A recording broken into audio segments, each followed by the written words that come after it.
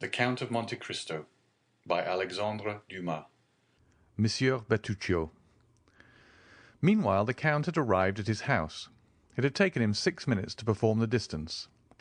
But these 6 minutes were sufficient to induce 20 young men, who knew the price of the equipage they had been unable to purchase themselves, to put their horses in a gallop in order to see the rich foreigner who could afford to give 20,000 francs apiece for his horses. The house Ali had chosen, and which was to serve as a town residence to Monte Cristo, was situated on the right hand as you ascend the Champs-Élysées. A thick clump of trees and shrubs rose in the centre, and masked a portion of the front.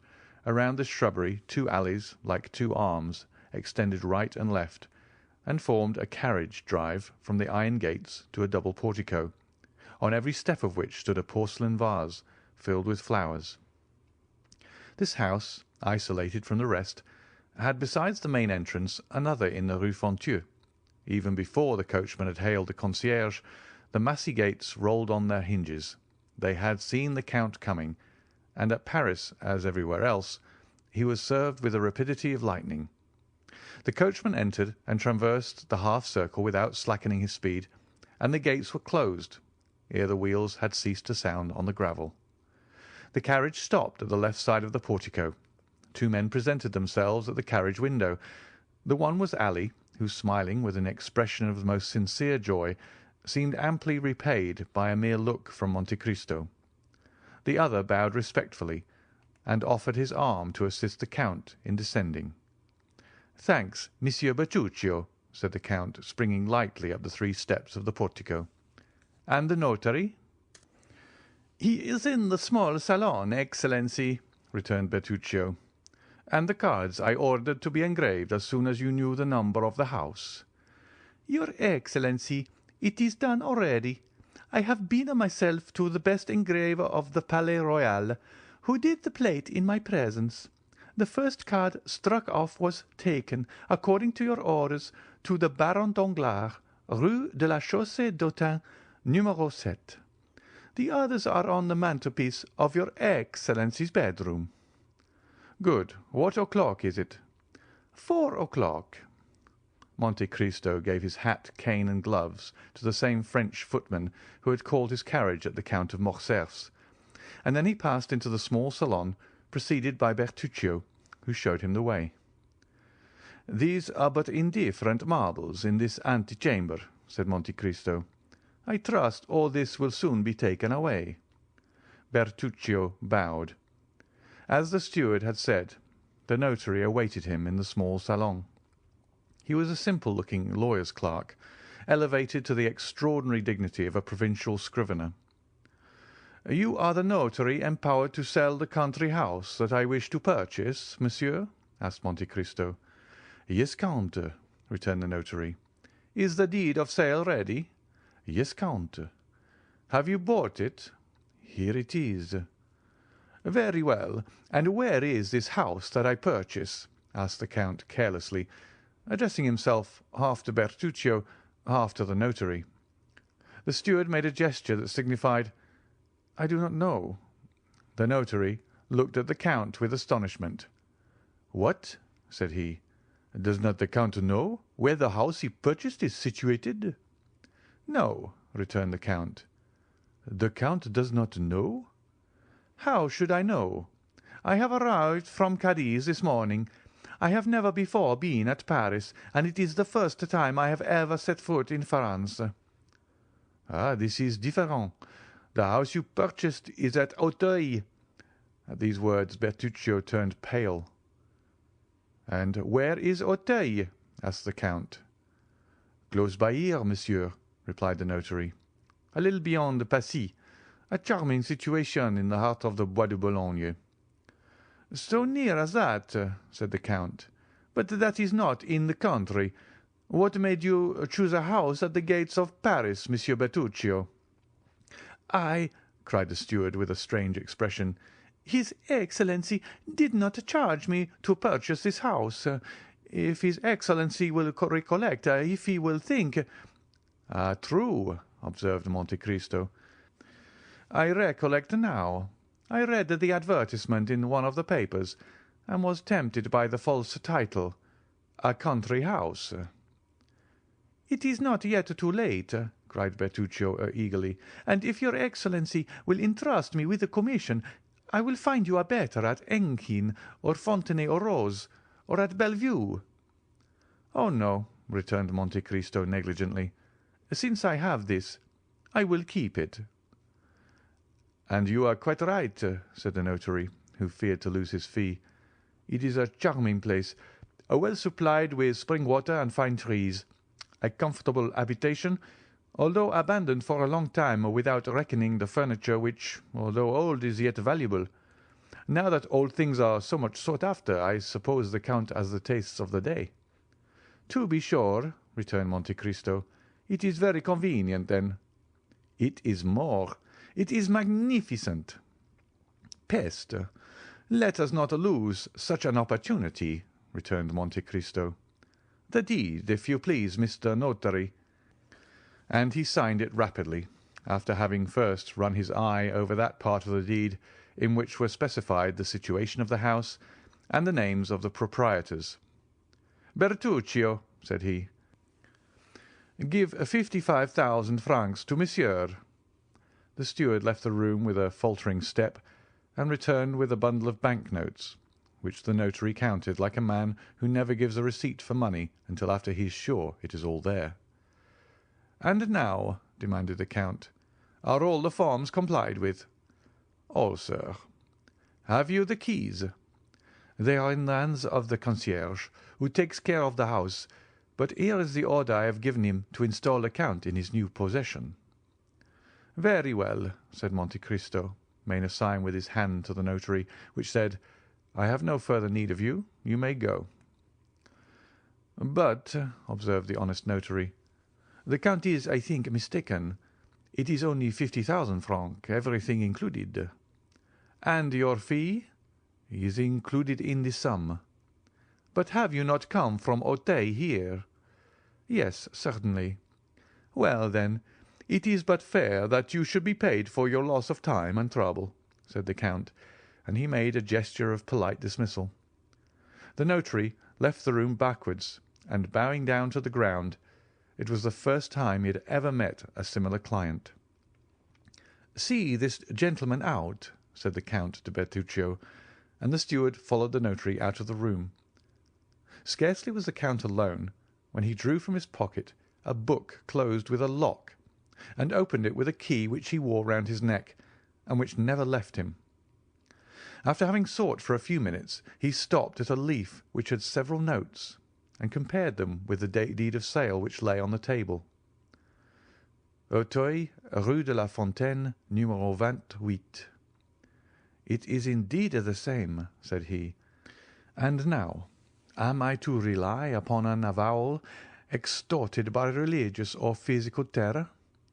However, in an hour I shall know all, Bertuccio," cried he, striking a light hammer with a pliant handle on a small gong. "Bertuccio!" The steward appeared at the door. "Monsieur Bertuccio," said the Count, "did you never tell me that you had travelled in France?" "In some parts of France, yes, Excellency." "You know the environs of Paris, then?" "No, Excellency, no," returned the steward with a sort of nervous trembling which Monte Cristo, a connoisseur in all emotions, rightly attributed to great disquietude. "It is unfortunate," returned he, "that you have never visited the environs, for I wish to see my new property this evening, and had you gone with me, you could have given me some useful information." "To Auteuil?" cried Bertuccio, whose copper complexion became livid. I go to Auteuil? Well, what is there surprising in that? When I live at Auteuil, you must come there as you belong to my service." Bertuccio hung down his head before the imperious look of his master, and remained motionless, without making any answer. "Why, what has happened to you? Are you going to make me ring a second time for the carriage?" asked Monte Cristo in the same tone that Louis XIV pronounced the famous "I have been almost obliged to wait." Bertuccio made but one bound to the antechamber, and cried in a hoarse voice, His Excellency's horses!" Monte Cristo wrote 2 or 3 notes, and as he sealed the last, the steward appeared. "Your Excellency's carriage is at the door," said he.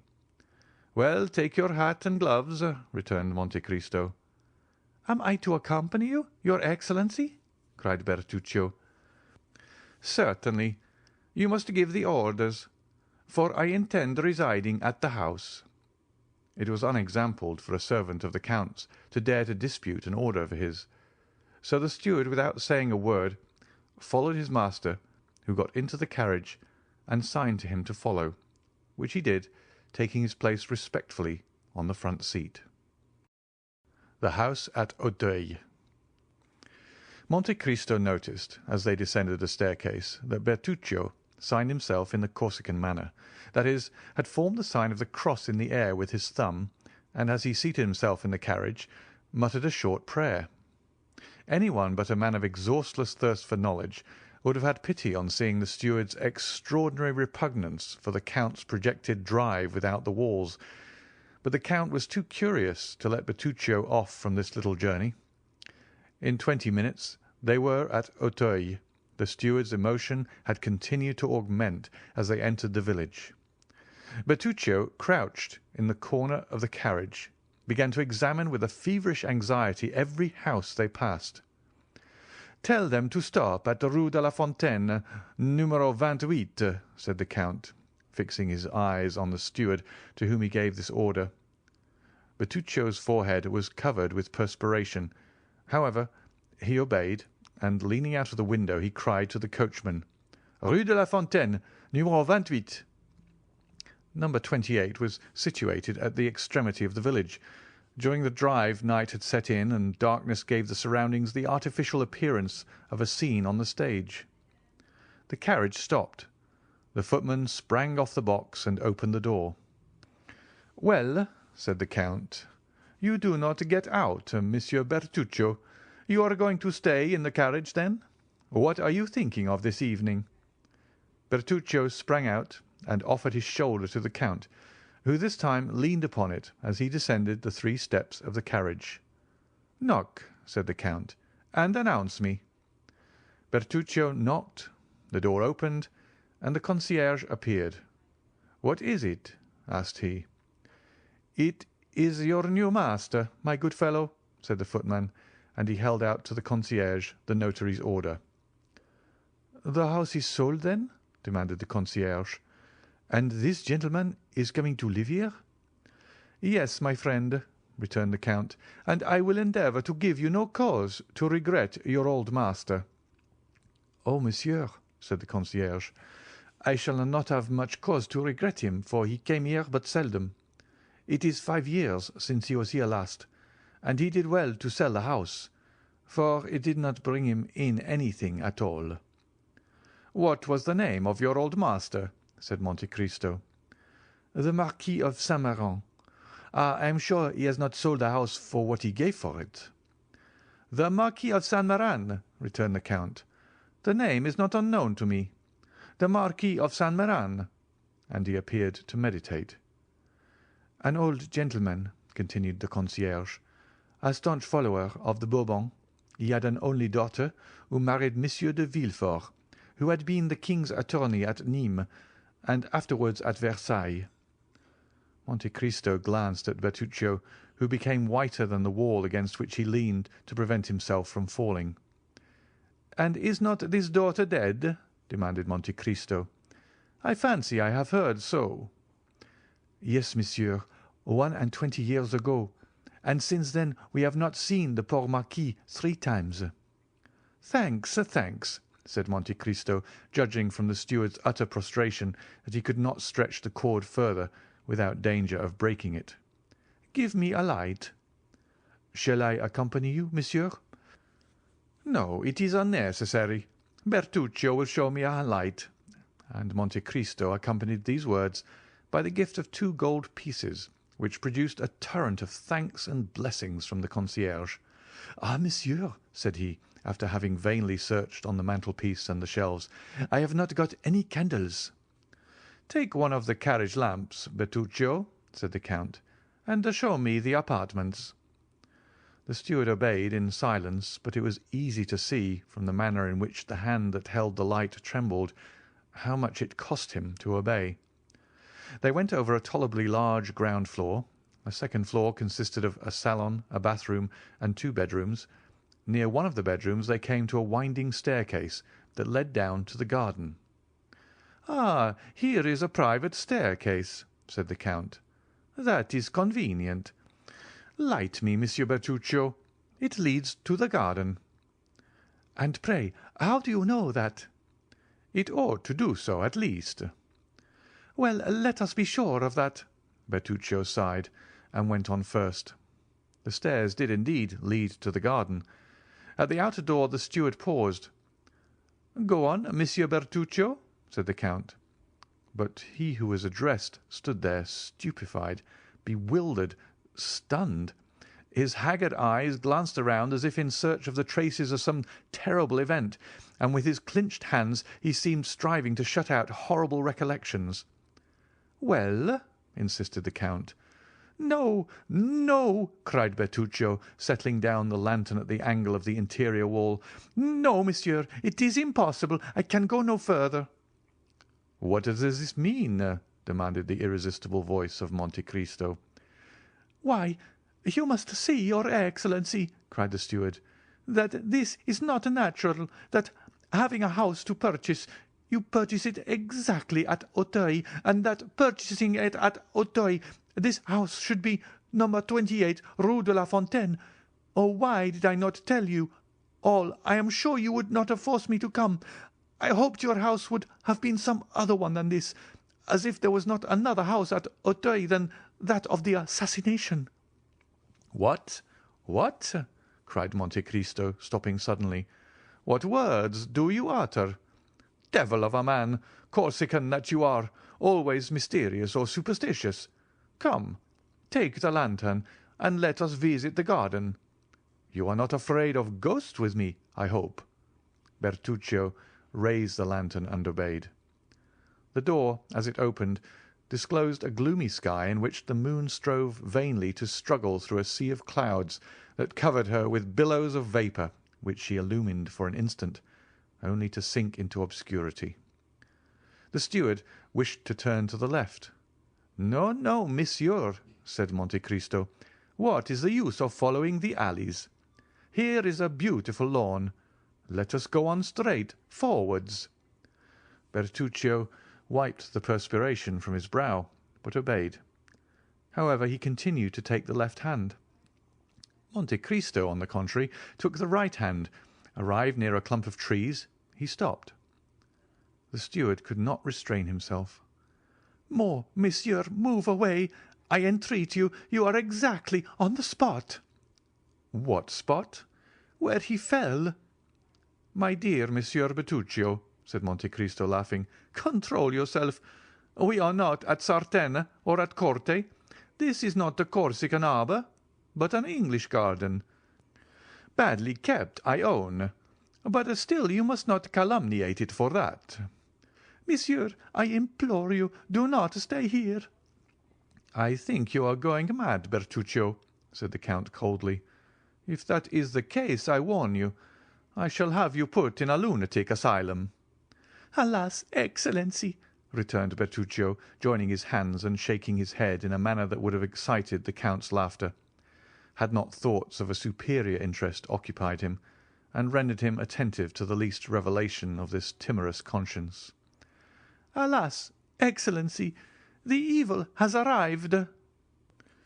"Monsieur Bertuccio," said the Count, "I am very glad to tell you that while you gesticulate, you wring your hands and roll your eyes like a man possessed by a devil who will not leave him, and I have always observed that the devil most obstinate to be expelled is a secret.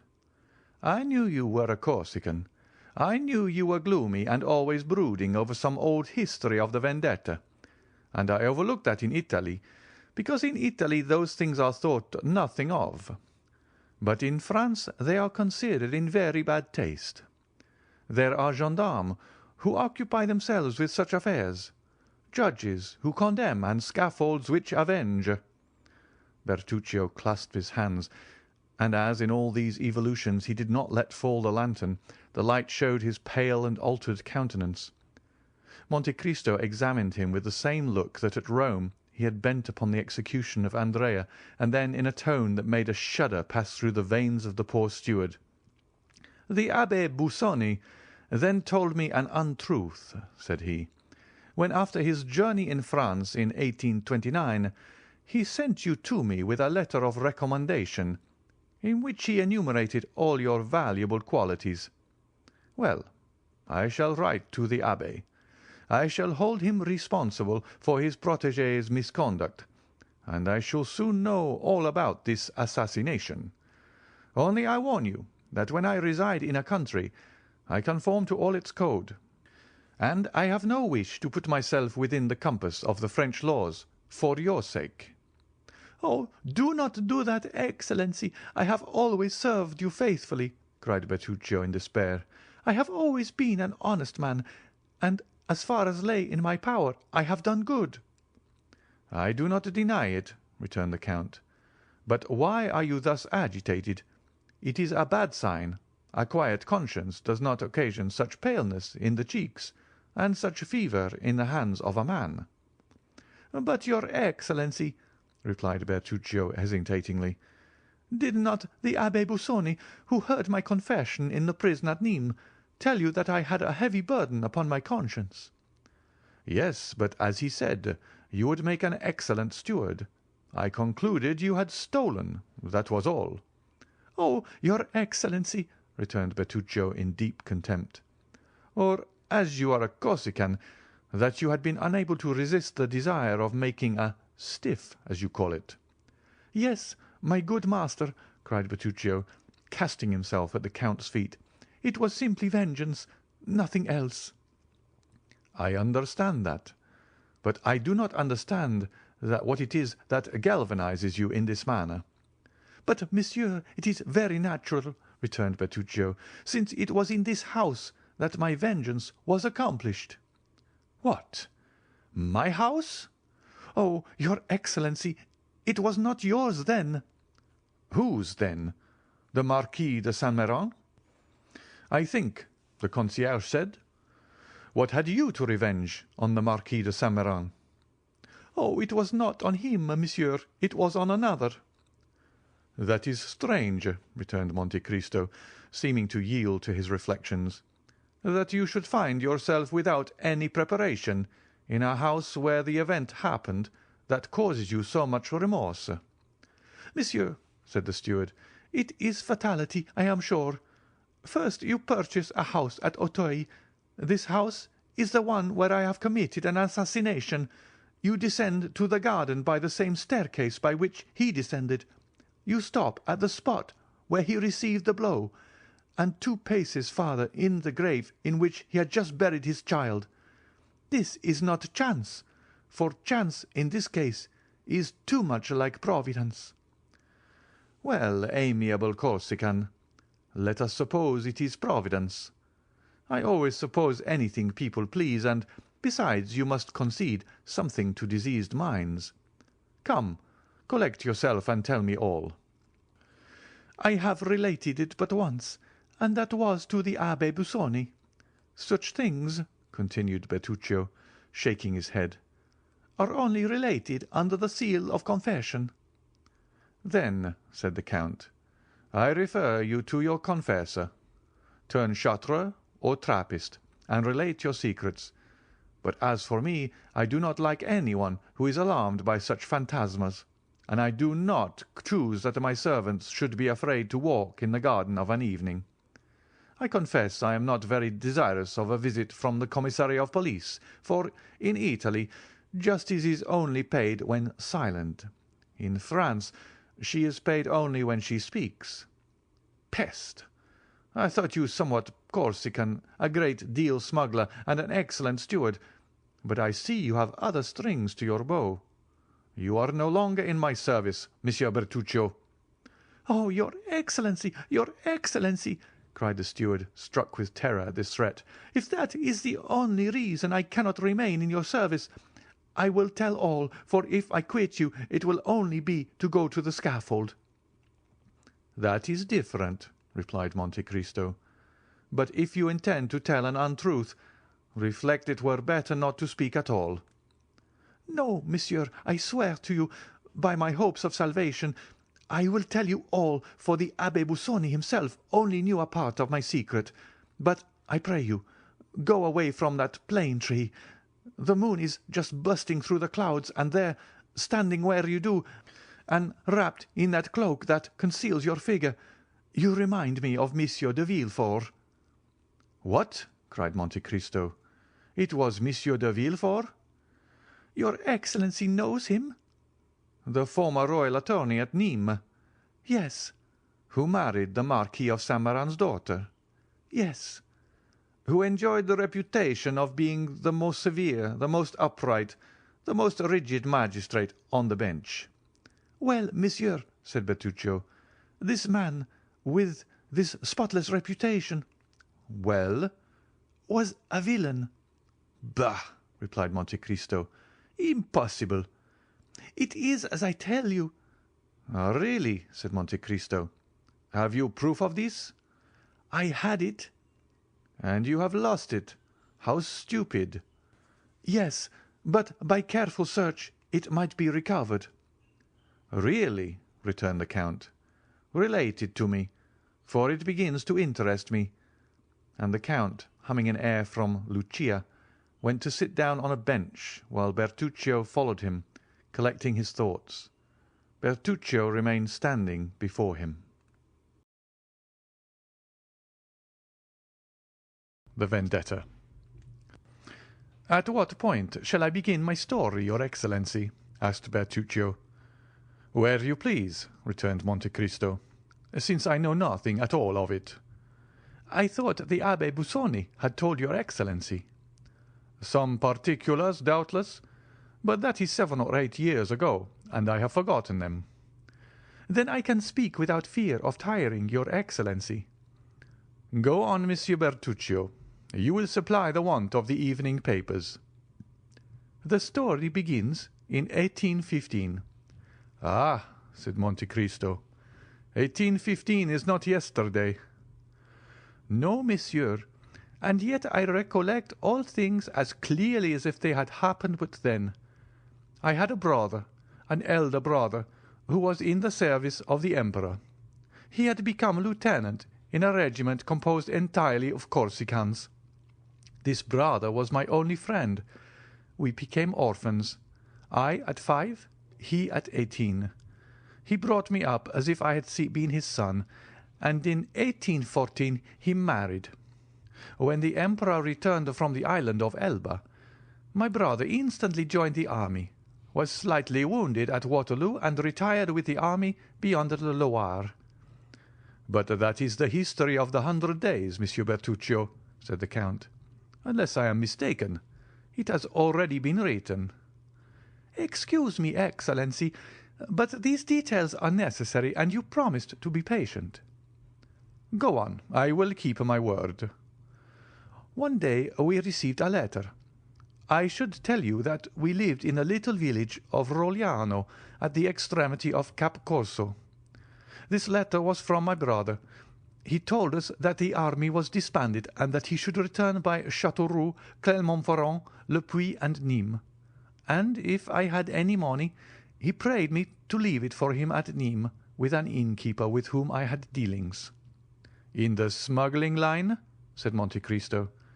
Your Excellency, everyone must live." "Certainly. Go on." "I loved my brother tenderly, as I told your Excellency, and I resolved not to send the money, but to take it to him myself. I possessed 1,000 francs. I left 500 with Assunta, my sister-in-law, and with the other 500 I set off for Nîmes. It was easy to do so, and as I had my boat and a lading to take in at sea, everything favoured my project. But after we had taken in our cargo, the wind became contrary, so that we were 4 or 5 days without being able to enter the Rhône. At last, however, we succeeded, and worked up to Arles. I left the boat between Bellegarde and Beaucaire, and took the road to Nîmes. We are getting to the story now. Yes, your Excellency, excuse me, but as you will see, I only tell you what is absolutely necessary. Just at this time the famous massacres took place in the south of France. 3 brigands called Trestaillon, Truphemy, and Graffan publicly assassinated everybody whom they suspected of Bonapartism. You have doubtless heard of these massacres, your Excellency. Vaguely. I was far from France at that period. Go on. As I entered Nîmes, I literally waded in blood. At every step you encountered dead bodies and bands of murderers who killed, plundered, and burned. At the sight of the slaughter and devastation, I became terrified, not for myself, for I, a simple Corsican fisherman, had nothing to fear. On the contrary, that time was most favourable for us smugglers. But for my brother, a soldier of the Empire, returning from the army of the Loire, with his uniform and his epaulettes, there was everything to apprehend. I hastened to the innkeeper. My misgivings had been but too true. My brother had arrived the previous evening at Nîmes, and at the very door of the house where he was about to demand hospitality, he had been assassinated. I did all in my power to discover the murderers, but no one does tell me the names, so much were they dreaded. I even thought of that French justice of which I had heard so much and which feared nothing, and I went to the king's attorney. "And this king's attorney was named Villefort?" asked Monte Cristo carelessly. "Yes, your Excellency. He came from Marseille, where he had been deputy procureur. His zeal had procured him advancement, and he was said to be one of the first who had informed the government of the departure from the island of Elba." "Then," said Monte Cristo, "you went to him." "Monsieur," I said, "my brother was assassinated yesterday in the streets of Nîmes. I know not by whom, but it is your duty to find out. You are the representative of justice here, and it is for justice to avenge those she has been unable to protect." "Who was your brother?" he asked. "A lieutenant in the Corsican battalion." "A soldier of the usurper, then?" "A soldier of the French army." "Well," replied he has smitten with the sword, and he has perished by the sword." "You are mistaken, monsieur," I replied. "He has perished by the poniard." "What do you want me to do?" asked the magistrate. "I have already told you. Avenge him." "On whom?" "On his murderers." "How should I know who they are?" "Order them to be sought for." "Why, your brother has been involved in a quarrel and killed in a duel. All these old soldiers commit excesses which were tolerated in the time of the Emperor, but which are not suffered now, for the people here do not like soldiers of such disorderly conduct." "Monsieur," I replied, "it is not for myself that I entreat your interference. I should grieve for him or avenge him, but my poor brother had a wife, and were anything to happen to me, the poor creature would perish from want, for my brother's pay alone kept her. Pray try and obtain a small government pension for her." "Every revolution has its catastrophes," returned Monsieur de Villefort. "Your brother has been the victim of this. It is a misfortune, and government owes nothing to his family. If we are to judge by all the vengeance that the followers of the usurper exercised on the partisans of the king, when in their turn they were in power, your brother would be today in all probability condemned to death. What has happened is quite natural, and in conformity with the law of reprisals." "What!" cried I, "do you, a magistrate, speak thus to me?" "Oh, those Corsicans are mad, on my honour," replied Monsieur de Villefort. "They fancy that their countryman is still emperor. You have mistaken the time. You should have told me this 2 months ago. It is too late now. Go now at once, or I shall have you put out." I looked at him an instant to see if there was anything to hope from further entreaty. but he was a man of stone. I approached him and said in a low voice, "Well, since you know the Corsicans so well, you know that they always keep their word. You think that it was a good deed to kill my brother, who was a Bonapartist, because you are a Royalist? Well, I, who am a Bonapartist also, declare one thing to you, which is that I will kill you. From this moment I declare the vendetta against you, so protect yourself as well as you can, for the next time we meet your last hour has come." And before he had recovered from his surprise, I opened the door and left the room. "Well, well," said Monte Cristo, "such an innocent-looking person as you are to do these things, Monsieur Bertuccio, and to a king's attorney at that. But did he know what was meant by the terrible word vendetta?" "He knew so well that from that moment he shut himself in his house, and never went out unattended, seeking me high and low. Fortunately, I was so well concealed that he could not find me. Then he became alarmed, and dared not stay any longer at Nîmes. So he solicited a change of residence, and as he was in reality very influential, he was nominated to Versailles. But as you know, a Corsican who has sworn to avenge himself cares not for distance, so his carriage, fast as it went, was never above a half a day's journey before me, who followed him on foot.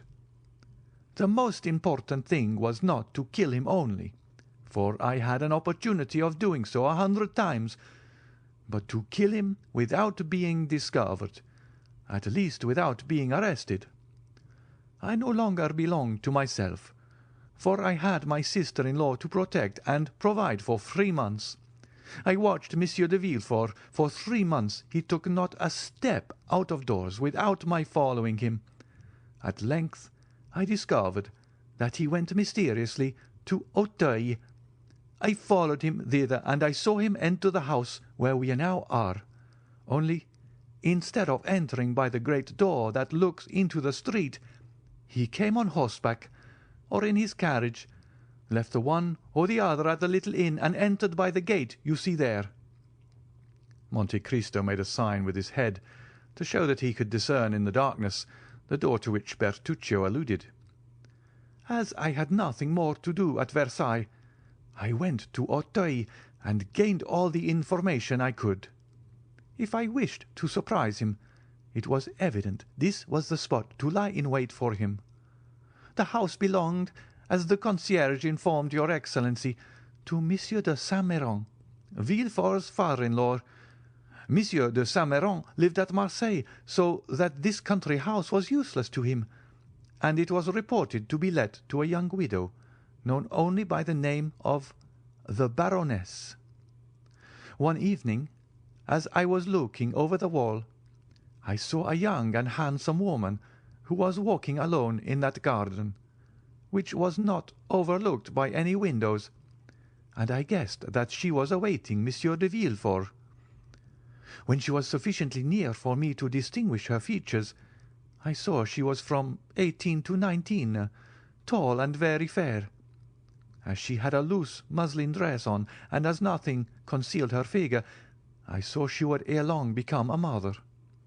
A few moments after, the little door was opened and a man entered. The young woman hastened to meet him. They threw themselves into each other's arms, embraced tenderly, and returned together in the house. The man was Monsieur de Villefort. I fully believed that when he went out in the night he would be forced to traverse the whole of the garden alone." "And," asked the Count, "did you ever know the name of this woman?" "No, Excellency," returned Bertuccio. "You will see that I had no time to learn it." "Go on." "That evening," continued Bertuccio, "I could have killed the procureur, but as I was not sufficiently acquainted with the neighbourhood, I was fearful of not killing him on the spot, and that if his cries were overheard I might be taken, so I put it off until the next occasion. And in order that nothing should escape me, I took a chamber looking into the street bordered by the wall of the garden. 3 days after, about 7 o'clock in the evening, I saw a servant on horseback leave the house at full gallop and take the road to Sèvres. I concluded that he was going to Versailles, and I was not deceived. 3 hours later the man returned covered with dust.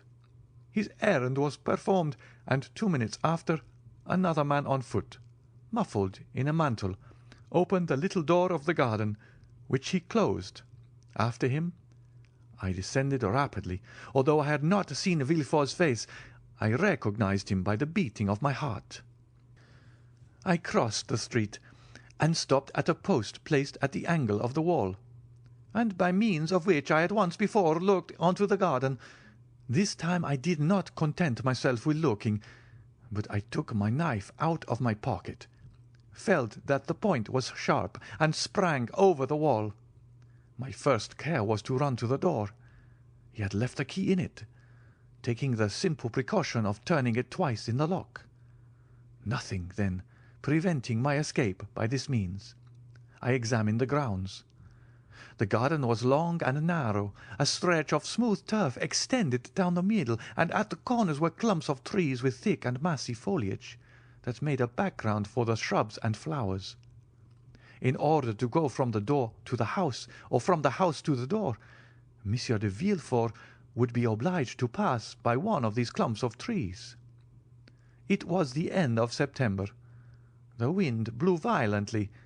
The faint glimpses of the pale moon, hidden momentarily by masses of dark clouds that were sweeping across the sky, whitened the gravel walks that led to the house, but were unable to pierce the obscurity of the thick shrubberies, in which a man could conceal himself without any fear of discovery. I hid myself in the one nearest to the path Villefort must take, and scarcely was I there when, amidst a gust of wind, I fancied I heard groans. But you know, or rather you do not know, your Excellency, that he who is about to commit an assassination fancies that he hears low cries perpetually ringing in his ears. 2 hours passed thus, during which I imagined I heard moans repeatedly. Midnight struck. As the last stroke died away, I saw a faint light shine through the windows of the private staircase by which we have just descended. The door opened, and the man in the mantle reappeared. The terrible moment had come, but I had so long been prepared for it that my heart did not fail in the least. I drew my knife from my pocket again, opened it, and made ready to strike. The man in the mantle advanced towards me, but as he drew near, I saw that he had a weapon in his hand. I was afraid, not of a struggle, but of a failure. When he was only a few paces from me, I saw that what I had taken for a weapon was only a spade. I was still unable to divine for what reason Monsieur de Villefort had this spade in his hands, when he stopped close to the thicket where I was, glanced around, and began to dig a hole in the earth. I then perceived that he was hiding something under his mantle, which he laid on the grass in order to dig more freely. Then I confess curiosity mingled with hatred. I wished to see what Villefort was going to do there, and I remained motionless, holding my breath. Then an idea crossed my mind, which was confirmed when I saw the procureur lift from under his mantle a box 2 feet long and 6 or 8 inches deep. I let him place the box in the hole he had made. Then, while he stamped with his feet to remove all traces of his occupation, I rushed on him and plunged my knife into his breast, exclaiming, "I am Giovanni Bertuccio. Thy death for my brothers, thy treasure for his widow. Thou seest that my vengeance is more complete than I had hoped." I know not if he heard these words. I think he did not, for he fell without a cry. I felt his blood gush over my face, but I was intoxicated. I was delirious, and the blood refreshed instead of burning me. In a second I had disinterred the box. Then, that it might not be known I had done so, I filled up the hole, threw the spade over the wall, and rushed through the door, which I double-locked, carrying off the key. "Ah," said Monte Cristo, "it seems to me this was nothing but murder and robbery." "No, your Excellency," returned Bertuccio. "It was a vendetta followed by restitution." "And was the sum a large one?" "It was not money." "Ah, I recollect," replied the Count. "Did you not say something of an infant?" "Yes, Excellency. I hastened to the river, sat down on the bank, and with my knife forced open the lock of the box. In a fine linen cloth was wrapped a new-born child. Its purple visage and its violet-coloured hands showed that it had perished from suffocation, but as it was not yet cold, I hesitated to throw it into the water that ran at my feet. After a moment I fancied that I felt a slight pulsation of the heart, and as I had been assistant at the hospital at Bastia, I did what a doctor would have done. I inflated the lungs by blowing air into them, and at the expiration of a quarter of an hour it began to breathe and cried feebly. In my turn I uttered a cry, but a cry of joy. 'God has not cursed me, then,' I cried, 'since he permits me to save the life of a human creature in exchange for the life I have taken away.'" "And what did you do with the child?" asked Monte Cristo. "It was an embarrassing load for a man seeking to escape." "I had not for a moment the idea of keeping it, but I knew that at Paris there was an asylum where they received such creatures. As I passed the city gates, I declared that I had found the child on the road, and I inquired where the asylum was. The box confirmed my statement. The linen proved that the infant belonged to wealthy parents. The blood with which I was covered might have proceeded from the child as well as from anyone else. No objection was raised, but they pointed out the asylum, which was situated at the upper end of the Rue d'Enfer, and after having taken the precaution of cutting the linen in two pieces, so that one of the two letters which marked it was on the piece wrapped around the child, while the other remained in my possession, I rang the bell and fled with all speed.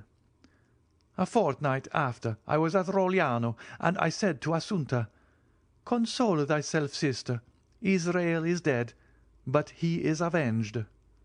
She demanded what I meant, and when I had told her all, 'Giovanni,' said she, 'you should have brought this child with you. We would have replaced the parents it was lost, have called it Benedetto, and then, in consequence of this good action, God would have blessed us.' In reply I gave her the half of the linen I had kept, in order to reclaim him if we became rich." "What letters were marked on the linen?" said Monte Cristo. "An H and an N, surmounted by a baron's coronet." "By heaven, Monsieur Bertuccio, you make use of heraldic terms. Where did you study heraldry?" "In your service, Excellency, where everything is learned." "Go on. I am curious to know two things." "What are they, your Excellency?" "What became of this little boy? For I think you told me it was a boy, Monsieur Bertuccio." "No, Excellency, I do not recollect telling you that." "I thought you did. I must have been mistaken." "No, you were not, for it was in reality a little boy. But your Excellency wished to know two things. What was the second?"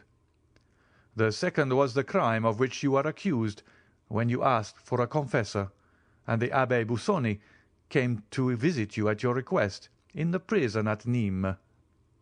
"The story will be very long, Excellency." "What matter? You know I take but little sleep, and I do not suppose you are very much inclined for it either." Bertuccio bowed and resumed his story.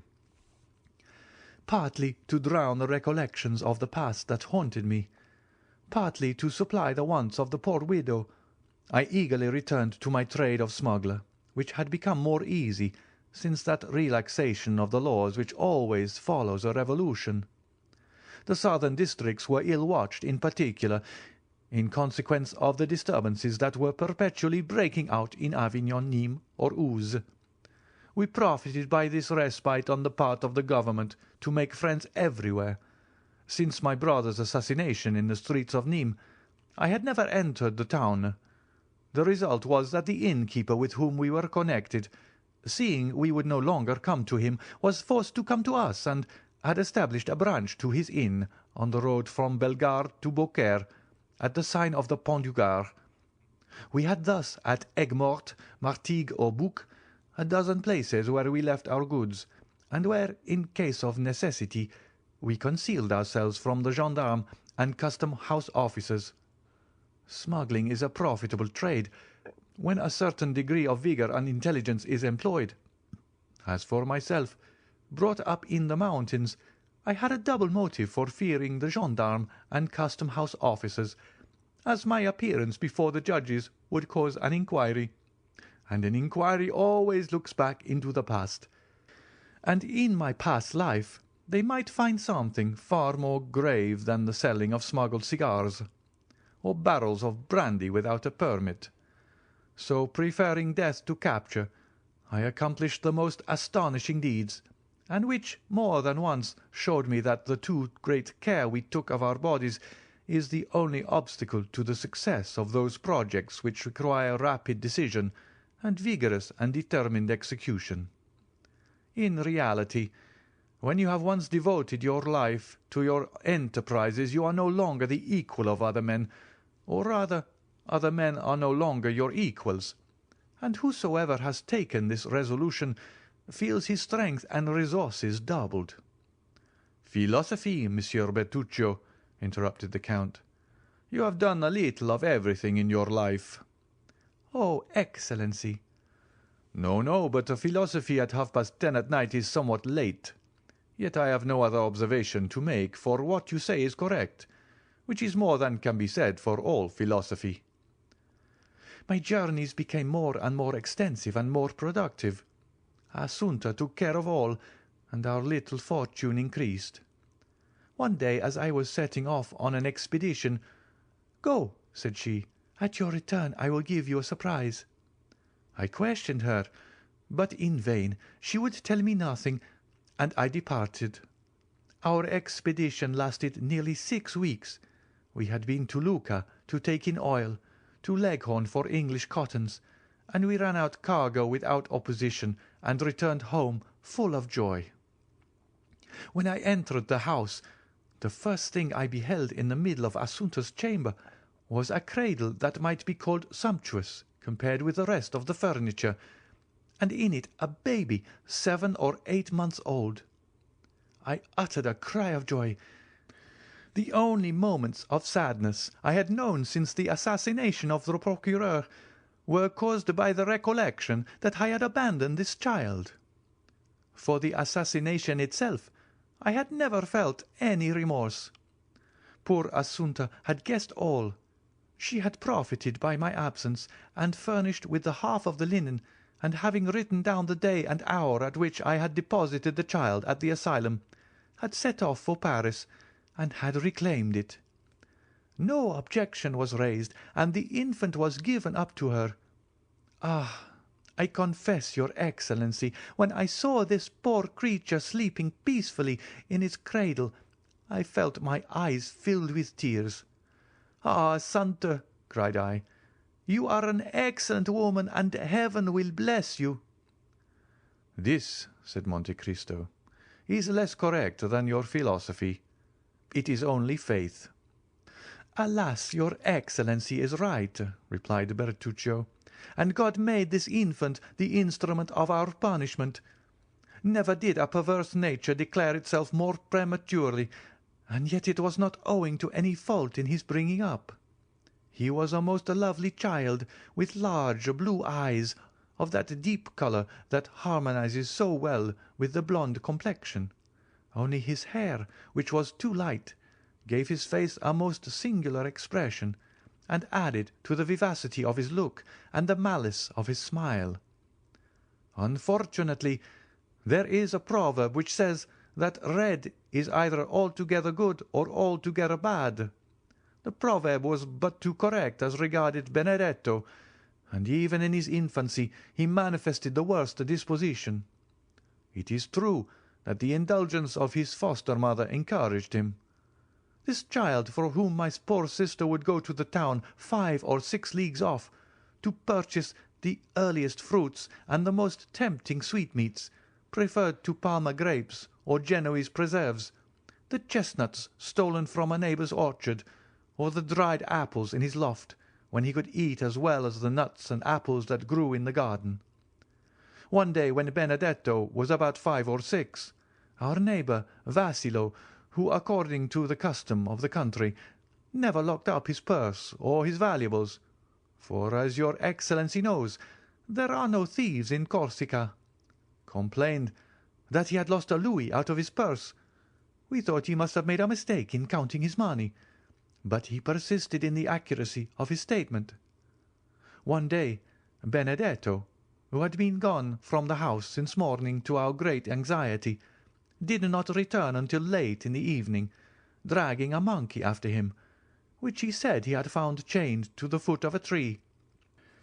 For more than a month the mischievous child, who knew not what to wish for, had taken it into his head to have a monkey.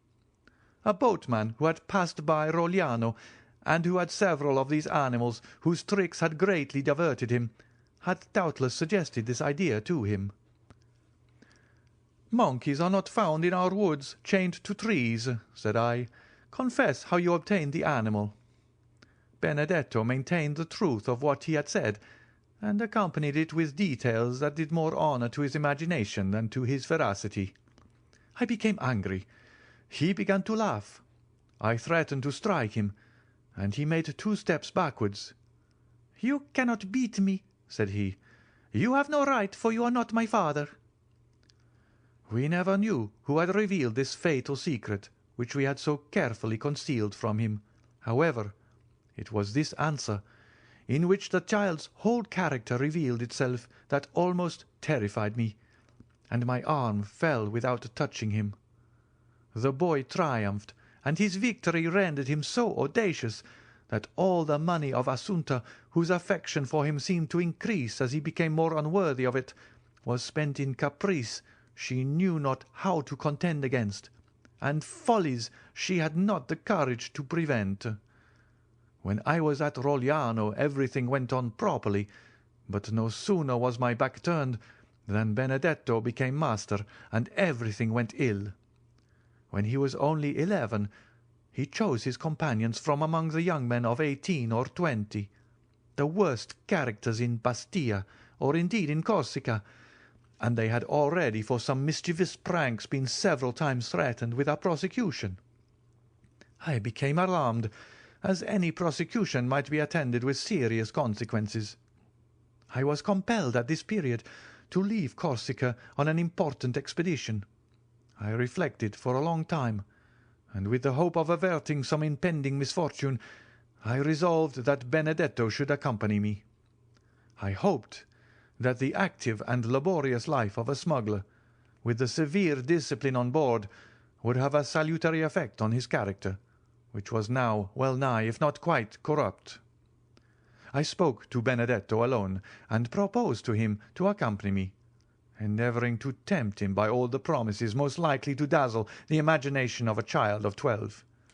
He heard me patiently, and when he had finished, burst out laughing. "Are you mad, uncle?" He called me this name when he was in good humour. "Do you think I am going to change the life I lead for your mode of existence, my agreeable indolence for the hard and precarious toil you impose on yourself, exposed to the bitter frost at night and the scorching heat by day, compelled to conceal yourself, and when you are perceived, receive a volley of bullets, all to earn a paltry sum? Why, I have as much money as I want. Mother Assunta always furnishes me when I ask for it. You see that I should be a fool to accept your offer." The arguments and his audacity perfectly stupefied me. Benedetto rejoined his associates, and I saw him from a distance point me out to them as a fool. "Sweet child," murmured Monte Cristo. "Oh, had he been my own son," replied Bertuccio, "or even my nephew, I would have brought him back to the right road, for the knowledge that you are doing your duty gives you strength. But the idea that I was striking a child whose father I had killed made it impossible for me to punish him. I gave my sister, who constantly defended the unfortunate boy, good advice, and as she confessed that she had several times missed money to a considerable amount, I showed her a safe place in which to conceal our little treasure for the future. My mind was already made up. Benedetto could read, write, and cipher perfectly, for when the fit seized him, he learned more in a day than others in a week. My intention was to enter him as a clerk in some ship, and without letting him know anything of my plan, to convey him some morning on board. By this means his future treatment would depend upon his own conduct. I set off for France, after having fixed upon the plan.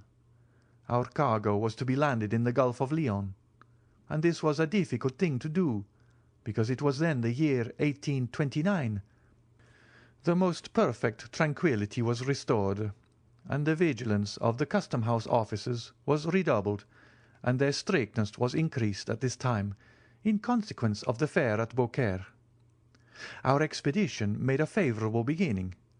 We anchored our vessel, which had a double hold, where our goods were concealed, amidst a number of other vessels that bordered the banks of the Rhone from Beaucaire to Arles. On our arrival we began to discharge our cargo in the night, and to convey it into the town, by the help of the innkeeper with whom we were connected. Whether success rendered us imprudent, or whether we were betrayed, I know not, but one evening about 5 o'clock, our little cabin-boy came breathlessly to inform us that he had seen a detachment of custom-house officers advancing in our direction. It was not their proximity that alarmed us, for detachments were constantly patrolling along the banks of the Rhone, but the care, according to the boy's account, that they took to avoid being seen. In an instant we were on the alert, but it was too late. Our vessel was surrounded, and amongst the custom-house officers I observed several gendarmes, and as terrified at the sight of their uniforms as I was brave at the sight of many other, I sprang into the hold, opened a port, and dropped into the river, dived, and only rose at intervals to breathe, until I reached a ditch that had recently been made from the Rhone to the canal that runs from Beaucaire to Aigues-Mortes. I was now safe, for I could swim along the ditch without being seen, and I reached the canal in safety. I had designedly taken this direction. I have already told your Excellency of an innkeeper from Nîmes who had set up a little tavern on the road from Bellegarde to Beaucaire. "Yes," said Monte Cristo, "I perfectly recollect him. I think he was your colleague." "Precisely," answered Bertuccio. "But he had 7 or 8 years before this period sold his establishment to a tailor at Marseilles, who, having almost ruined himself in his old trade, wished to make his fortune in another. Of course, we made the same arrangements with the new landlord that we had with the old, and it was of this man that I intended to ask shelter." "What was his name?" inquired the Count, who seemed to become somewhat interested in Bertuccio's story. "Gaspard Caderousse. He had married a woman from the village of Carconte, and whom we did not know by any other name than that of her village. She was suffering from malarial fever, and seemed dying by inches.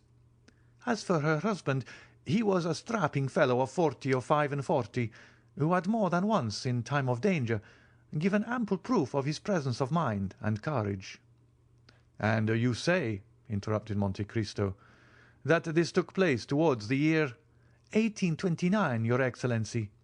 "In what month?" "June." "The beginning or the end?" The Reign of Blood.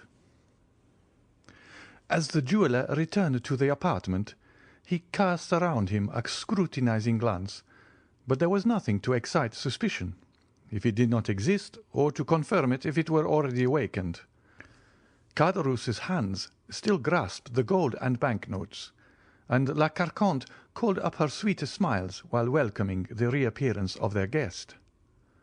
"Well, well," said the jeweller, "you seem, my good friends, to have had some fears respecting the accuracy of your money, by counting it over so carefully directly I was gone."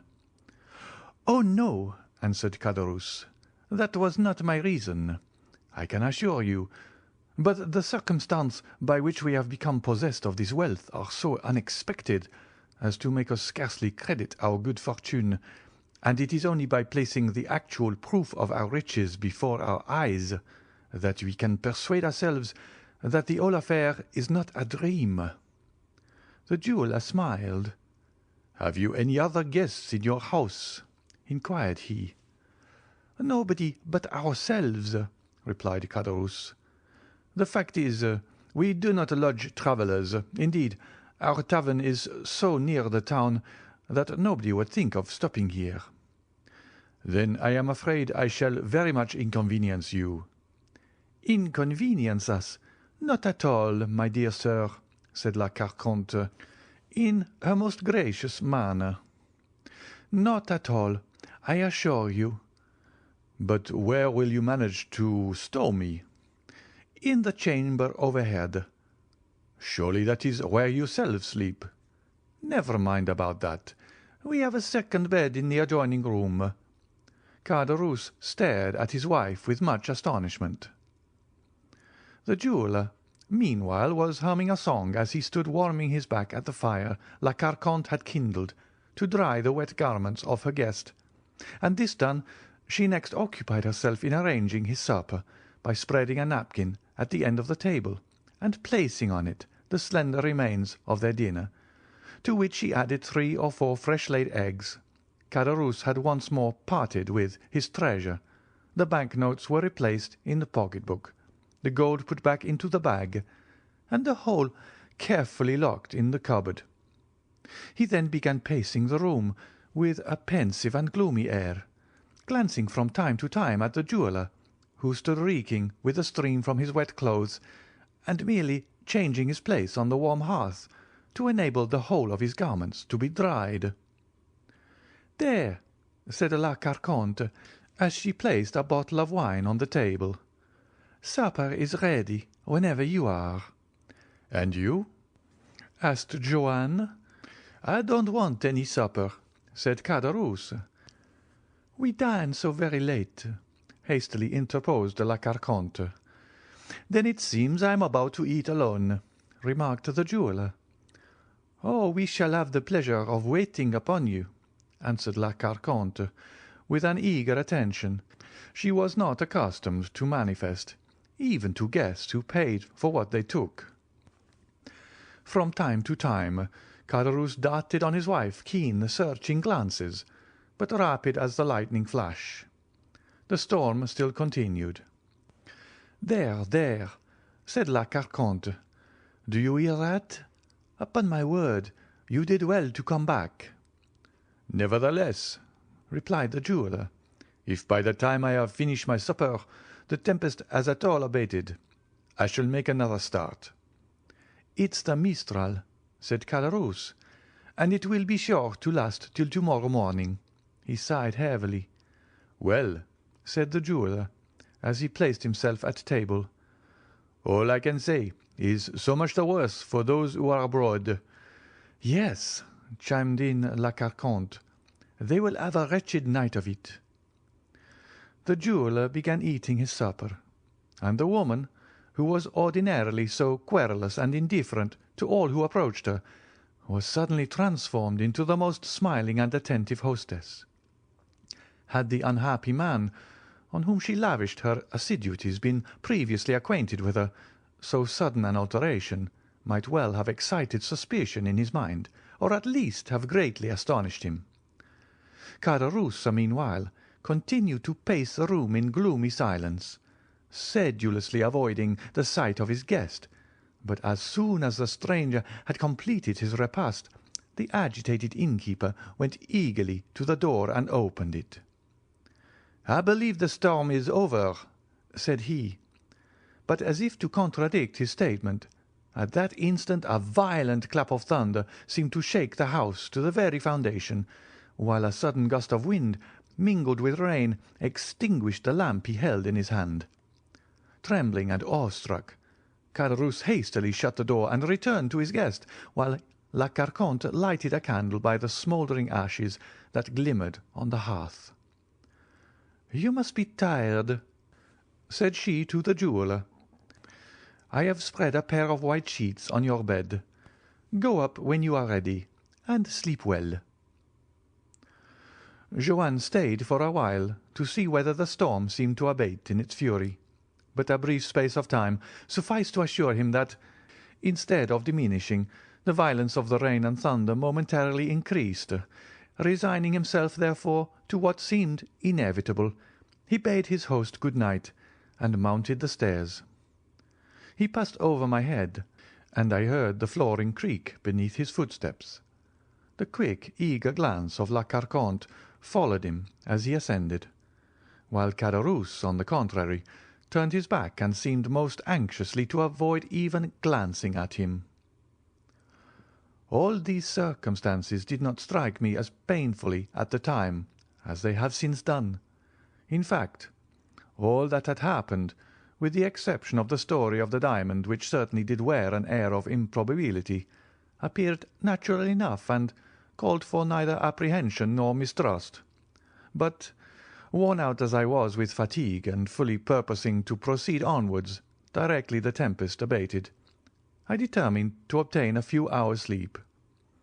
Overhead I could accurately distinguish every movement of the jeweller, who, after making the best arrangements in his power for passing a comfortable night, threw himself on his bed, and I could hear it creak and groan beneath his weight.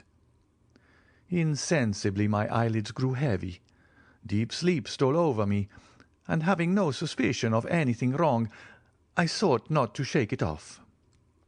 I looked into the kitchen once more, and saw Caderousse sitting by the side of a long table upon one of the low wooden stools, which in country places are frequently used instead of chairs. His back was turned towards me, so that I could not see the expression of his countenance. Neither should I have been able to do so had he been placed differently, as his head was buried between his two hands. La Carconte continued to gaze on him for some time. Then, shrugging her shoulders, she took her seat immediately opposite to him. At this moment the expiring embers threw up a fresh flame from the kindling of a piece of wood that lay near, and a bright light flashed over the room. La Carconte still kept her eyes fixed on her husband, but as he made no sign of changing his position, she extended her hard, bony hand and touched him on the forehead. Caderousse shuddered. The woman's lips seemed to move, as though she were talking, but because she merely spoke in an undertone, or my senses were dulled by sleep, I did not catch a word she uttered. Confused sights and sounds seemed to float before me, and gradually I fell into a deep, heavy slumber. How long I had been in this unconscious state I know not, when I was suddenly aroused by the report of a pistol, followed by a fearful cry.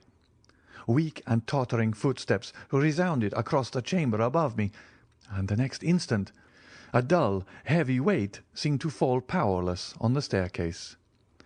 I had not yet fully recovered consciousness, when again I heard groans, mingled with half-stifled cries, as if from persons engaged in a deadly struggle. A cry more prolonged than the others, and ending in a series of groans, effectually roused me from my drowsy lethargy. Hastily raising myself in one arm, I looked around, but all was dark, and it seemed to me as if the rain must have penetrated through the flooring of the room above, for some kind of moisture appeared to fall, drop by drop, upon my forehead, and when I passed my hand across my brow, I felt that it was wet and clammy. To the fearful noises that had awakened me had succeeded the most perfect silence, unbroken, save by the footsteps of a man walking about in the chamber above. The staircase creaked. He descended into the room below, approached the fire, and lit a candle. The man was Caderousse. He was pale, and his shirt was all bloody. Having obtained the light, he hurried upstairs again, and once more I heard his rapid and uneasy footsteps. A moment later he came down again, holding in his hand the small shagreen case, which he opened to assure himself it contained the diamond, seemed to hesitate as to which pocket he should put it in, then, as if dissatisfied with the security of either pocket, he deposited it in his red handkerchief, which he carefully rolled around his head. After this he took from the cupboard the banknotes and gold he had put there, thrust the one into the pocket of his trousers and the other into that of his waistcoat, hastily tied up a small bundle of linen, and rushing towards the door, disappeared in the darkness of the night. Then all became clear and manifest to me, and I reproached myself with what had happened, as though I myself had done the guilty deed. I fancied that I still heard faint moans, and imagining that the unfortunate jeweller might not be quite dead, I determined to go to his relief by way of atoning in some slight degree, not for the crime I had committed, but for that which I had not endeavoured to prevent. For this purpose I applied all the strength I possessed to force an entrance from the cramped spot in which I lay to the adjoining room. The poorly fastened boards which alone divided me from it yielded to my efforts, and I found myself in the house. Hastily snatching up the lighted candle, I hurried to the staircase. About midway a body was lying quite across the stairs. It was that of La Carconte. The pistol I had heard had doubtless been fired at her. The shot had frightfully lacerated her throat, leaving 2 gaping wounds, from which, as well as the mouth, the blood was pouring in floods. She was stone dead. I strode past her and ascended to the sleeping chamber, which presented an appearance of the wildest disorder. The furniture had been knocked over in the deadly struggle that had taken place there, and the sheets, to which the unfortunate jeweller had doubtless clung, were dragged across the room. The murdered man lay on the floor, his head leaning against the wall, and about him was a pool of blood which poured forth from 3 large wounds in his breast. There was a 4th gash, in which a long table knife was plunged up to the handle. I stumbled over some object. I stooped to examine. It was the 2nd pistol, which had not gone off, probably from the powder being wet.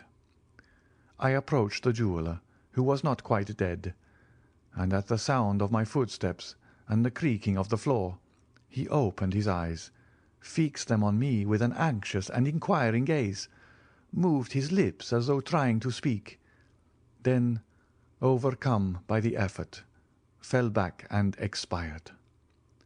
This appalling sight almost bereft me of my senses, and finding that I could no longer be of service to any one in the house, my only desire was to fly. I rushed towards the staircase, clutching my hair and uttering a groan of horror. Upon reaching the room below, I found 5 or 6 custom house officers and 2 or 3 gendarmes, all heavily armed. They threw themselves upon me. I made no resistance. I was no longer master of my senses. When I strove to speak, a few inarticulate sounds alone escaped my lips. As I noticed the significant manner in which the whole party pointed to my blood-stained garments, I involuntarily surveyed myself, and then I discovered that the thick warm drops that had so bedewed me as I lay beneath the staircase must have been the blood of La Carconte. I pointed to the spot where I had concealed myself. "What does he mean?" asked a gendarme, one of the officers, went to the place I directed. "He means," replied the man upon his return, "that he got in that way." And he showed me the hole I had made when I broke through. Then I saw that they took me for the assassin. I recovered force and energy enough to free myself from the hands of those who held me, while I managed to stammer forth, "I did not do it. Indeed, I did not." A couple of gendarmes held the muzzles of their carbines against my breast. "Stir but a step," said they, "and you are a dead man." "Why should you threaten me with death," cried I, "when I have already declared my innocence?" "Tush, tush," cried the men. "Keep your innocent stories to tell the judge at Nîmes. Meanwhile, come along with us, and the best advice we can give you to do is unresistingly." Alas, resistance was far from my thoughts. I was utterly overpowered by surprise and terror, and without a word I suffered myself to be handcuffed and tied to a horse's tail, and thus they took me to Nîmes. I had been tracked by a customs officer, who had lost sight of me near the tavern. Feeling certain that I intended to pass the night there, he had returned to summon his comrades, who just arrived in time to hear the report of the pistol, and to take me in the midst of such circumstantial proofs of my guilt as rendered all hopes of proving my innocence utterly futile. One only chance was left me, that of beseeching the magistrate, before whom I was taken, to cause every inquiry to be made for the Abbé Busoni, who had stopped at the inn of the Pont du Gard on that morning. If Caderousse had invented the story relative to the diamond, and there existed no such persons as the Abbé Busoni, then, indeed, I was lost past redemption, or at least my life hung upon the feeble chance of Caderousse himself being apprehended and confessing the whole truth. 2 months passed away in hopeless expectation on my part, while I must do the magistrate the justice to say that he used every means to obtain information of the person I declared could exculpate me if he would. Caderousse still evaded all pursuit, and I had resigned myself to what seemed my inevitable fate. My trial was to come on at the approaching assizes, when, on the 8th of September, that is to say, precisely 3 months and 5 days after the events which had perilled my life, the Abbé Busoni, whom I never ventured to believe I should see, presented himself at the prison doors, saying he understood one of the prisoners wished to speak to him. He added that, having learned at Marseilles the particulars of my imprisonment, he hastened to comply with my desire. You may easily imagine with what eagerness I welcomed him, and how minutely I related the whole of what I had seen and heard. I felt some degree of nervousness as I entered upon the history of the diamond, but to my inexpressible astonishment he confirmed it in every particular, and to my equal surprise he seemed to place entire belief in all I said. And then it was that, won by his mild charity, seeing that he was acquainted with all the habits and customs of my own country, and considering also that pardon for the only crime of which I was really guilty might come with a double power from lips so benevolent and kind, I besought him to receive my confession, under the seal of which I recounted the Auteuil affair in all its details, as well as every other transaction of my life. That which I had done by the impulse of my best feelings produced the same effect as though it had been the result of calculation. My voluntary confession of the assassination at Auteuil proved to him that I had not committed that of which I stood accused. When he quitted me, he bade me be of good courage, and to rely upon his doing all in his power to convince my judges of my innocence.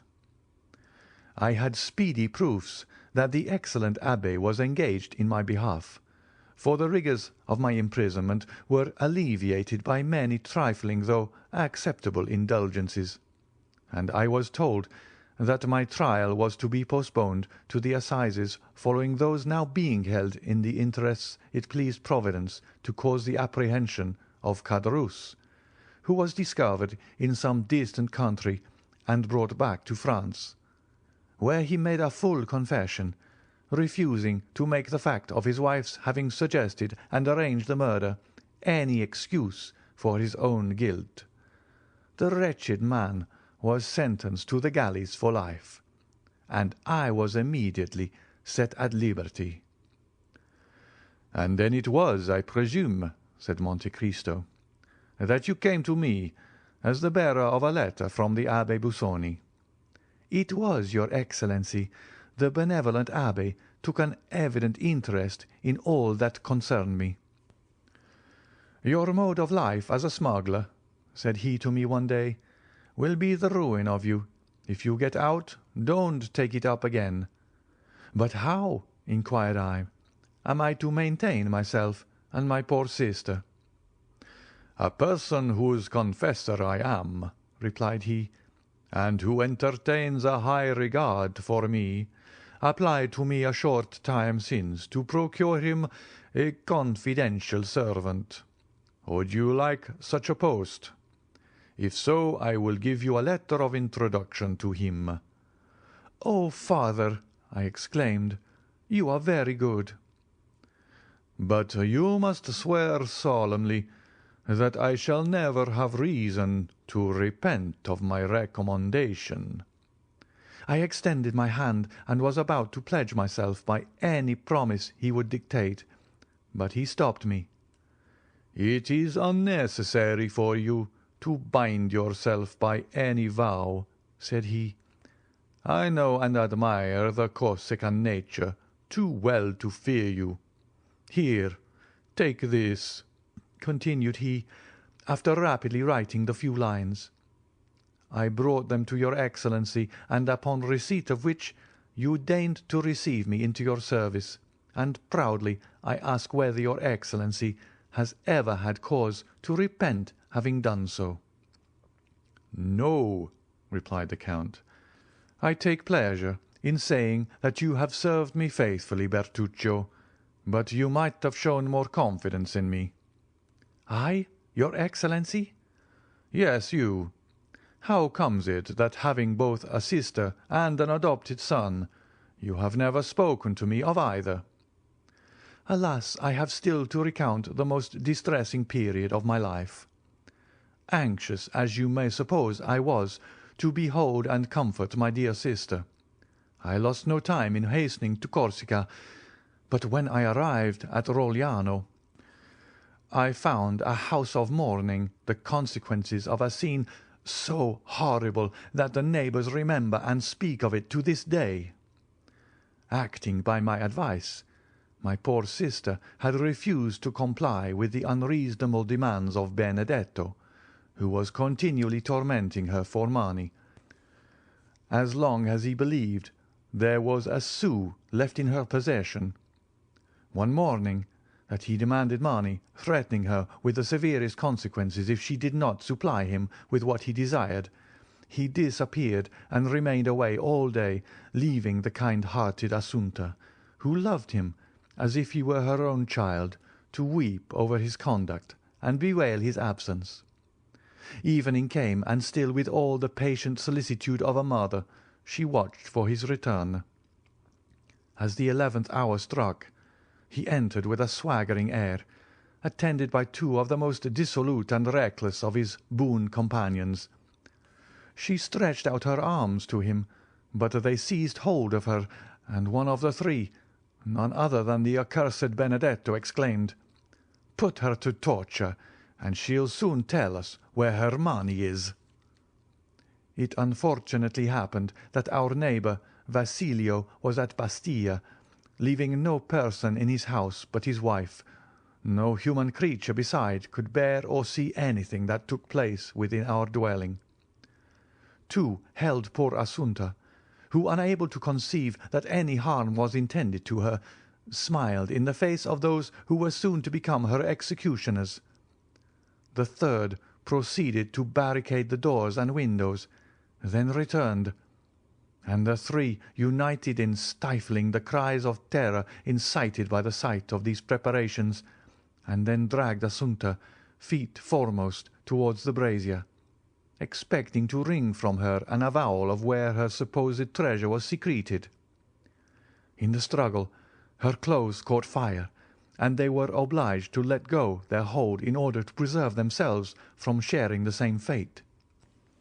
Covered with flames, Assunta rushed wildly to the door, but it was fastened. She flew to the windows, but they were also secured. Then the neighbours heard frightful shrieks. It was Assunta calling for help. The cries died away in groans, and the next morning, as soon as Vasilio's wife could muster up courage to venture abroad, she caused the door of our dwelling to be opened by the public authorities, when Assunta, although dreadfully burnt, was found still breathing. Every drawer and closet in the house had been forced open, and the money stolen.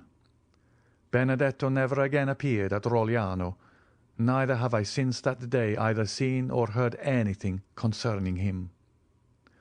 It was subsequently to these dreadful events that I waited on your Excellency, to whom it would have been folly to have mentioned Benedetto, since all trace of him seemed entirely lost, or of my sister, since she was dead." "And in what light did you view the occurrence?" inquired Monte Cristo. "As a punishment for the crime I had committed," answered Bertuccio. "Oh, those Villefort are an accursed race."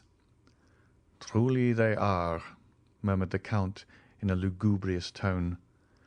"And now," resumed Bertuccio, "your Excellency may perhaps be able to comprehend that this place, which I revisit for the first time, this garden, the actual scene of my crime, must have given rise to reflection of no very agreeable nature, and produced that gloom and depression of spirits which excited the notice of your Excellency, who was pleased to express a desire to know the cause.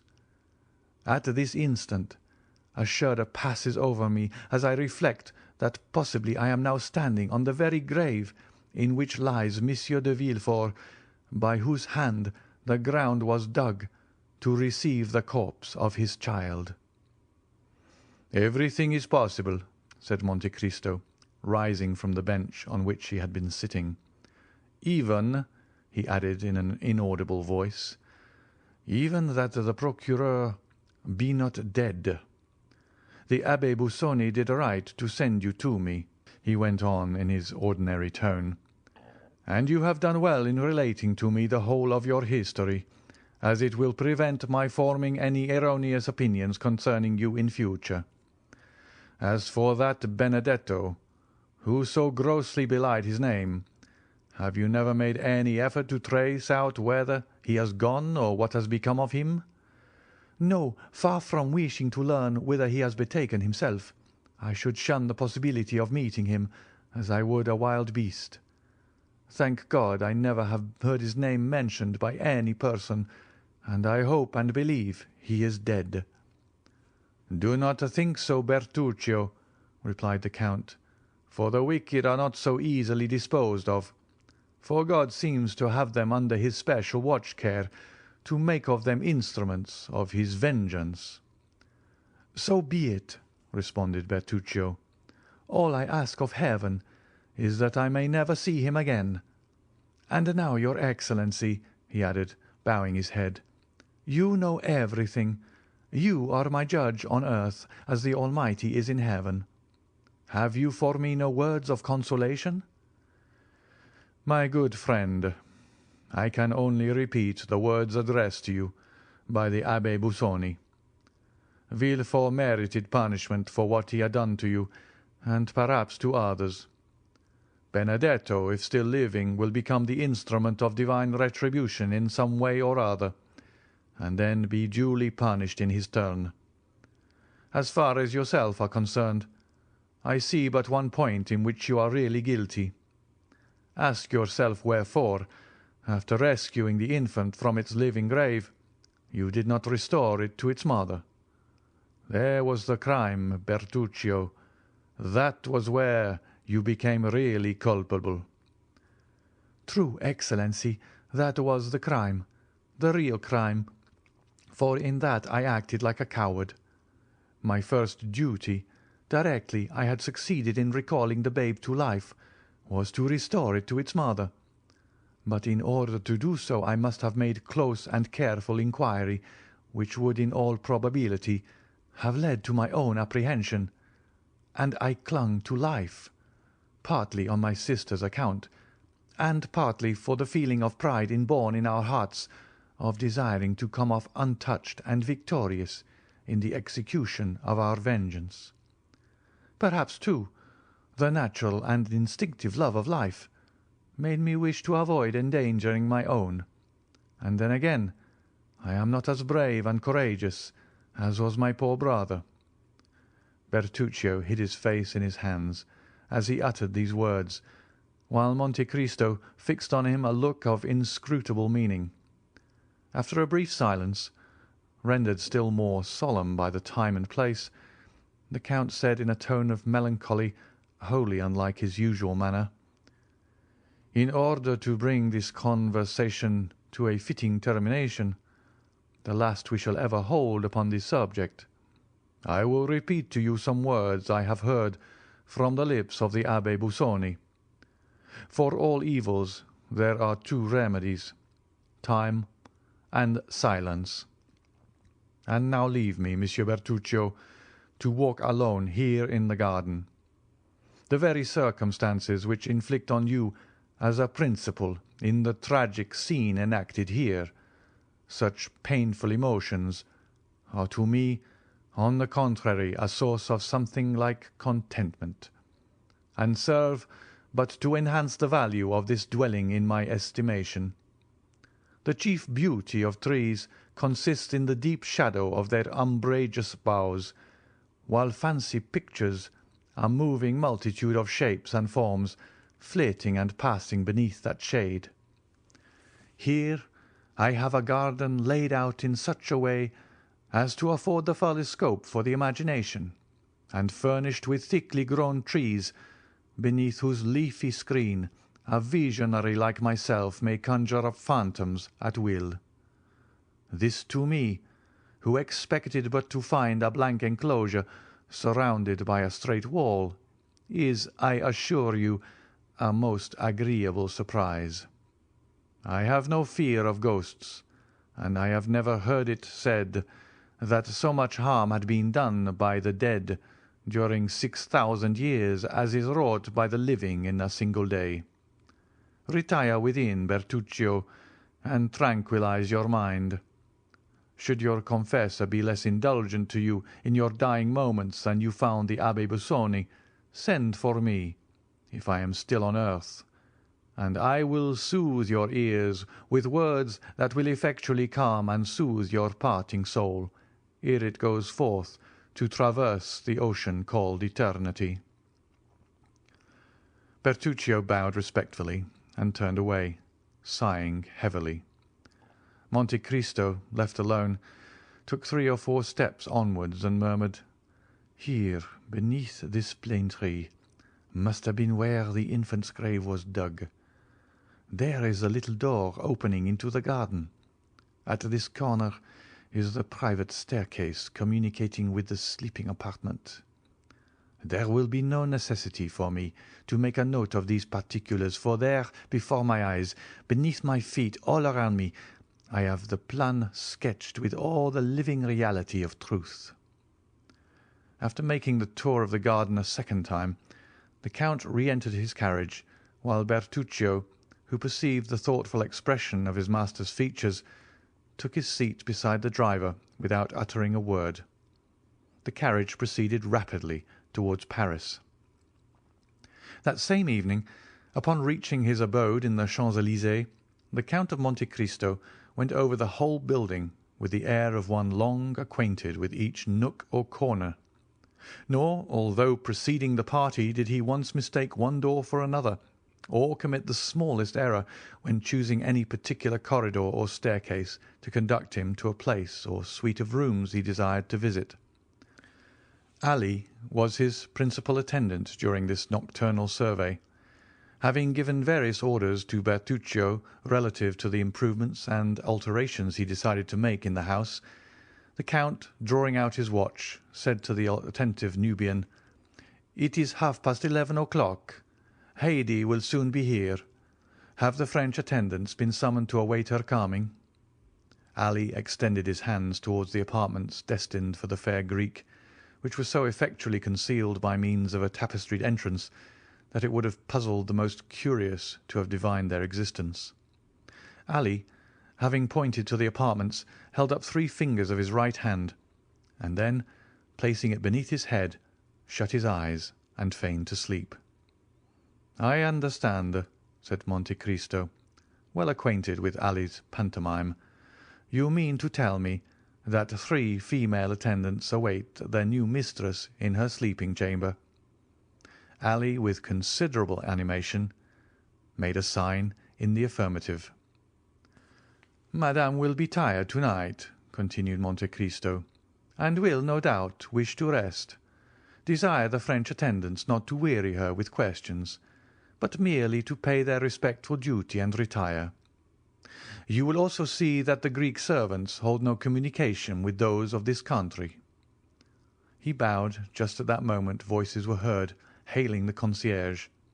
The gate opened, a carriage rolled down the avenue and stopped at the steps. The Count hastily descended, presented himself at the already opened carriage door, and held out his hand to a young woman, completely enveloped in a green silk mantle, heavily embroidered with gold. She raised the hand extended toward her to her lips, and kissed it. Unlimited credit.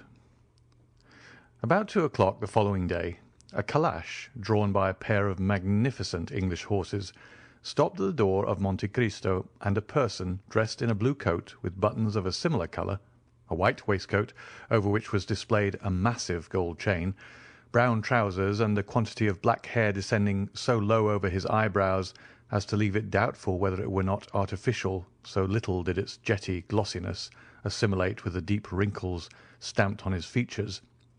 A person, in a word, who, although evidently past 50, desired to be taken for not more than 40, bent forwards from the carriage door, on the panels of which were emblazoned the armorial bearings of a baron, and directed his groom to inquire at the porter's lodge whether the Count of Monte Cristo resided there, and if he were within.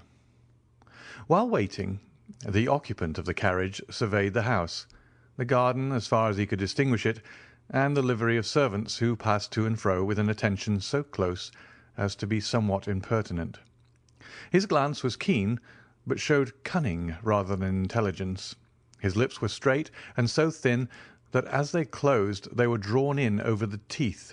His cheekbones were broad and projecting, a never-failing proof of audacity and craftiness, while the flatness of his forehead and the enlargement of the back of his skull, which rose much higher than his large and coarsely shaped ears, combined to form a physiognomy anything but prepossessing, save in the eyes of such as considered that the owner of so splendid an equipage must needs be all that was admirable and enviable, more especially when they gazed on the enormous diamond that glittered in his shirt, and the red ribbon that depended from his buttonhole. The groom, in obedience to his orders, tapped at the window of the porter's lodge, saying, "Pray, does not the Count of Monte Cristo live here?" "His Excellency does reside here," replied the concierge. "But," added he, glancing an inquiring look at Ali. Ali returned a sign in the negative. "But what?" asked the groom. "His Excellency does not receive visitors to-day." "Then here is my master's card, the Baron Danglars. You will take it to the Count and say that, although in haste to attend the chamber, my master came out of his way to have the honour of calling upon him." "I never speak to his Excellency," replied the concierge. "The valet de chambre will carry your message." The groom returned to the carriage. "Well?" asked Danglars. The man, somewhat crestfallen by the rebuke he had received, repeated what the concierge had said. "Bless me," murmured Baron Danglars. "This must surely be a prince instead of a count, by their styling him Excellency, and only venturing to address him by the medium of his valet de chambre. However, it does not signify he has a letter of credit on me, so I must see him when he requires his money." Then throwing himself back in his carriage, Danglars called out to his coachman, in a voice that might be heard across the road, "To the Chamber of Deputies." Apprised in time of the visit paid him, Monte Cristo had, from behind the blinds of his pavilion, as minutely observed the Baron by means of an excellent lorgnette, as Danglars himself had scrutinized the house, garden, and servants. "That fellow has a decidedly bad countenance," said the Count in a tone of disgust, as he shut up his glass into its ivory case. "How comes it that all do not retreat in aversion at sight of that flat, receding, serpent-like forehead, round, vulture-shaped head, and sharp-hooked nose, like the beak of a buzzard, Ali?" cried he, striking at the same time on the brazen gong. Ali appeared. "Summon Bertuccio," said the Count. Almost immediately Bertuccio entered the apartment. "Did your Excellency desire to see me?" inquired he. "I did," replied the Count. "You no doubt observed the horses standing a few minutes since at the door." "Certainly, your Excellency. I noticed them for their remarkable beauty." "Then how comes it," said Monte Cristo with a frown, "that when I desired you to purchase for me the finest pair of horses to be found in Paris, there is another pair fully as fine as mine not in my stables?" At the look of displeasure, added to the angry tone in which the Count spoke, Ali turned pale and held down his head. "It is not your fault, my good Ali," said the Count in the Arabic language, and with a gentleness none would have thought him capable of showing either in the voice or face. "It is not your fault. You do not understand the points of English horses." The countenance of poor Ali recovered its serenity. "Permit me to assure your Excellency," said Bertuccio, "that the horses you speak of were not to be sold when I purchased yours." Monte Cristo shrugged his shoulders. "It seems, Sir Steward," said he, "that you have not yet to learn that all things are to be sold to such as care to pay the price. His Excellency is not perhaps aware that Monsieur Danglars gave 16,000 francs for his horses." "Very well. Then offer him double that sum. A banker never loses an opportunity of doubling his capital." "Is your Excellency really in earnest?" inquired the steward. Monte Cristo regarded the person who durst presume to doubt his words with a look of one equally surprised and displeased. "I have to pay a visit this evening," replied he. "I desire that these horses, with completely new harness, may be at the door with my carriage." Bertuccio bowed, and was about to retire, but when he reached the door he paused and then said, "At what o'clock does your Excellency wish the carriage and the horses to be ready?" "At 5 o'clock," replied the Count. "I beg your Excellency's pardon," interposed the steward in a deprecating manner, "for venturing to observe that it is already 2 o'clock." "I am perfectly aware of that fact," answered Monte Cristo calmly. Then turning towards Ali, he said, "Let all horses in my stables be led before the windows of your young lady, that she may select those she prefers for her carriage. Request her also to oblige me by saying whether it is her pleasure to dine with me. If so, let dinner be served in her apartment. Now leave me, and desire my valet de chambre to come hither." Scarcely had Ali disappeared when the valet entered the chamber. "Monsieur Baptistine," said the Count, "you have been in my service 1 year, the time I generally give myself to judge of the merits or demerits of those about me. You suit me very well." Baptistine bowed low. "It only remains for me to know whether I also suit you." "Oh, your Excellency," exclaimed Baptistine eagerly. "Listen, if you please, till I have finished speaking," replied Monte Cristo. "You receive a 1,500 francs per annum for your services here, more than many a brave subaltern who continually risks his life for his country obtains. You live in a manner far superior to many clerks who work 10 times harder than you do for their money. Then, though yourself a servant, you have other servants to wait upon you, take care of your clothes, and see that your linen is duly prepared for you.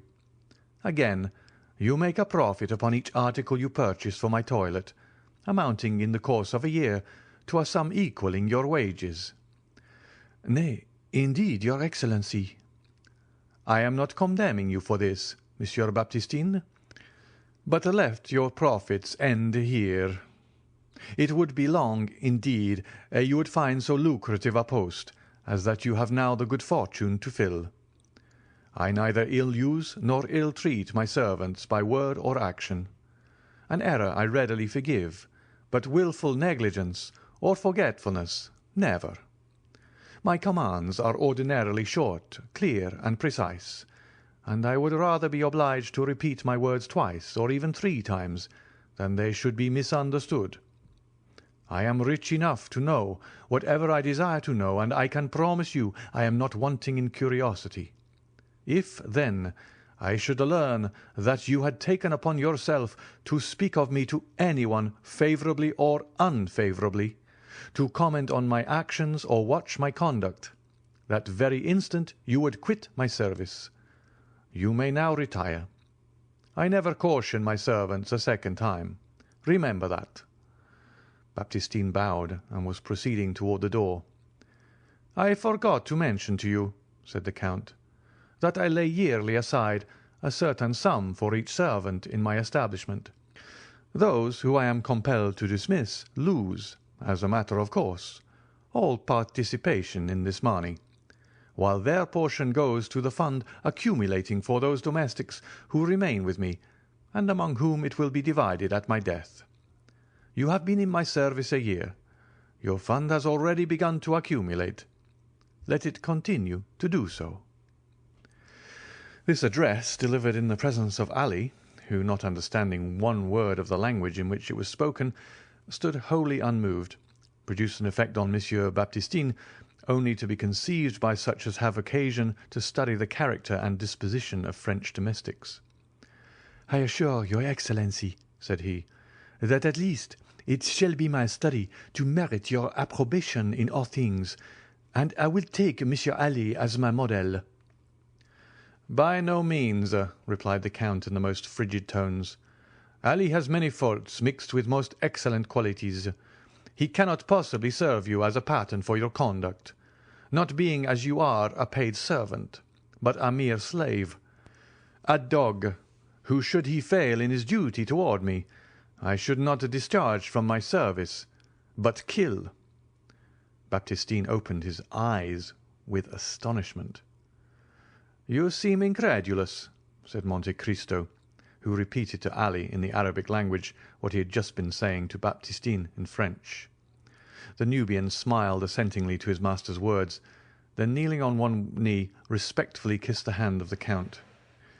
This corroboration of the lesson he had just received put the finishing stroke to the wonder and stupefaction of Monsieur Baptistine. The Count then motioned the valet de chambre to retire, and to Ali to follow to his study, where they conversed long and earnestly together. As the hand of the clock pointed to 5, the Count struck thrice upon his gong. When Ali was wanted 1 stroke was given, 2 summoned Baptistine, and 3 Bertuccio. The steward entered. "My horses?" said Monte Cristo. "They are at the door, harnessed to the carriage, as your Excellency desired. Does your Excellency wish me to accompany him?"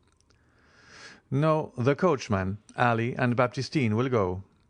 The Count descended to the door of his mansion, and beheld his carriage drawn by the very pair of horses he had so much admired in the morning as the property of Danglars. As he passed them, he said, "They are extremely handsome, certainly, and you have done well to purchase them, although you were somewhat remiss not to have procured them sooner." "Indeed, your Excellency, I had very considerable difficulty in obtaining them, and as it is they have cost an enormous price." "Does the sum you gave for them make the animals less beautiful?" inquired the Count, shrugging his shoulders. "Nay, if your Excellency is satisfied, it is all that I would wish. Whither does your Excellency desire to be driven?" "To the residence of Baron Danglars, Rue de la Chaussée-d'Antin." This conversation had passed as they stood upon the terrace from which a flight of stone steps led to the carriage drive. As Bertuccio, with a respectful bow, was moving away, the Count called him back. "I have another commission for you, Monsieur Bertuccio," said he. "I am desirous of having an estate by the seaside in Normandy, for instance, between Havre and Boulogne. You see, I gave you a wide range. It will be absolutely necessary that the place you may select have a small harbour, creek, or bay, into which my corvette can enter and remain at anchor. She draws only 15 feet. She must be kept in constant readiness to sail immediately I think proper to give the signal. Make the requisite inquiries for a place of this description, and when you have met with an eligible spot, visit it, and if it possess the advantage desired, purchase it at once in your own name. The corvette must now, I think, be on her way to Fécamp, must she not?" "Certainly, your Excellency. I saw her put to sea the same evening we quitted Marseille." "And the yacht?" "Was ordered to remain at Martigues." "'Tis well. I wish you to write from time to time to the captains in charge of the 2 vessels, so as to keep them on the alert." "And the steamboat?" "She is at Châlons?" "Yes." "The same orders for her as for the 2 sailing vessels." "Very good." "When you have purchased the estate I desire, I want constant relays of horses at 10 leagues apart along this northern and southern road." "Your Excellency may depend upon me." The Count made a gesture of satisfaction, descended the terrace steps, and sprang into his carriage, which was whirled along swiftly to the banker's house. Danglars was engaged at that moment presiding over a railroad committee, but the meeting was nearly concluded when the name of his visitor was announced. As the Count's title sounded on his ear, he rose, and addressing his colleagues, who were members of one or other of the chamber, he said, "Gentlemen, pardon me for leaving you so abruptly, but a most ridiculous circumstance has occurred, which is this. Thomson and French, the Roman bankers, have sent to me a certain person calling himself the Count of Monte Cristo, and have given him an unlimited credit with me. I confess this is the drollest thing I have ever met with in course of my extensive foreign transactions, and you may readily suppose it has greatly roused my curiosity. I took the trouble this morning to call on the pretended count. If he were a real count he wouldn't be so rich. But would you believe it? He was not receiving. So the master of Monte Cristo gives himself airs befitting a great millionaire or a capricious beauty. I made inquiries, and found that the house in the Champs-Élysées is his own property, and certainly it was very decently kept up, but," pursued Danglars with one of his sinister smiles, "an order for unlimited credit calls for something like caution on the part of the banker to whom that order is given. I am very anxious to see this man. I suspect a hoax is intended, but the instigators of it little knew whom they had to deal with. They laugh best who laugh last." Having delivered himself of this pompous address, uttered with a degree of energy that left the Baron almost out of breath, he bowed to the assembled party and withdrew to his drawing-room, whose sumptuous furnishings of white and gold had caused a great sensation in the Chaussée-d'Antin.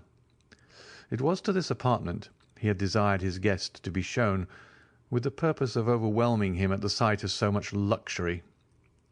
He found the Count standing before some copies of Albano and Fattore that had been passed off to the banker as originals, but which, mere copies as they were, seemed to feel their degradation in being brought into juxtaposition with the gaudy colours that covered the ceiling. The Count turned round as he heard the entrance of Danglars into the room. With a slight inclination of the head, Danglars signed to the Count to be seated, pointing significantly to a gilded armchair covered with white satin embroidered with gold. The Count sat down. "I have the honour, I presume, of addressing a Monsieur de Monte-Cristo." The Count bowed. "And I of speaking to Baron Danglars, Chevalier of the Legion of Honour and a member of the Chamber of Deputies." Monte Cristo repeated all the titles he had read on the Baron's card. Danglars felt the irony and compressed his lips. "You will, I trust, excuse me, monsieur, for not calling you by your title when I first addressed you," he said. "But you are aware that we are living under a popular form of government, and that I myself a representative of the liberties of the people."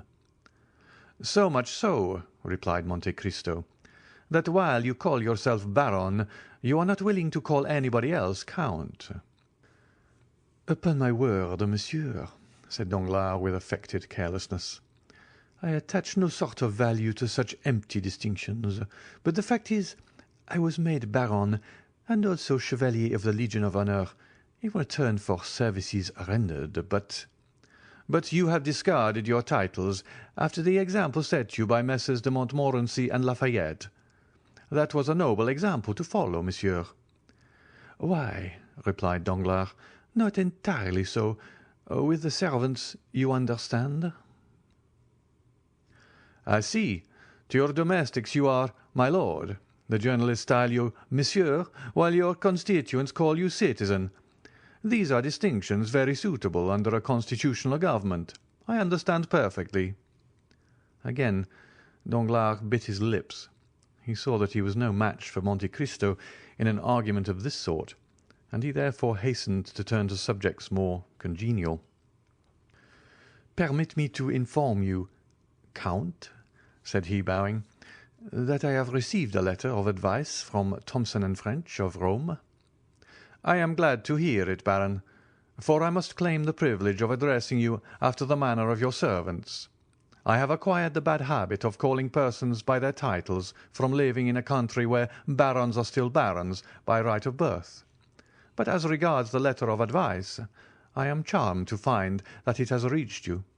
That will spare me the troublesome and disagreeable task of coming to you for money myself. You have received a regular letter of advice." "Yes," said Danglars, "but I confess I didn't quite comprehend its meaning." "Indeed." "And for that reason I did myself the honour of calling upon you in order to beg for an explanation." "Go on, monsieur. Here I am, ready to give you any explanation you desire." "Why," said Danglars, "in the letter, I believe I have it about me." Here he felt in his breast pocket. "Yes, here it is. Well, this letter gives the Count of Monte Cristo unlimited credit on our house." "Well, Baron, what is there difficult to understand about that?" "Merely the term unlimited. Nothing else, certainly." "Is not that word known in France? The people who wrote are Anglo-Germans, you know." "Oh, as for the composition of the letter, there is nothing to be said. But as regards the competency of the document, I certainly have doubts." "Is it possible," asked the Count, assuming all air and tone of the utmost simplicity and candour, "is it possible that Thomson and French are not looked upon as safe and solvent bankers? Pray, tell me what you think, Baron, for I feel uneasy. I can assure you, having some considerable property in their hands." "Thomson and French are perfectly solvent," replied Danglars, with an almost mocking smile. "But the word unlimited in financial affairs is so extremely vague." "Is, in fact, unlimited," said Monte Cristo. "Precisely what I was about to say," cried Danglars. "Now what is vague is doubtful, and it was a wise man who said, 'When in doubt, keep out.'" "Meaning to say," rejoined Monte Cristo, "that however Thomson and French may be inclined to commit acts of imprudence and folly, the Baron Danglars is not disposed to follow their example." "Not at all." Plainly enough, Messrs. Thomson and French set no bounds to their engagements, while those of Monsieur Danglars have their limits. He is a wise man according to his own showing." "Monsieur," replied the banker, drawing himself up with a haughty air, "the extent of my resources has never yet been questioned." "It seems, then, reserved for me," said Monte Cristo coldly, "to be the first to do so." "By what right, sir?" "By right of the objections you have raised and the explanations you have demanded, which certainly must have some motive." Once more Danglars bit his lips. It was the second time he had been worsted, and this time on his own ground. His forced politeness sat awkwardly upon him and approached almost to impertinence. Monte Cristo, on the contrary, preserved a graceful suavity of demeanour, aided by a certain degree of simplicity he could assume at pleasure, and thus possessed the advantage. "Well, sir," resumed Danglars, after a brief silence, "I will endeavour to make myself understood by requesting you to inform me for what sum you propose to draw upon me." "Why, truly," replied Monte Cristo, determined not to lose an inch of the ground he had gained, "my reason for desiring an unlimited credit was precisely because I did not know how much money I might need." The banker thought the time had come for him to take the upper hand, so throwing himself back in his armchair, he said with an arrogant and purse-proud air, "Let me beg of you not to hesitate in naming your wishes. You will then be convinced that the resources of the house of Danglars, however limited, are still equal to meeting the largest demands, and were you even to require 1,000,000— "I beg your pardon," interposed Monte Cristo. "I said 1,000,000," replied Danglars, with the confidence of ignorance. "But could I do with 1,000,000?" retorted the count. "My dear sir, if a trifle like that would suffice me, I should never have given myself the trouble of opening an account. 1,000,000? Excuse my smiling when you speak of a sum I am in the habit of carrying in my pocket-book or dressing-case." And with these words Monte Cristo took from his pocket a small case containing his visiting cards, and drew forth 2 orders on the Treasury for 500,000 francs each, payable at sight to the bearer. A man like Danglars was wholly inaccessible to any gentler method of correction. The effect of the present revelation was stunning. He trembled and was on the verge of apoplexy. The pupils of his eyes, as he gazed at Monte Cristo, dilated horribly. "Come, come," said Monte Cristo, "confess honestly that you have not perfect confidence in Thomson and French. I understand, and foreseeing that such might be the case, I took, in spite of my ignorance of affairs, certain precautions. See, here are 2 similar letters to that you have yourself received, one from the house of Astaing and Esquel of Vienna, and Baron Rothschild, the other drawn by Baring of London upon Monsieur Lafitte. Now, sir, you have but to say the word, and I will spare you all uneasiness by presenting my letter of credit to one or other of these 2 firms." The blow had struck home, and Danglars was entirely vanquished. With a trembling hand he took the 2 letters from the count, who held them carelessly between finger and thumb, and proceeded to scrutinize the signatures with a minuteness that the count might have regarded as insulting, had it not suited his present purpose to mislead the banker. "Oh, sir," said Danglars, after he had convinced himself of the authenticity of the documents he beheld, and rising as if to salute the power of gold personified in the man before him, "3 letters of unlimited credit. I can be no longer mistrustful, but you must pardon me, my dear count, for confessing to some degree of astonishment." "Nay," answered Monte Cristo with the most gentlemanly air, "'tis not for such trifling sums as these that your banking house is to be accommoded. Then you can let me have some money, can you not?" "Whatever you say, my dear count, I am at your orders."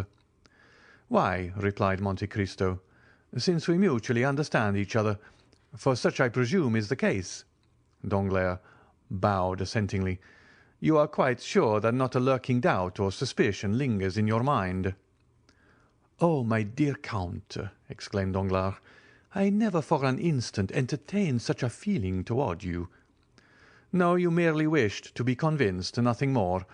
But now that we have come to so clear an understanding, and that all distrust and suspicion are laid at rest, we may as well fix a sum as the probable expenditure of the first year. Suppose we say 6 millions to—" "6 millions?" gasped Danglars. "So be it." "Then if I should require more," continued Monte Cristo in a careless manner, "why, of course, I should draw upon you, but my present intention is not to remain in France more than a year, and during that period I scarcely think I shall exceed the sum I mentioned. However, we shall see. Be kind enough, then, to send me 500,000 francs tomorrow. I shall be at home till midday, or if not, I will leave a receipt with my steward." "The money you desire shall be at your house by 10 o'clock tomorrow morning, my dear Count," replied Danglars. "How would you like to have it, in gold, silver, or notes?" "Half in gold and the other half in banknotes, if you please," said the Count, rising from his seat. "I must confess to you, Count," said Danglars, "that I have hitherto imagined myself acquainted with the degree of all the great fortunes of Europe, and still wealth such as yours has been wholly unknown to me. May I presume to ask whether you have long possessed it?" "It has been in the family a very long while," returned Monte Cristo. "A sort of treasure expressly forbidden to be touched for a certain period of years, during which the accumulated interest has doubled the capital. The period appointed by the testator for the disposal of these riches occurred only a short time ago, and they have only been employed by me within the last few years. Your ignorance on the subject, therefore, is easily accounted for. However, you will be better informed as to me and my possessions ere long." And the Count, while pronouncing these latter words, accompanied them with one of those ghastly smiles that used to strike terror into poor Franz d'Épinay. "With your taste and means of gratifying them," continued Danglars, "you will exhibit a splendour that must effectually put us poor miserable millionaire quite in the shade. If I mistake you not an admirer of paintings, at least I judged you so from the attention you appeared to be bestowing on mine when I entered the room. If you will permit me, I shall be happy to show you my picture gallery, composed entirely of works by the ancient masters, warranted as such. Not a modern picture among them. I cannot endure the modern school of painting." "You are perfectly right in objecting to them, for this one great fault, that they have not yet had time to become old."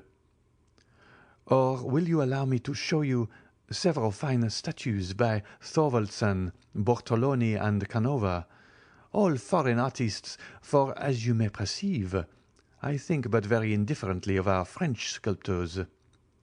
"You have a right to be unjust to them, monsieur. They are your compatriots." "But all this may come later, when we shall be better known to each other. For the present I will confine myself, if perfectly agreeable to you, to introducing you to the Baroness Danglars. Excuse my impatience, my dear Count, but a client like you is almost like a member of the family." Monte Cristo bowed in sign that he accepted the proffered honour. Danglars rang, and was answered by a servant in a showy livery. "Is the Baroness at home?" inquired Danglars. "Yes, my lord," answered the man. "And alone?" "No, my lord. Madame has visitors." "Have you any objection to meet any persons who may be with Madame, or do you desire to preserve a strict incognito?" "No, indeed," replied Monte Cristo with a smile. "I do not arrogate to myself the right of so doing." "And who is with Madame, Monsieur d'Aubray?" inquired Danglars, with an air of indulgence and good nature that made Monte Cristo smile, acquainted as he was with the secrets of the banker's domestic life. "Yes, my lord," replied the servant. "Monsieur d'Aubray is with Madame—" Danglars nodded his head, then turning to Monte Cristo said, Monsieur Lucien Debray is an old friend of mine, and private secretary to the Minister of the Interior. As for my wife, I must tell you, she lowered herself by marrying me, for she belongs to one of the most ancient families in France. Her maiden name was de Servières, and her first husband was Colonel the Marquis of Narbonne.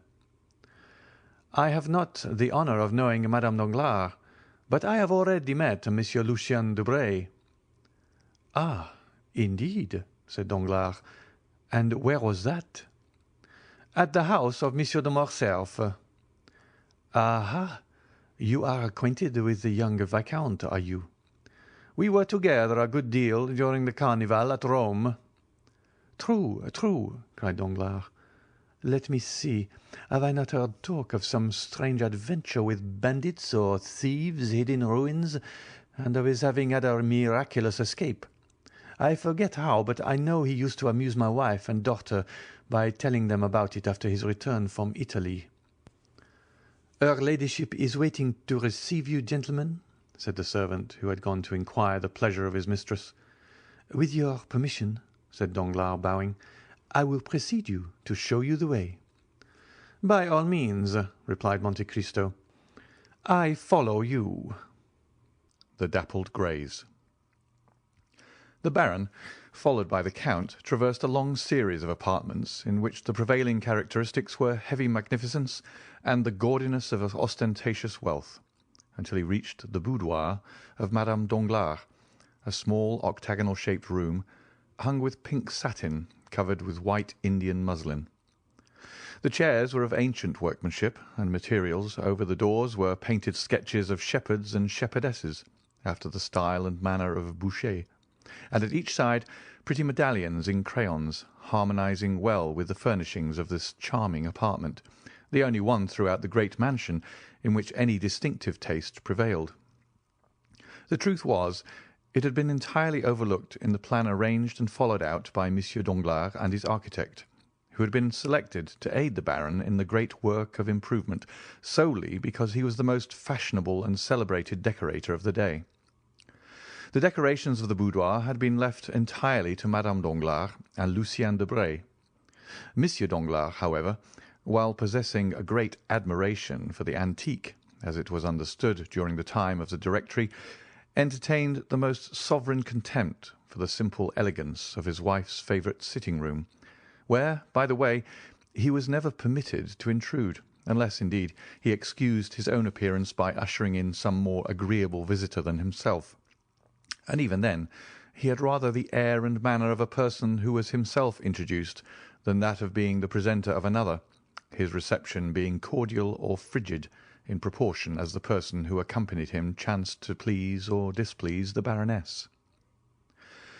Madame Danglars, who, although past the first bloom of youth, was still strikingly handsome, was now seated at the piano, a most elaborate piece of cabinet and inlaid work, which Lucien Debray, standing before a small work-table, was turning over the pages of an album.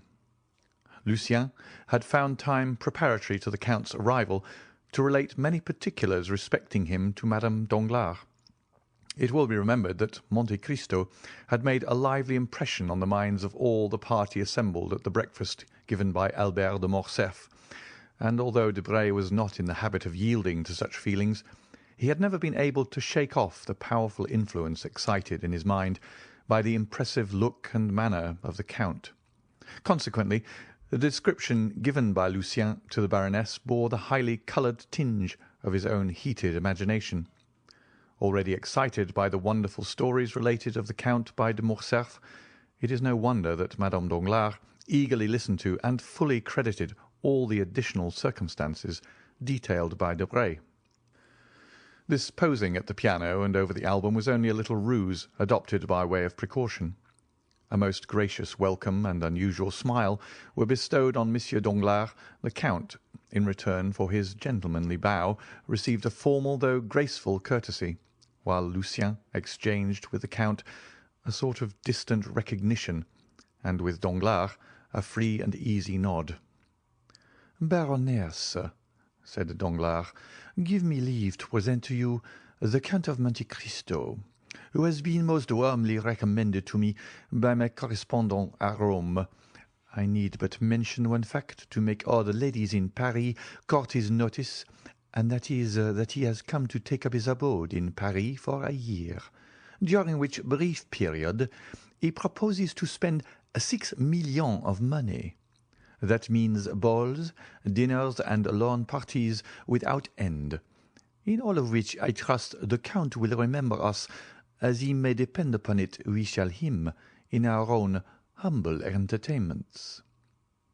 In spite of the gross flattery and coarseness of this address, Madame Danglars could not forbear gazing with considerable interest on a man capable of expending 6 millions in 12 months, and who had selected Paris for the scene of his princely extravagance. "And when did you arrive here?" inquired she. "Yesterday morning, madame." "Coming as usual, I presume, from the extreme end of the globe. Pardon me, at least such I have heard is your custom." "Nay, madame, this time I have merely come from Cadiz." "You have selected a most unfavourable moment for your first visit. Paris is a horrible place in summer. Balls, parties, and fêtes are over. The Italian opera is in London, the French opera everywhere except in Paris.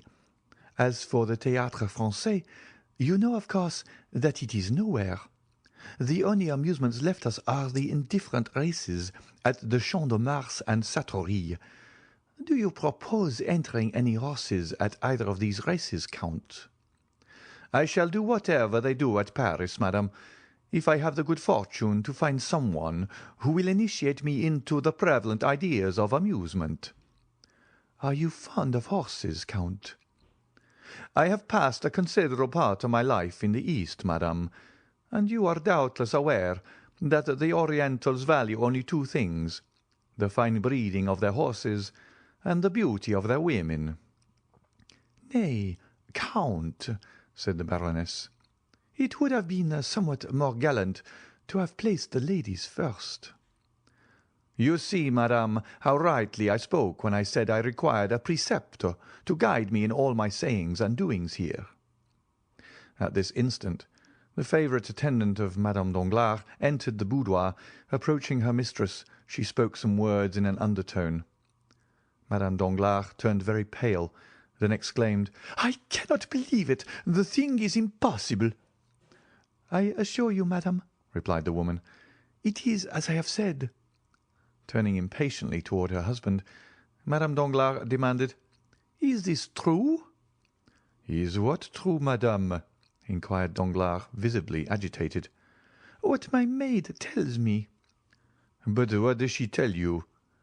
"That when my coachman was about to harness the horses to my carriage, he discovered that they had been removed from the stables without his knowledge. I desire to know what is the meaning of this." "Be kind enough, madame, to listen to me," said Danglars. "Oh, yes, I will listen, monsieur, for I am most curious to hear what explanation you will give. These two gentlemen shall decide between us, but first I shall state the case to them. Gentlemen," continued the Baroness, "among the 10 horses in the stables of Baron Danglars are 2 that belong exclusively to me, a pair of the handsomest and most spirited creatures to be found in Paris. But to you at least, Monsieur Debray, I need not give a further description, because to you my beautiful pair of dapple greys were well known. Well, I had promised Madame de Villefort the loan of my carriage to drive tomorrow to the Bois. But when my coachman goes to fetch the greys from the stables, they are gone, positively gone.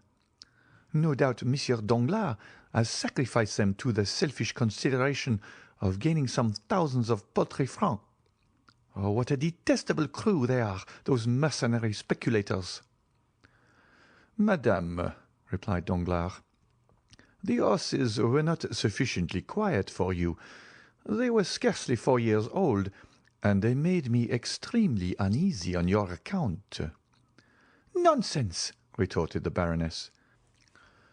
"You could not have entertained any alarm on the subject, because you are perfectly aware that I have had for a month in my service the very best coachman in Paris. But perhaps you have disposed of the coachman as well as the horses." "My dear love, pray do not say any more about them, and I promise you another pair exactly like them in appearance, only more quiet and steady." The Baroness shrugged her shoulders with an air of ineffable contempt, while her husband, affecting not to observe this unconjugal gesture, turned towards Monte Cristo and said, "Upon my word, Count, I am quite sorry not to have met you sooner. You are setting up an establishment, of course?" "Why, yes," replied the Count. "I should have liked to have made you the offer of these horses. I have almost given them away as it is, but as I before said, I was anxious to get rid of them upon any terms. They were only fit for a young man." "I am much obliged by your kind intentions towards me," said Monte Cristo, "but this morning I purchased a very excellent pair of carriage horses, and I do not think they were dear. There they are. Come, Monsieur Debray, you are a connoisseur, I believe. Let me have your opinion upon them." As Debray walked towards the window, Danglars approached his wife. "I could not tell you before others," said he in a low tone, "the reason of my parting with the horses, but a most enormous price was offered me this morning for them. Some madman or fowl bent upon running himself as fast as he can actually sent his steward to me to purchase them at any cost, and the fact is, I have gained 16,000 francs by the sale of them. Come, don't look so angry, and you shall have 4,000 francs of the money to do what you like with, and Eugénie shall have 2,000. There, what do you think now of the affair? Wasn't I right to part with the horses?" Madame Danglars surveyed her husband with a look of withering contempt. "Great heavens!" suddenly exclaimed Debray. "What is it?" asked the Baroness. "I cannot be mistaken. There are your horses, the very animals we were speaking of, harnessed to the Count's carriage." "My dappled greys?" demanded the Baroness, springing to the window. "'Tis indeed they," said she. Danglars looked absolutely stupefied. "How very singular!" cried Monte Cristo with well-feigned astonishment. "I cannot believe it," murmured the banker. Madame Danglars whispered a few words in the ear of Debray, who approached Monte Cristo, saying, "The Baroness wishes to know what you paid her husband for the horses." "I scarcely know," replied the Count. "It was a little surprise prepared for me by my steward, and cost me, well, somewhere about 30,000 francs." Debray conveyed the Count's reply to the Baroness. Poor Danglars looked so crestfallen and discomfited that Monte Cristo assumed a pitying air towards him. "See," said the Count, "how very ungrateful women are. Your kind attention in providing for the safety of the Baroness by disposing of the horses does not seem to have made the least impression on her. But so it is. A woman will often, from mere wilfulness, prefer that which is dangerous to that which is safe. Therefore, in my opinion, my dear Baron, the best and easiest way is to leave them to their fancies, and allow them to act as they please, and then, if any mischief follows, why, at least, they have no one to blame but themselves." Danglars made no reply, but he was occupied in anticipation of the coming scene between himself and the Baroness, whose frowning brow, like that of Olympic Jove, predicted a storm. Debray, who perceived the gathering clouds, and felt no desire to witness the explosion of Madame Danglars' rage, suddenly recollected an appointment which compelled him to take his leave, while Monte Cristo, unwilling by prolonging his stay to destroy the advantages he hoped to obtain, made a farewell bow and departed, leaving Danglars to endure the angry reproaches of his wife. "Excellent," murmured Monte Cristo to himself as he came away. "All has gone according to my wishes. The domestic peace of this family is henceforth in my hands. Now, then, to play another master stroke by which I shall gain the heart of both husband and wife. Delightful! Still," added he, "amid all this, I have not yet been presented to Mademoiselle Eugénie Danglars, whose acquaintance I should have been glad to make, but," he went on with his peculiar smile, "I am here in Paris, and have plenty of time before me. By and by will do for that." With these reflections, he entered his carriage and returned home. 2 hours afterwards, Madame Danglars received a most flattering epistle from the Count, in which he entreated her to receive back her favourite dappled greys, protesting that he could not endure the idea of making his entry into the Parisian world of fashion with the knowledge that his splendid equipage had been obtained at the price of a lovely woman's regrets. The horses were sent back, wearing the same harness she had seen on them in the morning, only, by the Count's orders, in the centre of each rosette that adorned either side of their heads had been fastened a large diamond.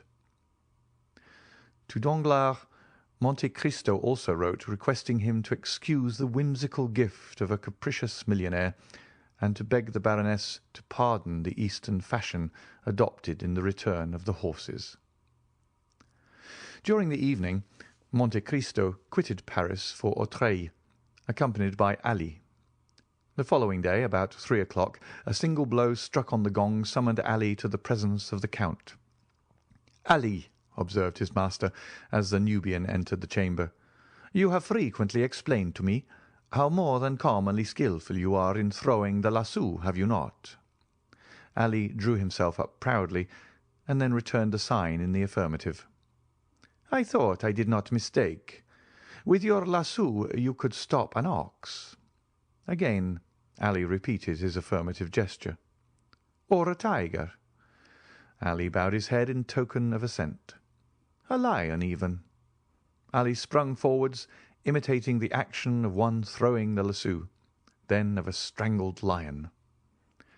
"I understand," said Monte Cristo. "You wish to tell me you have hunted the lion." Ali smiled with triumphant pride as he signified that he had indeed both chased and captured many lions. "But do you believe you could arrest the progress of 2 horses rushing forwards with ungovernable fury?" The Nubian smiled. "It is well," said Monte Cristo. "Then listen to me. Ere long a carriage will dash past here, drawn by the pair of dappled grey horses you saw me with yesterday. Now, at the risk of your own life, you must manage to stop these horses before my door." Ali descended to the street, and marked a straight line on the pavement immediately at the entrance of the house, and then pointed out the line he had traced to the Count, who was watching him. The Count patted him gently on the shoulder, his usual mode of praising Ali, who, pleased and gratified with the commission assigned him, walked calmly towards a projecting stone forming the angle of the street and house, and, seating himself thereon, began to smoke his chibouk, while Monte Cristo re-entered his dwelling, perfectly assured of the success of his plan. Still, as 5 o'clock approached, and the carriage was momentarily expected by the Count, the indication of more than common impatience and uneasiness might be observed in his manner.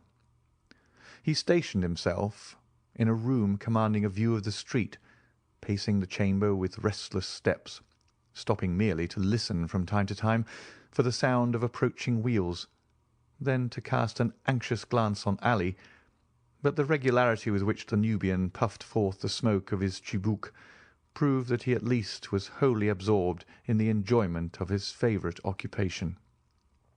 Suddenly a distant sound of rapidly advancing wheels was heard, and almost immediately a carriage appeared, drawn by a pair of wild, ungovernable horses, while the terrified coachman strove in vain to restrain their furious speed. In the vehicle was a young woman and a child of about 7 or 8 clasped in each other's arms.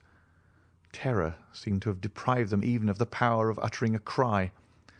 The carriage creaked and rattled as it flew over the rough stones, and the slightest obstacle under the wheels would have caused disaster. But it kept on in the middle of the road, and those who saw it passed uttered cries of terror. Ali suddenly cast aside his chibouk, drew the lasso from his pocket, threw it so skilfully as to catch the forelegs of the near horse in its triple fold, and suffered himself to be dragged on for a few steps by the violence of the shock. Then the animal fell over on the pole, which snapped, and therefore prevented the other horse from pursuing its way. Gladly availing himself of this opportunity, the coachman leapt from his box, but Ali had promptly seized the nostrils of the second horse and held them in his iron grasp, till the beast, snorting with pain, sunk beside his companion. All this was achieved in much less time than is occupied in the recital. The brief space had, however, been sufficient for a man, followed by a number of servants, to rush from the house before which the accident had occurred, and, as the coachman opened the door of the carriage, to take from it a lady who was convulsively grasping the cushions with one hand, while the other she pressed to her bosom the young boy who had lost consciousness. Monte Cristo carried them both to the salon and deposited them on a sofa. "Compose yourself, madame," said he. "All danger is over." The woman looked up at these words, and with a glance far more expressive than any entreaties could have been, pointed to her child, who still continued insensible. "I understand the nature of your alarms, madame," said the Count, carefully examining the child, "but I assure you there is not the slightest occasion for uneasiness. Your little charge has not received the least injury. His insensibility is merely the effects of terror, and will soon pass." "Are you quite sure you do not say so to tranquillize my fears? See how deadly pale he is. My child, my darling Edward, speak to your mother, open your dear eyes, and look on me once again. Oh, sir, in pity, send for a physician. My whole fortune shall not be thought too much for the recovery of my boy." With a calm smile and a gentle wave of the hand, Monte Cristo signed to the distracted mother to lay aside her apprehensions. Then, opening a casket that stood near, he drew forth a phial of Bohemian glass encrusted with gold, containing a liquid of the colour of blood, of which he let fall a single drop on the child's lips. Scarcely had it reached them ere the boy, though still pale as marble, opened his eyes and eagerly gazed around him. At this, the delight of the mother was almost frantic. "Where am I?" exclaimed she, "and to whom am I indebted for so happy a termination to my late dreadful alarm?" "Madame," answered the Count, "you are under the roof of one who esteems himself most fortunate in having been able to save you from a further continuance of your sufferings." "My wretched curiosity has brought all this about," pursued the lady. "All Paris rang with the praises of Madame Danglars' beautiful horses, and I had the folly to desire to know whether they really merited the high praise given to them." "Is it possible," exclaimed the Count with well-feigned astonishment, "that these horses belong to the Baroness?" "They do, indeed. May I inquire if you are acquainted with Madame Danglars?" "I have that honour, and my happiness at your escape from the danger that threatened you is redoubled by the consciousness that I have been the unwilling and the unintentional cause of all the peril you have incurred. I yesterday purchased these horses of the Baron, but as the Baroness evidently regretted parting with them, I ventured to send them back to her, with a request that she would gratify me by accepting them from my hands." "You are then, doubtless, the Count of Monte Cristo, of whom Hermine has talked to me so much?" "You have rightly guessed, madame," replied the Count. "And I am Madame Héloise de Villefort." The Count bowed with the air of a person who hears a name for the first time. "How grateful will Monsieur de Villefort be for all your goodness! How thankful will he acknowledge that to you alone he owes the existence of his wife and child! Most certainly, but for the prompt assistance of your intrepid servant, this dear child and myself must both have perished." "Indeed, I shall shudder at the fearful danger you were placed in." "I trust you will allow me to recompense worthily the devotion of your man."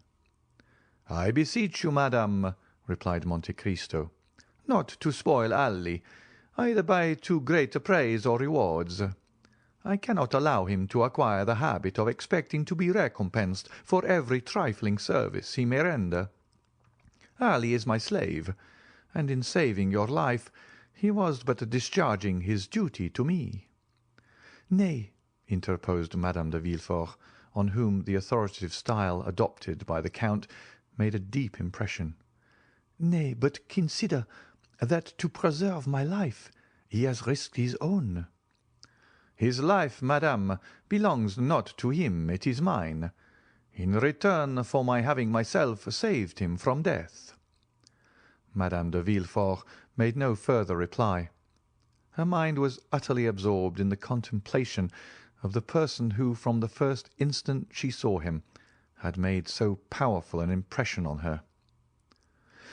During the evident preoccupation of Madame de Villefort, Monte Cristo scrutinized the features and appearance of the boy she kept folded in her arms, lavishing on him the most tender endearments. The child was small for his age and unnaturally pale. A mass of straight black hair, defying all attempts to train or curl it, fell over his projecting forehead and hung down to his shoulders, giving increased vivacity to eyes already sparkling with the youthful love of mischief and fondness for every forbidden enjoyment. His mouth was large, and the lips, which had not yet regained their colour, were particularly thin. In fact, the deep and crafty look, giving a predominant expression to the child's face, belonged rather to a boy of 12 or 14 than to one so young. His first movement was to free himself by a violent push from the encircling arms of his mother, and to rush forward to the casket from whence the Count had taken the phial of elixir.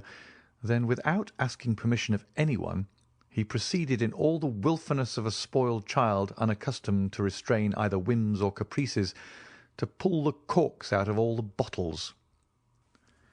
"Touch nothing, my little friend," cried the Count eagerly. "Some of those liquids are not only dangerous to taste, but even to inhale." Madame de Villefort became very pale, and, seizing her son's arm, drew him anxiously toward her. But, once satisfied of his safety, she also cast a brief but expressive glance on the casket, which was not lost upon the Count. At this moment Ali entered. At sight of him, Madame de Villefort uttered an expression of pleasure, and, holding the child still closer toward her, she said, "Edward, dearest, do you see that good man? He has shown very great courage and resolution, for he exposed his own life to stop the horses that were running away with us and would certainly have dashed the carriage to pieces. Thank him, then, my child, in your very best manner, for had he not come to our aid, neither you nor I would have been alive to speak our thanks." The child stuck out his lips and turned away his head in a disdainful manner, saying, "He's too ugly." The Count smiled as if the child bade fair to realize his hopes, while Madame de Villefort reprimanded her son with a gentleness and moderation very far from conveying the least idea of a fault having been committed. "This lady," said the Count, speaking to Ali in the Arabic language, "is desirous that her son should thank you for saving both their lives. But the boy refuses, saying you are too ugly." Ali turned his intelligent countenance towards the boy, on whom he gazed without any apparent emotion, but the spasmodic working of the nostrils showed to the practised eye of Monte Cristo that the Arab had been wounded to the heart. "Will you permit me to inquire," said Madame de Villefort, as she arose to take her leave, "whether you usually reside here?" "No, I do not," replied Monte Cristo. "It is a small place I have purchased quite lately. My place of abode is number 30 Avenue des Champs-Élysées, but I see you have quite recovered from your fright, and are no doubt desirous of returning home. Anticipating your wishes, I have desired the same horses you came with to be put to one of my carriages, and Ali, he whom you think so very ugly," continued he, addressing the boy with a smiling air, "will have the honour of driving you home, while your coachman remains here to attend to the necessary repairs of your calash. As soon as that important business is concluded, I will have a pair of my own horses harnessed to convey it direct to Madame Danglars." "I dare not return with those dreadful horses," said Madame de Villefort. "You will see," replied Monte Cristo, "that they will be as different as possible in the hands of Ali. With him they will be gentle and docile as lambs." Ali had indeed given proof of this, for approaching the animals, who had been got upon their legs with considerable difficulty, he rubbed their foreheads and nostrils with a sponge soaked in aromatic vinegar, and wiped off the sweat and foam that covered their mouths. Then, commencing a loud whistling noise, he rubbed them well all over their bodies for several minutes, then, undisturbed by the noisy crowd collected round the broken carriage, Ali quietly harnessed the pacified animals to the Count's chariot, took the reins in his hands, and mounted the box, when, to the utter astonishment of those who had witnessed the ungovernable spirit and maddened speed of the same horses, he was actually compelled to apply his whip in no very gentle manner before he could induce them to start. And even then, all that could be obtained from the celebrated dappled greys, now changed into a couple of dull, sluggish, stupid brutes, was a slow, pottering pace, kept up with so much difficulty that Madame de Villefort was more than 2 hours returning to her residence in the Faubourg Saint-Honoré.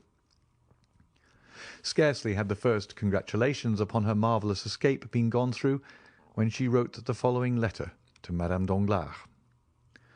"Dear Hermine, I have just had a wonderful escape from the most imminent danger, and I owe my safety to the very Count of Monte Cristo we were talking about yesterday, but whom I little expected to see today. I remember how unmercifully I laughed at what I consider your eulogistic and exaggerated praises of him, but I have now ample cause to admit that your enthusiastic description of this wonderful man fell far short of his merits.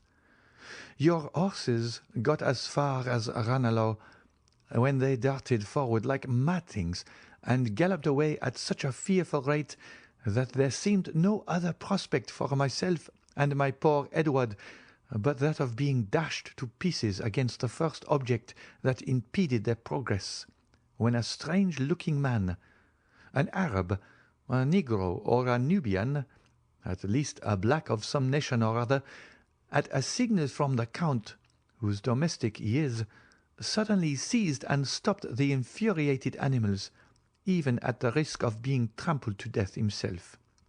And certainly he must have had a most wonderful escape. The Count then hastened to us and took us into his house, where he speedily recalled my poor Edward to life. He sent us home in his own carriage. Yours will be returned to you tomorrow. You will find your horses in bad condition from the results of this accident. They seem thoroughly stupefied, as if sulky and vexed at having been conquered by man. The Count, however, has commissioned me to assure you that 2 or 3 days' rest, with plenty of barley for their sole food during that time, will bring them back to as fine, that is, as terrifying a condition as they were in yesterday. Adieu. I cannot return you many thanks for the drive of yesterday, but, after all, I ought not to blame you for the misconduct of your horses, more especially as it procured me the pleasure of an introduction to the Count of Monte Cristo, and certainly that illustrious personage, apart from the millions he is said to be so very anxious to dispose of, seemed to me one of those curiously interesting problems I, for one, delight in solving at any risk, even if it were to necessitate another drive to the bois behind your horses. Edward endured the accident with miraculous courage. He did not utter a single cry, but fell lifeless into my arms, nor did a tear fall from his eyes after it was over. I doubt not you will consider these praises the result of blind maternal affection, but there is a soul of iron in that delicate, fragile body. Valentine sends many affectionate remembrances to your dear Eugenie. I embrace you with all my heart. Héloïse de Villefort. P.S. Do pray contrive some means for me to meet the Count of Monte Cristo at your house. I must and will see him again. I have just made Monsieur de Villefort promise to call on him, and I hope the visit will be returned. That night the adventure at Auteuil was talked of everywhere. Albert related it to his mother. Chateau Renaud recounted it at the Jockey Club, and Debray detailed it at length in the salons of the minister. Even Beauchamp accorded 20 lines in his journal to the relation of the Count's courage and gallantry, thereby celebrating him as the greatest hero of the day in the eyes of all the feminine members of the aristocracy. Vast was the crowd of visitors and inquiring friends who left their names at the residence of Madame de Villefort, with the design of renewing their visit at the right moment, of hearing from her lips all the interesting circumstances of the most romantic adventure. As for Monsieur de Villefort, he fulfilled the predictions of Héloïse to the letter, donned his dress suit, drew on a pair of white gloves, ordered the servants to attend the carriage dressed in their full livery, and drove that same night to Numero 30 in the Avenue des Champs-Élysées. Ideology. If the Count of Monte Cristo had been for a long time familiar with the ways of Parisian society, he would have appreciated better the significance of the step which Monsieur de Villefort had taken. Standing well at court, whether the king regnant was of the older or younger branch, whether the government was doctrinaire liberal or conservative, looked upon by all as a man of talent, since those who have never experienced a political check are generally so regarded, hated by many, but warmly supported by others, without being really liked by anybody. Monsieur de Villefort held a high position in the magistracy, and maintained his eminence like a Harley or a mole. His drawing-room, under the regenerating influence of a young wife and a daughter by his first marriage, scarcely 18, was still one of the well-regulated Paris salons, where the worship of traditional customs and the observance of rigid etiquette were carefully maintained. A freezing politeness, a strict fidelity to government principles, a profound contempt for theories and theorists, a deep-seated hatred of ideality, these were the elements of private and public life displayed by Monsieur de Villefort. He was not only a magistrate, he was almost a diplomatist. His relations with the former court, of which he always spoke with dignity and respect, made him respected by the new one, and he knew so many things that not only was he always carefully considered, but sometimes consulted. Perhaps this would not have been so had it been possible to get rid of Monsieur de Villefort, but, like the feudal barons who rebelled against their sovereign, he dwelt in an impregnable fortress. This fortress was his post as king's attorney, all the advantages of which he exploited with marvellous skill, and which he would not have resigned but to be made deputy, and thus to replace neutrality by opposition. Ordinarily, Monsieur de Villefort made and returned very few visits. His wife visited for him, and this was the received thing in the world, where the weighty and multifarious occupations of the magistrate were accepted as an excuse for what was really only calculated pride, a manifestation of professed superiority. In fact, the application of the axiom, "Pretend to think well of yourself, and the world will think well of you," an axiom 100 times more useful in society nowadays than that of the Greeks, "Know thyself," a knowledge for which in our days we have substituted the less difficult and more advantageous science of knowing others. To his friends, Monsieur de Villefort was a powerful protector. To his enemies, he was a silent but bitter opponent. For those who were neither the one nor the other, he was a statue of the law-made man. He had a haughty bearing, a look either steady and impenetrable, or insolently piercing and inquisitorial. 4 successive revolutions had built and cemented the pedestal upon which his fortune was based. Monsieur de Villefort had the reputation of being the least curious and the least wearisome man in France. He gave a ball every year, at which he appeared for a quarter of an hour only, that is to say, 45 minutes less than the king is visible at his balls. He was never seen at the theatres, at concerts, or in any place of public resort. Occasionally, but seldom, he played at whist, and then care was taken to select partners worthy of him.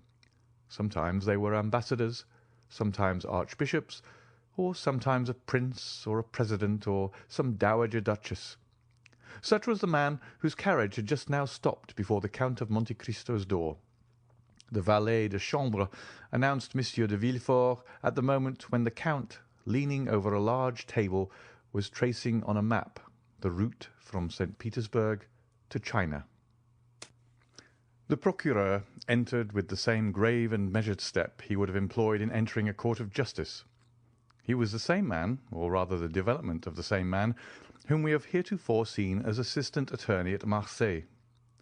Nature, according to her way, had made no deviation in the path he had marked out for himself. From being slender, he had now become meagre. Once pale, he was now yellow.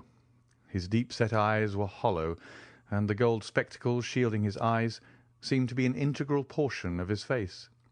He dressed entirely in black, with the exception of his white tie, and his funeral appearance was only mitigated by the slight line of red ribbon which passed almost imperceptibly through his buttonhole, and appeared like a streak of blood traced with a delicate brush. Although master of himself, Monte Cristo scrutinized with irrepressible curiosity the magistrate whose salute he returned, and who, distrustful by habit, and especially incredulous as to social prodigies, was much more despised to look upon the noble stranger, as Monte Cristo was already called, as an adventurer in search of new fields, or an escaped criminal, rather than as a prince of the Holy See or a sultan of the 1001 Nights. "Sir," said Villefort, in the squeaky tone assumed by magistrates in their oratorical periods, and of which they cannot or will not divest themselves in society, "Sir, the signal service which you yesterday rendered to my wife and son has made it a duty for me to offer you my thanks. I have come, therefore, to discharge this duty, and to express to you my overwhelming gratitude." And as he said this, the eye severe of the magistrate had lost nothing of its habitual arrogance. He spoke in a voice of the Procureur General, with the rigid inflexibility of neck and shoulders which caused his flatterers to say, as we have before observed, that he was the living statue of the Lord. "Monsieur," replied the Count with a chilling air, "I am very happy to have been the means of preserving a son to his mother. For they say that the sentiment of maternity is the most holy of all, and the good fortune which occurred to me, monsieur, might have enabled you to dispense with a duty which in its discharge confers an undoubtedly great honour. For I am aware that Monsieur de Villefort is not usually lavish of the favour which he now bestows on me, a favour which, however estimable, is unequal to the satisfaction which I have in my own consciousness." Villefort, astonished at this reply, which he by no means expected, started like a soldier who feels the blow levelled at him over the armour he wears, and a curl of his disdainful lip indicated that from that moment he noted in the tablets of his brain that the Count of Monte Cristo was by no means a highly bred gentleman. He glanced around, in order to seize on something on which the conversation might turn, and seemed to fall easily on a topic. he saw the map which Monte Cristo had been examining when he entered, and said, "You seem geographically engaged, sir. It is a rich study for you, who, as I learn, have seen as many lands as are delineated on this map." "Yes, sir," replied the Count. "I have sought to make of the human race, taken in the mass that you practice every day on individuals, a physiological study. I have believed it was much easier to descend from the whole to a part than to ascend from a part to the whole. It is an algebraic axiom which makes us proceed from a known to an unknown quantity, and not from an unknown to a known. But sit down, sir, I beg of you." Monte Cristo pointed to a chair, which the Procureur was obliged to take the trouble to move forwards himself, while the Count merely fell back into his own, on which he had been kneeling when Monsieur Villefort entered. Thus the Count was half-way turned towards his visitor, having his back towards the window, his elbow resting on the geographical chart which furnished the theme of conversation for the moment, a conversation which assumed, as in the case of the interviews with Danglars and Morcerf, a turn analogous to the persons if not to the situation. "Ah, you philosophize," replied Villefort, after a moment's silence, during which, like a wrestler who encounters a powerful opponent, he took breath. "Well, sir, really, if, like you, I had nothing else to do, I should seek a more amusing occupation." "Why, in truth, sir," was Monte Cristo's reply, "man is but an ugly caterpillar for him who studies him through a solar microscope. But you said, I think, that I had nothing else to do. Now, really, let me ask, sir, have you? Do you believe you have anything to do? Or, to speak in plain terms, do you really think that what you do deserves being called anything?" Villefort's astonishment redoubled at this second thrust so forcibly made by his strange adversary. It was a long time since the magistrate had heard a paradox so strong, or rather, to say the truth more exactly, it was the first time he had ever heard of it. The Procureur exerted himself to reply. "Sir," he responded, "you are a stranger, and I believe you say yourself that a portion of your life has been spent in Oriental countries, so you are not aware how human justice, so expeditious in barbarous countries, takes with us a prudent and well-studied course." "Oh, yes, yes, I do, sir. It is the pede claudo of the ancients. I know all that, for it is with the justice of all countries, especially that I have occupied myself. It is with the criminal procedure of all nations that I have compared natural justice, and I must say, sir, that it is the law of primitive nations, that is, the law of retaliation, that I have most frequently found to be according to the law of God." "If this law were adopted, sir," said the Procureur, "it would greatly simplify our legal codes, and in that case the magistrates would not, as you observed, have much to do." "It may perhaps come to this in time," observed Monte Cristo. "You know that human inventions march from the complex to the simple, and simplicity is always perfection." "In the meanwhile," continued the magistrate, "our codes are in full force, with all their contradictory enactments derived from Gallic customs, Roman laws, and Frank usages, the knowledge of all which, you will agree, is not to be acquired without extended labour.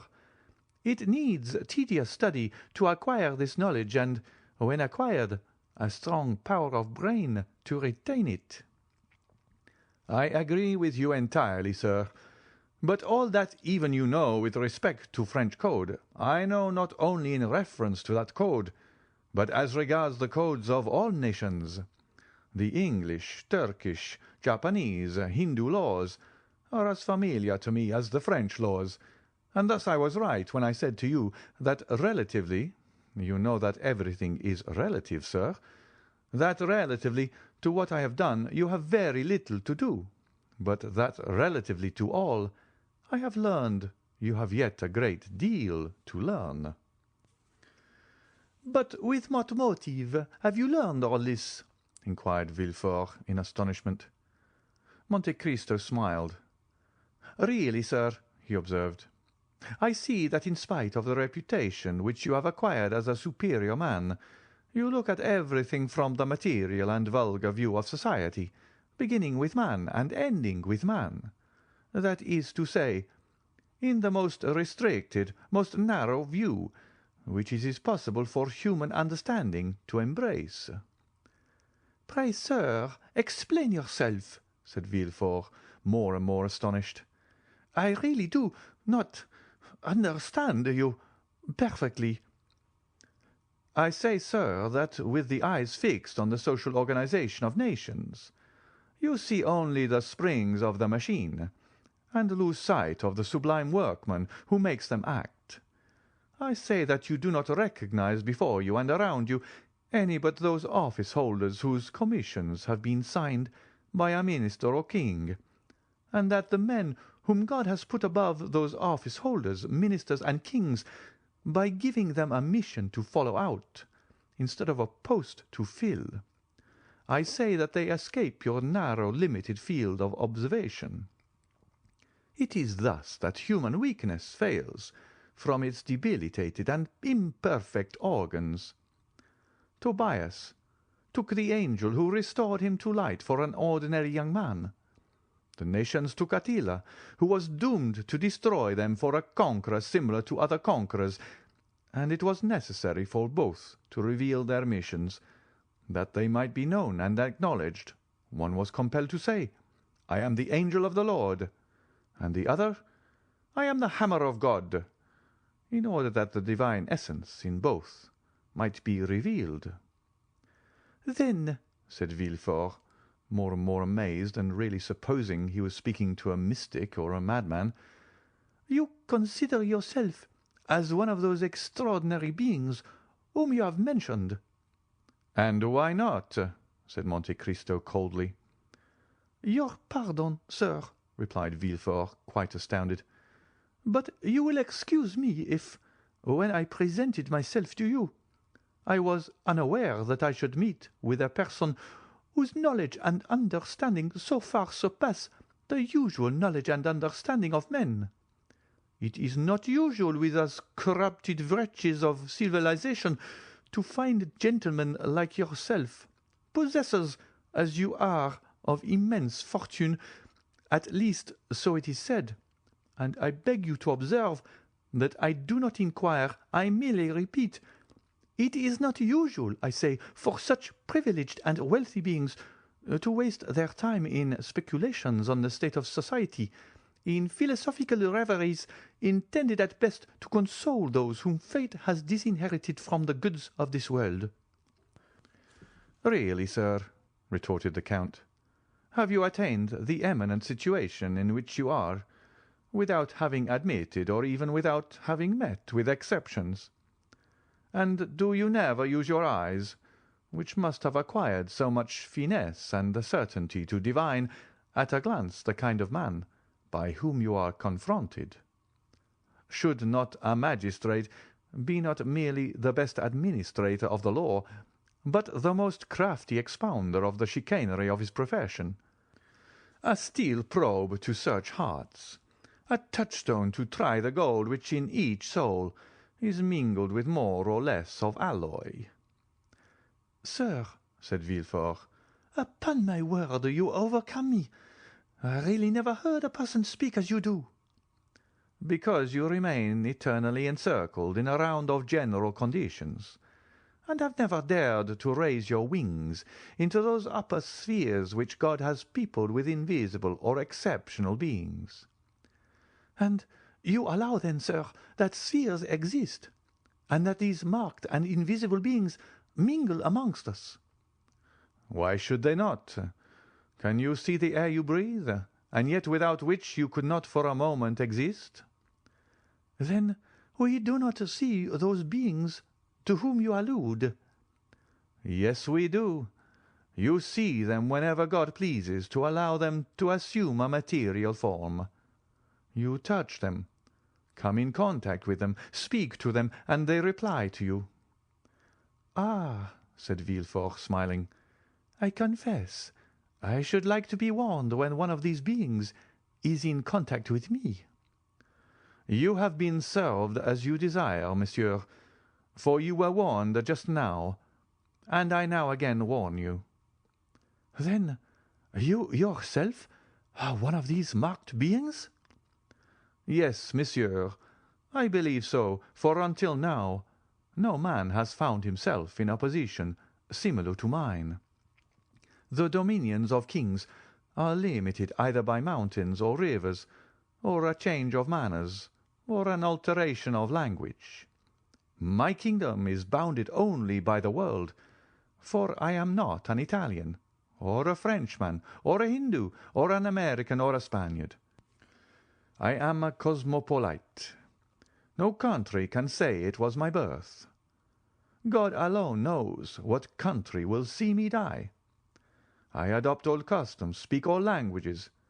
You believe me to be a Frenchman, for I speak French with the same facility and purity as yourself. Well, Ali, my Nubian, believes me to be an Arab. Bertuccio, my steward, takes me for a Roman. Haldi, my slave, thinks me a Greek. You may therefore comprehend that being of no country, asking no protection from any government, acknowledging no man as my brother, not one of the scruples that arrest the powerful or the obstacles which paralyze the weak, paralyzes or arrests me. I have only two adversaries. I will not say two conquerors, for with perseverance I subdue even them. They are time and distance. There is a third, and the most terrible. That is my condition as a mortal being. This alone can stop me in my onward career before I have attained the goal at which I aim. For all the rest I have reduced to mathematical terms. What men call the chances of fate, namely ruin, change, circumstances, I have fully anticipated, and if any of these should overtake me, yet it will not overwhelm me. Unless I die, I shall always be what I am, and therefore it is that I utter the things you have never heard, even from the mouths of kings. For kings have need, and other persons have fear of you. For who is there who does not say to himself, in a society as incongruously organized as ours, perhaps some day I shall have to do with the king's attorney? "But can you not say that, sir? The moment you become an inhabitant of France, you are naturally subjected to the French law." "I know it, sir," replied Monte Cristo. "But when I visit a country, I begin to study, by all the means which are available, the men from whom I may have anything to hope or to fear, till I know them as well as, perhaps better than, they know themselves. It follows from this, that the king's attorney, be he who he may be with whom I should have to deal, would assuredly be more embarrassed than I should." "That is to say," replied Villefort with hesitation, "that human nature being weak, every man, according to your creed, has committed faults." "Faults or crimes," responded Monte Cristo with a negligent air. "And that you alone, amongst the men whom you do not recognize as your brothers, for you have said so," observed Villefort in a tone that faltered somewhat, "you alone are perfect?" "No, not perfect," was the count's reply. "Only impenetrable, that's all. But let us leave off this strain, sir, if the tone of it is displeasing to you. I am no more disturbed by your justice than are you by my second sight." "No, no, by no means," said Villefort, who was afraid of seeming to abandon his ground. "No, by your brilliant and almost sublime conversation. You have elevated me above the ordinary level. We no longer talk, we rise to dissertation. But you know how the theologians in their collegiate chairs and philosophers in their controversies occasionally say cruel truths. Let us suppose for the moment that we are theologizing in a social way or even philosophically, and I will say to you, rude as it may seem, my brother, you sacrifice greatly to pride. You may be above others, but above you there is God." "Above us all, sir," was Monte Cristo's response, in a tone with an emphasis so deep that Villefort involuntarily shuddered. "I have my pride afore men, serpents always ready to threaten every one who would pass without crushing them under foot. But I lay aside that pride before God, who has taken me from nothing to make me what I am." "Then, Count, I admire you," said Villefort, who for the first time in this strange conversation used the aristocratic form to the unknown personage, whom until now he had only called Monsieur. "Yes, and I say to you, if you are really strong, really superior, really pious or impenetrable, which you are right in saying amounts to the same thing, then be proud, sir, for that is the characteristic of predominance. Yet you have unquestionably some ambition." "I have, sir." "And what may it be?" "I, too, as happens to every man once in his life, have been taken by Satan into the highest mountain in the earth, and where there he showed me all the kingdoms of the world, and as he said before, so said he to me, 'Child of earth, what wouldst thou have to make thee adore me?' I reflected long, for a gnawing ambition had long preyed upon me, and then I replied, 'Listen, I have always heard of Providence, and yet I have never seen him, or anything that resembles him, or which can make me believe that he exists. I wish to be Providence myself, for I feel that the most beautiful, noblest, most sublime thing in the world is to recompense and punish.' Satan bowed his head and groaned. 'You mistake,' he said. 'Providence does exist, only you have never seen him, because the child of God is as invisible as the parent. You have seen nothing that resembles him, because he works by secret springs and moves by hidden ways. All I can do for you is to make you one of the agents of that Providence.' The bargain was concluded. I may sacrifice my soul, but what matters it?" added Monte Cristo. "If the thing were to do again, I would again do it." Villefort looked at Monte Cristo with extreme amazement. "Count," he inquired, "have you any relations?" "No, sir, I am alone in the world." "So much the worse." "Why?" asked Monte Cristo. "Because then you might witness a spectacle calculated to break down your pride. You say you fear nothing but death." "I did not say that I feared it. I only said that death alone could check the execution of my plans." "And old age?" "My end will be achieved before I grow old." "And madness?" "I have been nearly mad, and you know the axiom, non bis in idem. It is an axiom of criminal law, and consequently you understand its full application." "Sir," continued Villefort, "there is something to fear besides death, old age, and madness.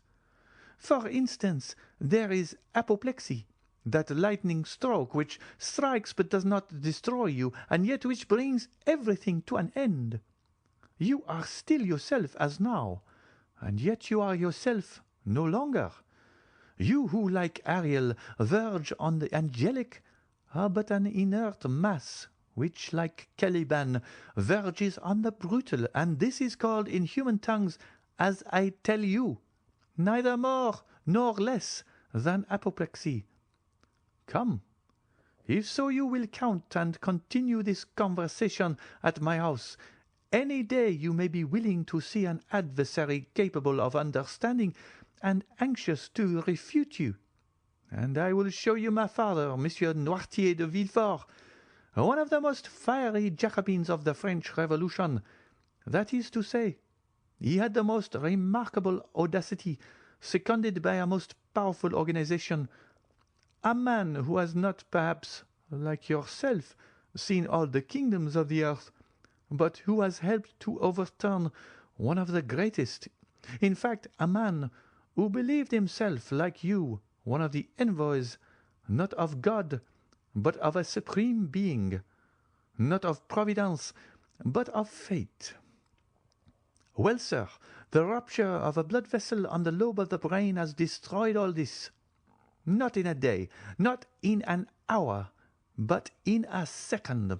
Monsieur Noirtier, who on the previous night was the old Jacobin, the old senator, the old Carbonaro, laughing at the guillotine, the cannon, and the dagger. Monsieur Noirtier, playing with the revolutions. Monsieur Noirtier, for whom France was a vast chessboard, from which pawns, rooks, knights, and queens were to disappear, so that the king was checkmated. Monsieur Noirtier, the redoubtable, was the next morning, poor Monsieur Noirtier, the helpless old man, at the tender mercies of the weakest creature in the household, that is, his grandchild, Valentine, a dumb and frozen carcass, in fact, living painlessly on, that time may be given for his frame to decompose without his consciousness of its decay. "Alas, sir," said Monte Cristo, "this spectacle is neither strange to my eye nor my thought. I am something of a physician, and have, like my fellows, sought more than once for the soul in living and in dead matter. Yet, like Providence, it has remained invisible to my eyes, although present to my heart. 100 writers since Socrates, Seneca, St. Augustine, and Gall have made in verse and prose the comparison you have made, and yet I can well understand that a father's sufferings may effect great changes in the mind of a son. I will call on you, sir, since you bid me contemplate for the advantage of my pride this terrible spectacle, which must have been so great a source of sorrow to your family." "It would have been so, unquestionably, had not God given me so large a compensation. In contrast with the old man who is dragging his way to the tomb are 2 children just entering into life. Valentine, the daughter by my first wife, Mademoiselle Renée de Saint-Méran, and Edward, the boy whose life you have this day saved." "And what is your deduction from this compensation, sir?" inquired Monte Cristo. "My deduction is," replied Villefort, "that my father, led away by his passions, has committed some fault unknown to human justice, but marked by the justice of God. That God, desirous in his mercy to punish but one person, has visited his justice on him alone."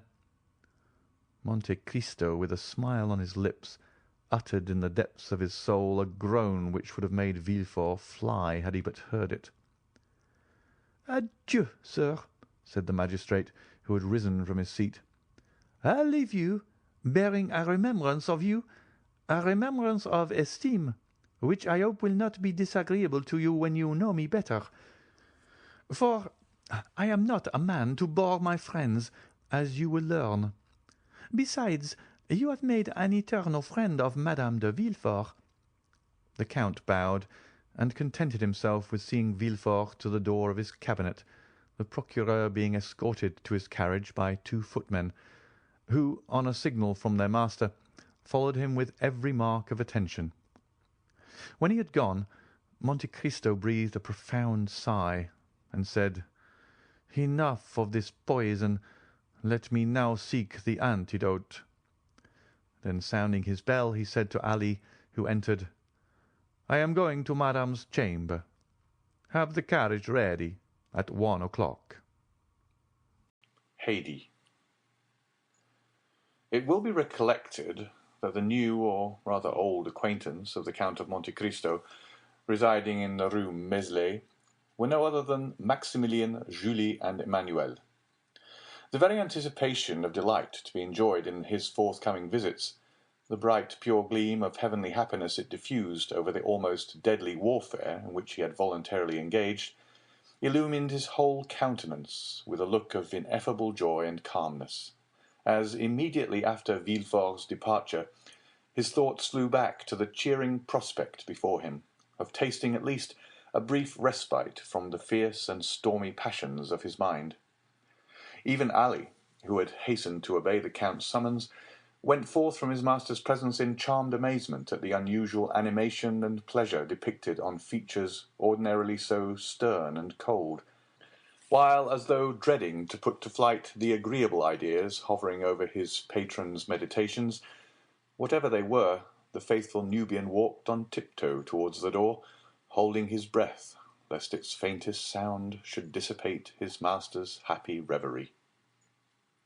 It was noon, and Monte Cristo had set apart 1 hour to be passed in the apartments of Haydée, as though his oppressed spirit could not all at once admit the feeling of pure and unmixed joy, but required a gradual succession of calm and gentle emotions to prepare his mind to receive full and perfect happiness, in the same manner as ordinary natures demand to be inured by degrees to the reception of strong or violent sensations. The young Greek, as we have already said, occupied apartments wholly unconnected with those of the Count. The rooms had been fitted up in strict accordance with Oriental ideas. The floors were covered with the richest carpets Turkey could produce. The walls hung with brocaded silk of the most magnificent designs and texture, while around each chamber luxurious divans were placed, with piles of soft and yielding cushions, that needed only to be arranged at the pleasure or convenience of such as sought repose.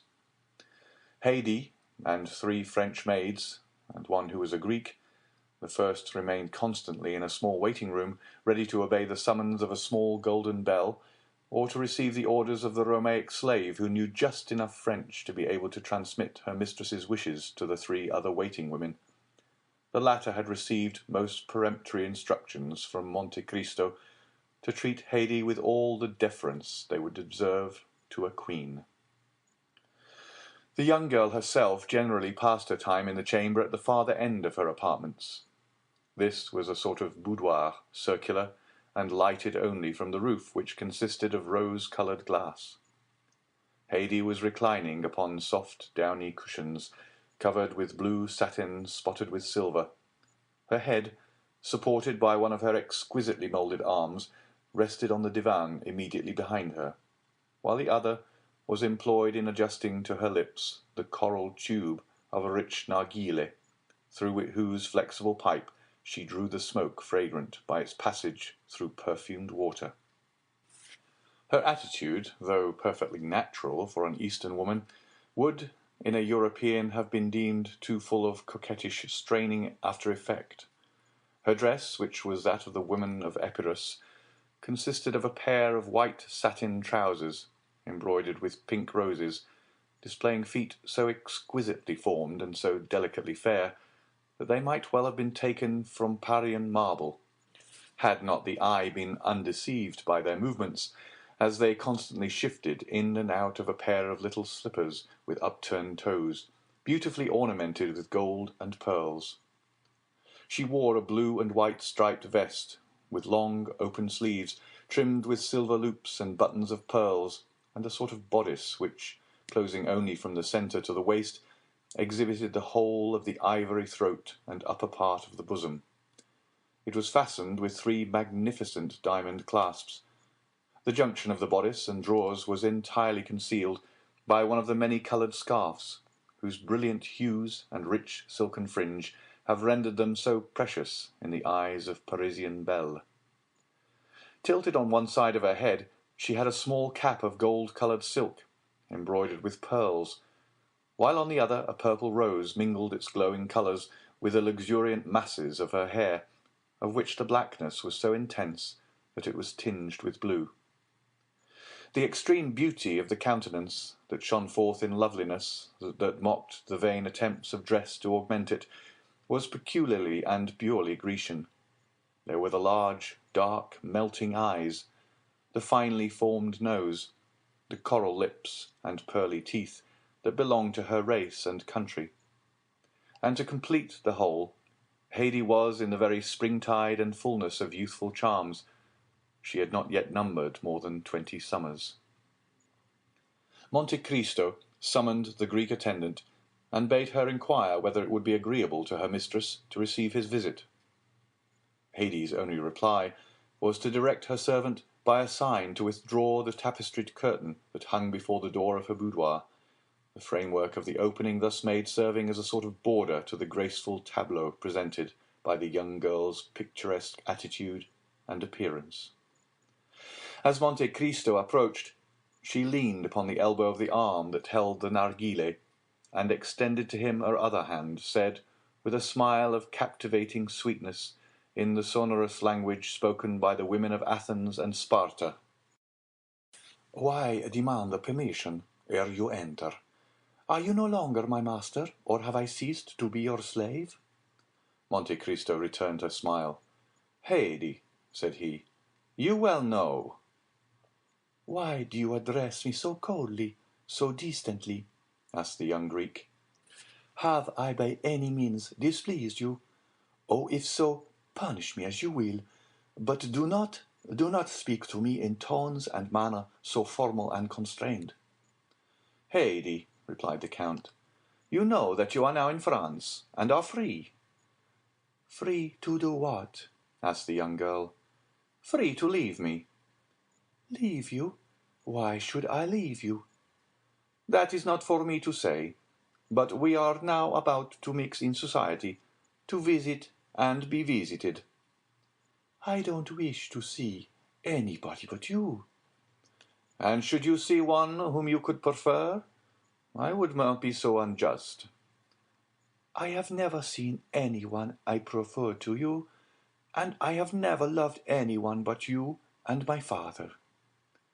"My poor child," replied Monte Cristo, "that is merely because your father and myself are the only men you have ever talked to." "I don't want anybody else to talk to me. My father said I was his joy. You style me your love, and both of you have called me my child." "Do you remember your father, Haydée?" The young Greek smiled. "He is here and here," said she, touching her eyes and her heart. "And where am I?" inquired Monte Cristo laughingly. "You," cried she with tones of thrilling tenderness, "you are everywhere." Monte Cristo took the delicate hand of the young girl in his, and was about to raise it to his lips when the simple child of nature hastily withdrew it, and presented her cheek. "You now understand, Haydée," said the Count, "that from this moment you are absolutely free, that here you exercise unlimited away, and are at liberty to lay aside or continue the costume of your country, as it may suit your inclination. Within this mansion you are absolute mistress of your actions, and may go abroad or remain in your apartments as may seem most agreeable to you. A carriage awaits your orders, and Ali and Mirtho will accompany you wheresoever you desire to go. There is but one favor I could entreat of you." "Speak." "Guard carefully the secret of your birth. Make no allusion to the past, nor upon any occasion be induced to pronounce the names of your illustrious father or ill-fated mother." "I have already told you, my lord, that I shall see no one." "It is possible, Haydée, that so perfect a seclusion, though conformable with the habits and customs of the East, may not be practicable in Paris. Endeavor, then, to accustom yourself to our manner of living in these northern climes, as you did to those of Rome, Florence, Milan, and Madrid. It may be useful to you one of these days, whether you remain here or return to the east." The young girl raised her tearful eyes towards Monte Cristo, as she said with touching earnestness, "Whether we return to the east, you mean to say, my lord, do you not?" "My child," returned Monte Cristo, "you know full well that whenever we part, it will be no fault or wish of mine. The tree forsakes not the flower falls from the tree." "My lord," replied Haydée, "I never will leave you, for I am sure I could not exist without you." "My poor girl, in 10 years I shall be old, and you will be still young." "My father had a long white beard, but I loved him. He was 60 years old, but to me he was handsomer than all the fine youths I saw." "Then tell me, Haydée, do you believe you shall be able to accustom yourself to our present mode of life?" "Shall I see you?" "Every day." "Then what do you fear, my lord?" "You might find it dull." "No, my lord. In the morning I shall rejoice in the prospect of your coming, and in the evening dwell with delight on the happiness I have enjoyed in your presence. Then, too, when alone, I can call forth mighty pictures of the past, see vast horizons bounded only by the towering mountains of Pindus and Olympus. Oh, believe me, that when 3 great passions, such as sorrow, love, and gratitude, fill the heart, ennui can find no place." "You are a worthy daughter of Epirus, Haydée, and your charming and poetical ideas prove well your descent from that race of goddesses who claim your country as their birthplace. Depend on my care to see that your youth is not blighted or suffered to pass away in ungenial solitude, and of this be well assured, that if you love me as a father, I love you as a child." "You are wrong, my lord. The love I have for you is very different from the love I had for my father. My father died, but I did not die. If you were to die, I should die too." The Count, with a smile of profound tenderness, extended his hand, and she carried it to her lips. Monte Cristo, thus attuned to the interview he proposed to hold with Morrel and his family, departed murmuring, as he went, these lines of Pindar: "Youth is a flower of which love is the fruit. Happy is he who, after having watched its silent growth, is permitted to gather and call it his own." The carriage was prepared according to orders, and stepping lightly into it, the Count drove off at his usual rapid pace. The Morel Family. In a very few minutes the Count reached No. 7 in the Rue Meslay.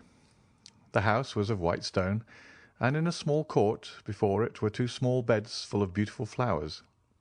In the concierge that opened the gate the Count recognized Cocle, but as he had but one eye, and that eye had become somewhat dim in the course of 9 years, Cocle did not recognize the Count. The carriages that drove up to the door were compelled to turn, to avoid a fountain that played in a basin of rockwork, an ornament that had excited the jealousy of the whole quarter, and had gained for the place the appellation of the Little Versailles. It is needless to add that there were gold and silver fish in the basin. The house, with kitchens and cellars below, had above the ground floor 2 stories and attics, the whole of the property consisting of an immense workshop, 2 pavilions at the bottom of the garden, and the garden itself had been purchased by Emmanuel, who had seen at a glance that he could make of it a profitable speculation. He had received the house and half the garden, and building a wall between the garden and the workshops, had let them upon lease with the pavilions at the bottom of the garden, so that for a trifling sum he was as well lodged and as perfectly shut out from observation as the inhabitants of the finest mansion in the Faubourg Saint-Germain. The breakfast-room was finished in oak, the salon in mahogany, and the furnishings were of blue velvet. The bedroom was in citron wood and green damask. There was a study for Emmanuel, who never studied, and had a music room for Julie, who never played. The whole of the second story was set apart for Maximilian. It was precisely similar to his sister's apartments, except that for the breakfast parlour he had a billiard room where he received his friends. He was superintending the grooming of the horse and smoking his cigar at the entrance of the garden when the Count's carriage stopped at the gate. Coquelin opened the gate, and Baptistin, springing from the box, inquired whether Monsieur and Madame Herbault and Monsieur Maximilien Morel would see His Excellency the Count of Monte Cristo. "The Count of Monte Cristo?" cried Morel, throwing away his cigar and hastening to the carriage. "I should think we should see him. Ah, 1,000 thanks, Count, for not having forgotten your promise." And the young officer shook the Count's hand so warmly that Monte Cristo could not be mistaken as to the sincerity of his joy, and he saw that he had been expected with impatience and was received with pleasure. "Come, come," said Maximilian, "I will serve as your guide. Such a man as you are ought not to be introduced by a servant. My sister is in the garden, plucking the dead roses. My brother is reading his two papers, the Presse and the Debat, within 6 steps of her. For wherever you see Madame Herbault, you have only to look within a circle of 4 yards, and you will find Monsieur Emmanuel, and reciprocally, as they say at a Polytechnic school." At the sound of their steps, a young woman of 20 to 25, dressed in a silk morning gown and busily engaged in plucking the dead leaves off a noisette rose tree, raised her head. This was Julie, who had become, as the clerk of the house of Thomson and French had predicted, Madame Emmanuelle Herbault. She uttered a cry of surprise at the sight of a stranger, and Maximilian began to laugh. "Don't disturb yourself, Julie," said he. "The Count has only been 2 or 3 days in Paris, but he already knows what a fashionable woman of the Marais is, and if he does not, you will show him." "Ah, monsieur," returned Julie, "it is treason in my brother to bring you thus. But he never has any regard for his poor sister. Penelon, Penelon!" An old man who was digging busily at one of the beds stuck his spade in the earth and approached, cap in hand, striving to conceal a quid of tobacco he had just thrust into his cheek. A few locks of grey mingled with his hair, which was still thick and matted, while his bronzed features and determined glance well suited an old sailor who had braved the heat of the equator and the storms of the tropics. "I think you hailed me, Mademoiselle Julie," said he. Penelon had still preserved the habit of calling his master's daughter Mademoiselle Julie, and had never been able to change the name to Madame Herbault. "Penelon," replied Julie, "go and inform Monsieur Emmanuel of this gentleman's visit, and Maximilian will conduct him to the salon." Then turning to Monte Cristo, "I hope you will permit me to leave you for a few minutes," continued she, and without awaiting any reply, disappeared behind a clump of trees and escaped to the house by a lateral alley.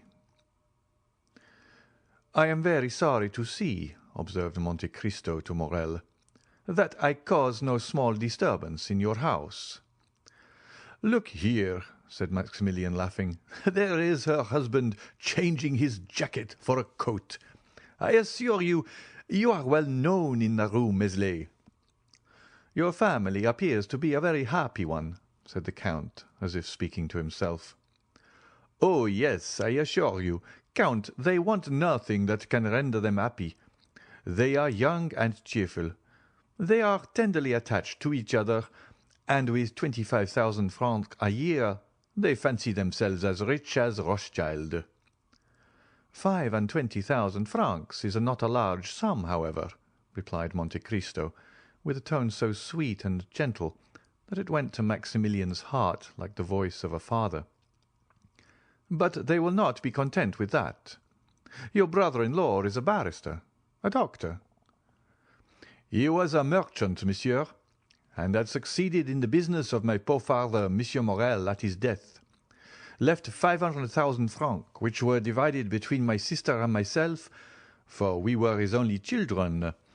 Her husband, who, when he married her, had no other patrimony than his noble probity, his first-rate ability, and his spotless reputation, wished to possess as much as his wife. He laboured and toiled until he had amassed 250,000 francs. 6 years sufficed to achieve this object. Oh, I assure you, sir, it was a touching spectacle to see these young creatures destined by their talents for higher stations, toiling together and through their unwillingness to change any of the customs of their paternal house, taking 6 years to accomplish what less scrupulous people would have effected in 2 or 3. Marseille resounded with their well-earned praises. At last, one day, Emmanuel came to his wife, who had just finished making up the accounts. "Julie," said he to her, "Coquelin has just given me the last rouleau of 100 francs. That completes the 250,000 francs we had fixed as the limits of our gains. Can you content yourself with the small fortune which we shall possess for the future? Listen to me. Our house transacts business to the amount of 1,000,000 a year, from which we derive an income of 40,000 francs. We can dispose of the business, if we please, in an hour, for I have received a letter from Monsieur Delaunay, in which he offers to purchase the goodwill of the house, to unite with his own, for 300,000 francs. Advise me what I had better do." "Emmanuel," returned my sister, "the house of Morel can only be carried on by a Morel. Is it not worth 300,000 francs to save our father's name from the chances of evil fortune and failure?" "I thought so," replied Manuel, "but I wished to have your advice. This is my counsel. Our accounts are made up and our bills paid. All we have to do is to stop the issue of any more and close our office." This was done instantly. It was 3 o'clock. At a quarter past, a merchant presented himself to insure 2 ships. "It was a clear profit of 15,000 francs, monsieur," said Emmanuel.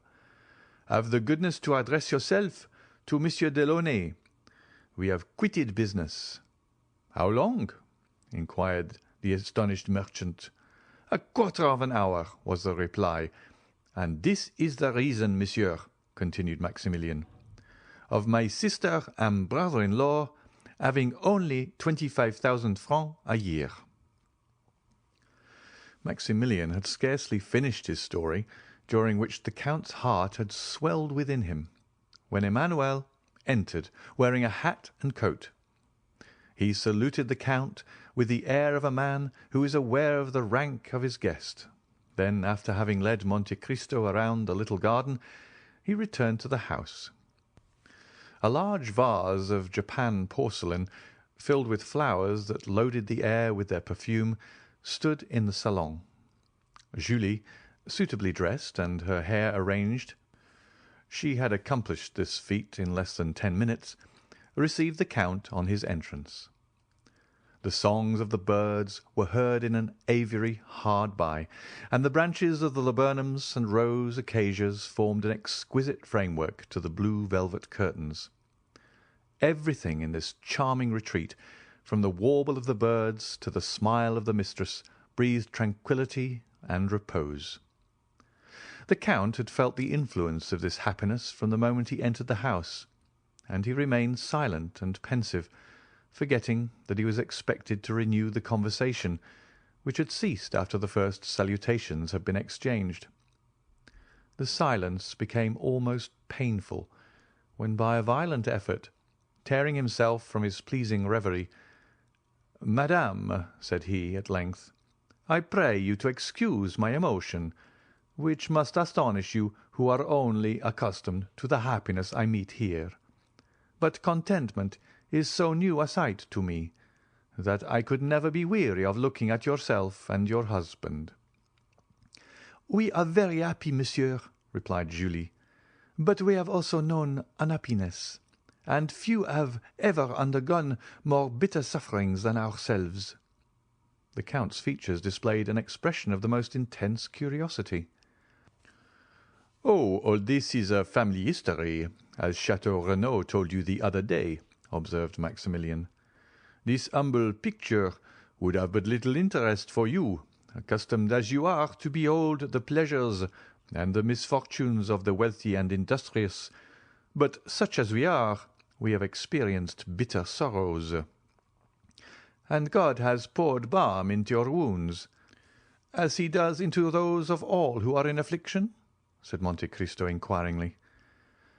"Yes, Count," returned Julie, "we may indeed say he has, for he has done for us what he grants only to his chosen. He sent us one of his angels."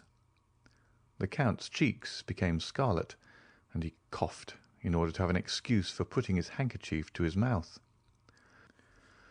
"Those born to wealth, and who have the means of gratifying every wish," said Emmanuel, "know not what is the real happiness of life, just as those who have been tossed on the stormy waters of the ocean on a few frail planks can alone realize the blessings of fair weather." Monte Cristo rose, and without making any answer, for the tremulousness of his voice would have betrayed his emotion, walked up and down the apartment with a slow step. "Our magnificence makes you smile, Count," said Maximilian, who had followed him with his eyes. "No, no," returned Monte Cristo, pale as death, pressing one hand on his heart to still his throbbings, while with the other he pointed to a crystal cover beneath which a silken purse lay on a black velvet cushion. "I was wondering what could be the significance of this purse, with the paper at one end and a large diamond at the other." "Count," replied Maximilian with an air of gravity, "those are our most precious of family treasures." "The stone seems very brilliant," answered the Count. "Oh, my brother does not allude to its value, although it has been estimated at 100,000 francs. He means that the articles contained in this purse are the relics of the angel I spoke of just now." "This I do not comprehend, and yet I may not ask for an explanation, madam," replied Monte Cristo, bowing. "Pardon me, I had no intention of committing an indiscretion." "Indiscretion? Oh, you make us happy by giving us an excuse for expatiating on this subject. If we wanted to conceal the noble action that purse commemorates, we should not expose it thus to view. Oh, would we could relate it everywhere and to every one, so that the emotion of our unknown benefactor might reveal his presence." "Ah, really?" said Monte Cristo in a half-stifled voice.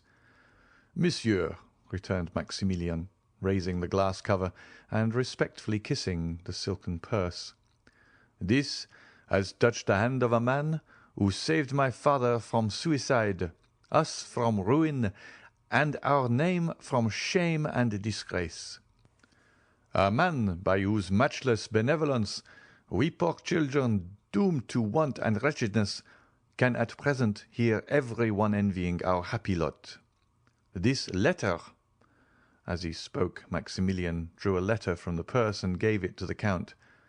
"This letter was written by him the day that my father had taken a desperate resolution, and this diamond was given by the generous unknown to my sister as her dowry." Monte Cristo opened the letter and read it with an indescribable feeling of delight. It was the letter written, as our readers know, to Julie, and signed Sinbad the Sailor. "Unknown, you say, is the man who rendered you this service? Unknown to you?" "Yes, we have never had the happiness of pressing his hand," continued Maximilian. "We have supplicated heaven in vain to grant us this favor, but the whole affair has had a mysterious meaning that we cannot comprehend. We have been guided by an invisible hand, a hand as powerful as that of an enchanter." "Oh," cried Julie, "I have not lost all hope of some day kissing that hand, as I now kiss the purse which he has touched. 4 years ago Penelon was at Trieste. Penelon, Count, is the old sailor you saw in the garden, and who, from quartermaster, has become gardener. Penelon, when he was at Trieste, saw on the quay an Englishman who was on the point of embarking on board a yacht, and he recognized him as the person who called on my father the 5th of June, 1829, and who wrote me this letter on the 5th of September. He felt convinced of his identity, but he did not venture to address him." "An Englishman," said Monte Cristo, who grew uneasy at the attention with which Julie looked at him. "An Englishman, you say?" "Yes," replied Maximilian, "an Englishman who represented himself as the confidential clerk of the house of Thomson and French at Rome. It was this that made me start when you said the other day at Monsieur de Morcerf's that Messrs. Thomson and French were your bankers. That happened, as I told you, in 1829. For God's sake, tell me, did you know this Englishman?" "But you tell me also that the house of Thomson and French have constantly denied having rendered you this service." "Yes." "Then it is not probable that this Englishman may be someone who, grateful for a kindness your father had shown him, and which he himself had forgotten, has taken this method of requiting the obligation. Everything is possible in this affair, even a miracle." "What was his name?" asked Monte Cristo. "He gave no other name," answered Julie, looking earnestly at the Count, "than that at the end of his letter, Sinbad the Sailor." "Which is evidently not his real name, but a fictitious one." Then, noticing that Julie was struck with the sound of his voice, "Tell me," continued he, "was he not about my height, perhaps a little taller, with his chin imprisoned, as it were, in a high cravat, his coat closely buttoned up, and constantly taking out his pencil?" "Oh, do you then know him?" cried Julie, whose eyes sparkled with joy. "No," returned Monte Cristo, "I only guessed. I knew a Lord Wilmore, who was constantly doing actions of this kind." "Without revealing himself?" "He was an eccentric being, and did not believe in the existence of gratitude." "Oh, heaven!" exclaimed Julie, clasping her hands. "In what did he believe?" "He did not credit it at the period which I knew him," said Monte Cristo, touched to the heart by the accents of Julie's voice. "But perhaps since then he has had proofs that gratitude does exist." "And do you know this gentleman, monsieur?" inquired Emmanuel. "Oh, if you do know him," cried Julie, "can you tell us where he is, where we can find him? Maximilian, Emmanuel, if we do but discover him, he must believe in the gratitude of the heart." Monte Cristo felt tears start into his eyes, and he again walked hastily up and down the room. "In the name of heaven," said Maximilian, "if you know anything of him, tell us what it is." "Alas!" cried Monte Cristo, striving to repress his emotion, "if Lord Wilmore was your unknown benefactor, I fear you will never see him again. I parted from him 2 years ago at Palermo, and he was then on the point of setting out for the most remote regions, so that I fear he will never return." "Oh, monsieur, this is cruel of you," said Julie, much affected, and the young lady's eyes swam with tears. "Madame," replied Monte Cristo gravely, and gazing earnestly on the 2 liquid pearls that trickled down Julie's cheeks, "had Lord Wilmore seen what I now see, he would become attached to life, for the tears you shed would reconcile him to mankind. and he held out his hand to Julie, who gave him hers, carried away by the look and accent of the Count. "But," continued she, "Lord Wilmore had a family or friends. He must have known someone. Can we not—" "Oh, it is useless to inquire," returned the Count. "Perhaps, after all, he was not the man you seek for. He was my friend. He had no secrets from me, and if this had been so he would have confided in me." "And he told you nothing?" "Not a word." "Nothing that would lead you to suppose?" "Nothing." "And yet you speak of him at once." "Ah, in such a case one supposes—" "Sister, sister," said Maximilian, coming to the Count's aid, "Monsieur is quite right. Recollect that our excellent father has often told us, 'It was no Englishman that thus saved us.'" Monte Cristo started. "What did your father tell you, Monsieur Morel?" said he eagerly. "My father thought that this action had been miraculously performed. He believed that a benefactor had arisen from the grave to save us. Oh, it was a touching superstition, monsieur, and although I did not myself believe it, I would not for the world have destroyed my father's faith. How often did he muse over it and pronounce the name of a dear friend, a friend lost to him forever, and on his deathbed, when the near approach of eternity seemed to have illumined his mind with supernatural light, this thought, which had until then been but a doubt, became a conviction, and his last words were, 'Maximilian, it was Edmond Dantès.'" At these words the Count's paleness, which had for some time been increasing, became alarming. He could not speak.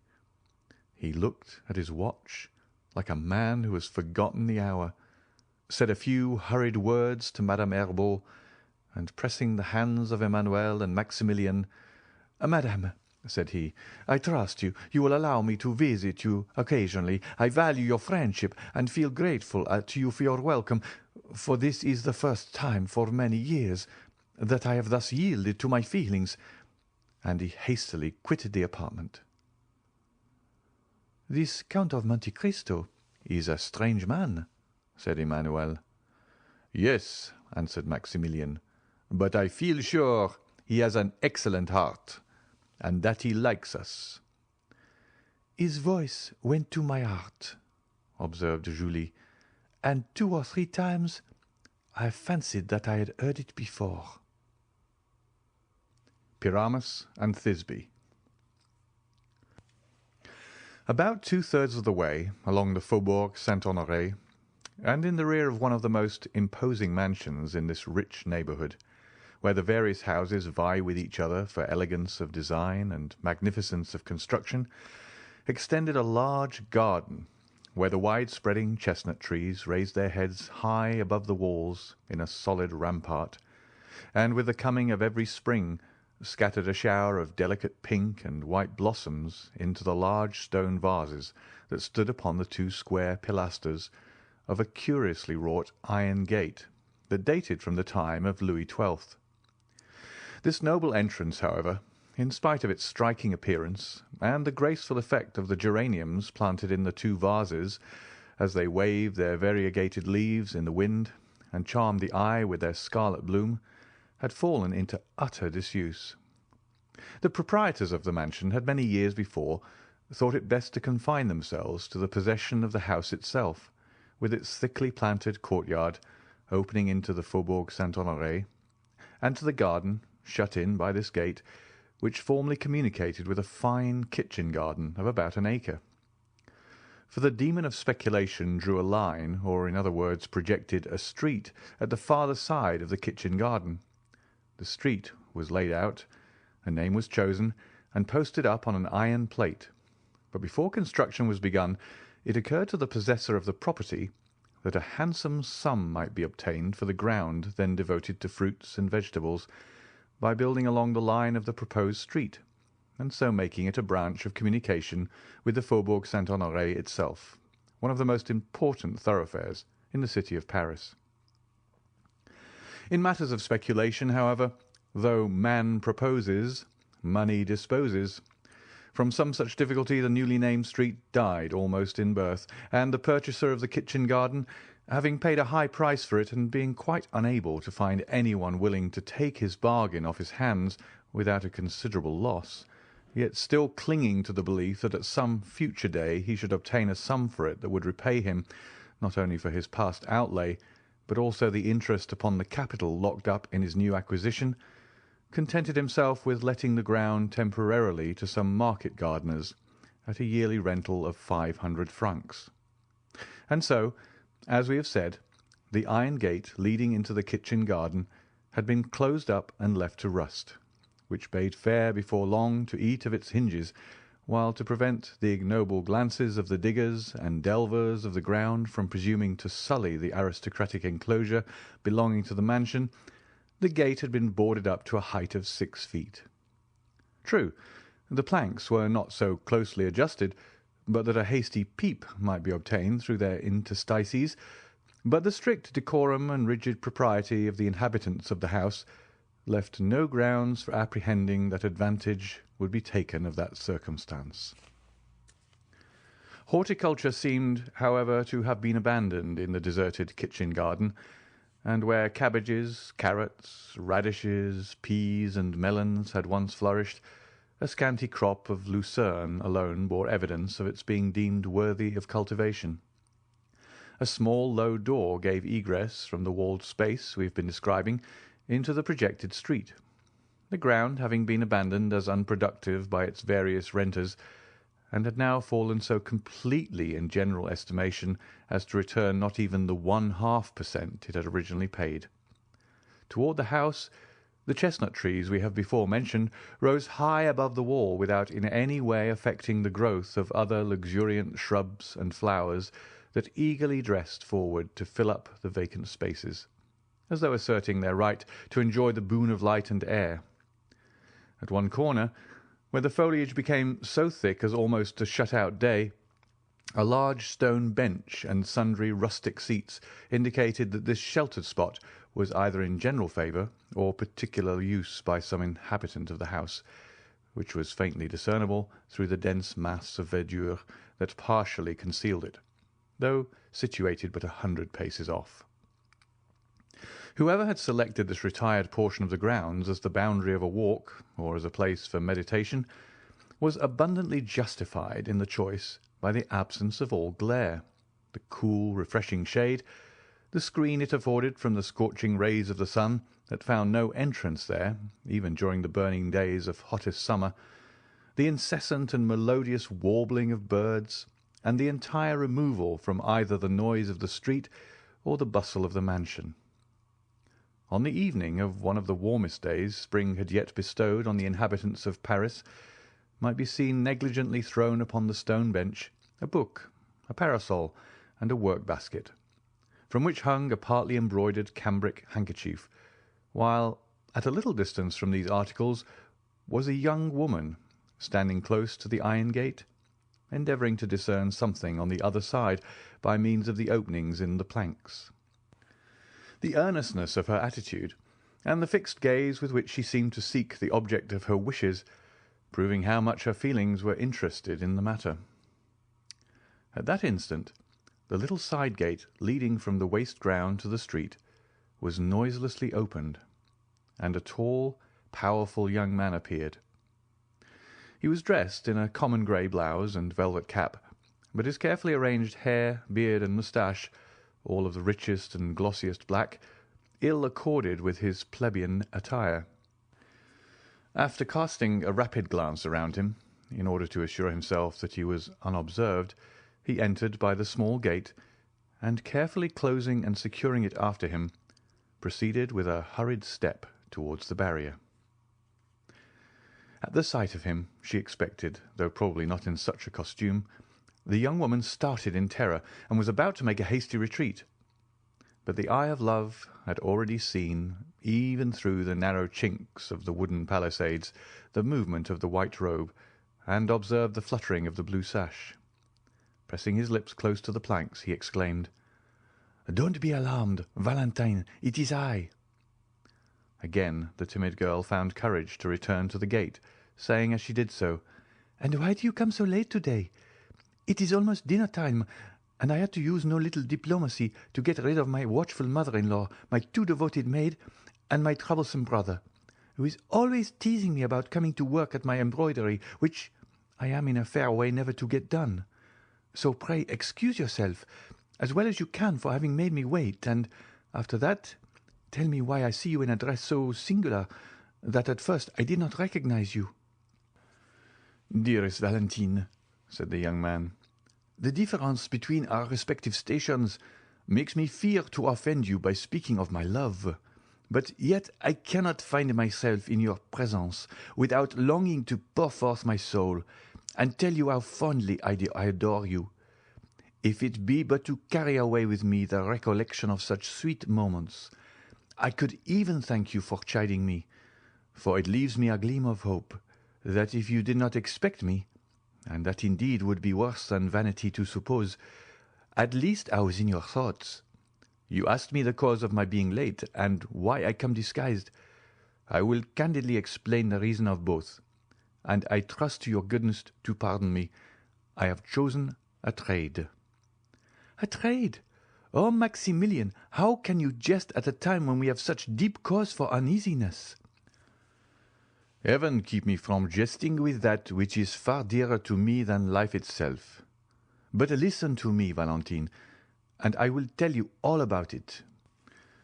I became weary of ranging fields and scaling walls, and seriously alarmed at the idea suggested by you that if caught hovering about here your father would very likely have me sent to prison as a thief. That would compromise the honor of the French army, to say nothing of the fact that the continual presence of a captain of Spahis in a place where no warlike projects could be supposed to account for it might well create surprise. So I have become a gardener, and consequently adopted the costume of my calling." "What excessive nonsense you talk, Maximilian!" "Nonsense? Pray do not call what I consider the wisest action of my life by such a name. Consider, by becoming a gardener, I effectually screen our meetings from all suspicion or danger." "I beseech you, Maximilian, to cease trifling, and tell me what you really mean." "Simply that having ascertained that the piece of ground on which I stand was to let, I made application for it, was readily accepted by the proprietor, and am now master of this fine crop of lucerne. Think of that, Valentine. There is nothing now to prevent my building myself a little hut on my plantation, and residing not 20 yards from you. Only imagine what happiness that would afford me. I can scarcely contain myself at the bare idea. Such felicity seems above all price, as a thing impossible and unattainable. But would you believe that I purchase all this delight, joy, and happiness, for which I would cheerfully have surrendered 10 years of my life, at the small cost of 500 francs per annum, paid quarterly? Henceforth we have nothing to fear. I am on my own ground, and have an undoubted right to place a ladder against the wall, and to look over when I please, without having any apprehensions of being taken off by the police as a suspicious character. I may also enjoy the precious privilege of assuring you of my fond, faithful, and unalterable affection whenever you visit your favourite bower, unless, indeed, it offends your pride to listen to professions of love from the lips of a poor working-man, clad in a blouse and cap."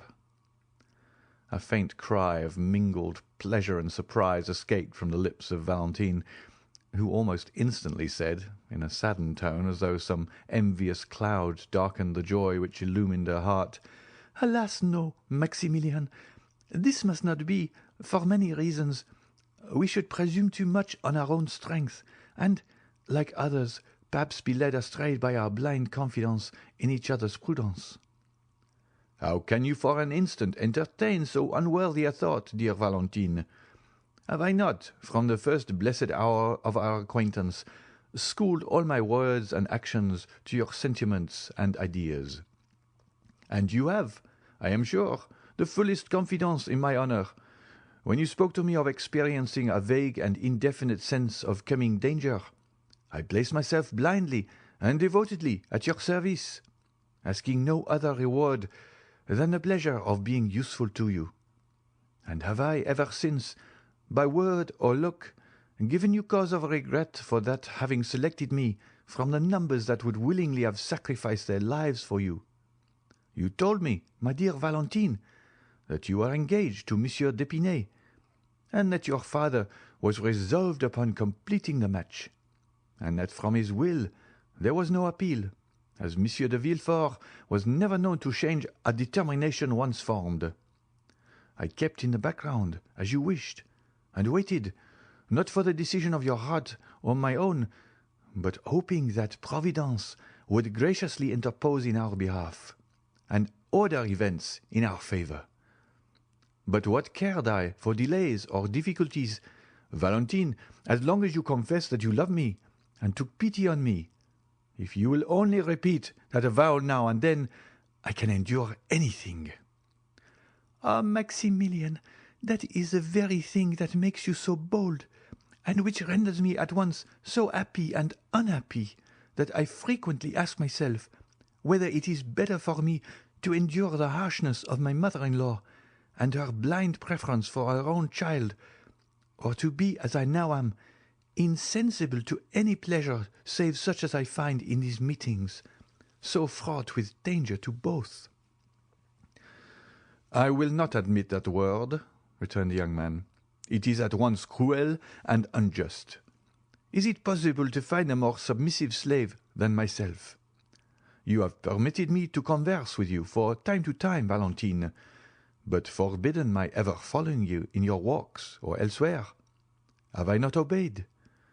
And since I found means to enter this enclosure, to exchange a few words with you through the gate, to be close to you without really seeing you, have I ever asked so much as to touch the hem of your gown, or try to pass this barrier, which is but a trifle to one of my youth and strength? Never has a complaint or a murmur escaped me. I have been bound by my promises as rigidly as any knight of olden times. Come, come, dearest Valentine, confess that what I say is true, lest I be tempted to call you unjust." "It is true," said Valentine, as she passed the end of her slender fingers through a small opening in the planks, and permitted Maximilian to press his lips to them. "And you are a true and faithful friend. But still you acted from motives of self-interest, my dear Maximilian, for you well know that from the moment in which you had manifested an opposite spirit, all would have been ended between us. You promised to bestow on me the friendly affection of a brother, for I have no friend but yourself upon earth, who am neglected and forgotten by my father, harassed and persecuted by my mother-in-law, and left to the sole companionship of a paralyzed and speechless old man, whose withered hand can no longer press mine, and who can speak to me with the eye alone, although there still lingers in his heart the warmest tenderness for his poor grandchild. Oh, how bitter a fate is mine, to serve either as a victim or an enemy to all who are stronger than myself, while my only friend and supporter is a living corpse. Indeed, Maximilian, I am very miserable, and if you love me it must be out of pity." "Valentine," replied the young man, deeply affected, "I will not say you are all I love in the world, for I dearly prize my sister and brother-in-law, but my affection for them is calm and tranquil, in no manner resembling what I feel for you. When I think of you my heart beats fast, the blood burns in my veins, and I can hardly breathe, but I solemnly promise you to restrain all this ardour, this fervour and intensity of feeling, until you yourself shall require me to render them available in serving or assisting you. Monsieur Franz is not expecting to return home for a year to come, I am told. In that time many favourable and unforeseen chances may befriend us. Let us, then, hope for the best, Hope is so sweet a comforter.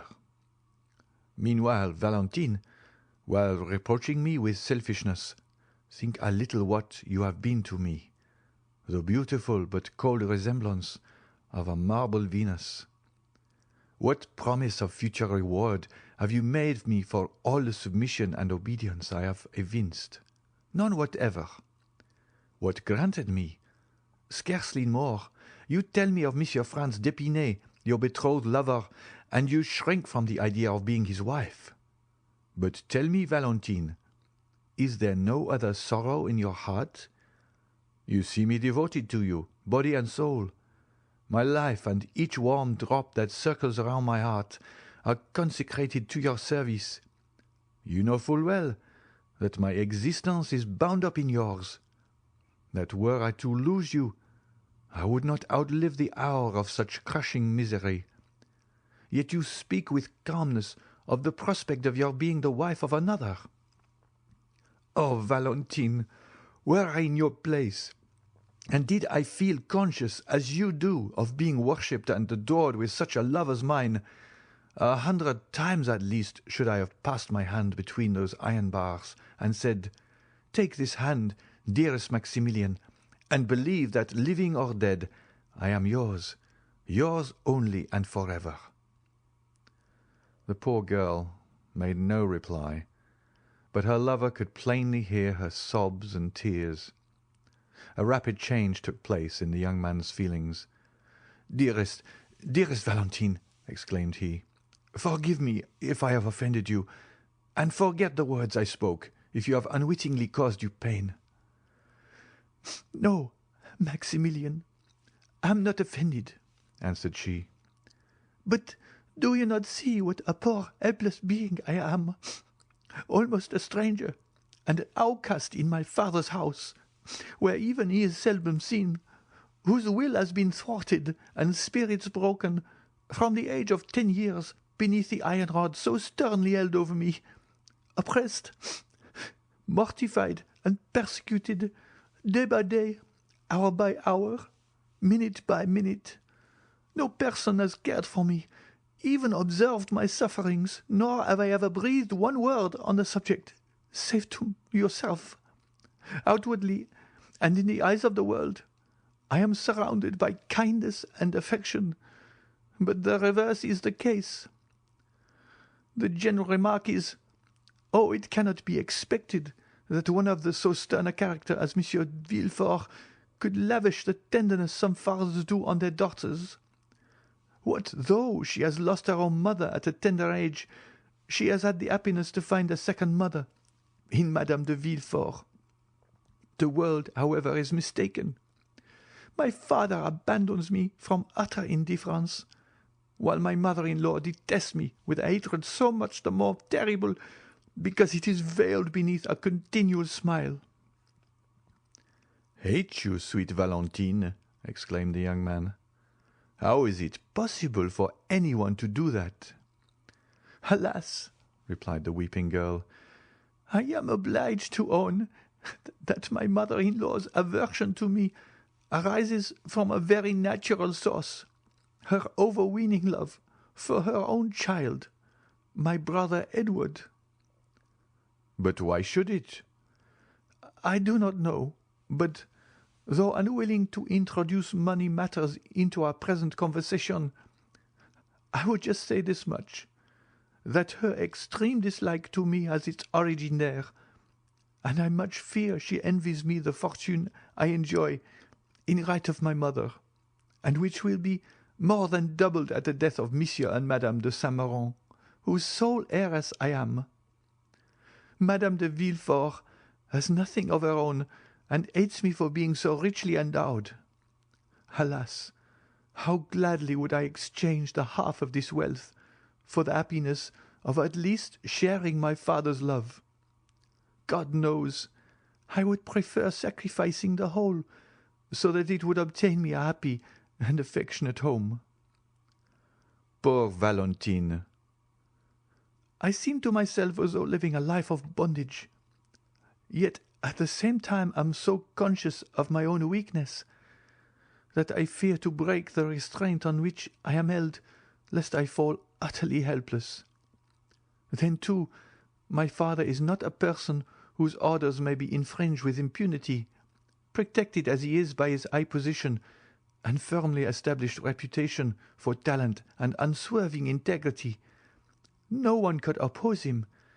He is all-powerful even with the king. He would crush you at a word. Dear Maximilian, believe me when I assure you that if I do not attempt to resist my father's commands, it is more on your account than my own." "But why, Valentine, do you persist in anticipating the worst? Why picture so gloomy a future?" "Because I judge it from the past."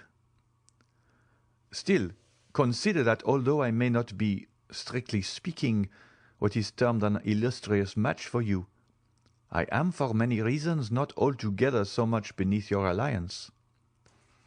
The days when such distinctions were so nicely weighed and considered no longer exist in France, and the first families of the monarchy have intermarried with those of the empire. The aristocracy of the lance has allied itself with the nobility of the cannon. Now I belong to this last-named class, and certainly my prospects of military preferment are most encouraging as well as certain. My fortune, though small, is free and unfettered, and the memory of my late father is respected in our country, Valentine, as that of the most upright and honourable merchant of the city. I say our country because you were born not far from Marseille." "Don't speak of Marseille, I beg of you, Maximilian. That one word brings back my mother to my recollection. My angel mother, who died too soon for myself, and all who knew her, but who, after watching over her child during the brief period allotted to her in this world, now, I fondly hope, watches from her home in heaven. Oh, if my mother were still living, there would be nothing to fear, Maximilian, for I would tell her that I loved you, and she would protect us." "I fear, Valentine," replied the lover, "that were she living, I should never have had the happiness of knowing you. You would then have been too happy to have stooped from your grandeur to bestow a thought on me." "Now it is you who are unjust, Maximilian," cried Valentine. "But there is one thing I wish to know." "And what is that?" inquired the young man, perceiving that Valentine hesitated. "Tell me truly, Maximilian, whether in former days, when our fathers dwelt at Marseille, there was ever any misunderstanding between them." "Not that I am aware of," replied the young man, "unless, indeed, any ill feeling might have arisen from their being of opposite parties. Your father was, as you know, a zealous partisan of the Bourbons, while mine was wholly devoted to the Emperor. There could not possibly be any other difference between them. But why do you ask?" "I will tell you," replied the young girl, "for it is but right you should know. Well, on the day when your appointment as an officer of the Legion of Honour was announced in the papers, we were all sitting with my grandfather, Monsieur Noirtier. Monsieur Danglars was there also. You recollect Monsieur Danglars, do you not? Maximilian, the banker whose horses ran away with my mother-in-law and little brother, and very nearly killed them. While the rest of the company were discussing the approaching marriage of Mademoiselle Danglars, I was reading the paper to my grandfather, but when I came to the paragraph about you, although I had done nothing else but read it over to myself all the morning, you know you had told me all about it the previous evening, I felt so happy and yet so nervous at the idea of speaking your name aloud, and before so many people, that I really think I should have passed it over, but for the fear that my doing so might create suspicions as to the cause of my silence. So I summoned up all my courage and read it as firmly and as steadily as I could." "Dear Valentine!" "Well, would you believe it? Directly my father caught the sound of your name, he turned round quite hastily, and like a poor silly thing, I was so persuaded that everyone must be as much affected as myself by the utterance of your name that I was not surprised to see my father start, and almost tremble, but I even thought, though that surely must have been a mistake, that Monsieur Danglars trembled too. "Morel, Morel!" cried my father. "Stop a bit." Then knitting his brows into a deep frown, he added, "Surely this cannot be one of the Morel family who lived at Marseilles and gave us so much trouble from the violent Bonapartism, I mean about the year 1815. "Yes," replied Monsieur Danglars, "I believe he is the son of the old shipowner." "Indeed," answered Maximilian. "And what did your father say then, Valentine?" "Oh, such a dreadful thing that I don't dare to tell you." "Always tell me everything," said Maximilian with a smile. "Ah," continued my father, still frowning, "their idolized emperor treated these madmen as they deserved. He called them food for powder, which was precisely all they were good for, and I am delighted to see that the present gouvernement have adopted this salutary principle with all its pristine vigour. If Algiers were good for nothing but to furnish the means of carrying so admirable an idea into practice, it would be an acquisition well worthy of struggling to obtain, though it certainly does cost France somewhat dear to assert her rights in that uncivilized country." "Brutal politics, I must confess," said Maximilian. "But don't attach any serious importance, dear, to what your father said. My father was not a bit behind yours in that sort of talk. Why," said he, "does not the emperor, who has devised so many clever and efficient modes of improving the art of war, organize a regiment of lawyers, judges, and legal practitioners, sending them in the hottest fire the enemy could maintain, and using them to save better men? You see, my dear, that for picturesque expression and generosity of spirit there is not much to choose between the language of either party. But what did Monsieur Danglars say to this outburst on the part of the procureur?" "Oh, he laughed, and in that singular manner so peculiar to himself, half malicious, half ferocious, he almost immediately got up and took his leave. Then, for the first time, I observed the agitation of my grandfather. And I must tell you, Maximilian, that I am the only person capable of discerning emotion in his paralyzed frame. And I suspected that the conversation that had been carried on in his presence, for they always say and do what they like before the dear old man, without the smallest regard for his feelings, had made a strong impression on his mind. For, naturally enough, it must have pained him to hear the emperor he so devotedly loved and served spoken of in that depreciating manner." "The name of Monsieur Noirtier," interposed Maximilian, "is celebrated throughout Europe. He was a statesman of high standing, and you may or may not know, Valentine, that he took a leading part in every Bonapartist conspiracy set on foot during the restoration of the Bourbons." "Oh, I have often heard whispers of things that seem to me most strange. The father a Bonapartist, the son a royalist. What can have been the reason of so singular a difference in parties and politics? But to resume my story, I turned towards my grandfather, as though to question him as to the cause of his emotion. He looked expressively at the newspaper I had been reading. "What is the matter, dear grandfather?" said I. "Are you pleased?" He gave me a sign in the affirmative. "With what my father said just now?" He returned a sign in the negative. "Perhaps you liked what Monsieur Danglars said?" Another sign in the negative. "Oh, then, you were glad to hear that Monsieur Morel," I didn't dare to say Maximilian, "had been made an officer of the Legion of Honor?" He signified assent. "Only think of the poor old man's being so pleased to think that you, who were a perfect stranger to him, had been made an officer of the Legion of Honor. Perhaps it was a mere whim on his part, for he is falling, they say, into second childhood. But I love him for showing so much interest in you." "How singular!" murmured Maximilian. "Your father hates me, while your grandfather, on the contrary, what strange feelings are aroused by politics." "Hush!" cried Valentine suddenly. "Someone is coming."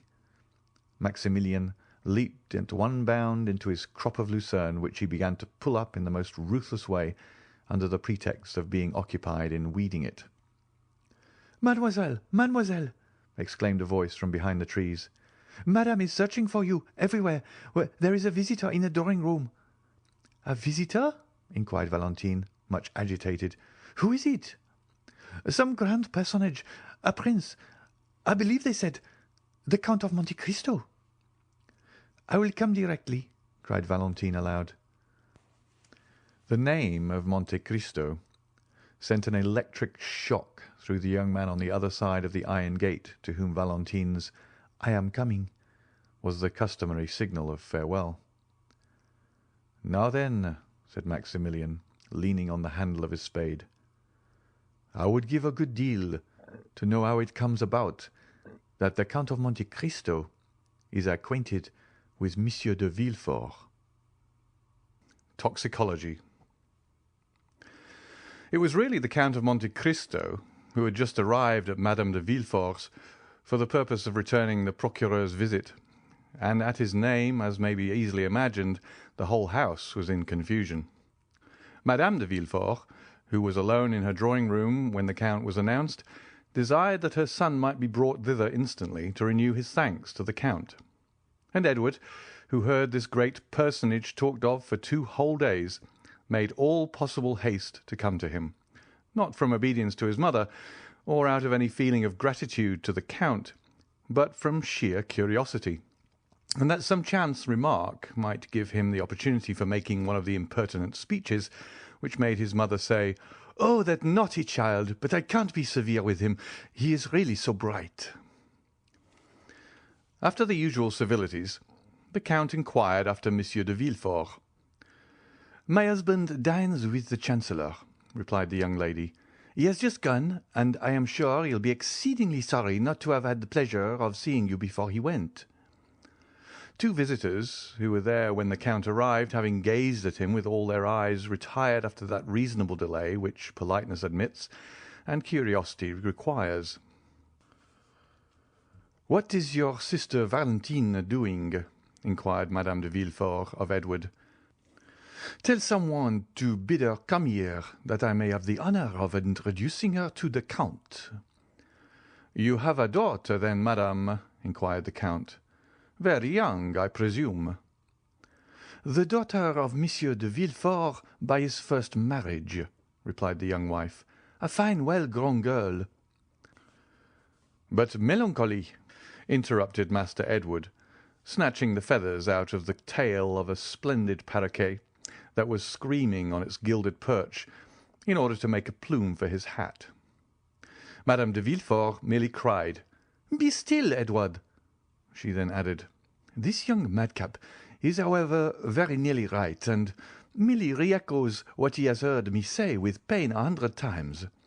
For Mademoiselle de Villefort is, in spite of all we can do to rouse her, of a melancholy disposition and taciturn habit, which frequently injure the effect of her beauty.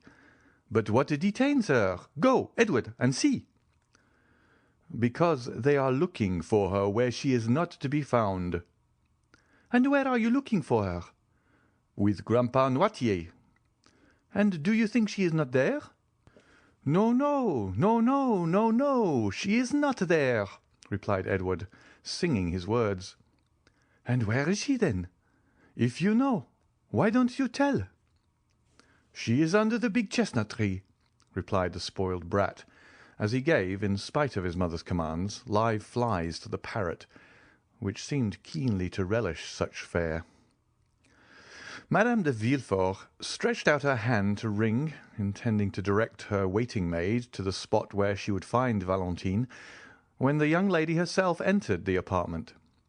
She appeared much dejected, and any person who considered her attentively might have observed the traces of recent tears in her eyes. Valentine, whom we have in the rapid march of our narrative presented to our readers without formally introducing her, was a tall and graceful girl of 19, with bright chestnut hair, deep blue eyes, and that reposeful air of quiet distinction which characterized her mother. Her white and slender fingers, her pearly neck, her cheeks tinted with varying hues, reminded one of the lovely Englishwomen who have been so poetically compared in their manner to the gracefulness of a swan. She entered the apartment, and seeing near her stepmother the stranger of whom she had already heard so much, saluted him without any girlish awkwardness, or even lowering her eyes, and with an elegance that redoubled the Count's attention. He rose to return the salutation. "Mademoiselle de Villefort, my daughter-in-law," said Madame de Villefort to Monte Cristo, leaning back on her sofa and motioning towards Valentine with her hand. "And Monsieur de Monte Cristo, King of China, Emperor of Cochin China," said the young imp, looking slyly towards his sister. Madame de Villefort at this really did turn pale, and was very nearly angry with this household plague who answered to the name of Edward. But the Count, on the contrary, smiled and appeared to look at the boy complacently, which caused the maternal heart to bound again with joy and enthusiasm. "But, madame," replied the Count, continuing the conversation, and looking by turns at Madame de Villefort and Valentine, "have I not already had the honour of meeting yourself and mademoiselle before? I could not help thinking so just now. The idea came over my mind, and as mademoiselle entered, the sight of her was an additional ray of light thrown on a confused remembrance. Excuse the remark." "I do not think it likely, sir. Mademoiselle de Villefort is not very fond of society, and we very seldom go out," said the young lady. "Then it was not in society that I met with mademoiselle or yourself, madame, or this charming little merry boy. Besides, the Parisian world is entirely unknown to me, for, as I believe I told you, I have been in Paris for very few days. No, but perhaps you will permit me to call to mind— Stay." The Count placed his hand on his brow as if to collect his thoughts. "No, it was somewhere away from here. It was— I do not know, but it appears that this recollection is connected with a lovely sky, and some religious fête. Mademoiselle was holding flowers in her hand. The interesting boy was chasing a beautiful peacock in a garden, and you, madame, were under the trellis of some arbour. Pray, come to my aid, madame. Do not these circumstances appeal to your memory?" "No, indeed," replied Madame de Villefort, "and yet it appears to me, sir, that if I had met you anywhere, the recollection of you must have been imprinted on my memory." "Perhaps the Count saw us in Italy," said Valentine timidly. "Yes, in Italy. It was in Italy, most probably," replied Monte Cristo. "You have travelled, then, in Italy, mademoiselle?" "Yes, madame and I were there 2 years ago. The doctors, anxious for my lungs, prescribed the air of Naples. We went by Bologna, Perugia, and Rome." "Ah, yes, true, mademoiselle," exclaimed Monte Cristo, as if this simple explanation was sufficient to revive the recollection he sought. "It was at Perugia, on Corpus Christi Day, in the garden of the Hôtel des Postes, when chance brought us together, you, Madame de Villefort, and her son. I now remember having had the honour of meeting you." "I perfectly well remember Perugia, sir, and the Hôtel des Postes, and the festival of which you speak," said Madame de Villefort.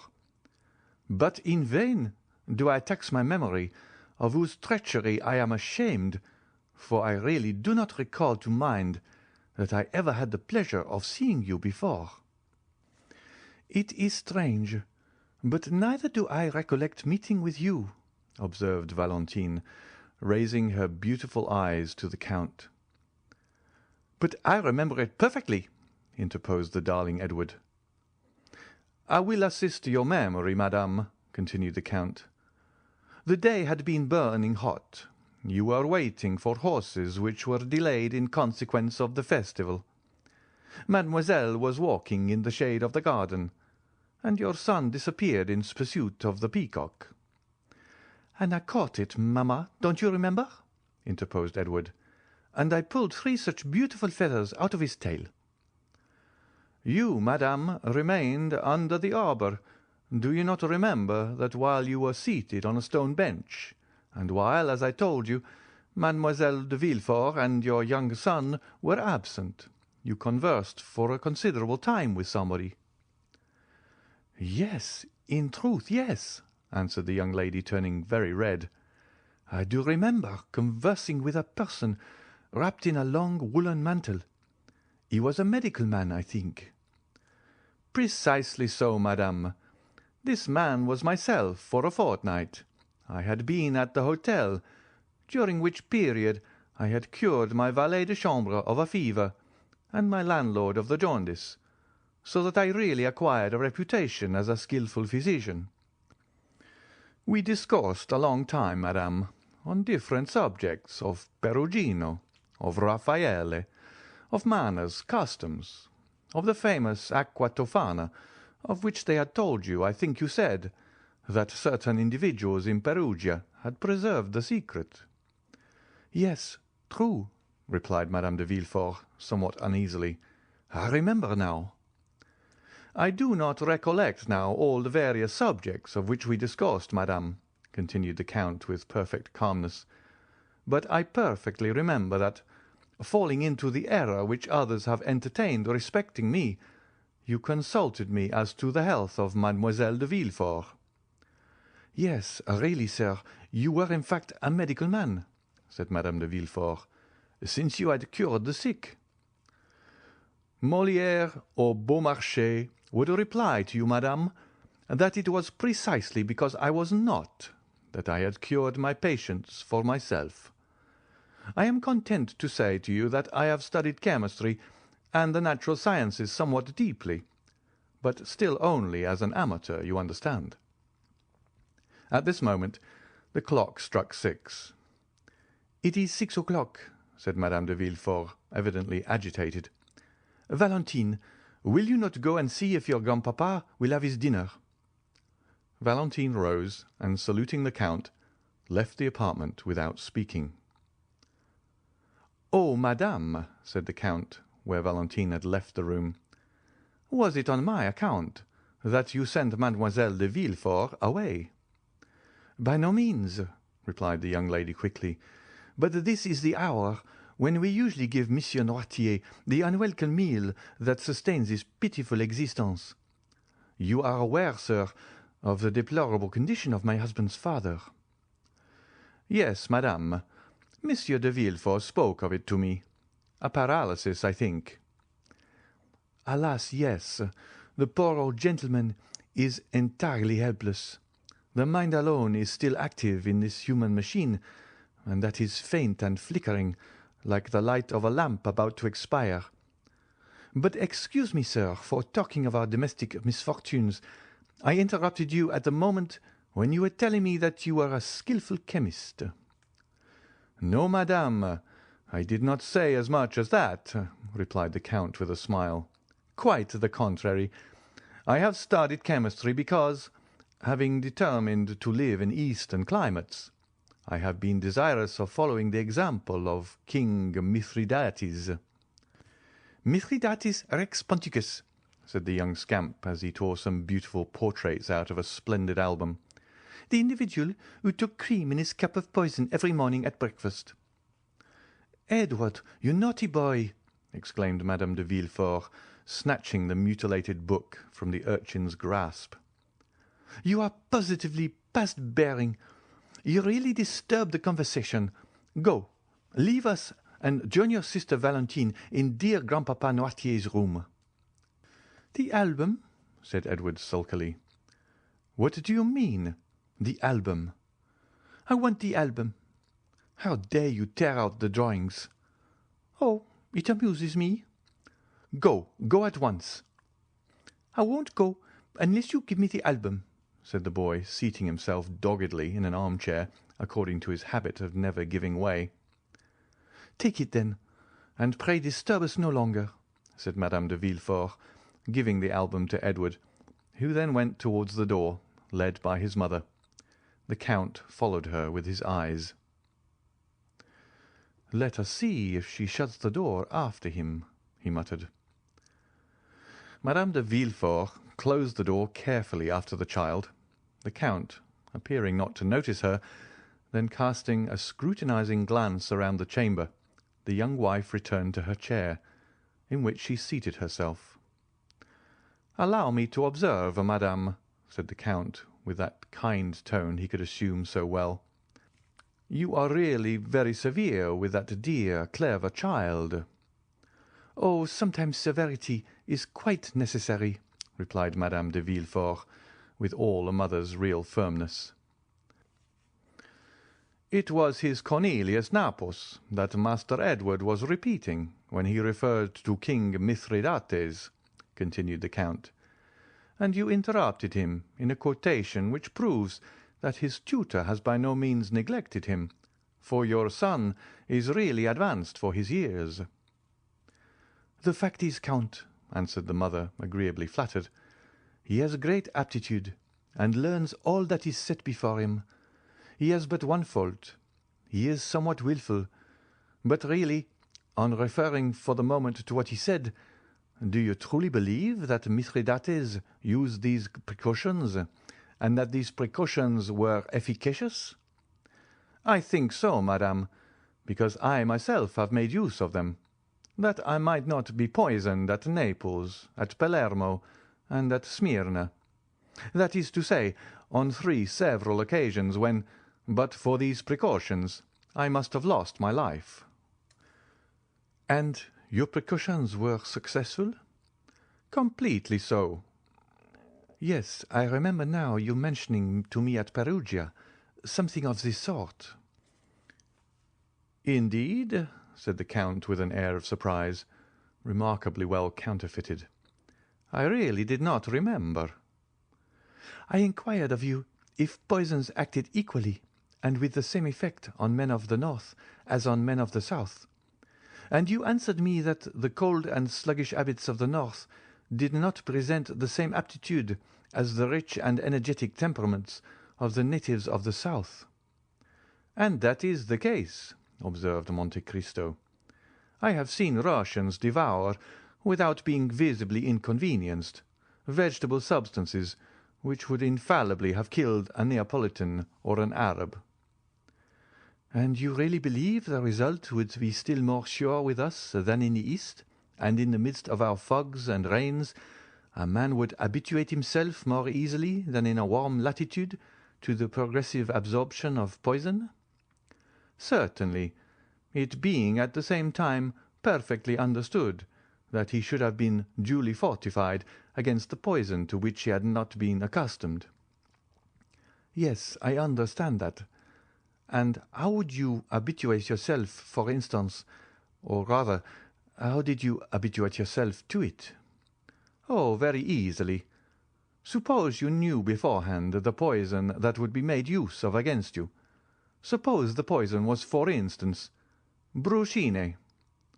"Brucine is extracted from the false Angostura, is it not?" inquired Madame de Villefort. "Precisely, madame," replied Monte Cristo. "But I perceive I have not much to teach you.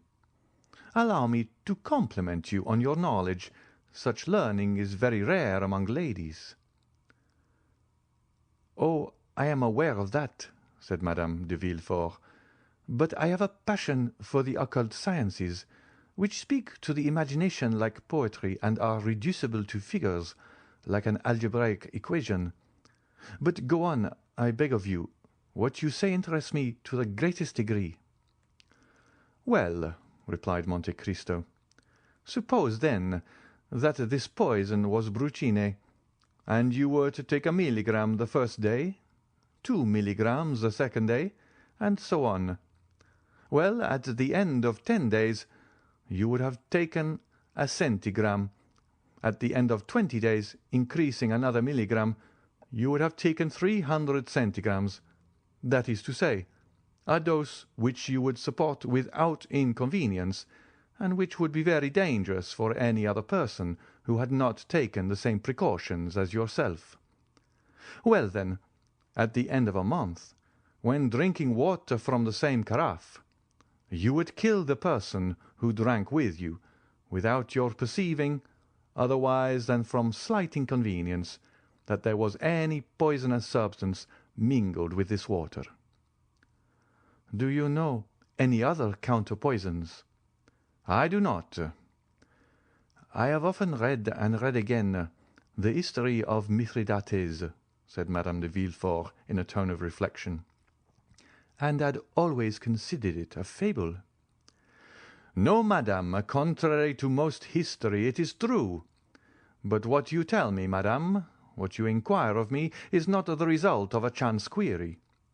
For 2 years ago you asked me the same questions, and said then that for a very long time this history of Mithridates had occupied your mind. True, sir. The 2 favourite studies of my youth were botany and mineralogy, and subsequently, when I learned that the use of simples frequently explained the whole history of a people and the entire life of individuals in the East, as flowers betoken and symbolize a love affair, I have regretted that I was not a man, that I might have been a Flamel, a Fontana, or a Cabanis. And the more, madame, said Monte Cristo, as the Orientals do not confine themselves, as did Mithridates, to make a cuirass of his poisons, but they also made them a dagger. Science becomes in their hands not only a defensive weapon, but still more frequently an offensive one. The one serves against all their physical sufferings, the other against all their enemies.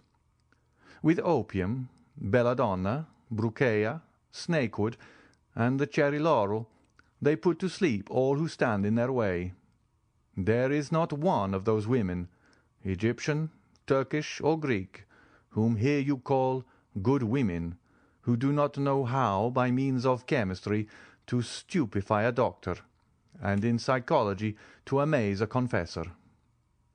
Really, said Madame de Villefort, whose eyes sparkled with strange fire at this conversation. Oh, yes, indeed, madame, continued Monte Cristo. The secret dramas of the East begin with a love philtre and end with a death potion, begin with paradise and end with hell.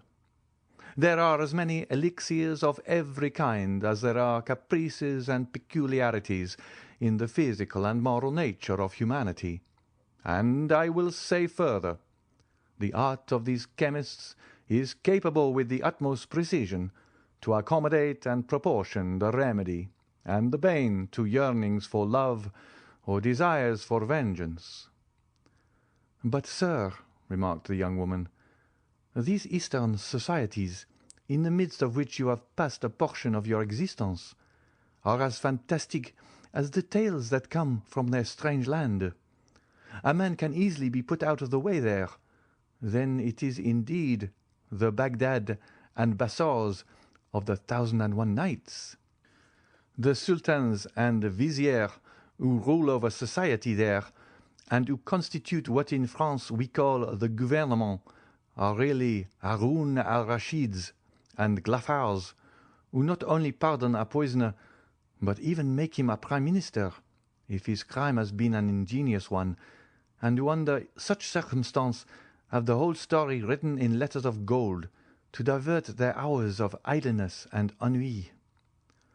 By no means, madame. The fanciful exists no longer in the East.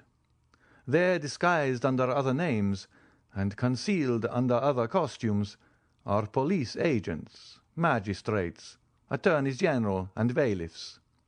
They hang, behead, and impale their criminals in the most agreeable possible manner. But some of these, like clever rogues, have contrived to escape human justice and succeed in their fraudulent enterprises by cunning stratagems. Amongst us a simpleton possessed by the demon of hate or cupidity, who has an enemy to destroy or some near relation to dispose of, goes straight to the grocers or druggists, gives a false name, which leads more easily to his detection than his real one, and under the pretext that the rats prevent him from sleeping, purchases 5 or 6 grams of arsenic.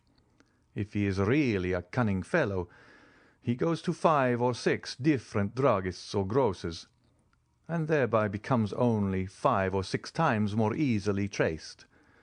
Then, when he has acquired his specific, he administers duly to his enemy, or near kinsman, a dose of arsenic, which would make a mammoth or mastodon burst, and which, without rhyme or reason, makes his victim utter groans which alarm the entire neighbourhood. Then arrive a crowd of policemen and constables. They fetch a doctor, who opens the dead body and collects from the entrails and stomach a quantity of arsenic in a spoon. Next day 100 newspapers relate the fact, with the names of the victim and the murderer. The same evening the grocer or grocers, druggists or droggists come and say, "It was I who sold the arsenic to the gentleman." And rather than not recognize the guilty purchaser, they will recognize 20. Then the foolish criminal is taken, imprisoned, interrogated, confronted, confounded, condemned, and cut off by hemp or steel, or if she be a woman of any consideration, they lock her up for life. This is the way in which you Northerns understand chemistry, madame. Derues was, however, I must confess, more skilful. "What would you have, sir?" said the lady, laughing. "We do what we can. All the world is not the secret of the Medicis or the Borgias." "Now," replied the Count, shrugging his shoulders, "shall I tell you the cause of all these stupidities? It is because, at your theatres, by what at least I could judge by reading the pieces they play, they see persons swallow the contents of a phial, or suck the button of a ring and fall dead instantly. 5 minutes afterwards the curtain falls, and the spectators depart. They are ignorant of the consequences of the murder. They see neither the police commissary with his badge of office, nor the corporal with his 4 men, and so the poor fools believe that the whole thing is as easy as lying. But go a little way from France, go either to Aleppo or Cairo, or only to Naples or Rome, and you will see people passing by you in the streets, people erect, smiling, and fresh-coloured, of whom Asmodeus, if you were holding on by the skirt of his mantle, would say, 'That man was poisoned 3 weeks ago. He will be a dead man in a month.'" "Then," remarked Madame de Villefort, "they have again discovered the secret of the famous aqua tofana that they said was lost at Perugia." "Ah, but, madame, does mankind ever lose anything? The arts change about and make a tour of the world. Things take a different name, and the vulgar do not follow them. That is all. But there is always the same result. Poisons act particularly on some organ or another, one on the stomach, another on the brain, another on the intestines.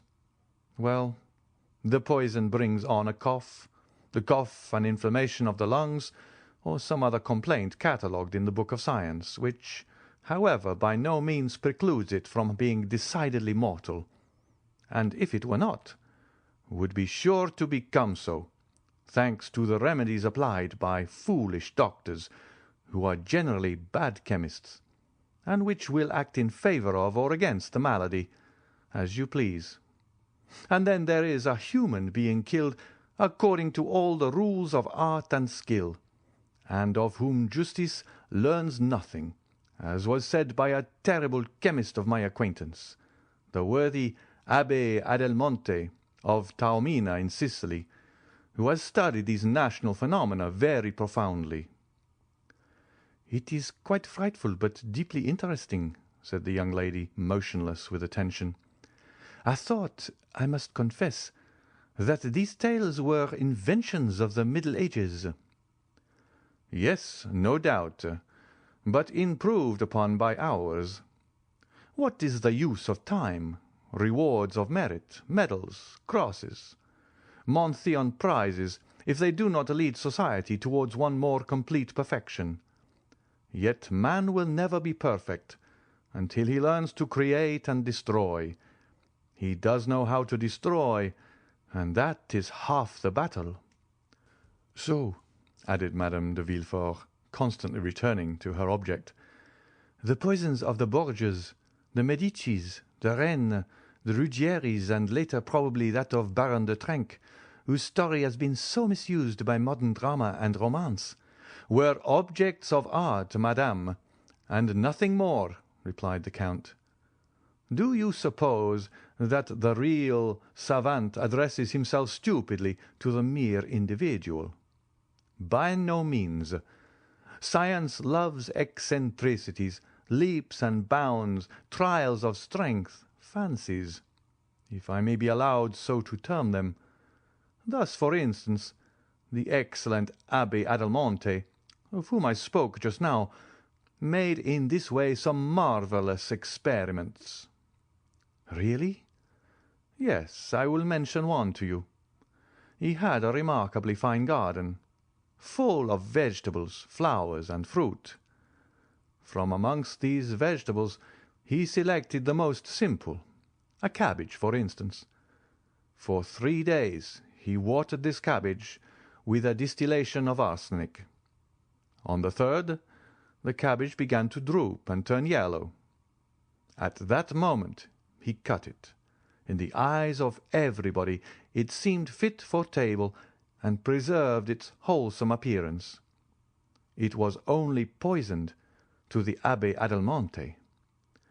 He then took the cabbage to the room where he had rabbits, for the Abbé Adelmonte had a collection of rabbits, cats, and guinea pigs, fully as fine as his collection of vegetables, flowers, and fruit.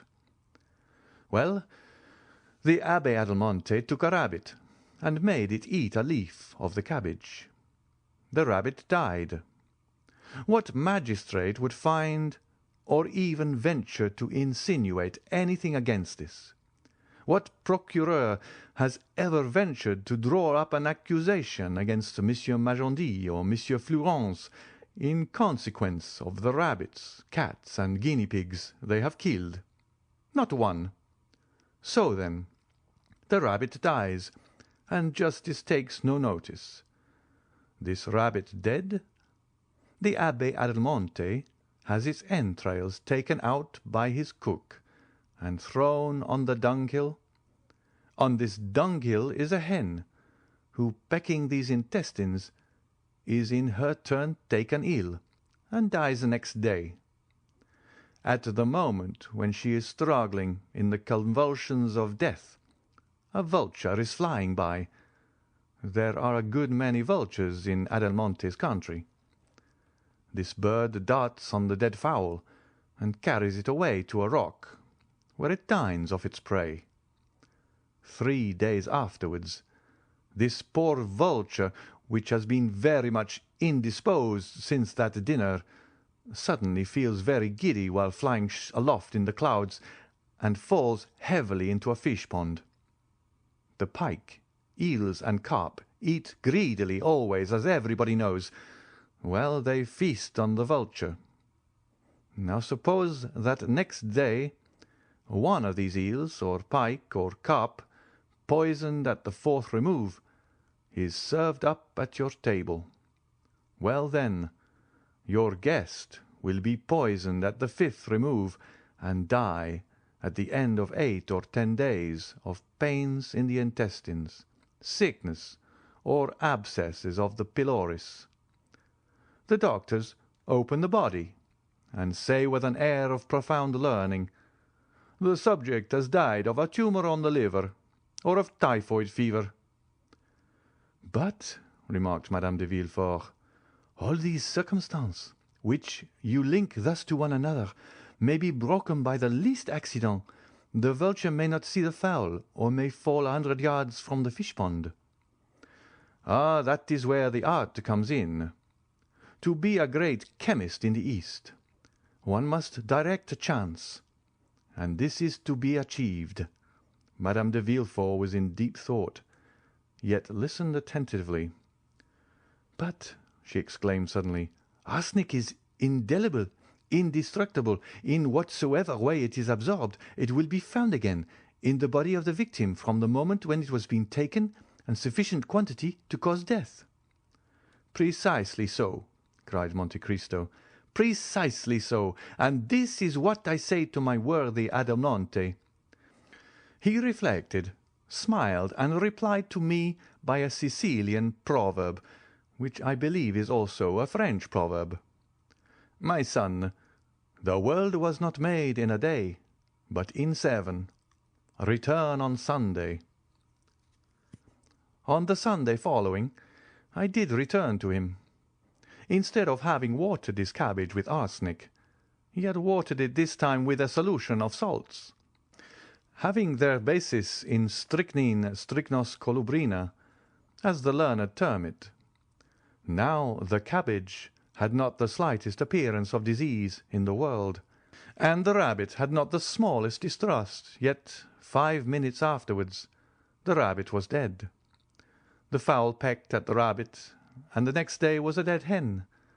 This time we were the vultures, so we opened the bird, and this time all special symptoms had disappeared. There were only general symptoms. There was no peculiar indication in any organ, an excitement of the nervous system. That was it. A case of cerebral congestion. Nothing more.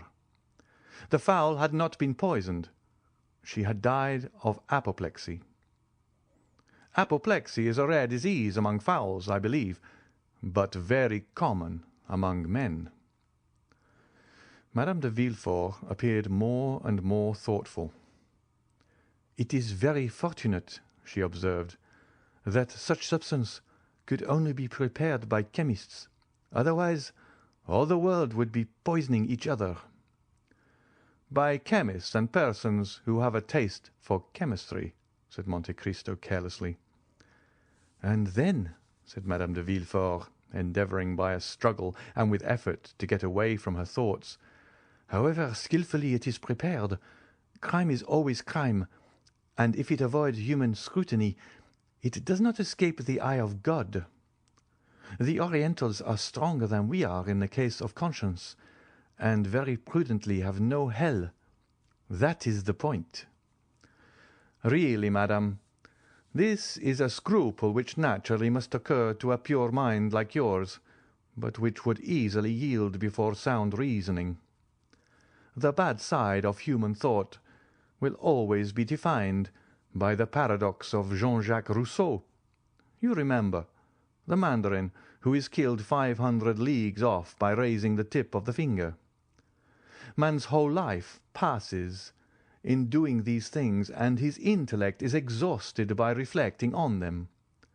You will find very few persons who will go and brutally thrust a knife in the heart of a fellow creature, or will administer to him, in order to remove him from the surface of the globe on which we move with life and animation, that quantity of arsenic of which we just now talked. Such a thing is really out of rule, eccentric, or stupid. To attain such a point, the blood must be heated to 36 degrees, the pulse be at least at 90, and the feelings excited beyond the ordinary limit. But suppose one pass, as it permissible in philology, from the word itself to its softened synonym. Then, instead of committing an ignoble assassination, you make an elimination. You merely and simply remove from your path the individual who is in your way, and that without shock or violence, without the display of the sufferings which, in the case of becoming a punishment, make a martyr of the victim, and a butcher, in every sense of the word, of him who inflicts them. Then there will be no blood, no groans, no convulsions, and, above all, no consciousness of that horrid and compromising moment of accomplishing the act. Then one escapes the clutch of the human law, which says, "Do not disturb society."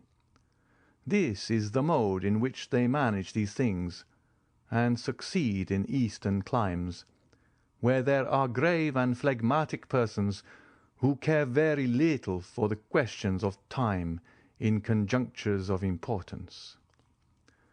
"Yet conscience remains," remarked Madame de Villefort in an agitated voice, and with a stifled sigh. "Yes," answered Monte Cristo. "Happily, yes, conscience does remain, and if it did not, how wretched we should be! After every action requiring exertion, it is conscience that saves us, for it supplies us with 1,000 good excuses, of which we alone are judges, and these reasons, howsoever excellent in producing sleep, would avail us but very little before a tribunal, when we were tried for our lives. Thus Richard III, for instance, was marvellously served by his conscience after the putting away of the 2 children of Edward IV. In fact, he could say, "These 2 children of a cruel and persecuting king, who have inherited the vices of their father, which I alone could perceive in their juvenile propensities. These 2 children are impediments in my way of promoting the happiness of the English people, whose unhappiness they, the children, would infallibly have caused. Thus was Lady Macbeth served by her conscience, when she sought to give her son, and not her husband, whatever Shakespeare may say, a throne. Ah, maternal love is a great virtue, a powerful motive, so powerful that it excuses a multitude of things, even if, after Duncan's death, Lady Macbeth had been at all pricked by her conscience." Madame de Villefort listened with avidity to these appalling maxims and horrible paradoxes, delivered by the Count with that ironical simplicity which was peculiar to him. After a moment's silence, the lady inquired, "Do you know, my dear Count," she said, "that you are a very terrible reasoner, and that you look at the world through a somewhat distempered medium? Have you really measured the world by scrutinies, or through alembics and crucibles? For you must indeed be a great chemist, and the elixir you administered to my son, which recalled him to life almost instantaneously—" "Oh, do not place any reliance on that, madame.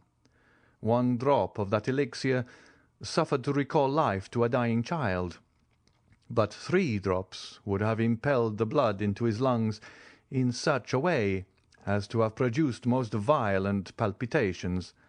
6 would have suspended his respiration and caused syncopia more serious than that in which he was. 10 would have destroyed him. You know, madam, how suddenly I snatched him from those phials which he so imprudently touched." "Is it then so terrible a poison?" "Oh, no. In the first place, let us agree that the word poison does not exist, because in medicine use is made of the most violent poisons, which become, according as they are employed, most salutary remedies." "What then is it?" "A skilful preparation of my friends the worthy Abbé Adelmonte, who taught me the use of it." "Oh," observed Madame de Villefort, "it must be an admirable antispasmodic." "Perfect, madame, as you have seen," replied the Count, "and I frequently make use of it, with all possible prudence, though be it observed," he added with a smile of intelligence. "Most assuredly," responded Madame de Villefort in the same tone. "As for me, so nervous and so subject to fainting fits, I would require a Dr. Adelmonte to invent for me some means of breathing freely and tranquilizing my mind, in the fear I have of dying some fine day of suffocation. In the meanwhile, as the thing is difficult to find in France, and your abbé is not probably disposed to make a journey to Paris on my account, I must continue to use Monsieur Planche's antispasmodics, and mint and Hoffman's drops are among my favourite remedies. Here are some lozenges which I have made up on purpose. They are compounded doubly strong." Monte Cristo opened the tortoise-shell box which the lady presented to him, and inhaled the odour of the lozenges with the air of an amateur who thoroughly appreciated their composition. "They are indeed exquisite," he said, "but as they are necessarily submitted to the process of deglutition, a function which is frequently impossible for a fainting person to accomplish, I prefer my own specific." "Undoubtedly, and so should I prefer it, after the effects I have seen produced. But of course it is a secret, and I am not so indiscreet as to ask it of you." "But I," said Monte Cristo, rising as he spoke, "I am gallant enough to offer it to you." "How kind you are!" "Only remember one thing. A small dose is a remedy, a large one is a poison. One drop will restore life, as you have seen. 5 or 6 will inevitably kill, and in a way the more terrible inasmuch as, poured into a glass of wine, it would not in the slightest degree affect its flavour. But I say no more, madame. It is really as if I were prescribing for you."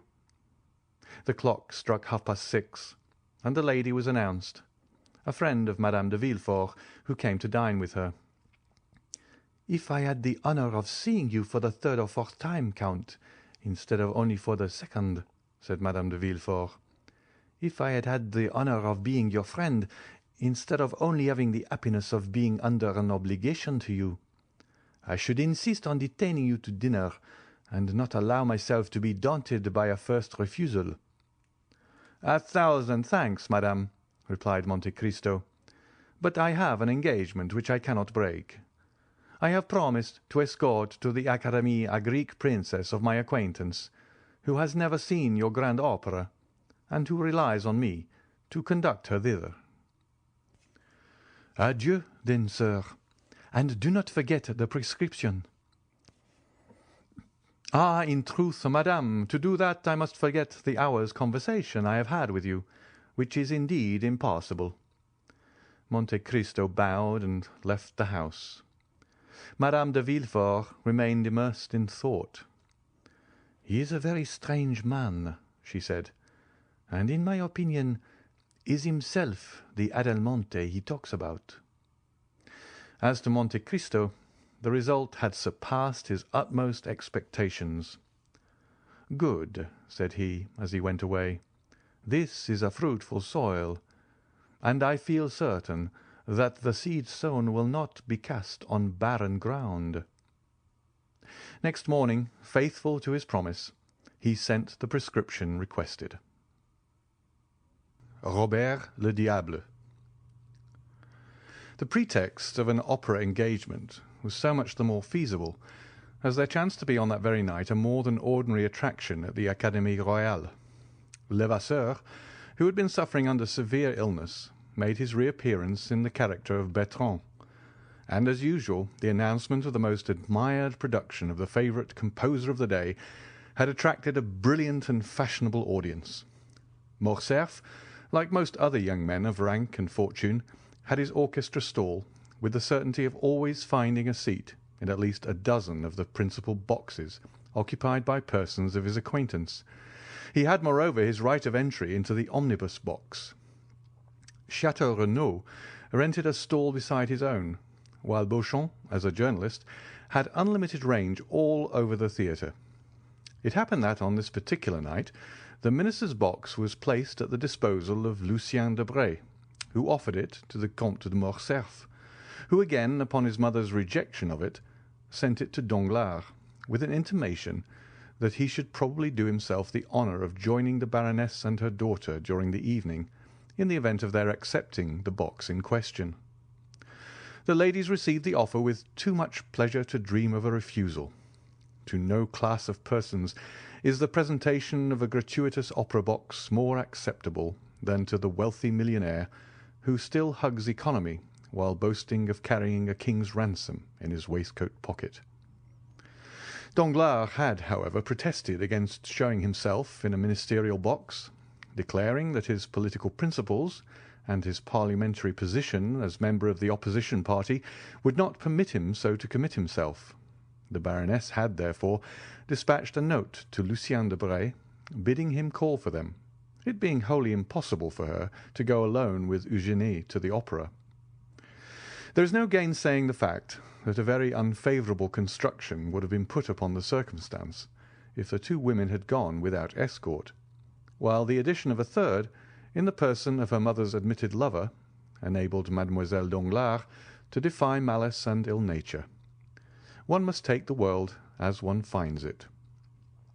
The curtain rose, as usual, to an almost empty house, it being one of the absurdities of Parisian fashion never to appear at the opera until after the beginning of the performance, so that the first act is generally played without the slightest attention being paid to it, that part of the audience already assembled being too much occupied in observing the fresh arrivals, while nothing is heard but the noise of opening and shutting doors and the buzz of conversation. "Surely," said Albert, as the door of a box on the first circle opened, "that must be the Countess G." "And who is the Countess G?" inquired Château Renaud. "What a question! Now, do you know, Baron, I have a great mind to pick up quarrel with you for asking it. As if all the world did not know who the Countess G was." "Ah, to be sure," replied Château Renaud. "The lovely Venetian, is it not?" "Herself." At this moment the Countess perceived Albert, and returned his salutation with a smile. "You know her, it seems," said Château Renaud. "France introduced me to her at Rome," replied Albert. "Well, then, will you do as much for me in Paris as France did for you in Rome?" "With pleasure." There was a cry of "Shut up!" from the audience. This manifestation on the part of the spectators of their wish to be allowed to hear the music produced not the slightest effect on the two young men, who continued their conversation. "The Countess was present at the races in the Champ de Mars," said Château Renaud. "To-day?" "Yes." "Bless me, I quite forgot the races. Did you bet?" "Oh, merely a paltry 50 louis." "And who was the winner?" "Nautilus. I staked on him." "But there were 3 races, were there not?" "Yes, there was the prize given by the Jockey Club, a gold cup, you know, and a very singular circumstance occurred about that race." "What was it?" "Oh, shut up!" again interposed some of the audience. "Why, it was won by a horse and rider utterly unknown on the course." "Is that possible?" "True as day. The fact was, nobody had observed a horse entered by the name of Vampa, or that of a jockey styled Job, when at the last moment a splendid roan, mounted by a jockey about as big as your fist, presented themselves at the starting post. They were obliged to stuff at least 20 pounds weight of shot in the small rider's pockets to make him wait. But with all that he outstripped Ariel and Barbar, against whom he ran, by at least 3 whole lengths." "And was it not found out at last to whom the horse and jockey belonged?" "No." "You say that the horse was entered under the name of Vampa?" "Exactly. That was the title." "Then," answered Albert, "I am better informed than you are, and know who the owner of that horse was." "Shut up there!" cried the pit in the chorus, and this time the tone and manner in which the command was given betokened such growing hostility that the two young men perceived, for the first time, that the mandate was addressed to them. Leisurely turning round, they calmly scrutinized the various countenances around them as though demanding some one person who would take upon himself the responsibility of what they deemed excessive impertinence. But as no one responded to the challenge, the friends turned again to the front of the theatre, and affected to busy themselves with the stage. At this moment the door of the minister's box opened, and Madame Danglars, accompanied by her daughter, entered, escorted by Lucien Debray, who assiduously conducted them to their seats. "Ha, ha!" said Chateau Renaud. "Here comes some friend of yours, Viscount. What are you looking at there? Don't you see they're trying to catch your eye?" Albert turned around just in time to receive a gracious wave of the fan from the Baroness. As for Mademoiselle Eugénie, she scarcely vouchsafed to waste the glances of her large black eyes even upon the business of the stage. "I tell you what, my dear fellow," said Chateau Renaud, "I cannot imagine what objection you can possibly have to Mademoiselle Danglars. That is, setting aside her want of ancestry and somewhat inferior rank, which, by the way, I don't think you care very much about. Now, barring all that, I mean to say, she is a deuced fine girl." "Handsome, certainly," replied Albert, "but not to my taste, which, I confess, inclines to something softer, gentler, and more feminine." "Ah, well!" exclaimed Chateau Renaud, who, because he had seen his 30th summer, fancied himself duly warranted in assuming a sort of paternal air with his more youthful friend. "You young people are never satisfied. Why, what would you have more? Your parents have chosen you a bride built on the model of Diana, the huntress, and yet you are not content." "No, for that very resemblance affrights me. I should have liked something more in the manner of the Venus of Milo or Capua. But this chase-loving Diana, continually surrounded by her nymphs, gives me a sort of alarm lest she should some day bring on me the fate of Actaeon." And indeed it required but one glance at Mademoiselle Danglars to comprehend the justness of Morcerf's remark. She was beautiful, but her beauty was of too marked and decided a character to please a fastidious taste. Her hair was raven black, but its natural waves seemed somewhat rebellious.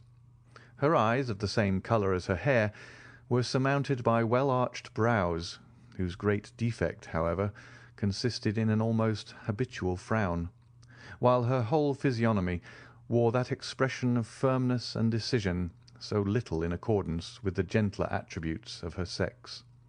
Her nose was precisely what a sculptor would have chosen for a chiselled Juno. Her mouth, which might have been found fault with as too large, displayed teeth of pearly whiteness, rendered still more conspicuous by the brilliant carmine of her lips, contrasting vividly with her naturally pale complexion. But that which completed the almost masculine look Morcerf found so little to his taste was a dark mole of much larger dimensions than those freaks of nature generally are, placed just at the corner of her mouth, and the effect tended to increase the expression of self-dependence that characterized her countenance. The rest of Mademoiselle Eugénie's person was in perfect keeping with the head just described. She, indeed, reminded one of Diana, as Chateau Renaud observed, but her bearing was more haughty and resolute. As regarded her attainments, the only fault to be found with them was the same that a fastidious connoisseur might have found with her beauty, that they were somewhat too erudite and masculine for so young a person. She was a perfect linguist, a first-rate artist, wrote poetry, and composed music. To the study of the latter she professed to be entirely devoted, following it with an indefatigable perseverance, assisted by a schoolfellow, a young woman without fortune, whose talent promised to develop into remarkable powers as a singer. It was rumoured that she was an object of almost paternal interest to one of the principal composers of the day, who excited her to spare no pains in the cultivation of her voice, which might hereafter prove a source of wealth and independence. But this counsel effectually decided Mademoiselle Danglars never to commit herself by being seen in public with one destined for a theatrical life, and acting upon this principle, the banker's daughter, though perfectly willing to allow Mademoiselle Louis d'Armilly, that was the name of the young virtuosa, to practice with her through the day, took especial care not to be seen in her company. Still, though not actually received at the Hôtel Danglars in the light of an acknowledged friend, Louise was treated with far more kindness and consideration than is usually bestowed on a governess. The curtain fell almost immediately after the entrance of Madame Danglars into her box. The band quitted the orchestra for the accustomed half-hour's interval allowed between the acts, and the audience were left at liberty to promenade the salon or lobbies, or to pay and receive visits in their respective boxes. Morcerf and Château Renaud were amongst the first to avail themselves of this permission. For an instant the idea struck Madame Danglars that this eagerness on the part of the young viscount arose from his impatience to join her party, and she whispered her expectations to her daughter, that Albert was hurrying to pay his respects to them. Mademoiselle Eugénie, however, merely returned a dissenting movement of the head, while, with a cold smile, she directed the attention of her mother to an opposite box on the first circle, in which sat the Countess G., and where Morcerf had just made his appearance. "So we meet again, my travelling friend, do we?" cried the Countess, extending her hand to him with all the warmth and cordiality of an old acquaintance. "It was really very good of you to recognize me so quickly, and still more so to bestow your first visit on me." "Be assured," replied Albert, "that if I had been aware of your arrival in Paris, and had known your address, I should have paid my respects to you before this. Allow me to introduce my friend, Baron de Château Renaud, one of the few true gentlemen now to be found in France, and from whom I have just learned that you were a spectator of the races in the Champ de Mars yesterday." Château Renaud bowed to the Countess. "So you were at the races, Baron?" inquired the Countess eagerly. "Yes, madame." "Well, then," pursued Madame G., with considerable animation, "you can probably tell me who won the Jockey Club stakes." "I am sorry to say I cannot," replied the Baron, "and I was just asking the same question of Albert." "Are you very anxious to know, Countess?" asked Albert. "To know what?" "The name of the owner of the winning horse." "Excessively.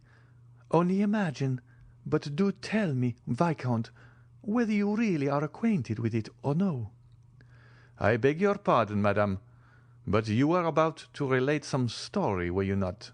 You said, 'Only imagine,' and then paused. Pray continue." "Well, then, listen. You must know I felt so interested in the splendid roan horse, with his elegant little rider, so tastefully dressed in a pink satin jacket and cap, that I could not help praying for their success with as much earnestness as though the half of my fortune were at stake. And when I saw them outstrip all the others and come to the winning post in such gallant style, I actually clapped my hands with joy. Imagine my surprise when, upon returning home, the first object I met on the staircase was the identical jockey in the pink jacket. I concluded that by some singular chance the owner of the winning horse must live in the same hotel as myself. But as I entered my apartments I beheld the very gold cup awarded as a prize to the unknown horse and rider. Inside the cup was a small piece of paper on which were written these words: 'From Lord Ruthven to Countess G.'" "Precisely, I was sure of it," said Morcerf. "Sure of what?" "That the owner of the horse was Lord Ruthven himself." "What Lord Ruthven do you mean?" "Why, our Lord Ruthven, the vampire of the Sal Argentino." "Is it possible?" exclaimed the Countess. "Is he here in Paris?" "To be sure. Why not?" "And you visit him, meet him at your own house and elsewhere?" "I assure you he is most intimate friend, and Monsieur de Château Renaud has also the honour of his acquaintance." "But why are you so sure of his being the winner of the Jockey Club prize?"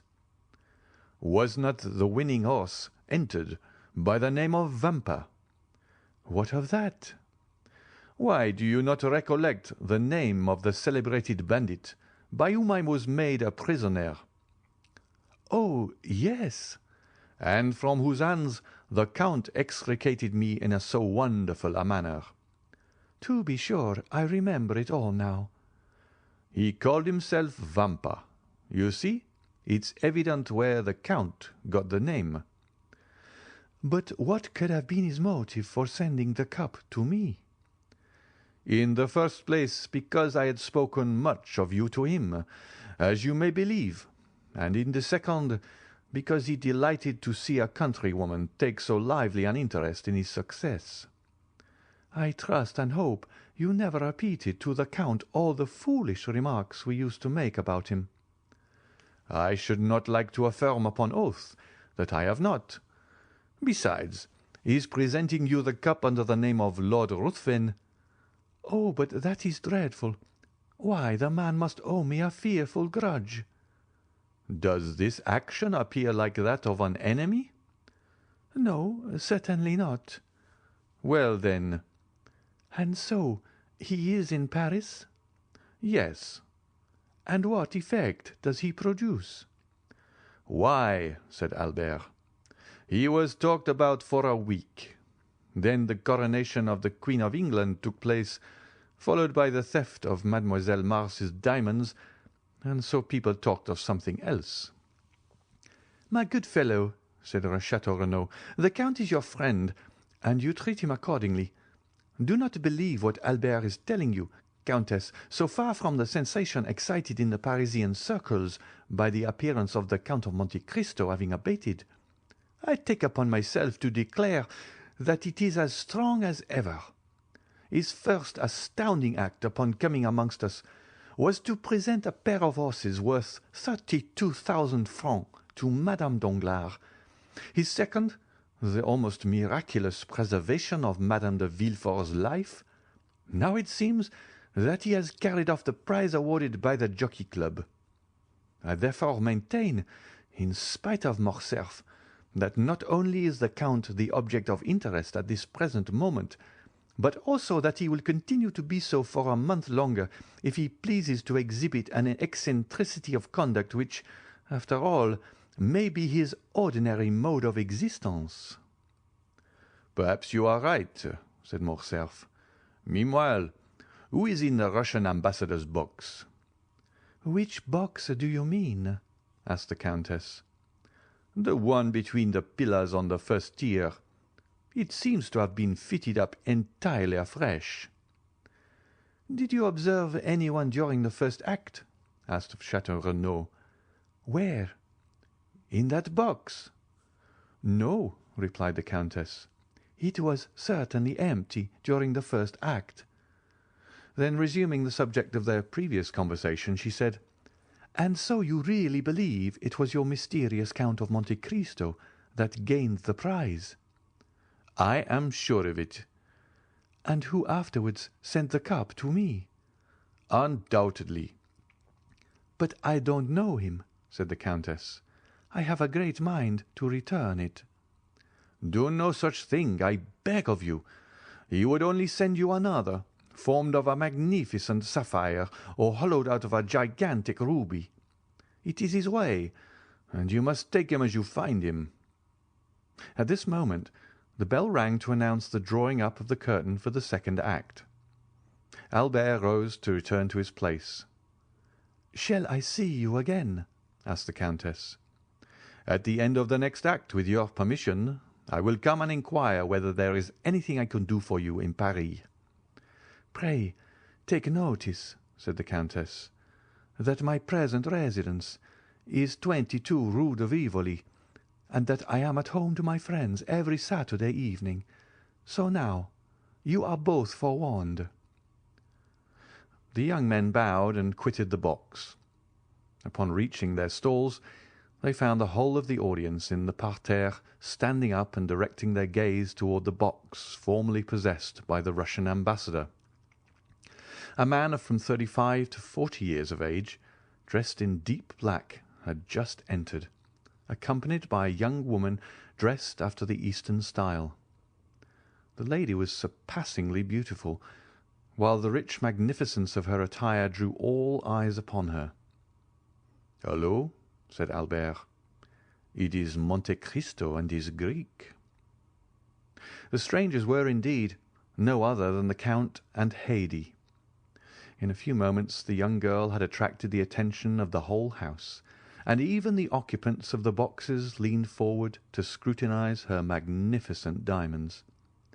The second act passed away during one continued buzz of voices, one deep whisper intimating that some great and universally interesting event had occurred. All eyes, all thoughts were occupied with the young and beautiful woman, whose gorgeous apparel and splendid jewels made a most extraordinary spectacle.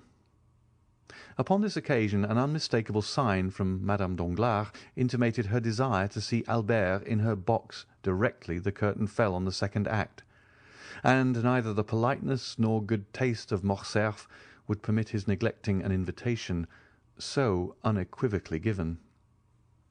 At the close of the act he therefore went to the Baroness. Having bowed to the two ladies, he extended his hand to Debray.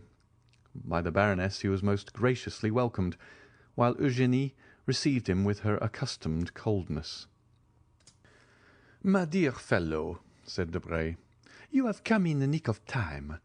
There is Madame overwhelming me with questions respecting the Count. She insists upon it that I can tell her his birth, education, and parentage, where he came from, and whither he is going. Being no disciple of Cagliostro, I was wholly unable to do this. So, by way of getting out of the scrape, I said, 'Ask Morcerf. He has got the whole history of this beloved Monte Cristo at his fingers.' Whereupon the Baroness signified a desire to see you." "Is it not almost incredible," said Madame Danglars, "that a person having at least 500,000 of Secret Service money at his command should possess so little information?" "Let me assure you, madame," said Lucien, "that had I really the sum you mention at my disposal, I would employ it more profitably than in troubling myself to obtain particular respecting the Count of Monte Cristo, whose only merit in my eyes consists in his being twice as rich as a nabob. However, I have turned the business over to Morcerf, so pray settle it with him as may be most agreeable to you. For my own part, I care nothing about the Count or his mysterious doings." "I am very sure no nabob would have sent me a pair of horses worth 32,000 francs, wearing on their heads 4 diamonds valued at 5,000 francs each." "He seems to have a mania for diamonds," said Morcerf, smiling, "and I verily believe that, like Potemkin, he keeps his pockets filled for the sake of strewing them along the road, as Tom Thumb did his flintstones." "Perhaps he has discovered some mine," said Madame Danglars. "I suppose you know he has an order for unlimited credit on the Baron's banking establishment."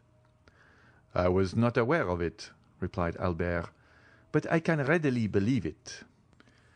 "And further, that he stated to Monsieur Danglars his intention of only staying a year in Paris, during which time he proposed to spend 6 millions. "He must be the Shah of Persia, travelling incog." "Have you noticed the remarkable beauty of the young woman, Monsieur Lucien?" inquired Eugénie. "I really never met with one woman so ready to do justice to the charms of another as yourself," responded Lucien, raising his lorgnette to his eye. "A most lovely creature, upon my soul," was his verdict. "Who is this young person, Monsieur de Morcerf?" inquired Eugénie. "Does anybody know?" "Mademoiselle," said Albert, replying to this direct appeal, "I can give you very exact information on that subject, as well on most points relative to the mysterious person of whom we are now conversing. The young woman is a Greek." "So I should suppose by her dress. If you know no more than that, everyone here is as well formed as yourself." "I am extremely sorry you find me so ignorant a cicerone," replied Morcerf, "but I am reluctantly obliged to confess I have nothing further to communicate. Yes, stay, I do know one thing more, namely, that she is a musician, for one day when I chanced to be breakfasting with the Count, I heard the sound of a guzla. It is impossible that it could have been touched by any other finger than her own." "Then your count entertains visitors, does he?" asked Madame Danglars.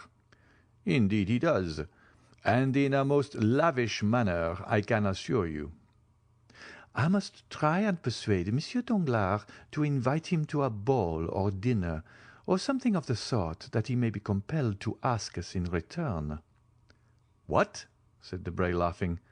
"Do you really mean you would go to his house?" "Why not? My husband could accompany me." "But do you know this mysterious count is a bachelor?" "You have ample proof to the contrary, if you look opposite," said the Baroness, as she laughingly pointed to the beautiful Greek. "No, no!" exclaimed Debray. "That girl is not his wife. He told us himself she was his slave. Do you not recollect, Morcerf, his telling us so at your breakfast?" "Well, then," said the Baroness, "if slave she be, she has all the air and manner of a princess." "Of the Arabian Nights?" "If you like. But tell me, my dear Lucien, what it is that constitutes a princess. Why, diamonds, and she is covered with them." "To me she seems overloaded," observed Eugénie. "She would look far better if she wore fewer, and we should then be able to see her finely formed throat and wrists." "See how the artist peeps out!" exclaimed Madame Danglars. "My poor Eugénie, you must conceal your passion for the fine arts."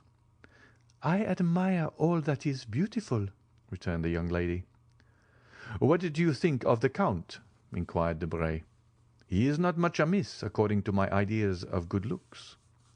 "The Count," repeated Eugénie, as though it had not occurred to her to observe him sooner. "The Count!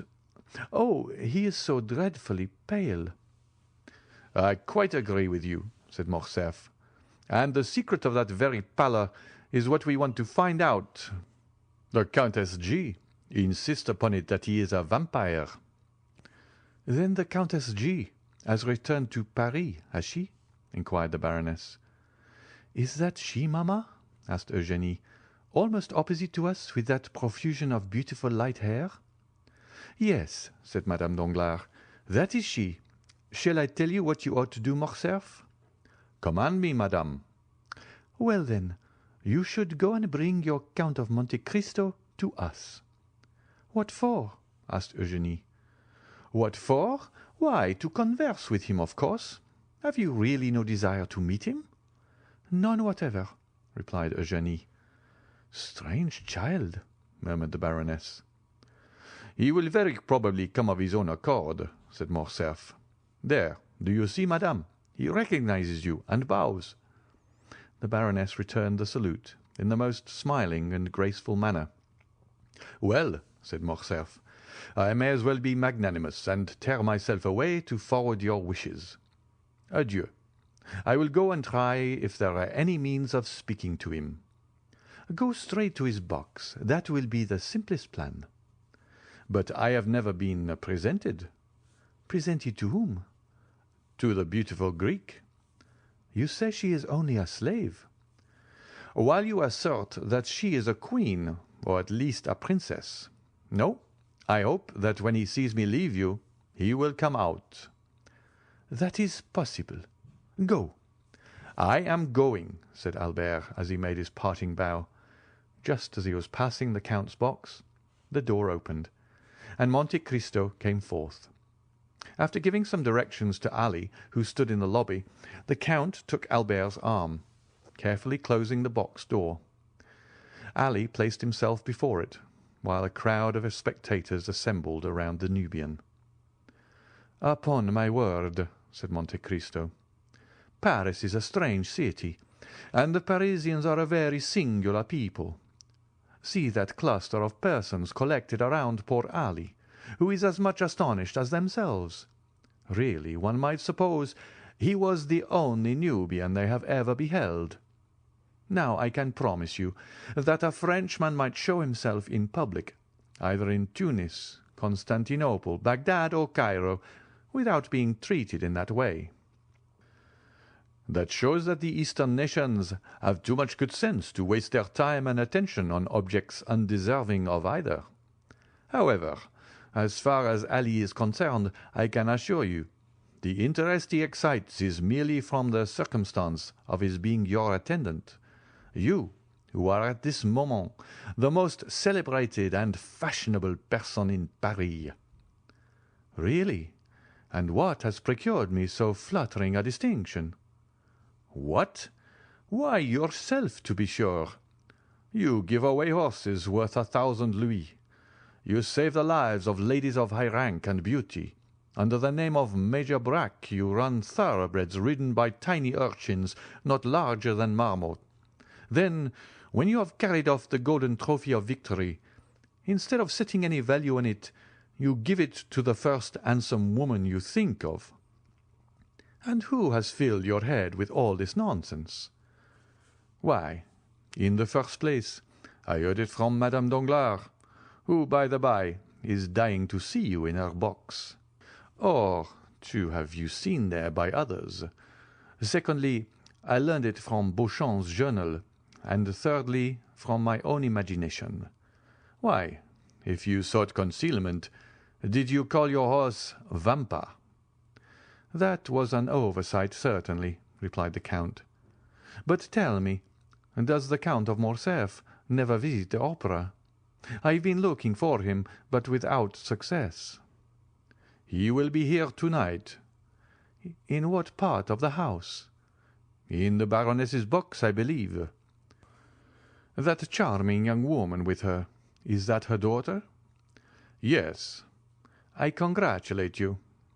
Morcerf smiled.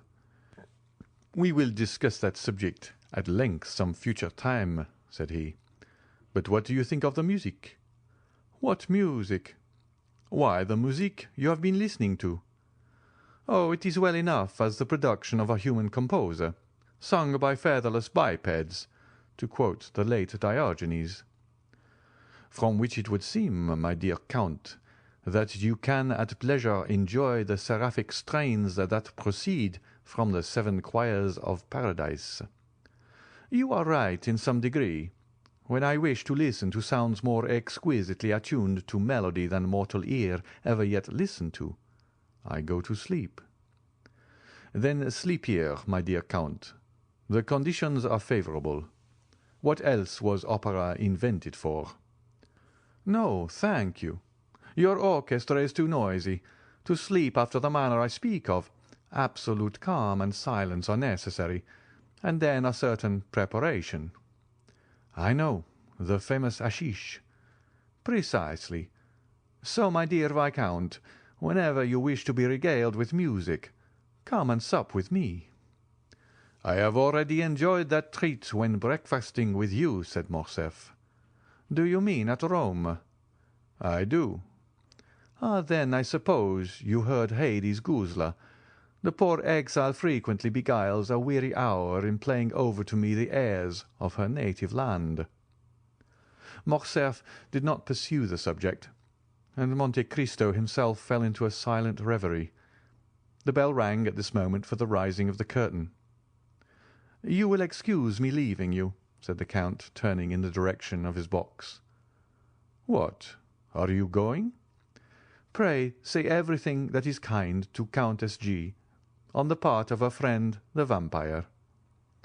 And what message shall I convey to the Baroness? That with her permission I shall do myself the honour of paying my respects in the course of the evening. The third act had begun, and during its progress the Count of Morcerf, according to his promise, made his appearance in the box of Madame Danglars. The Count of Morcerf was not a person to excite either interest or curiosity in a place of public amusement. His presence, therefore, was wholly unnoticed, save by the occupants of the box in which he had just seated himself. The quick eye of Monte Cristo, however, marked his coming, and a slight though meaningful smile passed over his lips. Haydée, whose soul seemed centred in the business of the stage, like all unsophisticated natures, delighted in whatever addressed itself to the eye or ear. The third act passed off as usual. Mesdemoiselles Noblet, Joulet, and Leroux executed the customary pirouette. Robert duly challenged the Prince of Granada, and the royal father of the Princess Isabella, taking his daughter by the hand, swept round the stage with majestic strides, the better to display the rich folds of his velvet robe and mantle. After which the curtain again fell, and the spectators poured forth from the theatre into the lobbies and salons. The Count left his box, and a moment later was saluting the Baron Danglars, who could not restrain a cry of mingled pleasure and surprise. "You are welcome, Count," she exclaimed as he entered.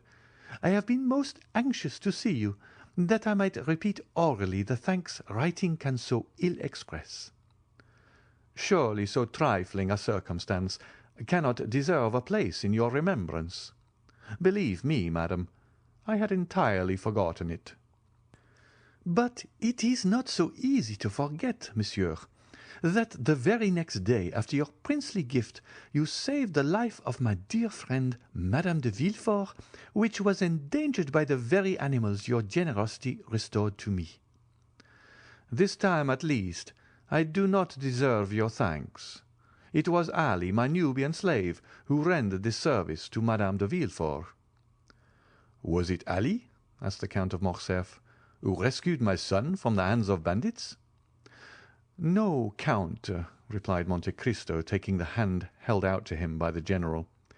"In this instance I may fairly and freely accept your thanks.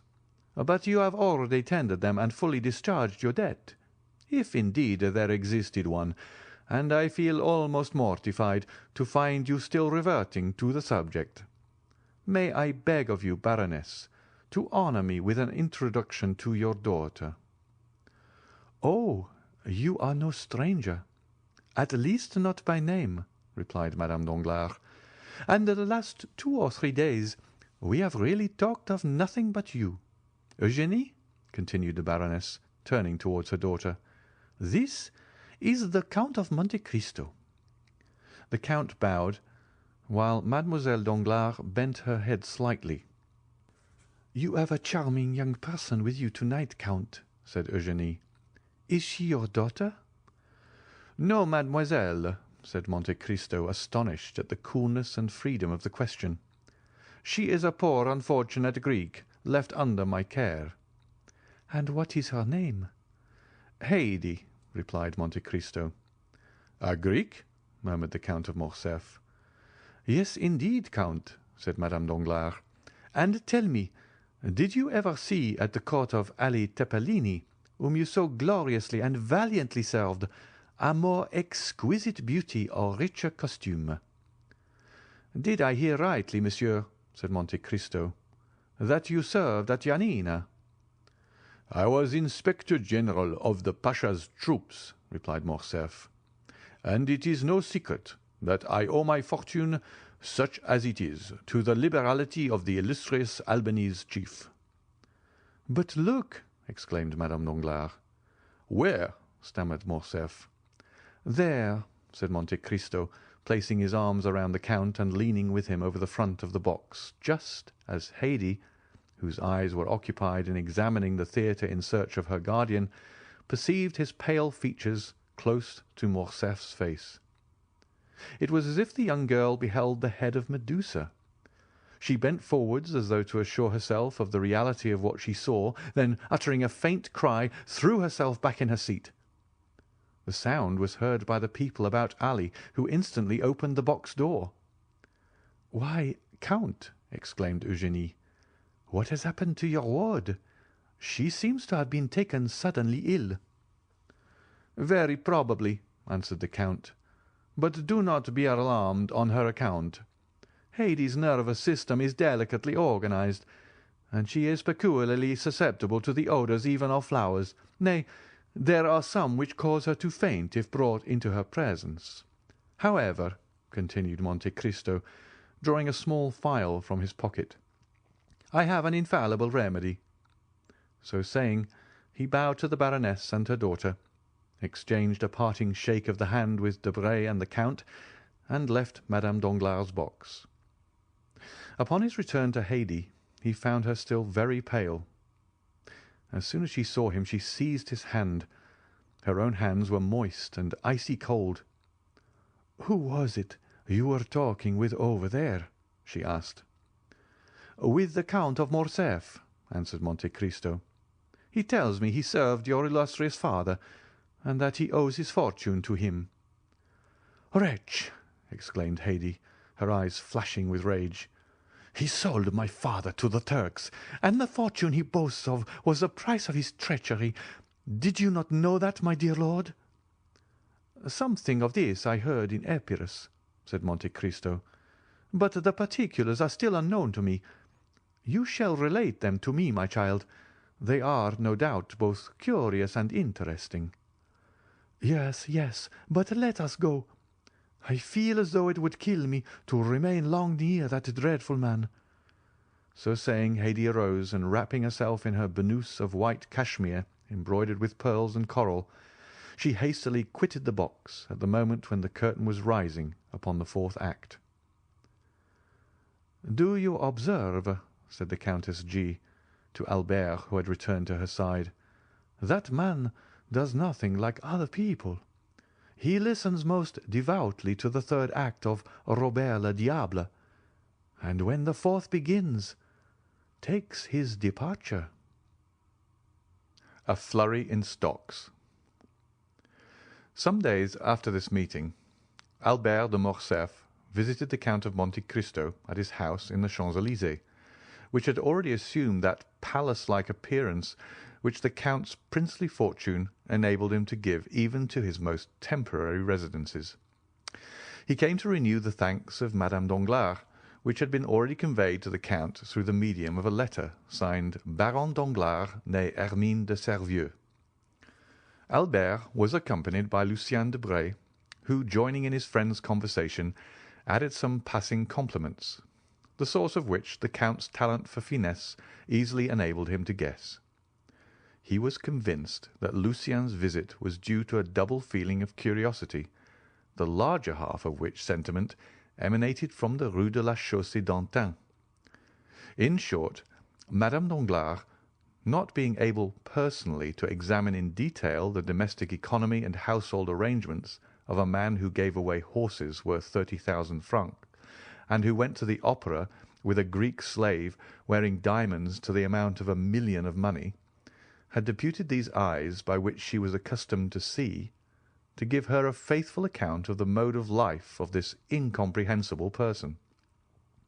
But the Count did not appear to suspect that there would be the slightest connection between Lucien's visit and the curiosity of the Baroness. "You are in constant communication with the Baron Danglars?" the Count inquired of Albert de Morcerf. "Yes, Count, you know what I told you." "All remains the same, then, in that quarter?" "It is more than ever a settled thing," said Lucien, and considering that this remark was all that he was at the time called upon to make, he adjusted the glass to his eye, and biting the top of his gold-headed cane, began to make the tour of the apartment, examining the arms and the pictures. "Ah," said Monte Cristo, "I did not expect that the affair would be so promptly concluded." "Oh, things take their course without our assistance. While we are forgetting them, they are falling into their appointed order, and when again our attention is directed to them, we are surprised at the progress they have made towards the proposed end. My father and Monsieur Danglars served together in Spain, my father in the army and Monsieur Danglars in the commissariat department. It was there that my father, ruined by the Revolution, and Monsieur Danglars, who never had possessed any patrimony, both laid the foundations of their different fortunes."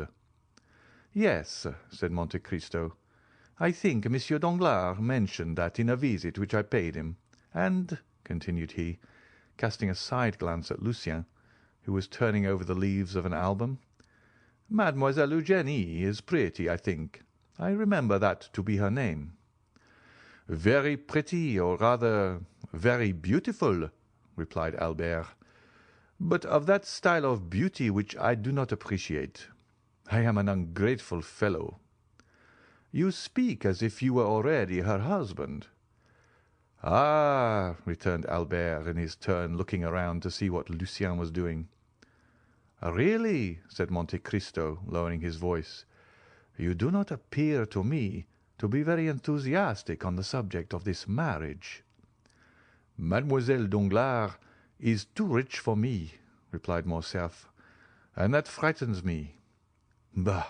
exclaimed Monte Cristo, "that's a fine reason to give.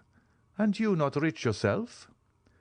"My father's income is about 50,000 francs per annum, and he will give me perhaps 10 or 12,000 when I marry." "That perhaps might not be considered a large sum, in Paris especially," said the Count.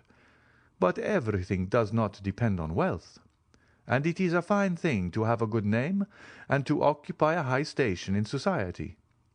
Your name is celebrated, your position magnificent, and then the Comte de Morcerf is a soldier, and it is pleasing to see the integrity of a Bayard united to the poverty of a Du Guesclin. Disinterestedness is the brightest ray in which a noble sword can shine. As for me, I consider the union with Mademoiselle Danglars a most suitable one. She will enrich you, and you will ennoble her." Albert shook his head and looked thoughtful. "There is still something else," said he. "I confess," observed Monte Cristo, "that I have some difficulty in comprehending your objection to a young lady who is both rich and beautiful." "Oh," said Morcerf, "this repugnance, if repugnance it may be called, is not all on my side." "Whence can it arise, then? For you told me your father desired the marriage." "It is my mother who dissents. She has a clear and penetrating judgment, and does not smile on the proposed union. I cannot account for it, but she seems to entertain some prejudice against the Danglars." "Ah," said the Count in a somewhat forced tone, "that may be easily explained. The Comtesse de Morcerf, who is aristocracy and refinement itself, does not relish the idea of being allied by your marriage with one of ignoble birth. That is natural enough." "I do not know if that is her reason," said Albert. "But one thing I do know, that if this marriage be consummated, it will render her quite miserable. There was to have been a meeting 6 weeks ago in order to talk over and settle the affair, but I had such a sudden attack of indisposition." "Real?" interrupted the Count, smiling. "Oh, real enough, from anxiety, doubtless. At any rate, they postponed the matter for 2 months. There is no hurry, you know. I am not yet 21, and Eugénie is only 17. But the 2 months expire next week. It must be done. My dear Count, you cannot imagine how my mind is harassed, how happy you are in being exempt from all this." "Well, and why should you not be free too? What prevents you from being so?" "Oh, it will be too great a disappointment to my father if I do not marry Mademoiselle Danglars." "Marry her, then," said the Count, with a significant shrug of the shoulders. "Yes," replied Morcerf, "but that will plunge my mother into positive grief." "Then do not marry her," said the Count. "Well, I shall see. I will try and think over what is the best thing to be done. You will give me your advice, will you not? And if possible extricate me from my unpleasant position. I think, rather than give pain to my dear mother, I would run the risk of offending the Count." Monte Cristo turned away. He seemed moved by this last remark. "Ah," said he to Debray, who had thrown himself into an easy chair at the farthest extremity of the salon, and who held a pencil in his right hand and an account-book in his left. "What are you doing there? Are you making a sketch after Poussin?" "Oh, no," was the tranquil response. "I am too fond of art to attempt anything of that sort. I am doing a little sum in arithmetic." "In arithmetic?" "Yes, I am calculating. By the way, Morcerf, that indirectly concerns you. I am calculating what the house of Danglars must have gained by the last rise in Haiti bonds. From 206 they have risen to 409 in 3 days, and the prudent banker had purchased at 206. Therefore, he must have made 300,000 livres. That is not his biggest scoop, said Morcerf. Did he not make 1,000,000 in Spaniards this last year? My dear fellow, said Lucien, here is the Count of Monte Cristo, who will say to you, as the Italians do, denaro e santità, metà della metà. Money and sanctity, each in a moiety. When they tell me such things, I only shrug my shoulders and say nothing. But you were speaking of Haitians, said Monte Cristo. Ah, Haitians, that is quite another thing. Haitians are the écarté of French stock jobbing. We may like bouillotte, delight in whist, be enraptured with Boston, and yet grow tired of them all. But we always come back to écarté. It is not only a game, it is our hors d'oeuvre. Monsieur Danglars sold yesterday at 4:05 and pockets 300,000 francs. Had he but waited till today, the price would have fallen to 205, and instead of gaining 300,000 francs, he would have lost 20 or 25,000. And what has caused the sudden fall from 409 to 206? Asked Monte Cristo. I am profoundly ignorant of all these stock jobbing intrigues. Because, said Albert, laughing, one piece of news follows another, and there is often great dissimilarity between them.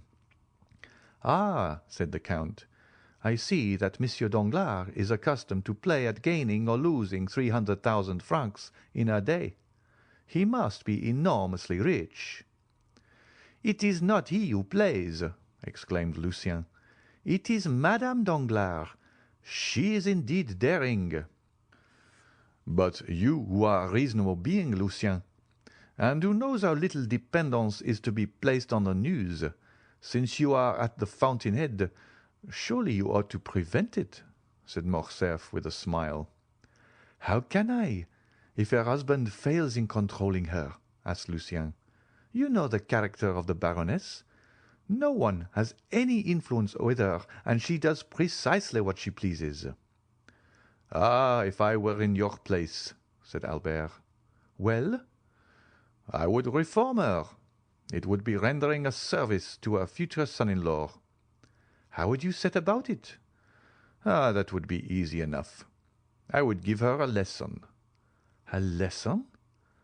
Yes. Your position as secretary to the minister renders your authority great on the subject of political news. You never open your mouth, but the stockbrokers immediately stenograph your words. Cause her to lose 100,000 francs, and that would teach her prudence. I do not understand, stammered Lucien. It is very clear, notwithstanding, replied the young man with an artlessness wholly free from affectation. Tell her some fine morning an unheard-of piece of intelligence, some telegraphic despatch of which you alone are in possession. For instance, that Henri IV was seen yesterday at Gabriel's. That would boom the market. She will buy heavily, and she will certainly lose when Beauchamp announces the following day in his Gazette the report circulated by some usually well-informed persons that the king was seen yesterday at Gabriel's house is totally without foundation. We can positively assert that His Majesty did not quit the Pont Neuf.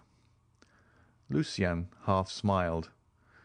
Monte Cristo, although apparently indifferent, had not lost one word of this conversation, and his penetrating eye had even read a hidden secret in the embarrassed manner of the secretary.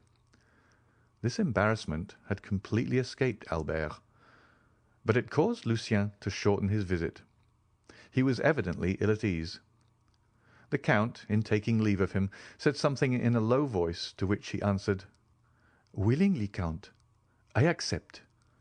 The Count returned to young Morcerf. "Do you not think on reflection," said he to him, "that you have done wrong in thus speaking of your mother-in-law in the presence of Monsieur Debray?" "My dear Count," said Morcerf, "I beg of you not to apply that title so prematurely." "Now, speaking without any exaggeration, is your mother really so very much averse to this marriage?" "So much so that the Baroness very rarely comes to the house, and my mother has not, I think, visited Madame Danglars twice in her whole life." "Then," said the Count, "I am emboldened to speak openly to you. Monsieur Danglars is my banker. Monsieur de Villefort has overwhelmed me with politeness in return for a service which a casual piece of good fortune enabled me to render him. I predict from all this an avalanche of dinners and routs. Now, in order not to presume on this, and also to be beforehand with them, I have, if agreeable to you, thought of inviting Monsieur and Madame Danglars and Monsieur and Madame de Villefort to my country house at Auteuil.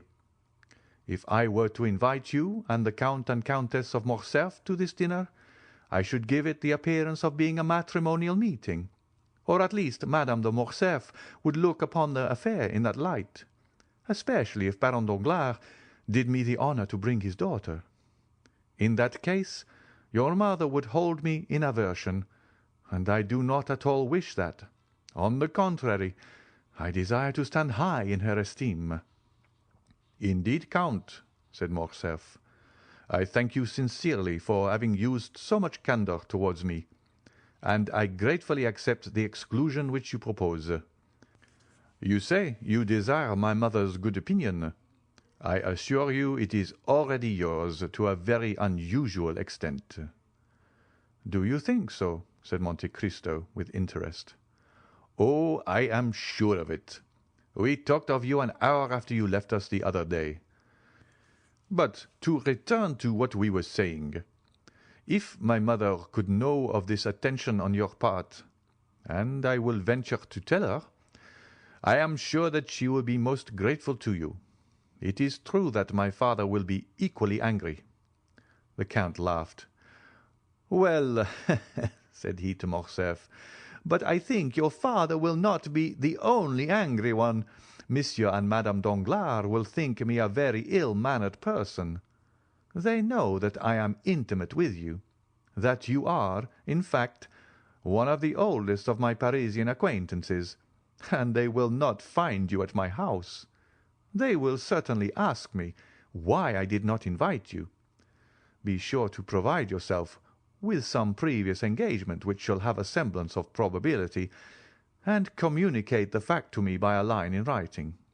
You know that with bankers nothing but a written document will be valid." "I will do better than that," said Albert.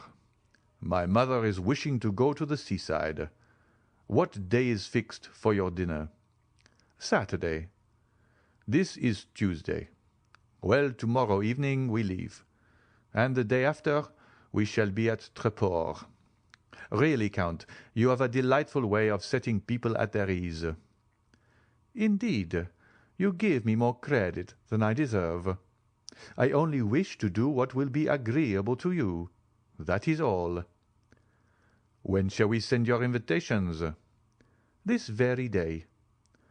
"Well, I will immediately call on Monsieur Danglars, and tell him that my mother and myself must leave Paris tomorrow. I have not seen you, consequently I know nothing of your dinner." "How foolish you are! Have you forgotten that Monsieur Debray has just been at my house?" "Ah, true." "Fix it this way. I have seen you and invited you without any ceremony, when you instantly answer that it would be impossible for you to accept, as you were going to Tréport." "Well, then, that is settled. But you will come and call on my mother before tomorrow?" "Before tomorrow? That will be a difficult matter to arrange. Besides, I shall just be in the way of all the preparations for departure." "Well, you can do better. You were only a charming man before, but if you accede to my proposal, you will be adorable." "What must I do to attain such sublimity?" "You are today as free as air. Come and dine with me. We shall be a small party, only yourself, my mother, and I. You have scarcely seen my mother. You shall have an opportunity of observing her more closely. She is a remarkable woman, and I only regret that there does not exist another like her, about 20 years younger. In that case, I assure you, there would very soon be a Countess and Viscountess of Morcerf. As to my father, you will not see him. He is officially engaged, and dines with the chief referendary. We will talk over our travels, and you, who have seen the whole world, will relate your adventures. You should tell us the history of the beautiful Greek who was with you the other night at the opera, and whom you call your slave, and yet treat like a princess. We will talk Italian and Spanish. Come, accept my invitation, and my mother will thank you." "A thousand thanks," said the Count. "Your invitation is most gracious, and I regret exceedingly that it is not in my power to accept it. I am not so much at liberty as you suppose. On the contrary, I have a most important engagement." "Take care. You were teaching me just now how in case of an invitation to dinner one might creditably make an excuse. I require the proof of a pre-engagement. I am not a banker like Monsieur Danglars, but I am quite as incredulous as he is." "I am going to give you a proof," replied the Count, and he rang the bell. "Huh!" said Morcerf. "This is the second time you have refused to dine with my mother. It is evident that you wish to avoid her." Monte Cristo started. "Oh, you do not mean that," said he. "Besides, here comes the confirmation of my assertion." Baptistin entered, and remaining standing at the door. "I had no previous knowledge of your visit, had I?" "Indeed, you are such an extraordinary person that I would not answer for it."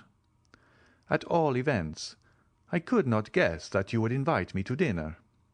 "Probably not." "Well, listen, Baptistin. What did I tell you this morning when I called you into my laboratory?" "To close the door against visitors as soon as the clock struck 5, replied the valet. "What then?" "Ah, my dear Count," said Albert. "No, no, I wish to do away with that mysterious reputation that you have given me, my dear Viscount. It is tiresome to be always acting Manfred. I wish my life to be free and open. Go on, Baptistin." "Then to admit no one except Major Bartolomeo Cavalcanti and his son." "You hear? Major Bartolomeo Cavalcanti, a man who ranks amongst the most ancient nobility of Italy, whose name Dante has celebrated in the 10th canto of the Inferno. You remember it, do you not? Then there is his son, Andrea, a charming young man about your own age, Viscount, bearing the same title as yourself, and who is making his entry into the Parisian world, aided by his father's millions. The Major will bring his son with him this evening. The Contino, as we say in Italy. He confides him to my care. If he proves himself worthy of it, I will do what I can to advance his interests. You will assist me in the work, will you not?" "Most undoubtedly. This Major Cavalcanti is an old friend of yours, then?" "By no means. He is a perfect nobleman, very polite, modest, and agreeable, such as may be found constantly in Italy, descendants of very ancient families. I have met him several times at Florence, Bologna, and Lucca, and he has now communicated to me the fact of his arrival in Paris. The acquaintances one makes in travelling have a sort of claim on one. They everywhere expect to receive the same attention which you once paid them by chance, as though the civilities of a passing hour were likely to awaken any lasting interest in favour of the man in whose society you may happen to be thrown in the course of your journey. This good Major Cavalcanti is come to take a second view of Paris, which he only saw in passing through in the time of the Empire, when he was on his way to Moscow. I shall give him a good dinner. He will confide his son to my care. I will promise to watch over him. I shall let him follow in whatever path his folly may lead him, and then I shall have done my part." "Certainly, I see you are a model mentor," said Albert. "Good-bye. We shall return on Sunday, by the way. I have received news of France." "Have you? Is he still amusing himself in Italy?" "I believe so. However, he regrets your absence extremely. He says you were the son of Rome, and that without you all appears dark and cloudy. I do not know if he does not even go so far as to say that it rains." "His opinion of me is altered for the better, then?" "No, he still persists in looking upon you as the most incomprehensible and mysterious of beings." "He is a charming young man," said Monte Cristo, "and I felt a lively interest in him the very first evening of my introduction, when I met him in the search of a supper, and prevailed upon him to accept a portion of mine. He is, I think, the son of General d'Épinay." "He is." "The same who was so shamefully assassinated in 1815. "By the Bonapartists." "Yes, really, I like him extremely. Is there not also a matrimonial engagement contemplated for him?" "Yes, he is to marry Mademoiselle de Villefort." "Indeed." "And you know I am to marry Mademoiselle Danglars," said Albert, laughing. "You smile." "Yes." "Why do you do so?"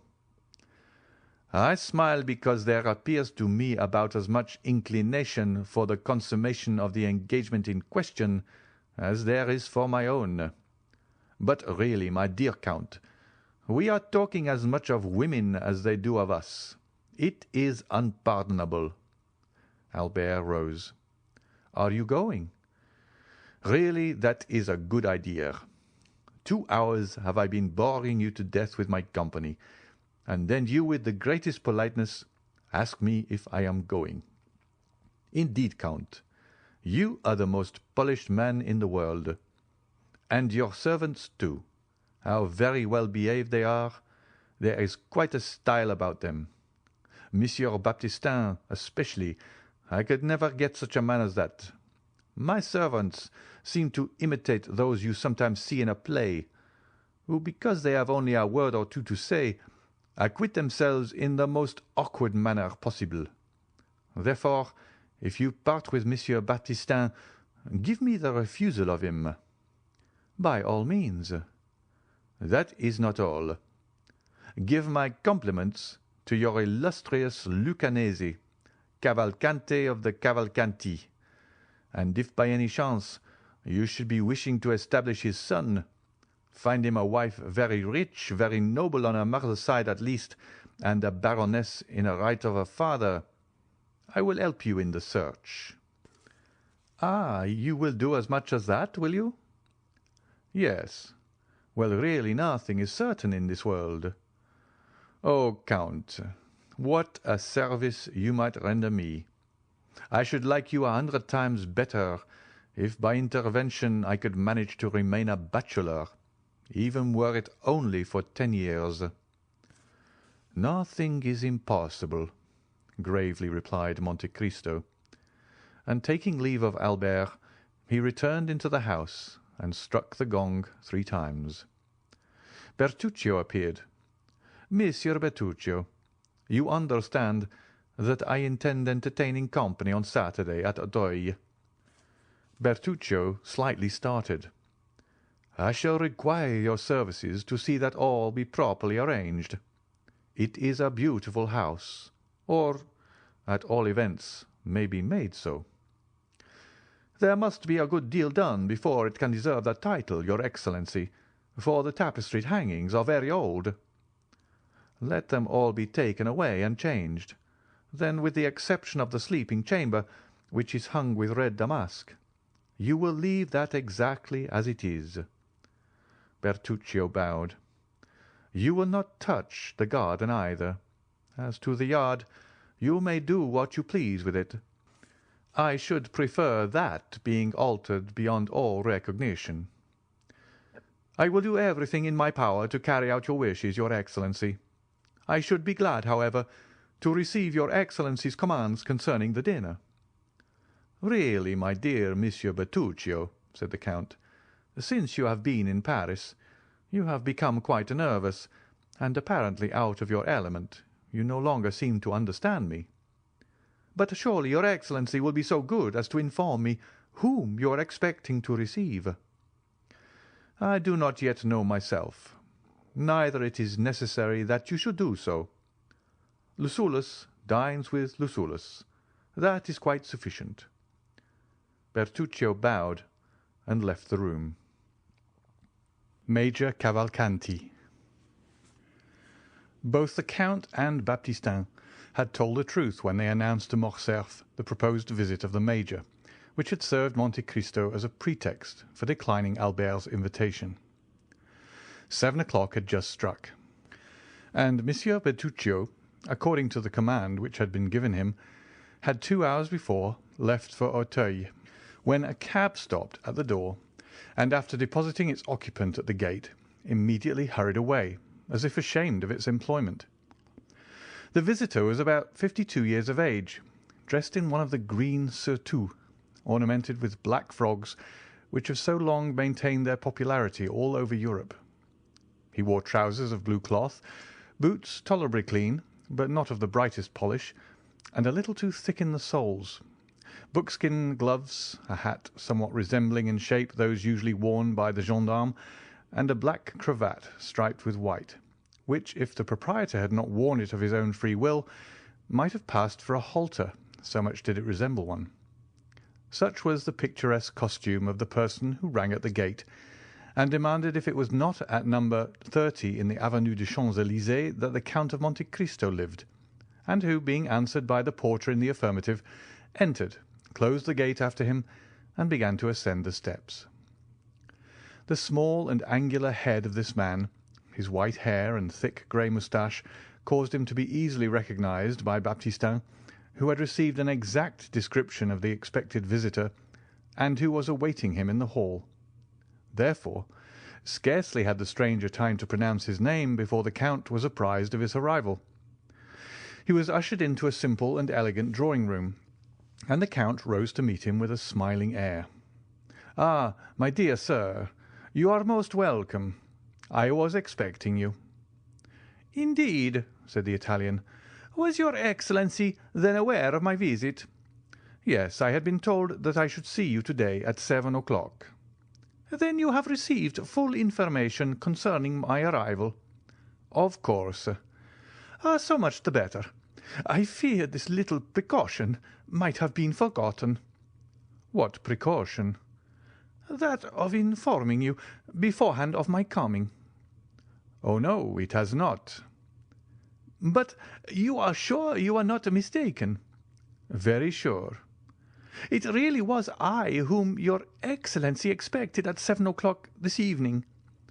"I will prove it to you beyond a doubt."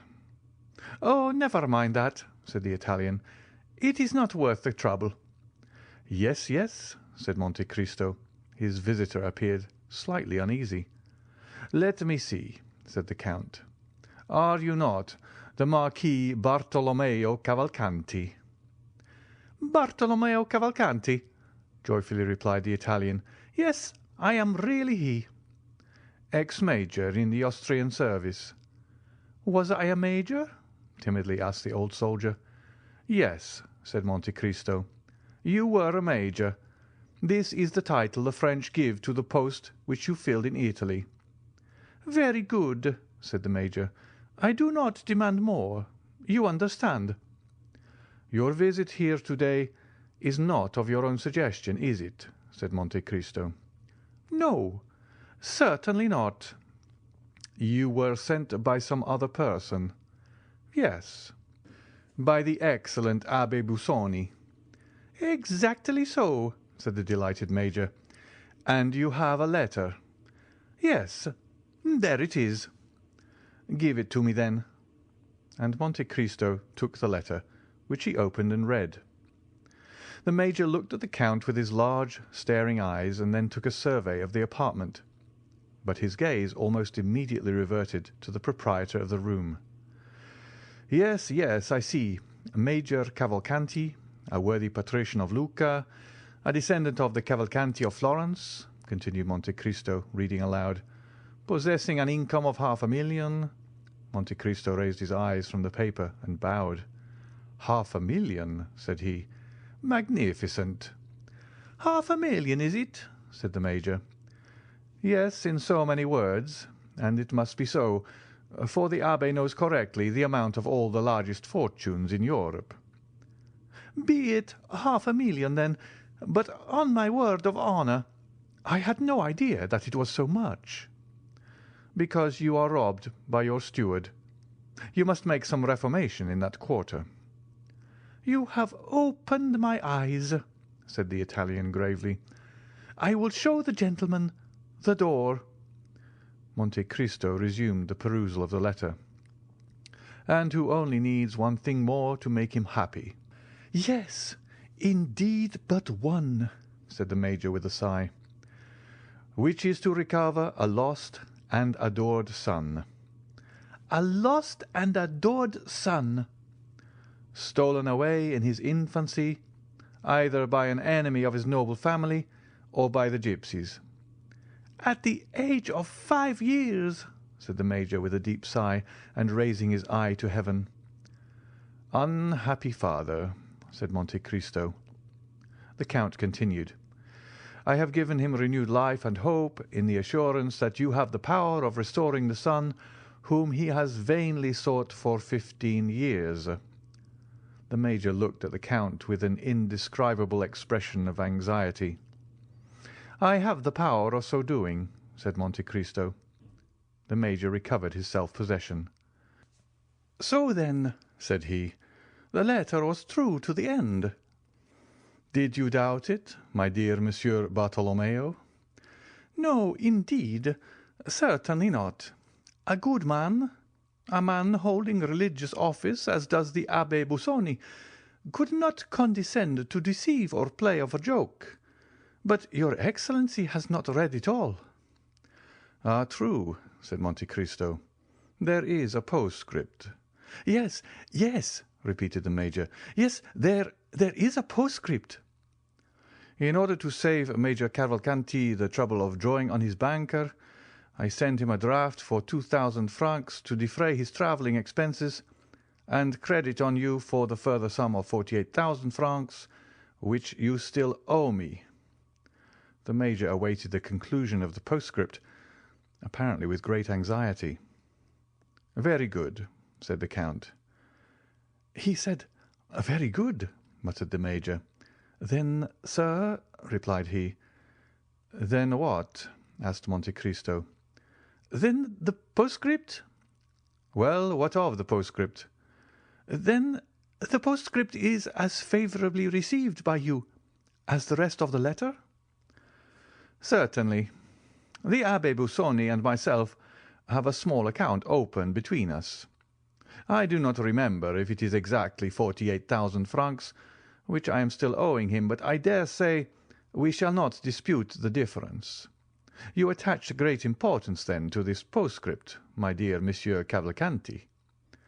"I must explain to you," said the Major, "that, fully confiding in the signature of the Abbé Busoni, I had not provided myself with any other funds, so that if this resource had failed me, I should have found myself very unpleasantly situated in Paris." "Is it possible that a man of your standing should be embarrassed anywhere?" said Monte Cristo. "Why, really, I know no one," said the Major. "But then you yourself are known to others."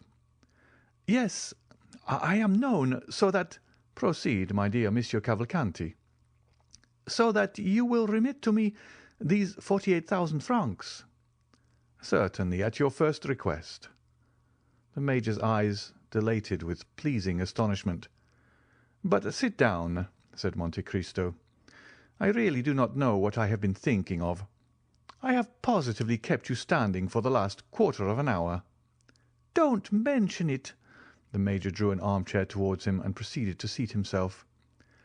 "Now," said the Count, "what will you take? A glass of port, sherry, or Alicante?" "Alicante, if you please. It is my favourite wine." "I have some that is very good. You will take a biscuit with it, will you not?" "Yes, I will take a biscuit, as you are so obliging." Monte Cristo rang. Baptistin appeared. The Count advanced to meet him. "Well?" said he in a low voice. "The young man is here," said the valet de chambre in the same tone. "Into what room did you take him?" "Into the blue drawing-room, according to your Excellency's orders." "That's right. Now bring the Alicante and some biscuits." Baptistin left the room. "Really," said the Major, "I am quite ashamed of the trouble I am giving you." "Pray don't mention such a thing," said the Count. Baptistin re-entered with glasses, wine, and biscuits. The Count filled one glass, but in the other he only poured a few drops of the ruby-coloured liquid. The bottle was covered with spiders' webs and all the other signs which indicate the age of wine more truly than do wrinkles on a man's face. The Major made a wise choice. He took the full glass and the biscuit. The Count told Baptistin to leave the plate within reach of his guest, who began by sipping the Alicante with an expression of great satisfaction, and then delicately steeped his biscuit in the wine. "So, sir, you lived at Lucca, did you? You were rich, noble, held in great esteem, had all that could render a man happy." "All," said the Major, hastily swallowing his biscuit. "Positively all." "And yet there was one thing wanting in order to complete your happiness." "Only one thing," said the Italian. "And that one thing, your lost child." "Ah," said the Major, taking a second biscuit. "That consummation of my happiness was indeed wanting." The worthy Major raised his eyes to heaven and sighed. "Let me hear, then," said the Count, "who this deeply regretted son was, for I always understood you were a bachelor." "That was the general opinion, sir," said the Major, "and I—" "Yes," replied the Count, "and you confirmed the report. A youthful indiscretion, I suppose, which you were anxious to conceal from the world at large." The Major recovered himself and resumed his usual calm manner, at the same time casting his eyes down, either to give himself time to compose his countenance or to assist his imagination, all the while giving an under look at the Count, the protracted smile on whose lips still announced the same polite curiosity. "Yes," said the Major, "I did wish this fault to be hidden from every eye." "Not on your own account, surely," replied Monte Cristo, "for a man is above that sort of thing." "Oh, no, certainly not on my own account," said the Major with a smile and a shake of the head. "But for the sake of the mother," said the Count. "Yes, for the mother's sake, his poor mother," cried the Major, taking a third biscuit. "Take some more wine, my dear Cavalcanti," said the Count, pouring out for him a second glass of Alicante. "Your emotion has quite overcome you." "His poor mother," murmured the Major, trying to get the lachrymal gland in operation so as to moisten the corner of his eye with a false tear. "She belonged to one of the first families in Italy, I think, did she not?" "She was of a noble family of Fiesole, Count." "And her name was?" "Do you desire to know her name?" "Oh," said Monte Cristo, "it would be quite superfluous for you to tell me, for I already know it." "The Count knows everything," said the Italian, bowing. "Oliva Corsinari, was it not?" "Oliva Corsinari." "A marchioness." "A marchioness." "And you married her at last, notwithstanding the opposition of her family?" "Yes, that was the way it ended." "And you have doubtless brought all your papers with you," said Monte Cristo. "What papers?" "The certificate of your marriage with Oliva Corsinari, and the register of your child's birth." "The register of my child's birth?" "The register of the birth of Andrea Cavalcanti, of your son. Is not his name Andrea?" "I believe so," said the Major. "What? You believe so?" "I dare not positively assert it, as he has been lost for so long a time." "Well, then," said Monte Cristo, "you have all the documents with you?" "Your Excellency, I regret to say that, not knowing it was necessary to come provided with these papers, I neglected to bring them." "That is unfortunate," returned Monte Cristo. "Were they, then, so necessary?" "They were indispensable." The Major passed his hand across his brow. "Ah, per Bacco, indispensable, were they?" "Certainly, certainly they were, supposing there were to be doubts raised as to the validity of your marriage, or the legitimacy of your child." "True," said the Major. "There might be doubts raised." "In that case your son would be very unpleasantly situated." "It would be fatal to his interests." "It might cause him to fail in some desirable matrimonial alliance." "Oh, peccato!" "You must know that in France they are very particular on these points. It is not sufficient, as in Italy, to go to the priest and say, 'We love each other, and want you to marry us.' Marriage is a civil affair in France, and in order to marry in an orthodox manner, you must have papers which undeniably establish your identity." "That is the misfortune. You see, I have not these necessary papers." "Fortunately, I have them, though," said Monte Cristo. "You?" "Yes." "You have them?" "I have them." "Ah, indeed," said the Major, who, seeing the object of his journey frustrated by the absence of the papers, feared also that his forgetfulness might give rise to some difficulty concerning the 48,000 francs. "Ah, indeed, that is a fortunate circumstance. Yes, that really is lucky, for it never occurred to me to bring them." "I do not at all wonder at it. One cannot think of everything, but happily the Abbé Busoni thought for you." "He is an excellent person."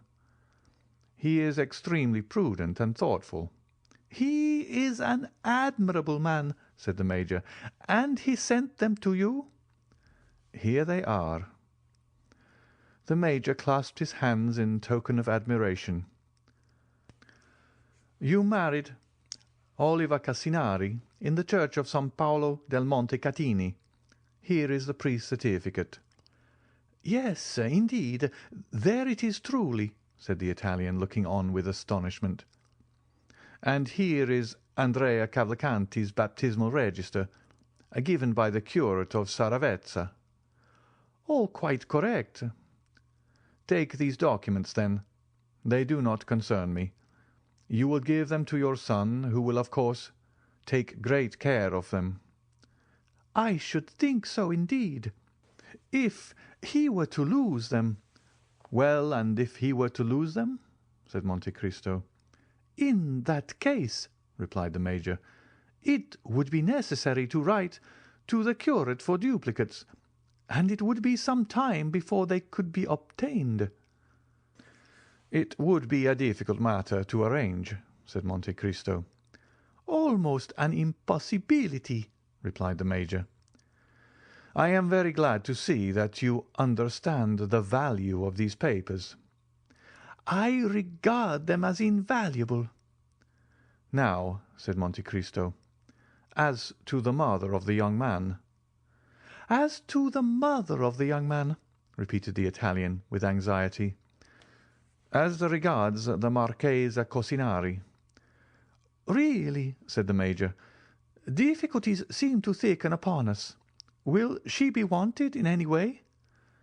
"No, sir," replied Monte Cristo. "Besides, has she not—" Yes, sir," said the Major, "she has." "Paid the last debt of nature?" "Alas, yes," returned the Italian. "I knew that," said Monte Cristo. "She has been dead these 10 years." "And I am still mourning her loss," exclaimed the Major, drawing from his pocket a checked handkerchief, and alternately wiping first the left and then the right eye. "What would you have?" said Monte Cristo. "We are all mortal. Now you understand, my dear Monsieur Cavalcanti, that it is useless for you to tell people in France that you have been separated from your son for 15 years. Stories of gypsies who steal children are not at all in vogue in this part of the world, and would not be believed. You sent him for his education to a college in one of the provinces, and now you wish him to complete his education in the Parisian world. That is the reason which has induced you to leave Viareggio, where you have lived since the death of your wife. That will be sufficient." "You think so?" "Certainly." "Very well, then." "If they should hear of the separation—" "Ah, yes. What could I say?" "That an unfaithful tutor, bought over by the enemies of your family—" "By the Cosinari?" "Precisely, had stolen away this child, in order that your name might become extinct." "That is reasonable, since he is an only son." "Well, now that all is arranged, do not let these newly awakened remembrances be forgotten. You have doubtless already guessed that I was preparing a surprise for you." "An agreeable one?" asked the Italian. "Ah, I see the eye of a father is no more to be deceived than his heart." "Hum!" said the Major. "Someone has told you the secret, or perhaps you guessed that he was here." "That who was here?" "Your child, your son, your Andrea." "I did guess it," replied the Major with the greatest possible coolness. "Then he is here?" "He is," said Monte Cristo. "When the valet de chambre came in just now, he told me of his arrival." "Oh, very well, very well," said the Major, clutching the buttons of his coat at each exclamation. "My dear sir," said Monte Cristo, "I understand your emotion. You must have time to recover yourself. I will, in the meantime, go and prepare the young man for this much desired interview, for I presume that he is not less impatient for it than yourself." "I should quite imagine that to be the case," said Cavalcanti. "Well, in a quarter of an hour he shall be with you." "You will bring him, then? You carry your goodness so far as even to present him to me yourself?" "No, I do not wish to come between a father and son. Your interview will be private. But do not be uneasy. Even if the powerful voice of nature should be silent, you cannot well mistake him. He will enter by this door. He is a fine young man, of fair complexion, a little too fair, perhaps, pleasing in manners, but you will see and judge for yourself." "By the way," said the Major, "you know I have only the 2,000 francs which the Abbé Busoni sent me. This sum I have expended upon travelling expenses, and—" "And you want money. That is a matter of course, my dear Monsieur Cavalcanti. Well, here are 8,000 francs on account." The Major's eyes sparkled brilliantly. "It is 40,000 francs which I now owe you," said Monte Cristo. "Does your Excellency wish for a receipt?" said the Major, at the same time slipping the money into the inner pocket of his coat. "For what?" said the Count. "I thought you might want it to show the Abbé Busoni." "Well, when you receive the remaining 40,000, you shall give me a receipt in full. Between honest men, such excessive precaution is, I think, quite unnecessary." "Yes, so it is, between perfectly upright people." "One word more," said Monte Cristo. "Say on." "You will permit me to make one remark?" "Certainly. Pray do so." "Then I should advise you to leave off wearing that style of dress." "Indeed?" said the Major, regarding himself with an air of complete satisfaction. "Yes, it may be worn at Villareggio, but that costume, however elegant in itself, has long been out of fashion in Paris." "That's unfortunate." "Oh, if you really are attached to your old mode of dress, you can easily resume it when you leave Paris." "But what shall I wear?" "What you find in your trunks." "In my trunks? I have but one portmanteau." "I dare say you have nothing else with you. What is the use of boring oneself with so many things? Besides, an old soldier always likes to march with as little baggage as possible." "That is just the case. Precisely so." "But you are a man of foresight and prudence. Therefore you sent your luggage on before you. It has arrived at the Hôtel des Princes, Rue de Richelieu. It is there you are to take up your quarters." "Then in those trunks?" "I presume you have given orders to your valet de chambre to put in all you are likely to need, your plain clothes and your uniform. On grand occasions you must wear your uniform. That will look very well. Do not forget your crosses. They still laugh at them in France, and yet always wear them for all that." "Very well, very well," said the Major, who was in ecstasy at the attention paid him by the Count. "Now," said Monte Cristo, "that you have fortified yourself against all painful excitement, prepare yourself, my dear Monsieur Cavalcanti, to meet your lost son, Andrea." Saying which, Monte Cristo bowed and disappeared behind the tapestry, leaving the Major fascinated beyond expression with the delightful reception which he had received at the hands of the Count. Andrea Cavalcanti.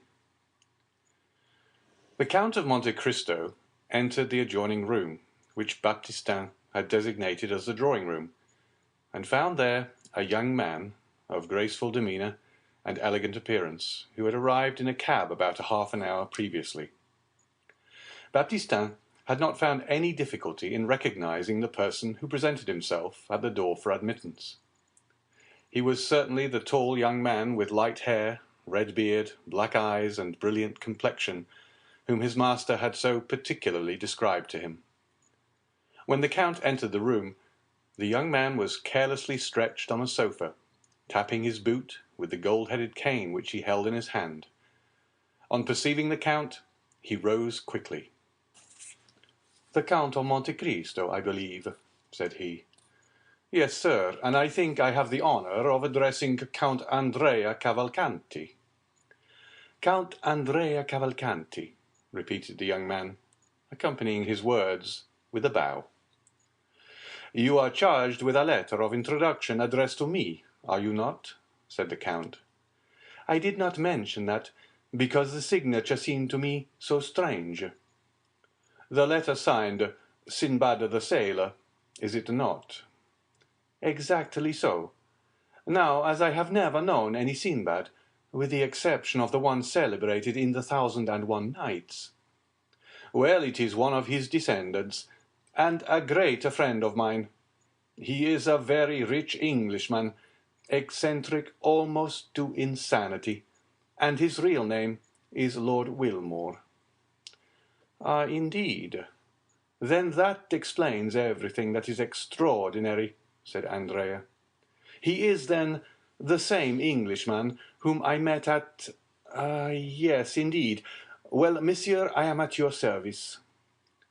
"If what you say be true," replied the Count, smiling, "perhaps you would be kind enough to give me some account of yourself and your family."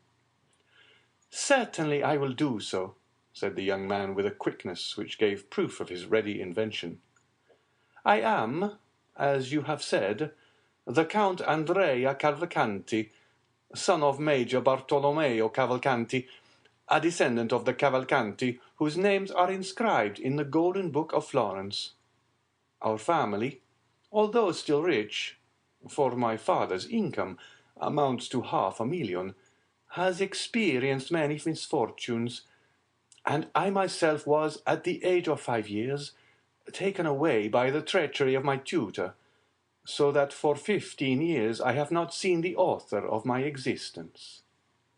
Since I have arrived at years of discretion and become my own master, I have been constantly seeking him, but all in vain.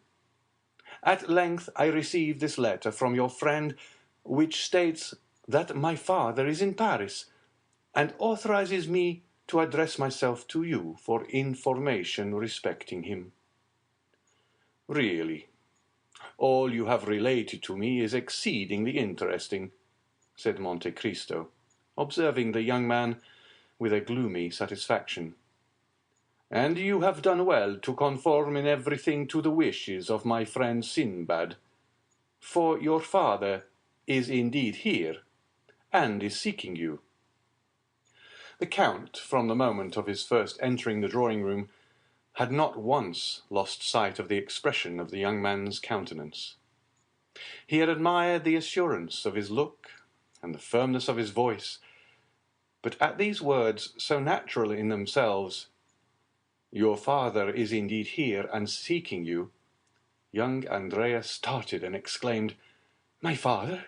Is my father here?" "Most undoubtedly," replied Monte Cristo. "Your father, Major Bartolomeo Cavalcanti."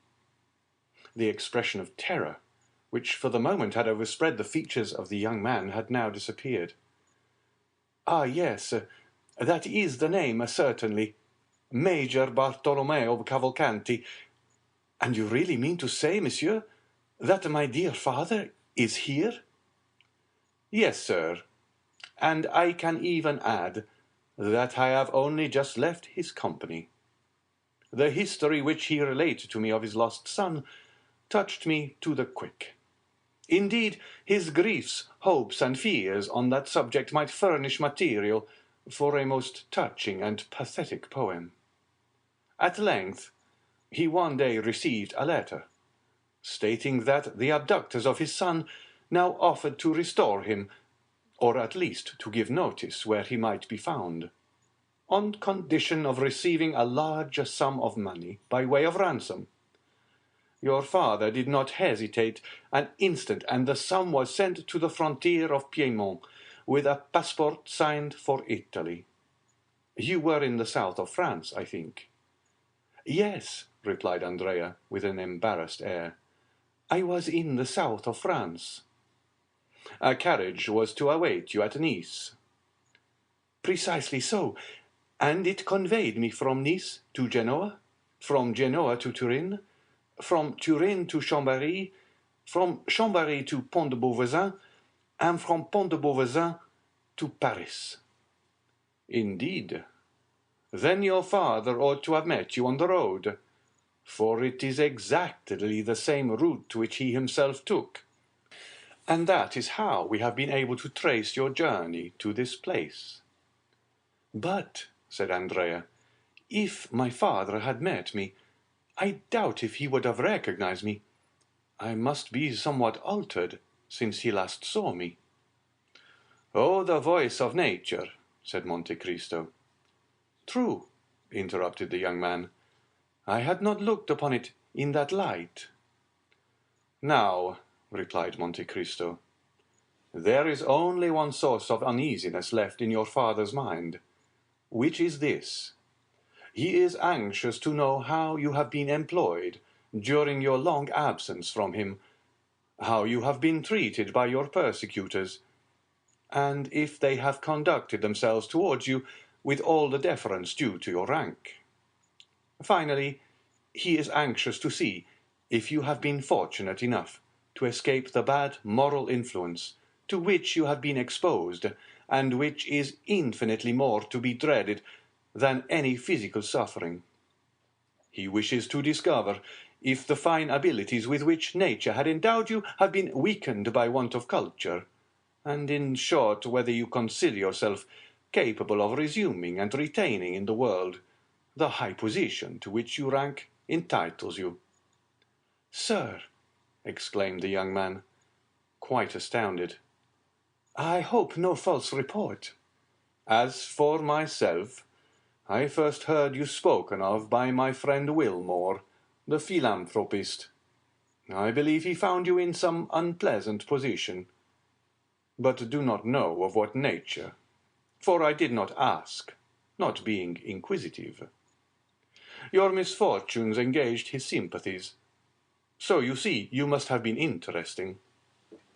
He told me that he was anxious to restore you to the position which you had lost, and that he would seek your father until he found him. He did seek, and has found him apparently, since he is here now, and finally my friend apprised me of your coming, and gave me a few other instructions relative to your future fortune. I am quite aware that my friend Wilmore is peculiar, but he is sincere, and as rich as a gold mine. Consequently, he may indulge his eccentricities without any fear of their ruining him, and I have promised to adhere to his instructions. Now, sir, pray do not be offended at the question I am about to put to you, as it comes in the way of my duty as your patron. I would wish to know if the misfortunes which have happened to you, misfortunes entirely beyond your control, and which in no degree diminish my regard for you, I would wish to know if they have not, in some measure, contributed to render you a stranger to the world in which your fortune and your name entitle you to make a conspicuous figure. "Sir," returned the young man, with a reassurance of manner, "make your mind easy on this score. Those who took me from my father, and who always intended, sooner or later, to sell me again to my original proprietor, as they have now done, calculated that in order to make the most of their bargain, it would be politic to leave me in possession of all my personal and hereditary worth, and even to increase the value, if possible. I have therefore received a very good education, and have been treated by these kidnappers very much as the slaves were treated in Asia Minor, whose masters made them grammarians, doctors, and philosophers, in order that they might fetch a higher price in the Roman market." Monte Cristo smiled with satisfaction. It appeared as if he had not expected so much from Monsieur Andrea Cavalcanti. "Besides," continued the young man, "if there did appear some defect in education, or offence against the established forms of etiquette, I suppose it would be excused in consideration of the misfortunes which accompanied my birth, and followed me through my youth." "Well," said Monte Cristo in an indifferent tone, "you will do as you please, Count, for you are the master of your own actions, and are the person most concerned in the matter. But if I were you, I would not divulge a word of these adventures.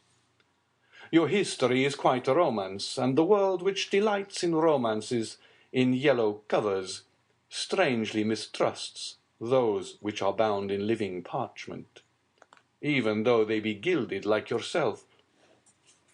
This is the kind of difficulty which I wished to represent to you, my dear Count. You would hardly have recited your touching history before it would go forth to the world, and be deemed unlikely and unnatural. You would be no longer a lost child found, but you would be looked upon as an upstart who had sprung up like a mushroom in the night. You might excite a little curiosity, but it is not everyone who likes to be made the centre of observation and the subject of unpleasant remark.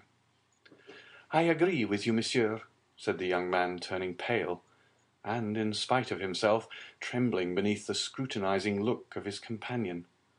Such consequences would be extremely unpleasant. Nevertheless, you must not exaggerate the evil, said Monte Cristo, for by endeavouring to avoid one fault, you will fall into another. You must resolve upon one simple and single line of conduct, and for a man of your intelligence, this plan is as easy as it is necessary. You must form honourable friendships, and by that means counteract the prejudice which may attach to the obscurity of your former life. Andrea visibly changed countenance. I would offer myself as your surety and friendly adviser, said Monte Cristo, did I not possess a moral distrust of my best friends, and a sort of inclination to lead others to doubt them too. Therefore, in departing from this rule, I should, as the actors say, be playing a part quite out of my line, and should therefore run the risk of being hissed, which would be an act of folly. However, your Excellency, said Andrea, in consideration of Lord Wilmore, by whom I was recommended to you. Yes, certainly, interrupted Monte Cristo. But Lord Wilmore did not omit to inform me, my dear Monsieur Andrea, that the season of your youth was rather a stormy one. Ah, said the Count, watching Andrea's countenance, I do not demand any confession from you.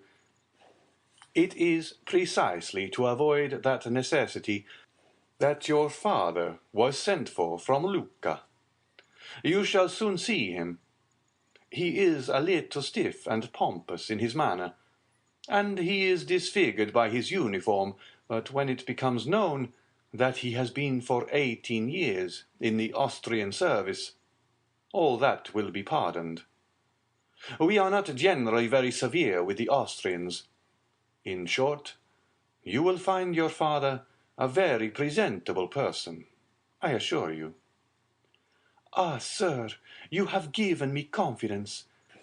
It is so long since we were separated that I have not the least remembrance of him, and, besides, you know that in the eyes of the world a large fortune covers all defects.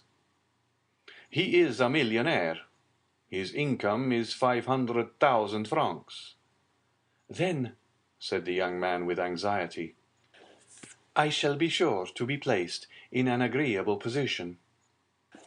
One of the most agreeable possible, my dear sir. He will allow you an income of 50,000 livres per annum during the whole time of your stay in Paris.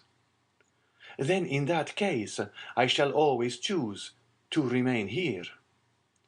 You cannot control circumstances, my dear sir.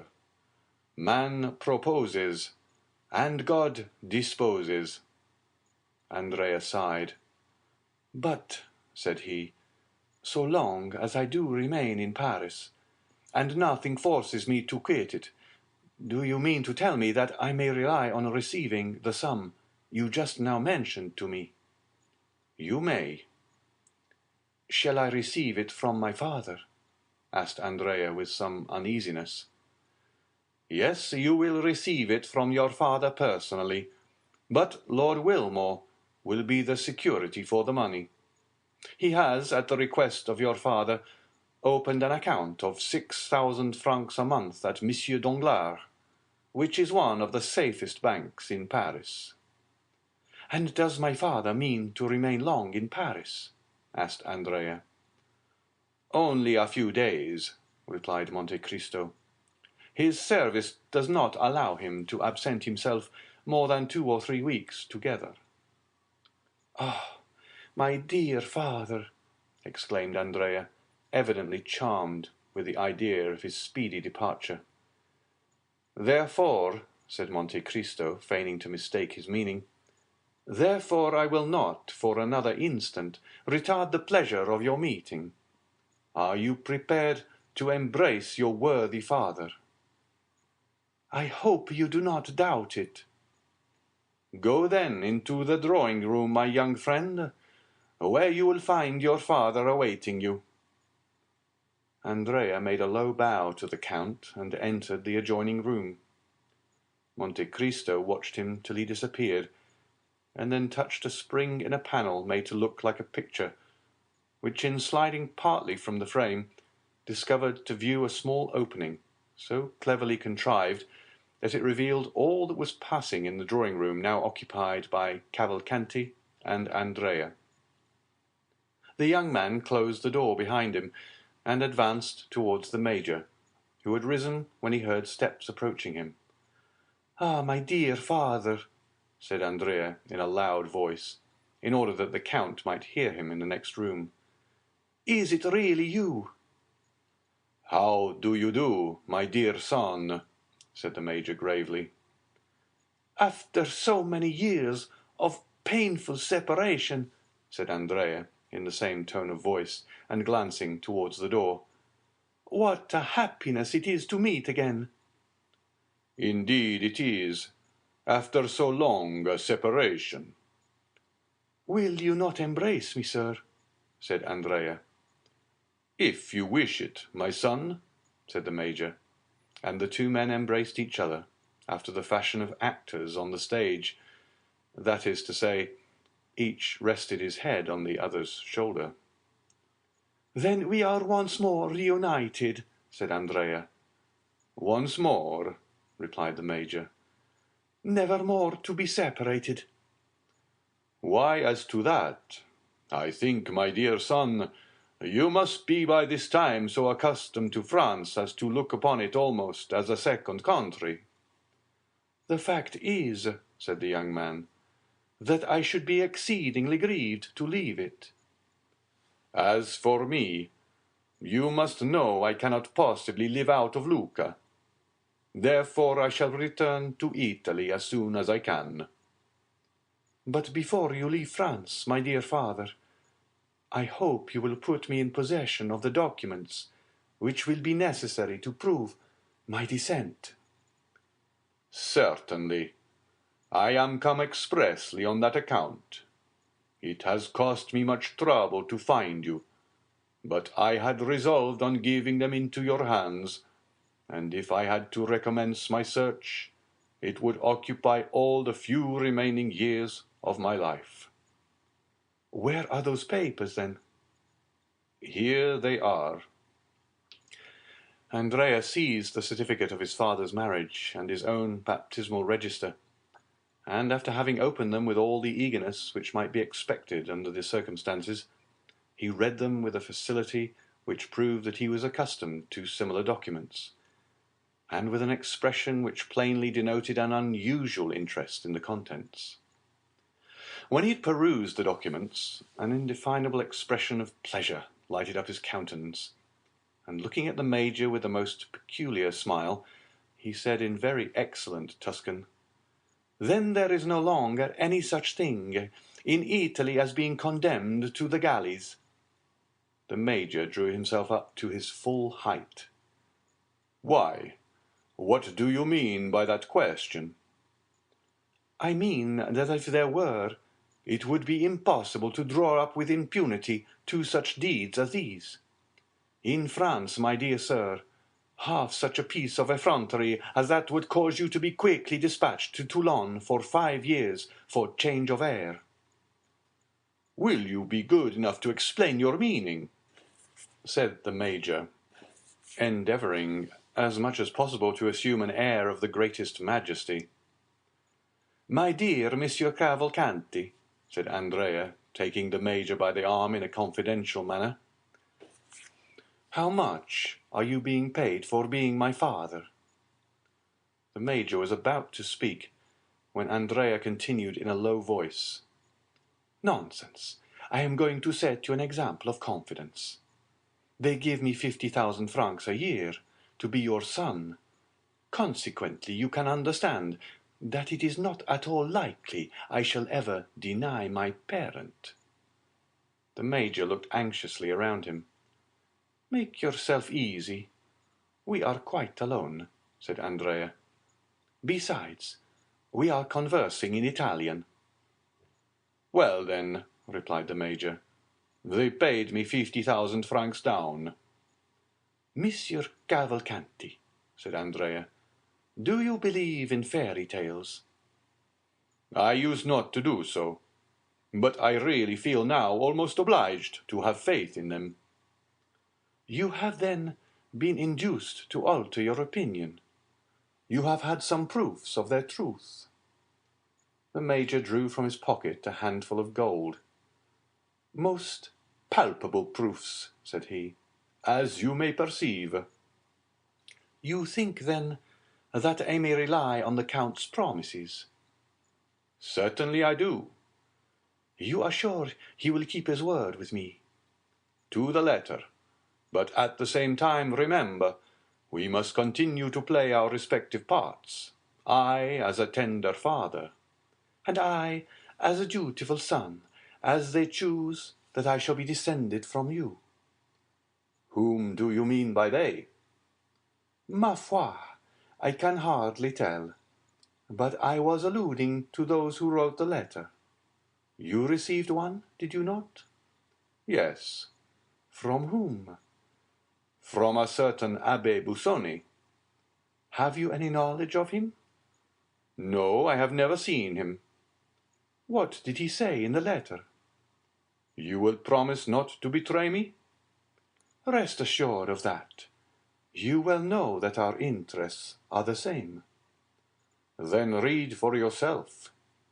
And the Major gave a letter into the young man's hand. Andrea read in a low voice: "You are poor. A miserable old age awaits you. Would you like to become rich, or at least independent? Set out immediately for Paris, and demand of the Count of Monte Cristo, Avenue des Champs-Élysées, No. 30, the son whom you had by the Marchese Cosinari, and who was taken from you at 5 years of age. This son is named Andrea Cavalcanti. In order that you may not doubt the kind intention of the writer of this letter, you will find enclosed an order for 2,400 francs, payable in Florence at Signor Gozzi's. Also a letter of introduction to the Count of Monte Cristo, on whom I give you a draft of 48,000 francs. Remember to go to the Count on the 26th May at 7 o'clock in the evening." "Abbé Busoni?" "It is the same." "What do you mean?" said the Major. "I was going to say that I received a letter almost to the same effect." "You?" "Yes." "From the Abbé Busoni?" "No." "From whom, then?"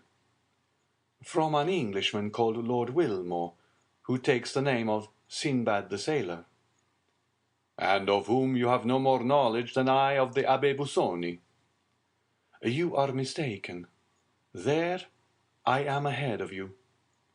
"You have seen him, then?" "Yes, once."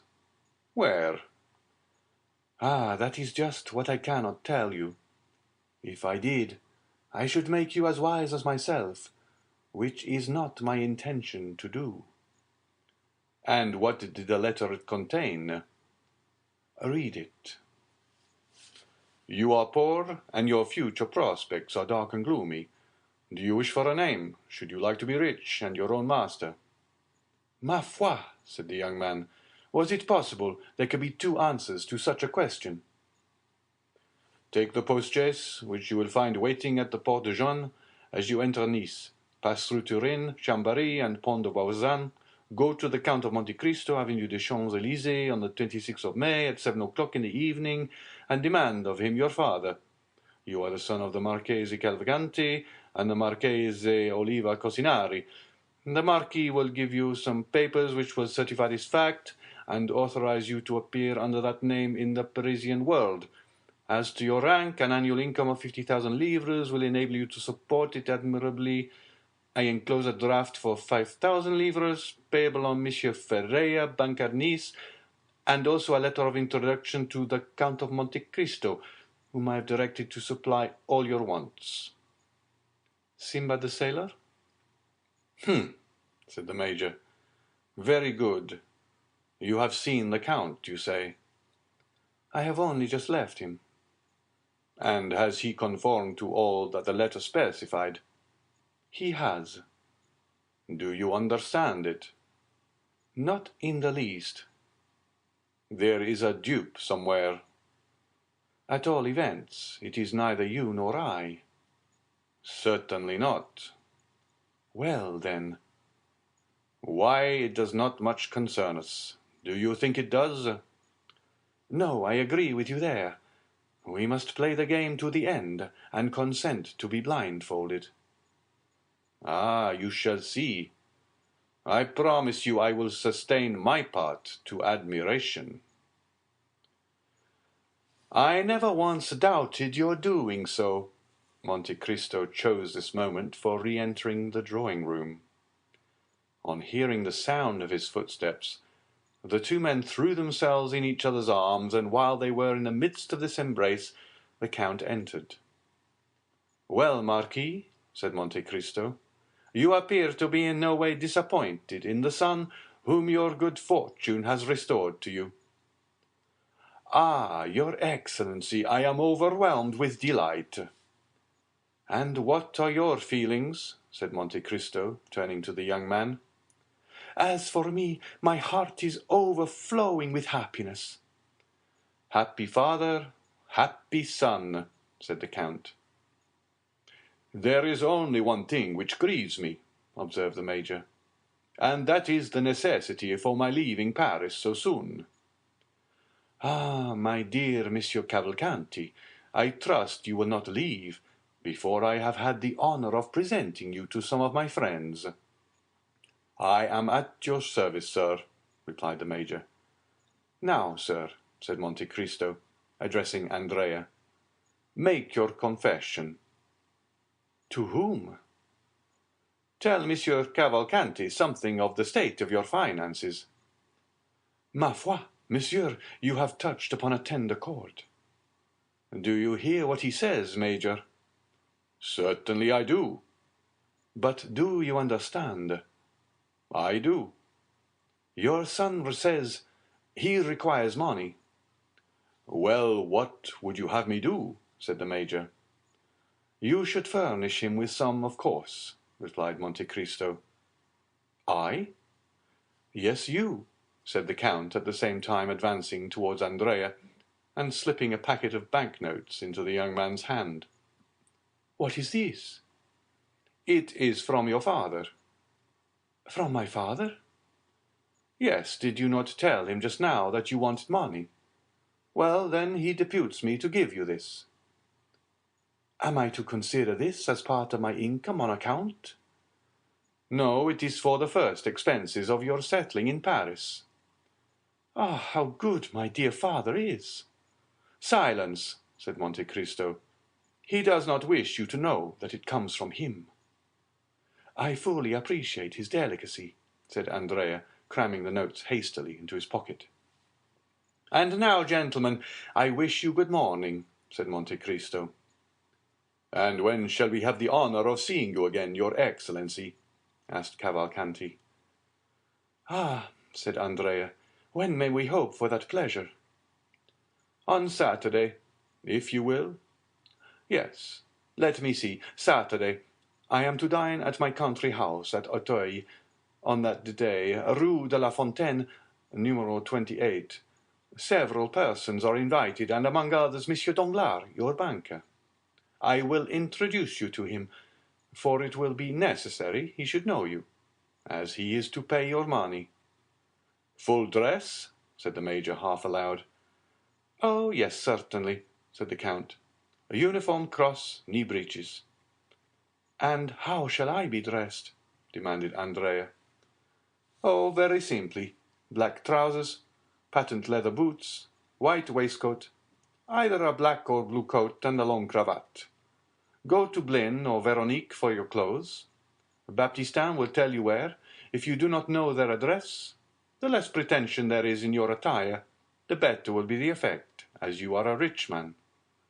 If you mean to buy any horses, get them off Devereux, and if you purchase a phaeton, go to Baptiste for it."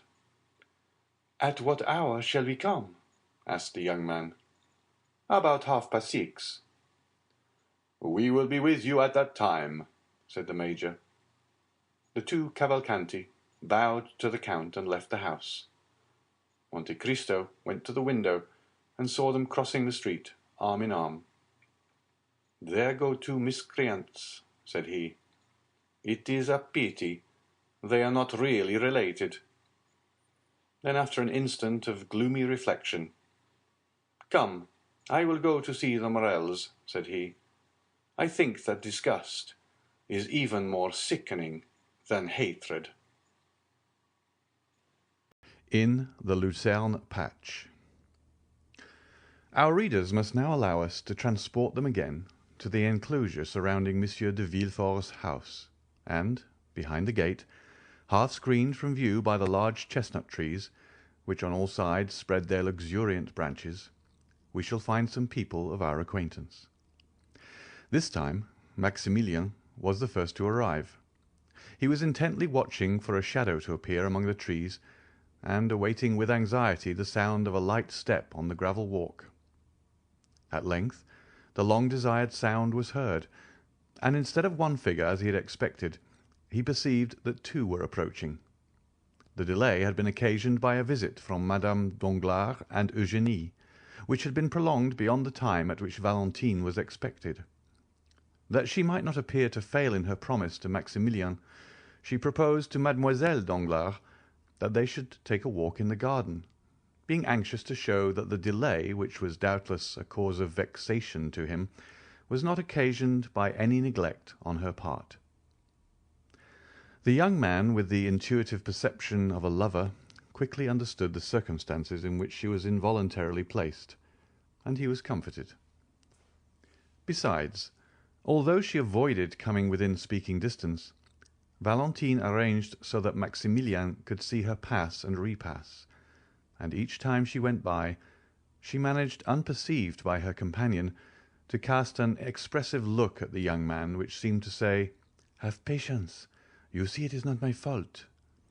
And Maximilien was patient, and employed himself in mentally contrasting the two girls, one fair, with soft languishing eyes, a figure gracefully bending like a weeping willow, the other a brunette with a fierce and haughty expression, and as straight as a poplar.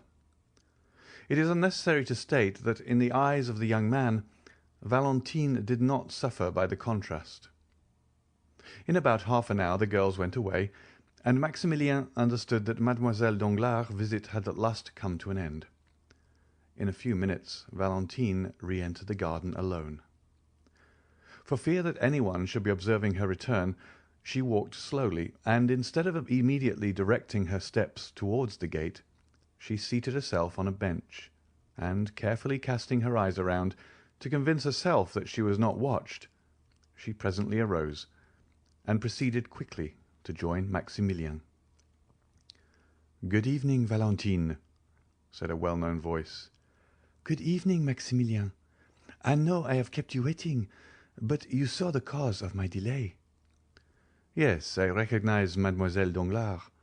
I was not aware that you were so intimate with her." "Who told you we were intimate, Maximilien?" "No one, but you appeared to be so. From the manner in which you walked and talked together, one would have thought you were two schoolgirls telling your secrets to each other." "We were having a confidential conversation," returned Valentine. "She was owning to me her repugnance to the marriage with Monsieur de Morcerf, and I, on the other hand, was confessing to her how wretched it made me to think of marrying Monsieur d'Épinay." "Dear Valentine!" "That will account to you for the unreserved manner which you observed between me and Eugénie, as in speaking of the man whom I could not love, my thoughts involuntarily reverted to him on whom, My affections were fixed. Ah, how good you are to say so, Valentine. You possess a quality which can never belong to Mademoiselle Danglars. It is that indefinable charm which is to a woman what perfume is to the flower and flavour to the fruit, for the beauty of either is not the only quality we seek. It is your love which makes you look upon everything in that light. No, Valentine, I assure you such is not the case. I was observing you both when you were walking in the garden, and on my honour, without at all wishing to depreciate the beauty of Mademoiselle Danglars, I cannot understand how any man can really love her. The fact is, Maximilian, that I was there, and my presence had the effect of rendering you unjust in your comparison. No, but tell me. It is a question of simple curiosity, and which was suggested by certain ideas passing in my mind relative to Mademoiselle Danglars. I dare say it is something disparaging which you are going to say. It only proves how little indulgence we may expect from your sex, interrupted Valentine. You cannot at least deny that you are very harsh judges of each other. If we are so, it is because we generally judge under the influence of excitement. But return to your question. Does Mademoiselle Danglars object to this marriage with Monsieur de Morcerf on account of loving another? I told you I was not on terms of strict intimacy with Eugénie. Yes, but the girls tell each other secrets without being particularly intimate. Own now that you did question her on the subject. Ah, I see you are smiling. If you are already aware of the conversation that passed, the wooden partition which interposed between us and you has proved but a slight security. Come, what did she say?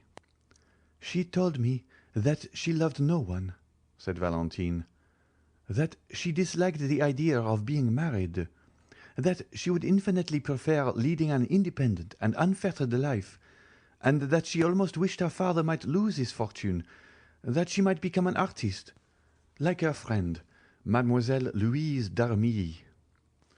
Ah, you see. Well, what does that prove? Asked Valentine. Nothing, replied Maximilian. Then why do you smile? Why, you know very well that you are reflecting on yourself, Valentine. Do you want me to go away? Ah, no, no. But do not let us lose time. You are the subject on which I wish to speak. True. We must be quick, for we are scarcely 10 minutes more to pass together. Ma foi, said Maximilian in consternation. Yes, you are right. I am but a poor friend to you. What a life I cause you to lead, poor Maximilian. You, who are formed for happiness. I bitterly reproach myself, I assure you. Well, what does it signify, Valentine? So long as I am satisfied, and feel that even this long and painful suspense is amply repaid by 5 minutes of your society, or 2 words from your lips. And I have also a deep conviction that heaven would not have created 2 hearts harmonizing as ours do, and almost miraculously brought us together to separate us at last. Those are kind and cheering words. You must hope for us both, Maximilian. That will make me at least partly happy. But why must you leave so soon? I do not know particulars. I can only tell you that Madame de Villefort sent to request my presence, as she had a communication to make on which a part of my fortune depended. Let them take my fortune. I am already too rich, and perhaps, when they have taken it, they will leave me in peace and quietness. You would love me as much if I were poor, would you not, Maximilian? Oh, I shall always love you. What should I care for either riches or poverty, if my Valentine was near me, and I felt certain that no one could deprive me of her? But do not fear that this communication may relate to your marriage. I do not think that is the case. However it may be, Valentine, you must not be alarmed. I assure you that as long as I live, I shall never love anyone else." You think to reassure me when you say that, Maximilien. Pardon me, you are right, I am a brute, but I was going to tell you that I met Monsieur de Morcerf the other day. Well? Monsieur France is his friend, you know. What then? Monsieur de Morcerf has received a letter from France, announcing his immediate return. Valentine turned pale, and leaned her hand against the gate. Ah, heavens, if it were that! But no, the communication would not come from Madame de Villefort. Why not? Because I scarcely know why, but it has appeared as if Madame de Villefort secretly objected to the marriage, although she did not choose openly to oppose it. Is it so? Then I feel as if I could adore Madame de Villefort. Do not be in such a hurry to do that, said Valentine, with a sad smile. If she objects to your marrying Monsieur d'Épinay, she would be all the more likely to listen to any other proposition. No, Maximilien, it is not suitors to which Madame de Villefort objects. It is marriage itself. Marriage? If she dislikes that so much, why did she ever marry herself? You do not understand me, Maximilien. About a year ago, I talked of retiring to a convent. Madame de Villefort, in spite of all the remarks which she considered it her duty to make, secretly approved of the proposition. My father consented to it at her instigation, and it was only on account of my poor grandfather that I finally abandoned the project. You can form no idea of the expression of that old man's eye when he looks at me, the only person in the world whom he loves, and I had almost said by whom he is beloved in return. When he learned my resolution, I shall never forget the reproachful look which he cast on me, and the tears of utter despair which chased each other down his lifeless cheeks. Oh, Maximilien, I experienced at that moment such remorse for my intention that, throwing myself at his feet, I exclaimed, "Forgive me, pray, forgive me, my dear grandfather. They may do what they will with me. I will never leave you."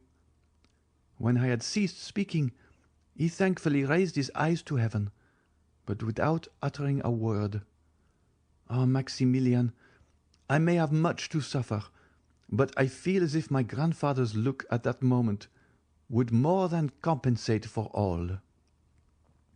Dear Valentine, you are a perfect angel, and I am sure I do not know what I, sabring right and left among the Bedouins, can have done to merit your being revealed to me, unless, indeed, Heaven took into consideration the fact that the victims of my sword were infidels.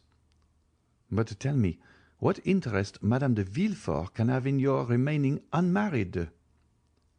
Did I not tell you just now that I was rich, Maximilien, too rich?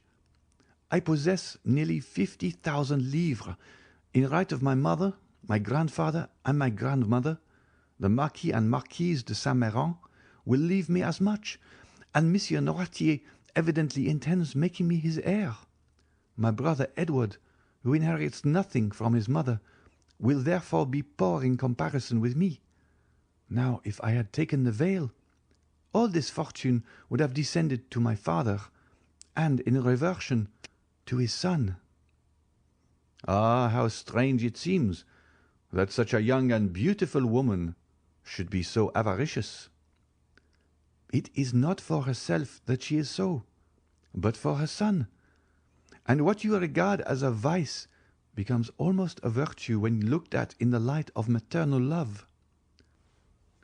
But could you not compromise matters and give up a portion of your fortune to her son? How could I make such a proposition, especially to a woman who always professes to be so entirely disinterested? Valentine, I have always regarded our love in the light of something sacred.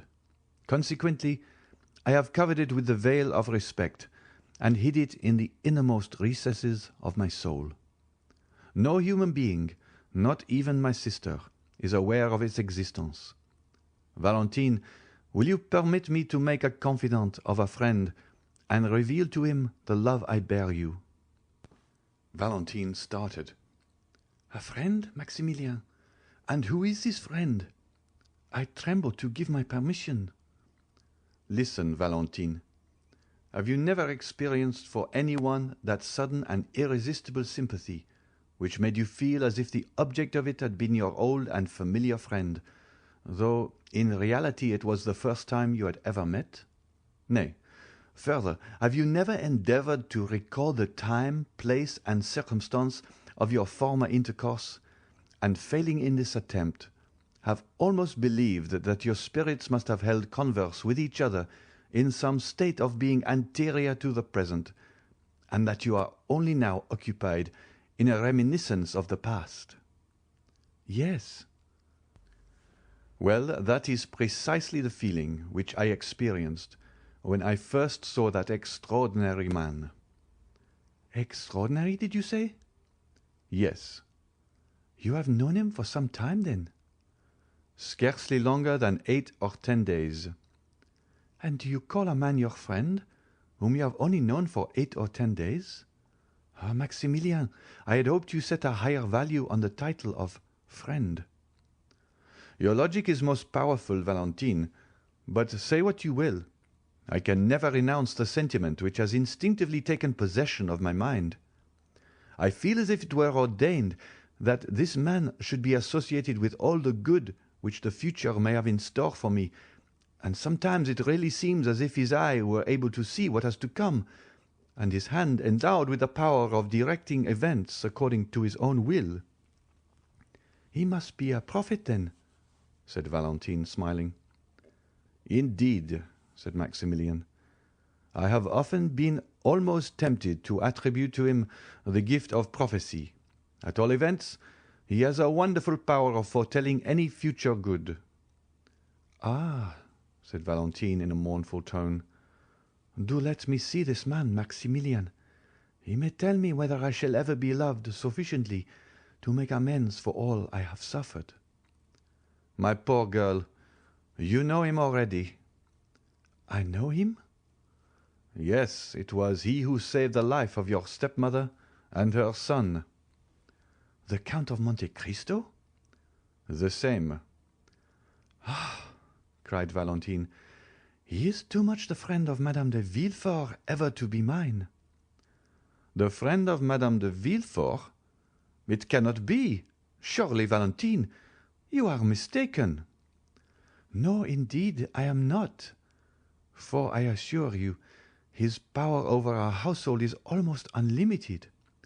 Courted by my stepmother, who regards him as the epitome of human wisdom, admired by my father, who says he has never before heard such sublime ideas so eloquently expressed, idolized by Edward, who, notwithstanding his fear of the count's large black eyes, runs to meet him the moment he arrives and opens his hand, in which he is sure to find some delightful present.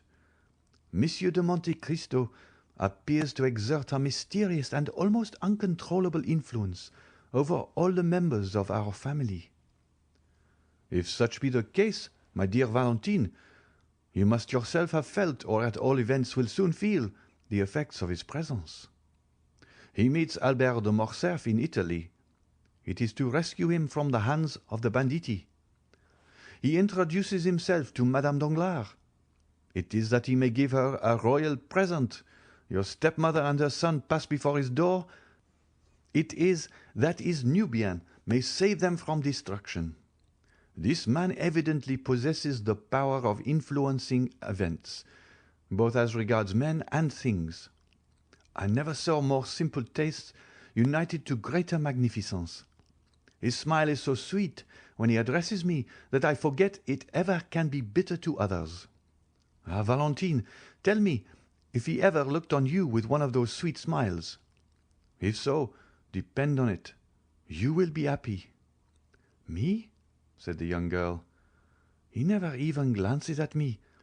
On the contrary, if I accidentally cross his path, he appears rather to avoid me, Ah, he is not generous, neither does he possess that supernatural penetration which you attribute to him, for if he did, he would have perceived that I was unhappy, and if he had been generous, seeing me sad and solitary, he would have used his influence to my advantage, and since, as you say, he resembles the sun, he would have warmed my heart with one of his life-giving rays.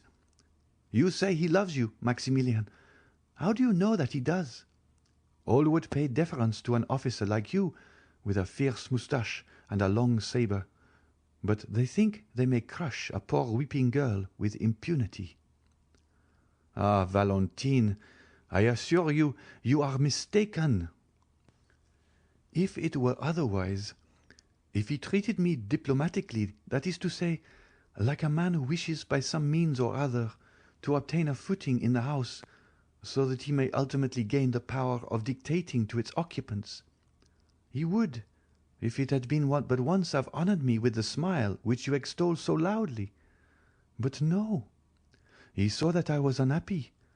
He understood that I could be of no use to him, and therefore paid no attention to me whatever. Who knows but that in order to please Madame de Villefort and my father, he may not persecute me by every means in his power? It is not just that he should despise me so without any reason. Oh, forgive me, said Valentine, perceiving the effect which her words were producing on Maximilian.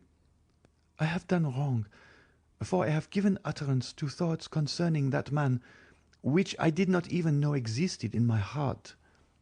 I do not deny the influence of which you speak, or that I have not myself experienced it, but with me it has been productive of evil rather than good. Well, Valentine, said Morrel with a sigh, we will not discuss the matter further. I will not make a confidant of him.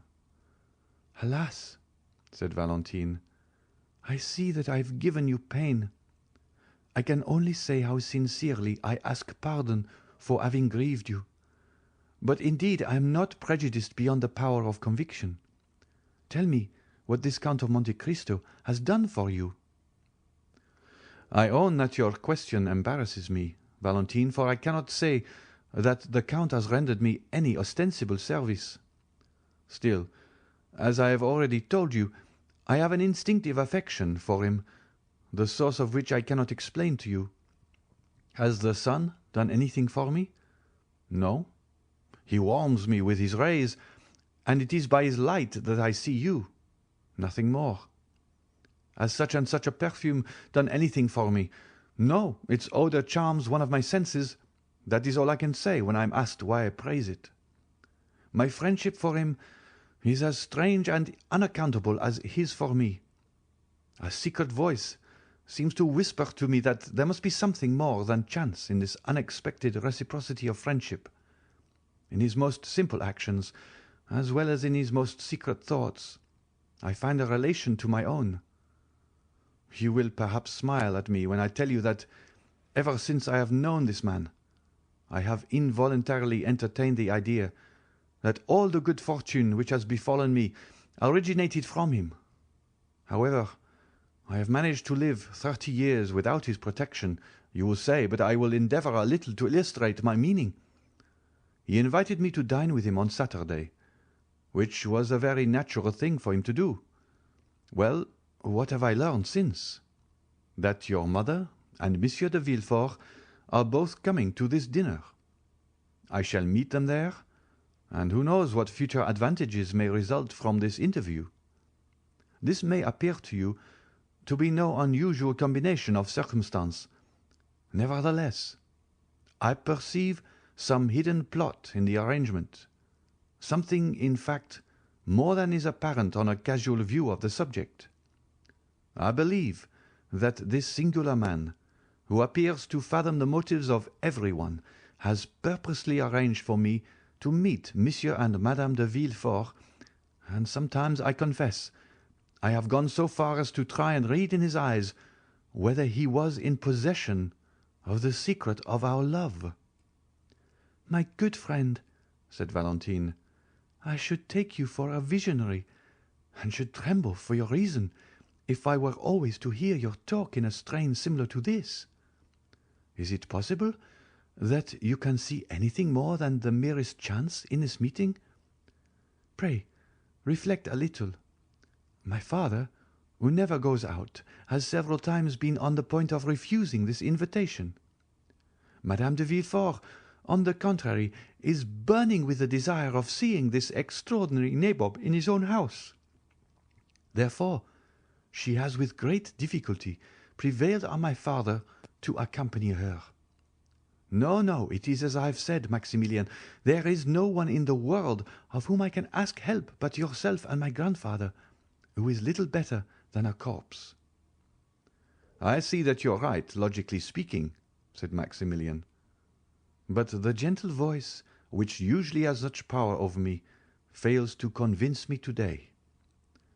"I feel the same as regards yourself," said Valentine, "and I own that, if you have no stronger proof to give me—" "I have another," replied Maximilian, "but I fear you will deem it even more absurd than the first." "So much the worse," said Valentine, smiling. "It is nevertheless conclusive to my mind. My 10 years of service have also confirmed my ideas on the subject of sudden inspirations, for I have several times owed my life to a mysterious impulse, which directed me to move at once either to the right or to the left, in order to escape the ball which killed the comrade fighting by my side, while it left me unharmed." "Dear Maximilian, why not attribute your escape to my constant prayers for your safety? When you are away, I no longer pray for myself, but for you." "Yes, since you have known me," said Morrel, smiling. "But that cannot apply to the time previous to our acquaintance, Valentine." "You are very provoking, and will not give me credit for anything. But let me hear this second proof, which you yourself own to be absurd." "Well, look through this opening, and you will see the beautiful new horse which I rode here." "Ah, what a beautiful creature!" cried Valentine. "Why did you not bring him close to the gate, so that I could talk to him and pat him?" "He is, as you see, a very valuable animal," said Maximilian.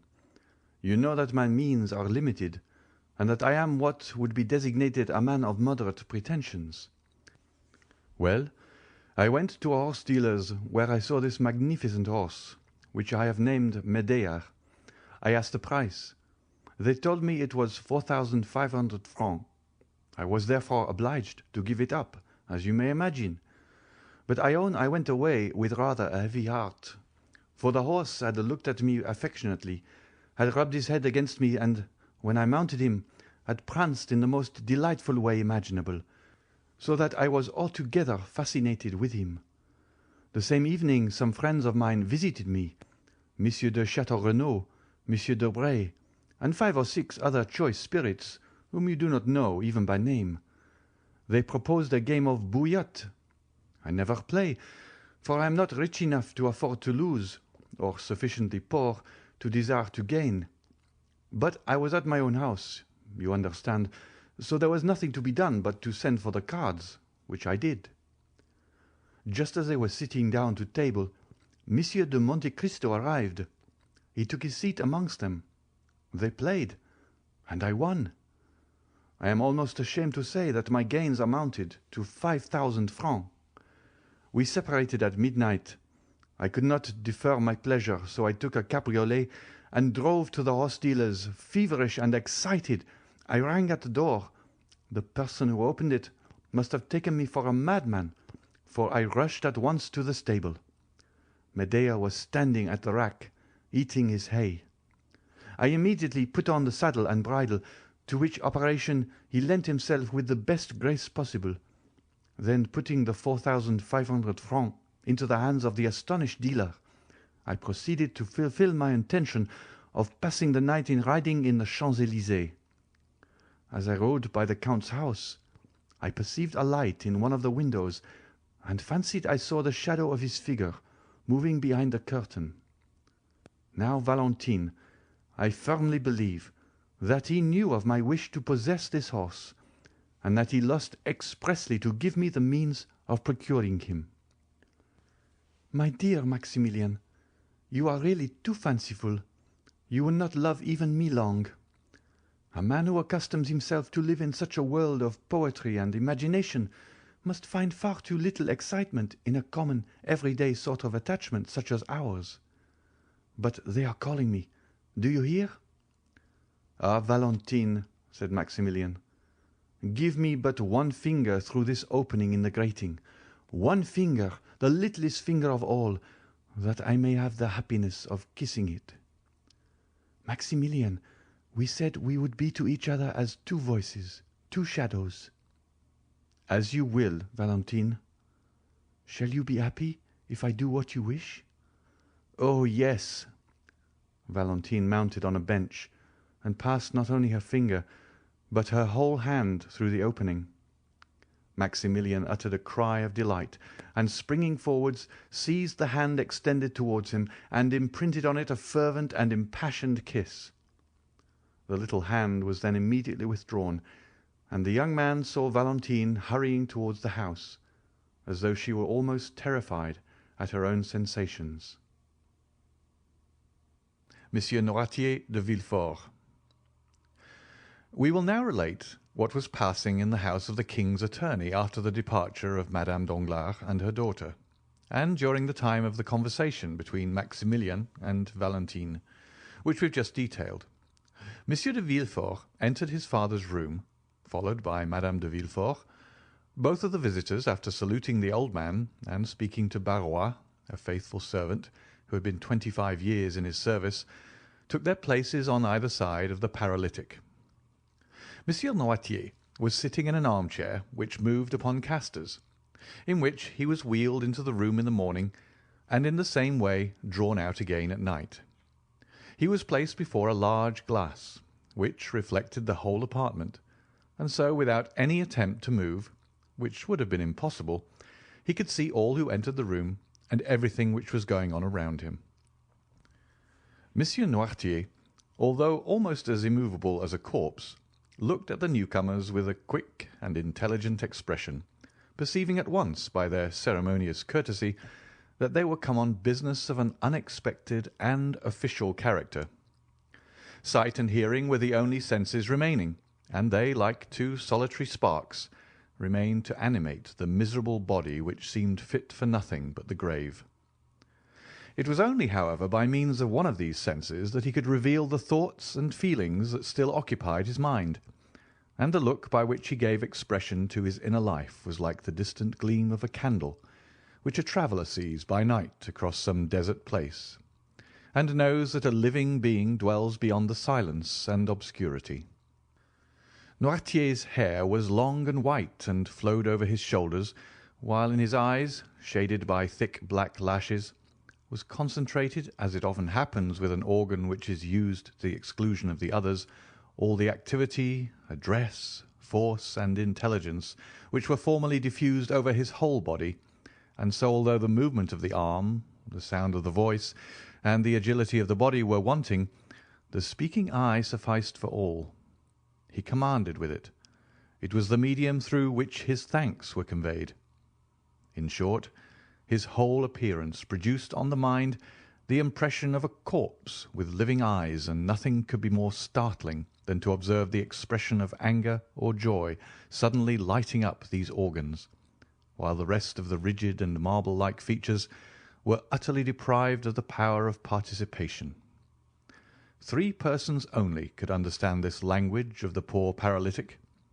These were Villefort, Valentine, and the old servant of whom we have already spoken. But as Villefort saw his father but seldom, and then only when absolutely obliged, and as he never took any pains to please or gratify him when he was there, all the old man's happiness was centred in his granddaughter. Valentine, by means of her love, her patience, and her devotion, had learned to read in Noirtier's look all the varied feelings which were passing in his mind.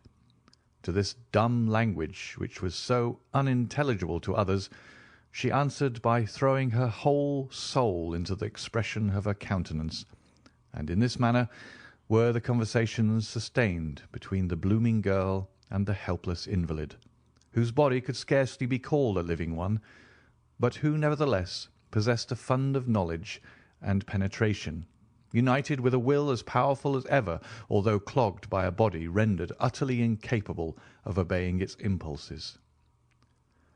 Valentine had solved the problem, and was able easily to understand his thoughts, and to convey her own in return, and through her untiring and devoted assiduity, it was seldom that in the ordinary transactions of everyday life she failed to anticipate the wishes of the living, thinking mind, or the wants of the almost inanimate body.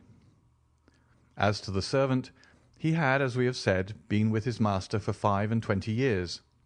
Therefore he knew all his habits, and it was seldom that Noirtier found it necessary to ask for anything, so prompt was he in administering to all the necessities of the invalid. Villefort did not need the help of either Valentine or the domestic in order to carry on with his father the strange conversation which he was about to begin. As we have said, he perfectly understood the old man's vocabulary, and if he did not use it more often, it was only indifference and ennui which prevented him from so doing. He therefore allowed Valentine to go into the garden, sent away Barrois, and after having seated himself at his father's right hand, while Madame de Villefort placed herself on the left, he addressed him thus: "I trust you will not be displeased, sir, that Valentine has not come with us, or that I dismissed Barrois, for our conference will be one which could not with propriety be carried out in the presence of either. Madame de Villefort and I have a communication to make to you." Noirtier's face remained perfectly passive during this long preamble, while, on the contrary, Villefort's eye was endeavouring to penetrate into the inmost recesses of the old man's heart. "This communication," continued the procureur, in that cold and decisive tone which seemed at once to preclude all discussion, "will, we are sure, meet with your approbation." The eye of the invalid still retained that vacancy of expression which prevented his son from obtaining any knowledge of the feelings which were passing in his mind. He listened, nothing more.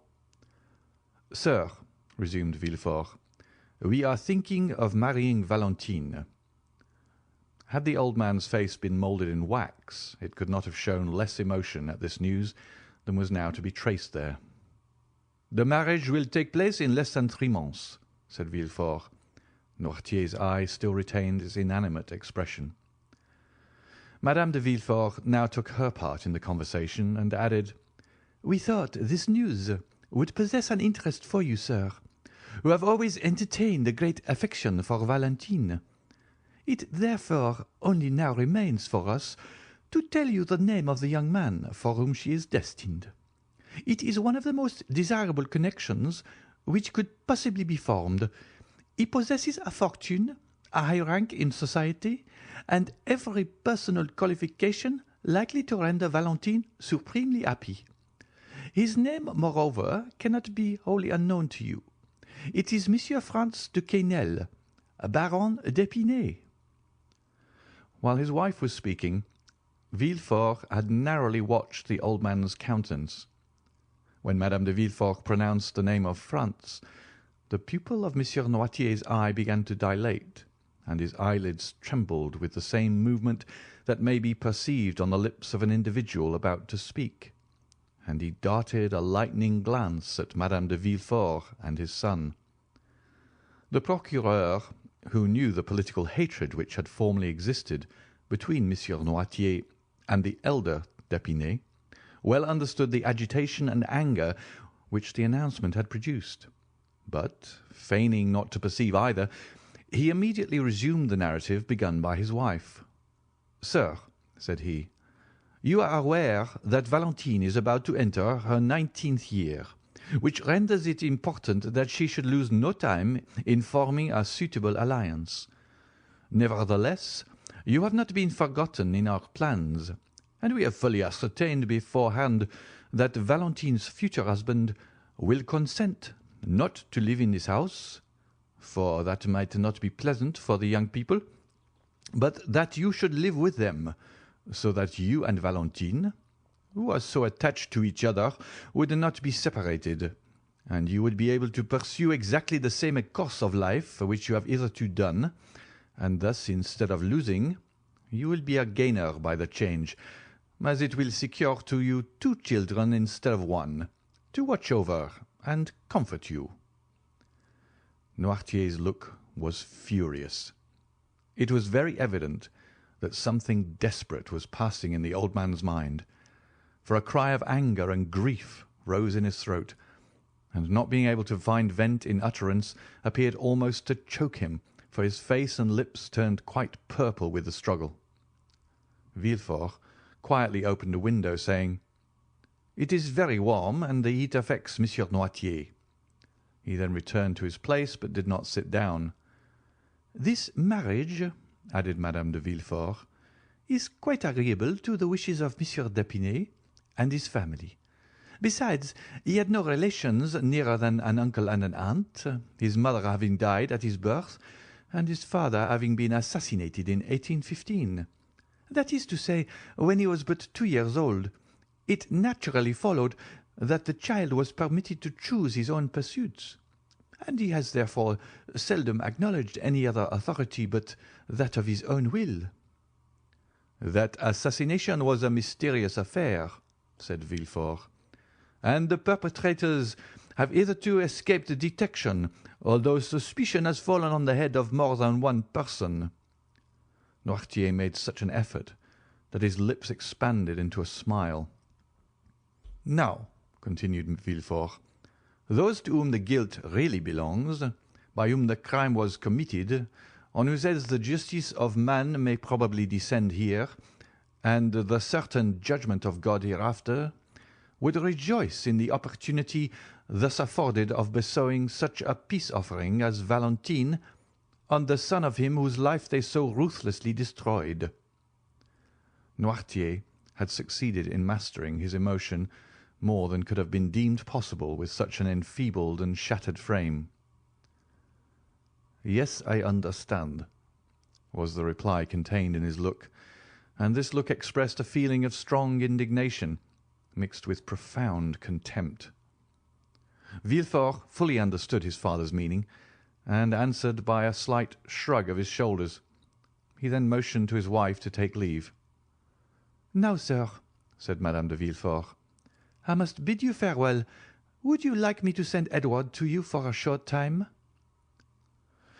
It had been agreed that the old man should express his approbation by closing his eyes, his refusal by winking them several times, and if he had some desire or feeling to express, he raised them to heaven. If he wanted Valentine, he closed his right eye only, and if Barrois, the left. At Madame de Villefort's proposition, he instantly winked his eyes.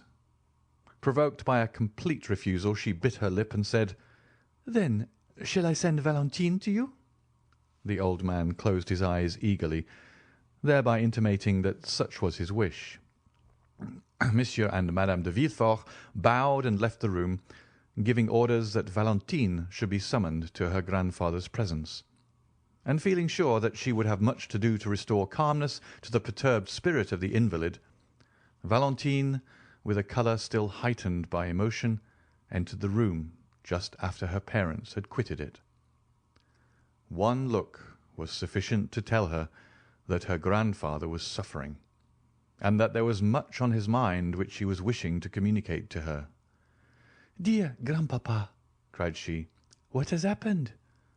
They have vexed you, and you are angry." The paralytic closed his eyes in token of assent.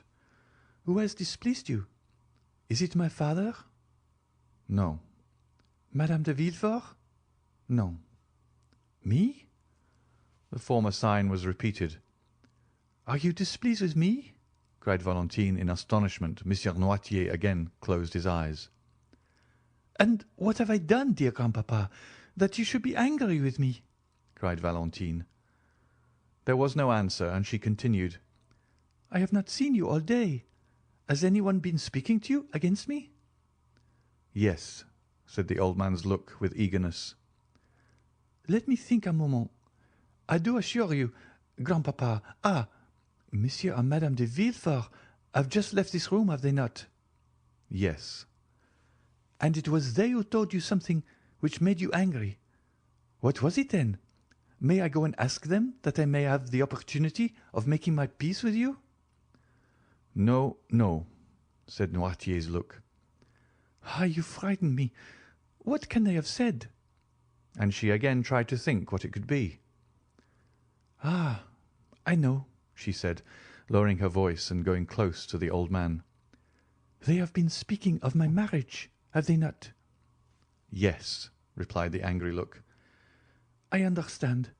You are displeased at the silence I have preserved on the subject.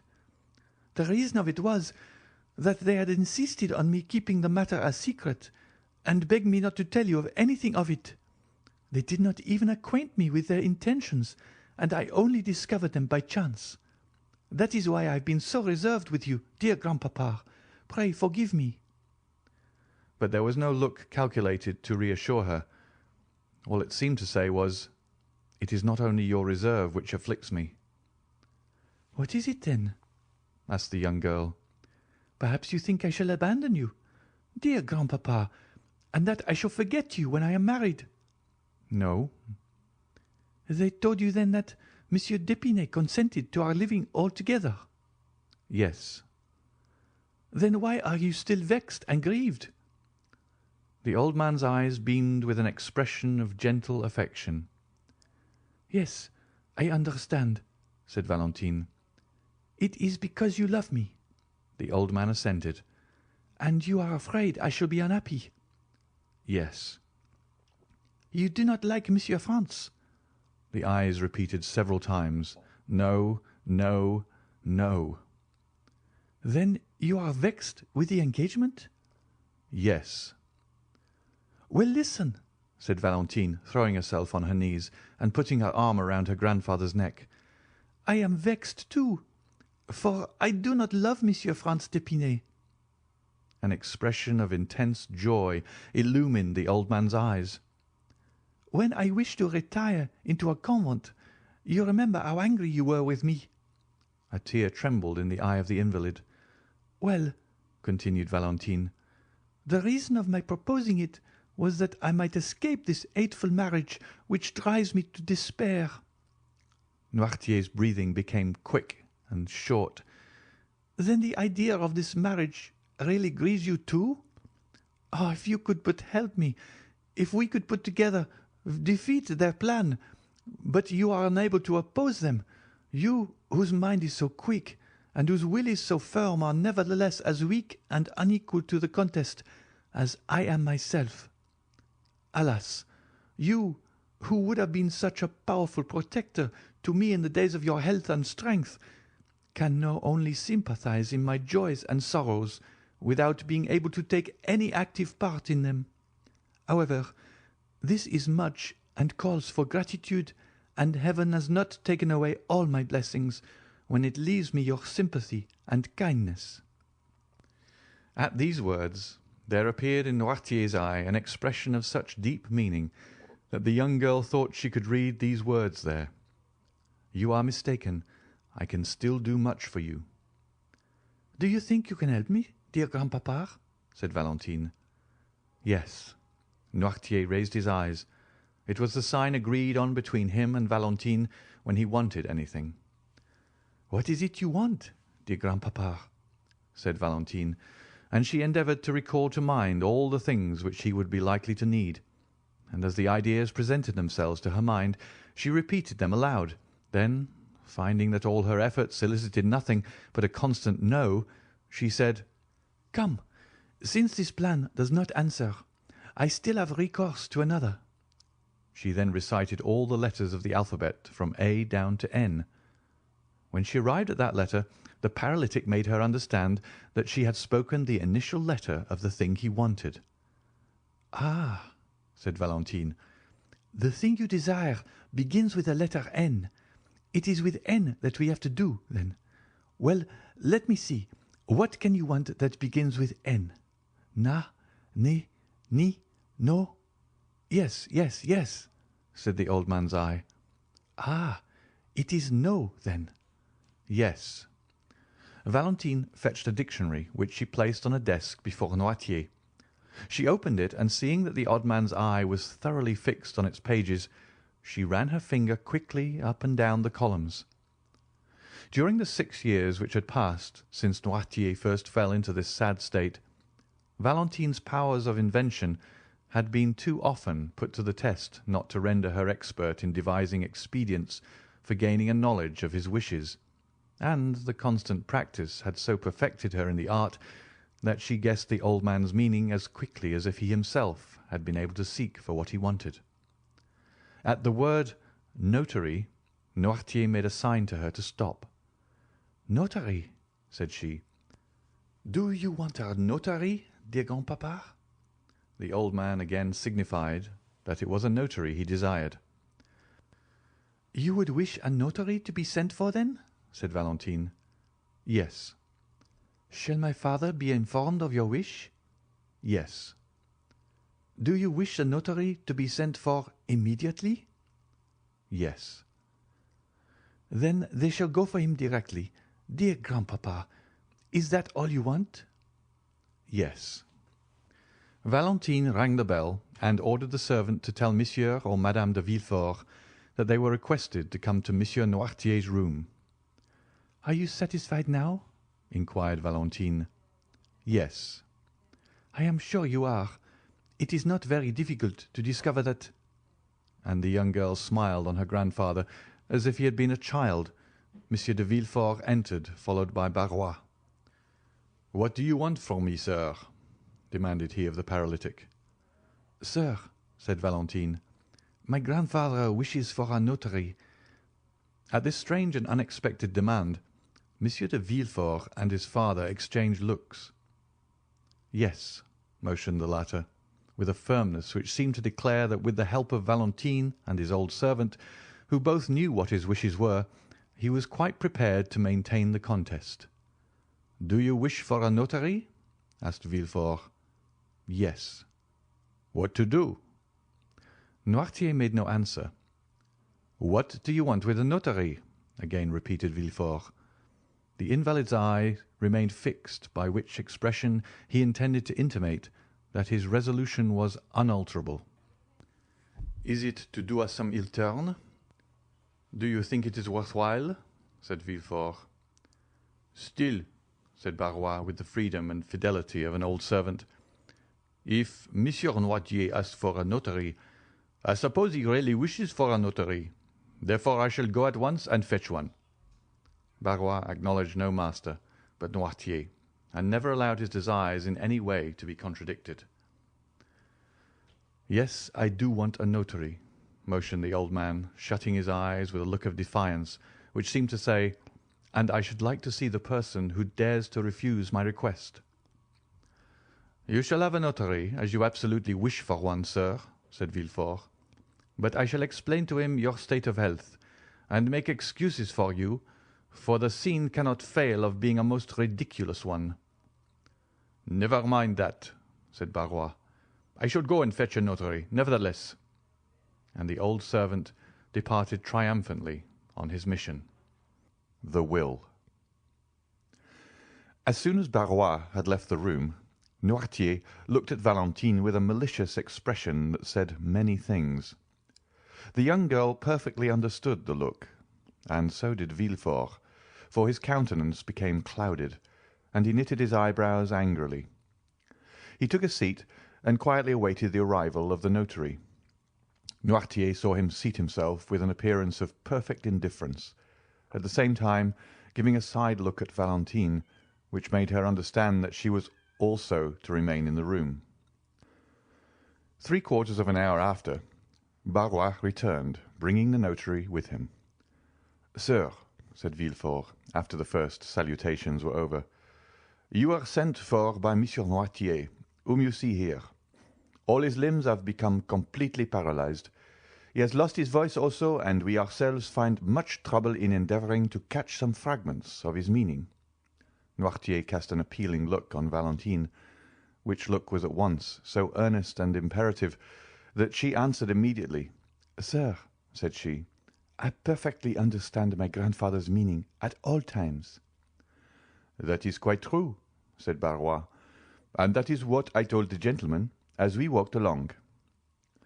"Permit me," said the notary, turning him first to Villefort and then to Valentine, "permit me to state that the case in question is just one of those in which a public officer like myself cannot proceed to act without thereby incurring a dangerous responsibility. The first thing necessary to render an act valid is that the notary should be thoroughly convinced that he has faithfully interpreted the will and wishes of the person dictating the act. Now I cannot be sure of the approbation or disapprobation of a client who cannot speak, and as the object of his desire or his repugnance cannot be clearly proved to me on account of his want of speech, my services here would be quite useless and cannot be legally exercised." The notary then prepared to retire. An imperceptible smile of triumph was expressed on the lips of the procureur. Noirtier looked at Valentine with an expression so full of grief that she arrested the departure of the notary. "Sir," said she, "the language which I speak with my grandfather may be easily learned, and I can teach you in a few minutes to understand it almost as well as I can myself. Will you tell me what you require in order to set your conscience quite at ease on the subject?" "In order to render an act valid, I must be certain of the approbation or disapprobation of my client. Illness of body would not affect the validity of the deed, but sanity of mind is absolutely requisite." "Well, sir, by the help of two signs, with which I will acquaint you presently, you may ascertain with perfect certainty that my grandfather is still in the full possession of all his mental faculties. Monsieur Noirtier, being deprived of voice and motion, is accustomed to convey his meaning by closing his eyes when he wishes to signify yes, and to wink when he means no. You know quite enough to enable you to converse with Monsieur Noirtier. Try."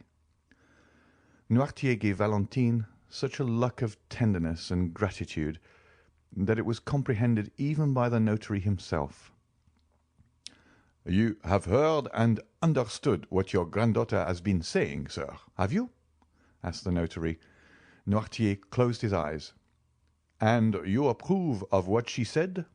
That is to say, you declare that the signs which she mentioned are really those by means of which you are accustomed to convey your thoughts?" "Yes." "It was you who sent for me?" "Yes." "To make your will?" "Yes." "And you do not wish me to go away without fulfilling your original intentions?" The old man winked violently. "Well, sir," said the young girl, "do you understand now, and is your conscience perfectly at rest on the subject?" But before the notary could answer, Villefort had drawn him aside. "Sir," said he, "do you suppose for a moment that a man can sustain a physical shock, such as Monsieur Noirtier has received, without any detriment to his mental faculties?" "It is not exactly that, sir," said the notary, "which makes me uneasy, but the difficulty will be in wording his thoughts and intentions so as to be able to get his answers."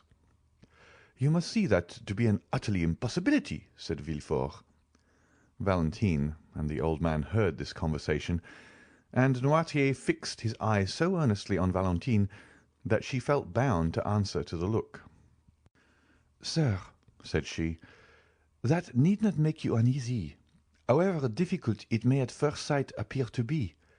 I can discover and explain to you my grandfather's thoughts, so as to put an end to all your doubts and fears on the subject. I have now been 6 years with Monsieur Noirtier, and let him tell you if ever once during that time he has entertained a thought which he was unable to make me understand."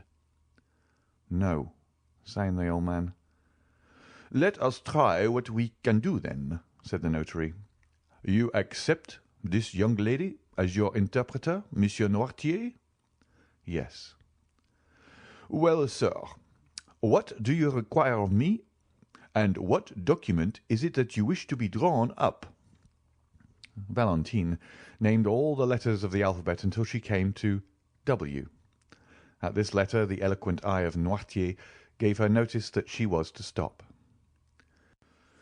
"It is very evident that it is the letter W which Monsieur Noirtier wants," said the notary.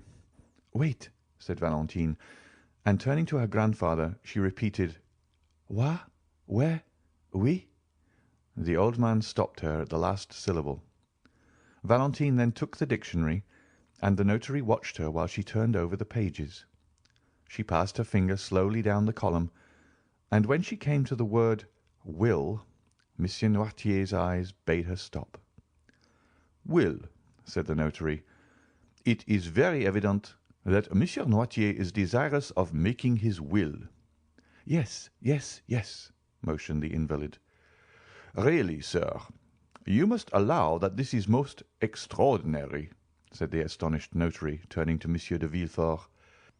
"Yes," said the procureur, "and I think the will promises to be yet more extraordinary, for I cannot see how it is to be drawn up without the intervention of Valentine, and she may, perhaps, be considered as too much interested in its contents to allow of her being a suitable interpreter of the obscure and ill-defined wishes of her grandfather."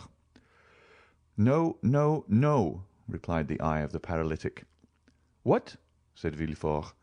"Do you mean to say that Valentine is not interested in your will?" "No." "Sir," said the notary, whose interest had been greatly excited, and who had resolved on publishing far and wide the account of this extraordinary and picturesque scene, "what appeared so impossible to me an hour ago has now become quite easy and practicable, and this may be a perfectly valid will, provided it be read in the presence of 7 witnesses, approved by the testator, and sealed by the notary in the presence of the witnesses. As to the time, it will not require very much more than the generality of wills. There are certain forms necessary to be gone through, and which are always the same. As to the details, the greater part will be furnished afterwards by the state, in which we find the affairs of the testator, and by yourself, who, having had the management of them, can doubtless give full information on the subject. But besides all this, in order that the instrument may not be contested, I am anxious to give it the greatest possible authenticity.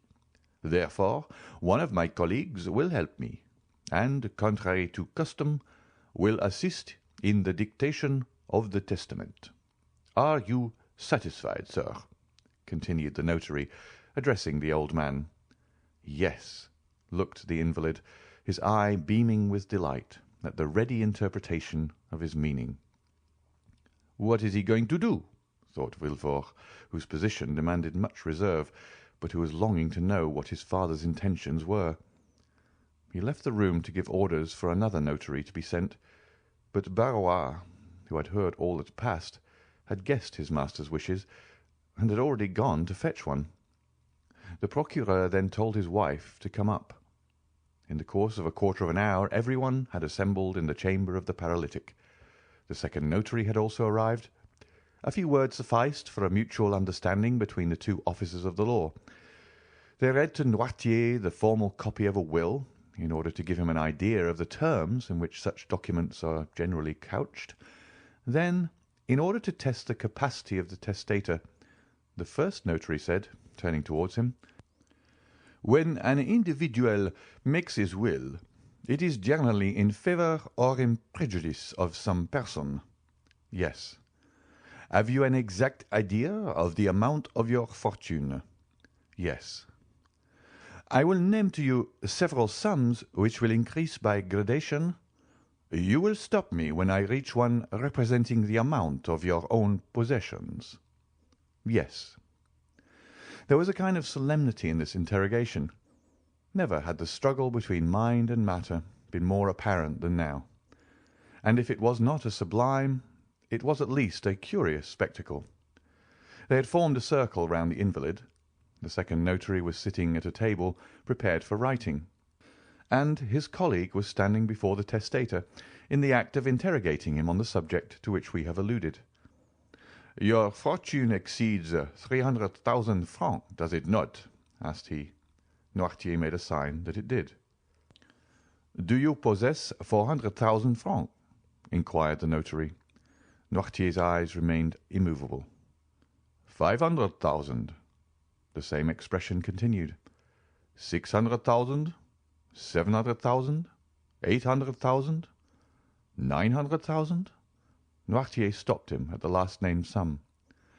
"You are then in possession of 900,000 francs?" asked the notary. "Yes." "In landed property?" "No." "In stock?" "Yes." "The stock is in your own hands." The look which Monsieur Noirtier cast on Barrois showed that there was something wanting which he knew where to find. The old servant left the room and presently returned, bringing with him a small casket. "Do you permit us to open this casket?" asked the notary. Noirtier gave his assent. They opened it, and found 900,000 francs in bank scrip. The first notary handed over each note as he examined it to his colleague. The total amount was found to be as Monsieur Noirtier had stated. "It is all as he has said. It is very evident that the mind still retains its full force and vigour." Then turning towards the paralytic, he said, "You possess, then, 900,000 francs of capital, which, according to the manner in which you have invested it, ought to bring in an income of about 40,000 livres." "Yes." "To whom do you desire to leave this fortune?" "Oh," said Madame de Villefort, "there is not much doubt on that subject. Monsieur Noirtier tenderly loves his granddaughter, Mademoiselle de Villefort. It is she who has nursed and tended him for 6 years, and has, by her devoted attention, fully secured the affection, I had almost said the gratitude of her grandfather, and it is but just that she should reap the fruit of her devotion." The eye of Noirtier clearly showed by its expression that he was not deceived by the false assent given by Madame de Villefort's words and manner to the motives which she supposed him to entertain. "It is, then, to Mademoiselle Valentine de Villefort that you leave these 900,000 francs?" demanded the notary, thinking he had only to insert this clause, but waiting first for the assent of Noirtier, which it was necessary should be given before all the witnesses of this singular scene. Valentine, when her name was made the subject of discussion, had stepped back to escape unpleasant observation. Her eyes were cast down, and she was crying.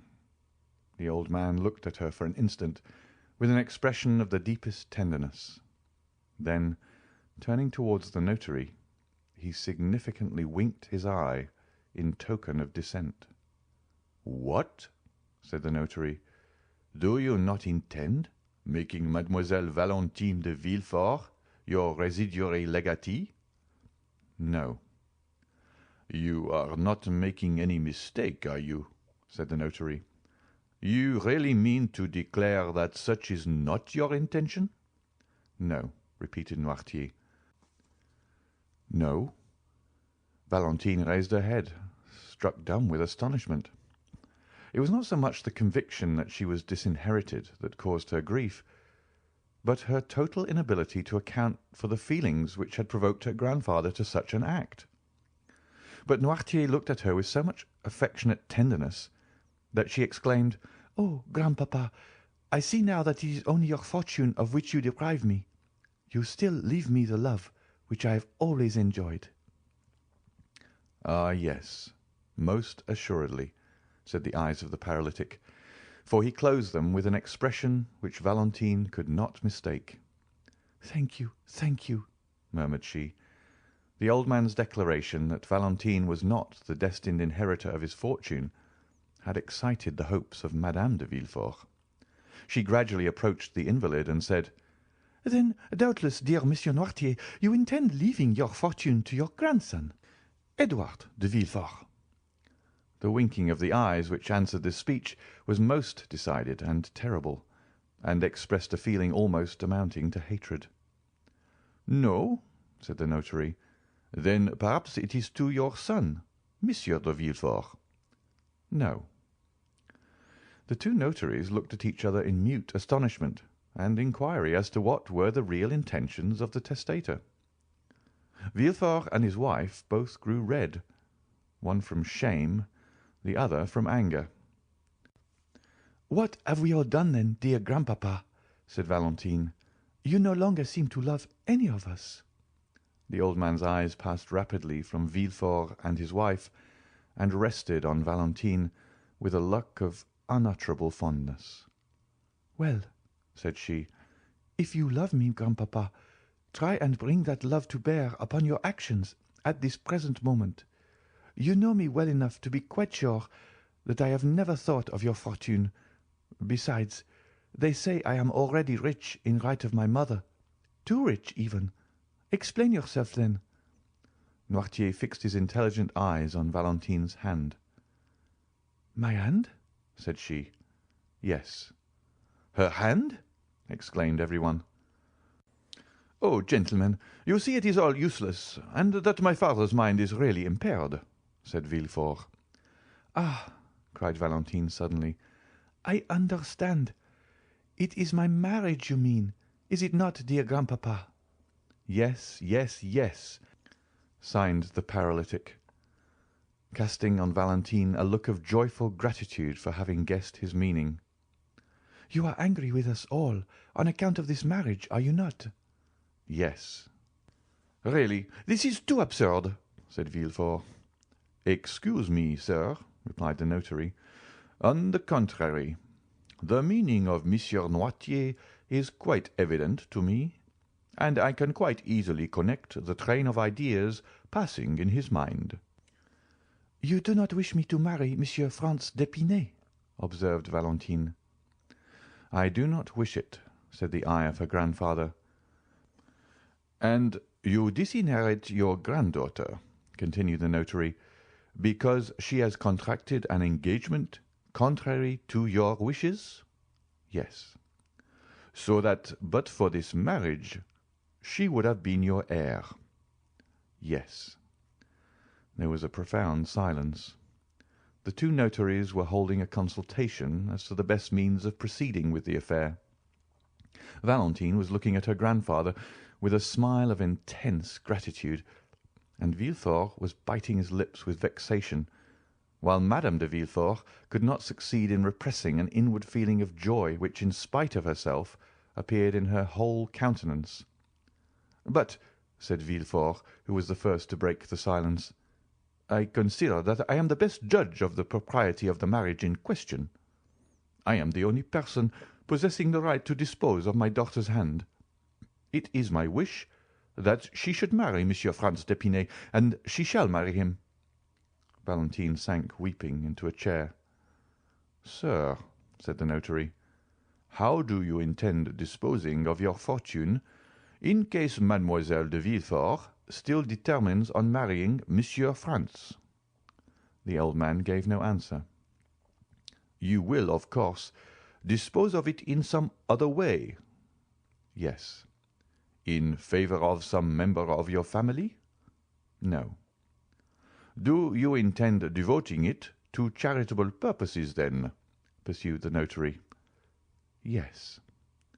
"But," said the notary, "you are aware that the law does not allow a son to be entirely deprived of his patrimony?"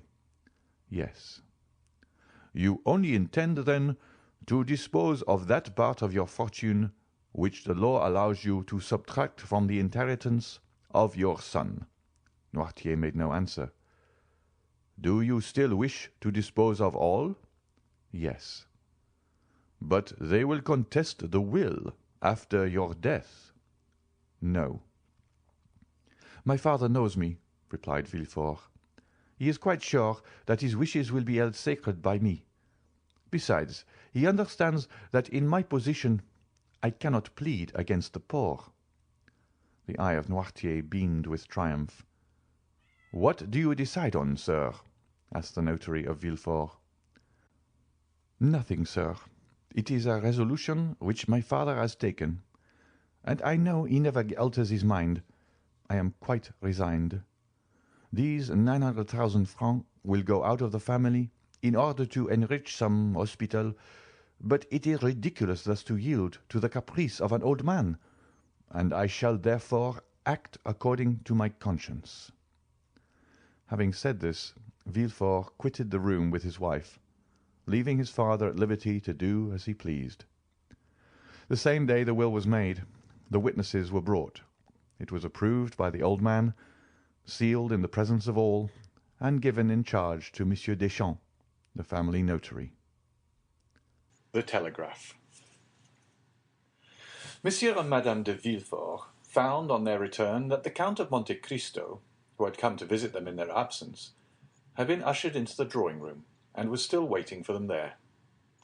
Madame de Villefort, who had not yet sufficiently recovered from her late emotion to allow of her entertaining visitors so immediately, retired to her bedroom, while the procureur, who could better depend upon himself, proceeded at once to the salon. Although Monsieur de Villefort flattered himself that to all outward view he had completely masked the feelings which were passing in his mind, he did not know that the cloud was still lowering on his brow, so much so that the Count, whose smile was radiant, immediately noticed his sombre and thoughtful air. "Ma foi," said Monte Cristo, after the first compliments were over, "what is the matter with you, Monsieur de Villefort? Have I arrived at the moment when you are drawing up an indictment for a capital crime?" Villefort tried to smile. "No, Count," he replied. "I am the only victim in this case. It is I who lose my cause, and it is ill luck, obstinacy, and folly which have caused it to be decided against me." "To what do you refer?" said Monte Cristo, with well-feigned interest. "Have you really met with some great misfortune?" "Oh, no, monsieur," said Villefort, with a bitter smile. "It is only a loss of money which I have sustained. Nothing worth mentioning, I assure you." "True," said Monte Cristo. "The loss of a sum of money becomes almost immaterial with a fortune such as you possess, and to one of your philosophic spirit." "It is not so much the loss of the money that vexes me," said Villefort, "though, after all, 900,000 francs are worth regretting. But I am the more annoyed with this fate, chance, or whatever you please to call the power which has destroyed my hopes and my fortune, and may blast the prospects of my child also, as it is all occasioned by an old man relapsed into second childhood." "What do you say?" said the Count. 900,000 francs! It is indeed a sum which might be regretted even by a philosopher. And who is the cause of all this annoyance?" "My father, as I told you." "Monsieur Noirtier? But I thought you told me he had become entirely paralyzed, and that all his faculties were completely destroyed." "Yes, his bodily faculties, for he can neither move nor speak. Nevertheless, he thinks, acts, and wills in the manner I have described. I left him about 5 minutes ago, and he is now occupied in dictating his will to 2 notaries." "But to do this he must have spoken." "He has done better than that. He has made himself understood." "How was such a thing possible?" "By the help of his eyes, which are still full of life, and, as you perceive, possess the power of inflicting mortal injury." "My dear," said Madame de Villefort, who had just entered the room, "perhaps you exaggerate the evil." "Good morning, madame," said the Count, bowing. Madame de Villefort acknowledged the salutation with one of her most gracious smiles. "What is this that Monsieur de Villefort has been telling me?" demanded Monte Cristo. "And what incomprehensible misfortune?" "Incomprehensible is not the word," interrupted the procureur, shrugging his shoulders. "It's an old man's caprice." "And there is no means of making him revoke his decision?" "Yes," said Madame de Villefort. "and it is still entirely in the power of my husband to cause the will which is now in prejudice of Valentine to be altered in her favour." The Count, who perceived that Monsieur and Madame de Villefort were beginning to speak in parables, appeared to pay no attention to the conversation, and feigned to be busily engaged in watching Edward, who was mischievously pouring some ink into the bird's water-glass. "My dear," said Villefort in answer to his wife, "you know I have never been accustomed to play the patriarch in my family, nor have I ever considered that the fate of a universe was to be decided by my nod. Nevertheless, it is necessary that my will should be respected in my family, and that the folly of an old man and the caprice of a child should not be allowed to overturn a project which I have entertained for so many years. The Baron d'Épinay was my friend, as you know, and an alliance with his son is the most suitable thing that could possibly be arranged." "Do you think," said Madame de Villefort, "that Valentine is in league with him? She has always been opposed to this marriage, and I should not be at all surprised if what we have just seen and heard is nothing but the execution of a plan concerted between them." "Madame de Villefort, believe me, a fortune of 900,000 francs is not so easily renounced." "She could, nevertheless, make up her mind to renounce the world, sir, since it is only about a year ago that she herself proposed entering a convent." "Never mind," replied Villefort. "I say that this marriage shall be consummated." "Notwithstanding your father's wishes to the contrary?" said Madame de Villefort, selecting a new point of attack. "That is a serious thing." Monte Cristo, who pretended not to be listening, heard, however, every word that was said. "Madame," replied Villefort, "I can truly say that I have always entertained a high respect for my father, because to the natural feeling of our relationship was added the consciousness of his moral superiority. The name of father is sacred in two senses. He should be reverenced as the author of our being, and as a master whom we ought to obey. But under the present circumstance, I am justified in doubting the wisdom of an old man who, because he hated the father, vents his anger on the son. It would be ridiculous in me to regulate my conduct by such caprice. I shall still continue to preserve the same respect toward Monsieur Noirtier. I will suffer, without complaint, the pecuniary deprivation to which he has subjected me, but I shall remain firm in my determination, and the world shall see which party has reason on his side. Consequently, I shall marry my daughter to the Baron Franz d'Épinay, because I consider it would be a proper and eligible match for her to make, and, in short, because I choose to bestow my daughter's hand on whomever I please." "What?" said the Count, the approbation of whose eye Villefort had frequently solicited during his speech. "What do you say, that Monsieur Noirtier disinherits Mademoiselle de Villefort because she is going to marry Monsieur le Baron Franz d'Épinay?" "Yes, sir, that is the reason," said Villefort, shrugging his shoulders. "The apparent reason, at least," said Madame de Villefort. "The real reason, madame, I can assure you. I know my father." "But I want to know in what way Monsieur d'Épinay can have displeased your father more than any other person."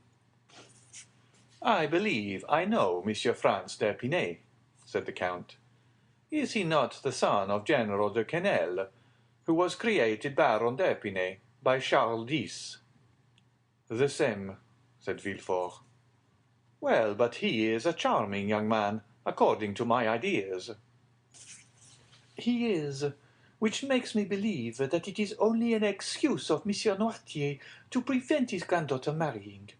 Old men are always so selfish in their affection," said Madame de Villefort. But, said Monte Cristo, do you not know any cause for this hatred? Ah, ma foi, who is to know? Perhaps it is some political difference. My father and the Baron d'Épinay lived in the stormy times, of which I only saw the ending, said Villefort. Was not your father a Bonapartist? Asked Monte Cristo. I think I remember that you told me something of that kind. My father has been a Jacobin more than anything else, said Villefort, carried by his emotion beyond the bounds of prudence. And the senator's robe, which Napoleon cast on his shoulders, only served to disguise the old man without any degree of changing him.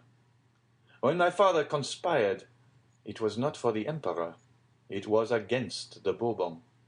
For Monsieur Noirtier possessed this peculiarity: he never projected any utopian schemes which could never be realized, but strove for possibilities, and he applied to the realization of these possibilities the terrible theories of the mountain, theories that never shrank from any means that were deemed necessary to bring about the desired result.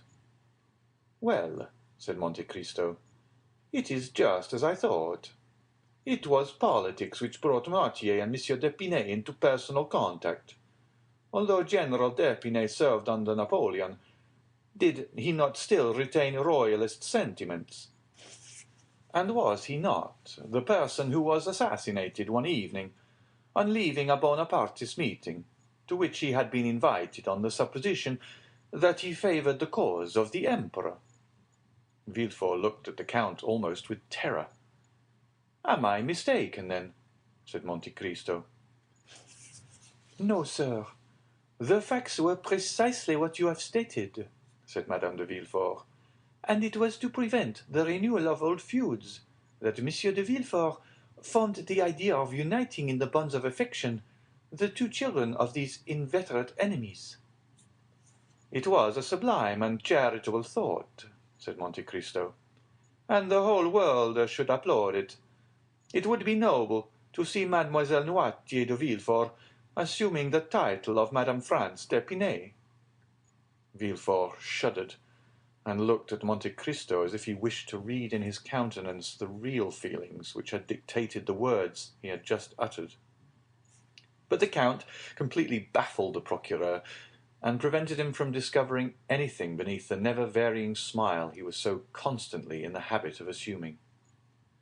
Although, said Villefort, it will be a serious thing for Valentine to lose her grandfather's fortune, I do not think that Monsieur d'Épinay will be frightened at this pecuniary loss. He will perhaps hold me in greater esteem than the money itself, seeing that I sacrificed everything in order to keep my word with him. Besides, he knows that Valentine is rich in right of her mother, and that she will, in all probability, inherit the fortune of Monsieur and Madame de Saint-Méran, her mother's parents, who both love her tenderly. And who are fully as well worth loving and tending as Monsieur Noirtier, said Madame de Villefort.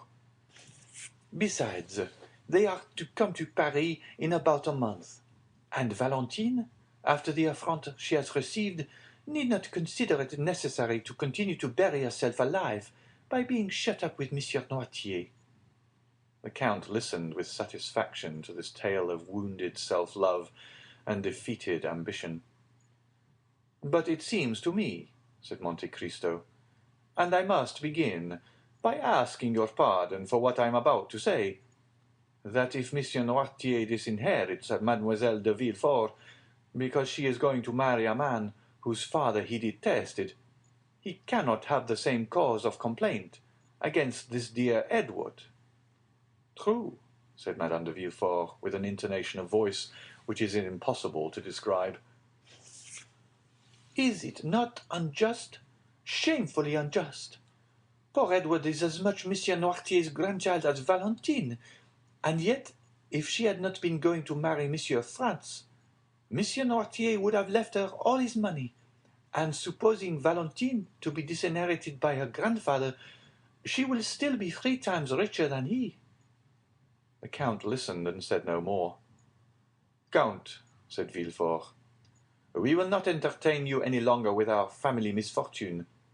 It is true that my patrimony will go to endow charitable institutions, and my father will have deprived me of my lawful inheritance without any reason for doing so, but I shall have the satisfaction of knowing that I have acted like a man of sense and feeling. Monsieur d'Épinay, to whom I promised the interest of this sum, shall receive it, even if I endure the most cruel privations. However, said Madame de Villefort, returning to the one idea which incessantly occupied her mind, perhaps it would be better to explain this unlucky affair to Monsieur d'Épinay, in order to give him the opportunity of himself renouncing his claim to the hand of Mademoiselle de Villefort. Ah, that would be a great pity, said Villefort. A great piety, said Monte Cristo. Undoubtedly, said Villefort, moderating the tone of his voice. A marriage once concerted and then broken off throws a sort of discredit on a young lady. Then again, the old reports which I was so anxious to put an end to will instantly gain ground. No, it will all go well. Monsieur d'Épinay, if he is an honorable man, will consider himself more than ever pledged to Mademoiselle de Villefort, unless he were actuated by a decided feeling of avarice, but that is impossible. I agree with Monsieur de Villefort, said Monte Cristo, fixing his eyes on Madame de Villefort, and if I were sufficiently intimate with him to allow of giving my advice, I would persuade him, since I have been told Monsieur d'Épinay is coming back, to settle this affair at once, beyond all possibility of revocation. I will answer for the success of a project which will reflect so much honour on Monsieur de Villefort. The procureur arose, delighted with the proposition, but his wife slightly changed colour. Well, that is all that I wanted, and I will be guided by a counsellor such as you, said he, extending his hand to Monte Cristo. Therefore, let everyone here look upon what has passed today as if it had not happened, and as though we had never thought of such a thing as a change in our original plans. Sir, said the Count, the world, unjust as it is, will be pleased with your resolution. Your friends will be proud of you, and Monsieur d'Épinay, even if he took Mademoiselle de Villefort without any dowry, which he will not do, would be delighted with the idea of entering a family which could make such sacrifices in order to keep a promise and fulfill a duty. At the conclusion of these words, the Count rose to depart.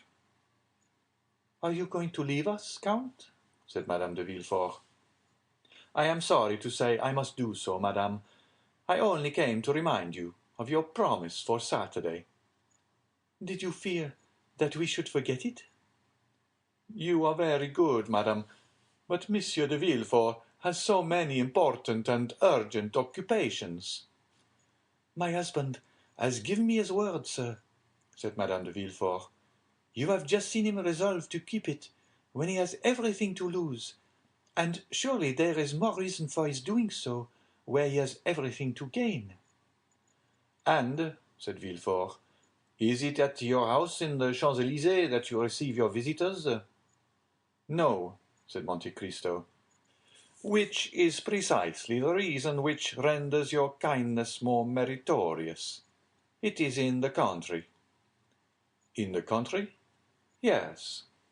Where is it then? Near Paris, is it not? Very near. Only half a league from the barriers. It is at Auteuil. At Auteuil? said Villefort. True, Madame de Villefort told me you lived at Auteuil, since it was to your house that she was taken. And in what part of Auteuil do you reside? Rue de la Fontaine. Rue de la Fontaine? exclaimed Villefort in an agitated tone. At what number? Number 28. Then, cried Villefort, was it you who bought Monsieur de Saint-Méran's house? Did it belong to Monsieur de Saint-Méron? Demanded Monte Cristo. Yes, replied Madame de Villefort. And would you believe it, Count? Believe what? You think this house pretty, do you not? I think it charming. Well, my husband would never live in it. Indeed, returned Monte Cristo. That is a prejudice on your part, Monsieur de Villefort, for which I am quite at a loss to account. I do not like Auteuil, sir, said the procureur, making an evident effort to appear calm. But I hope you will not carry your antipathy so far as to deprive me of the pleasure of your company, sir, said Monte Cristo. No, Count, I hope, I assure you I shall do my best, stammered Villefort. Oh, said Monte Cristo, I allow of no excuse.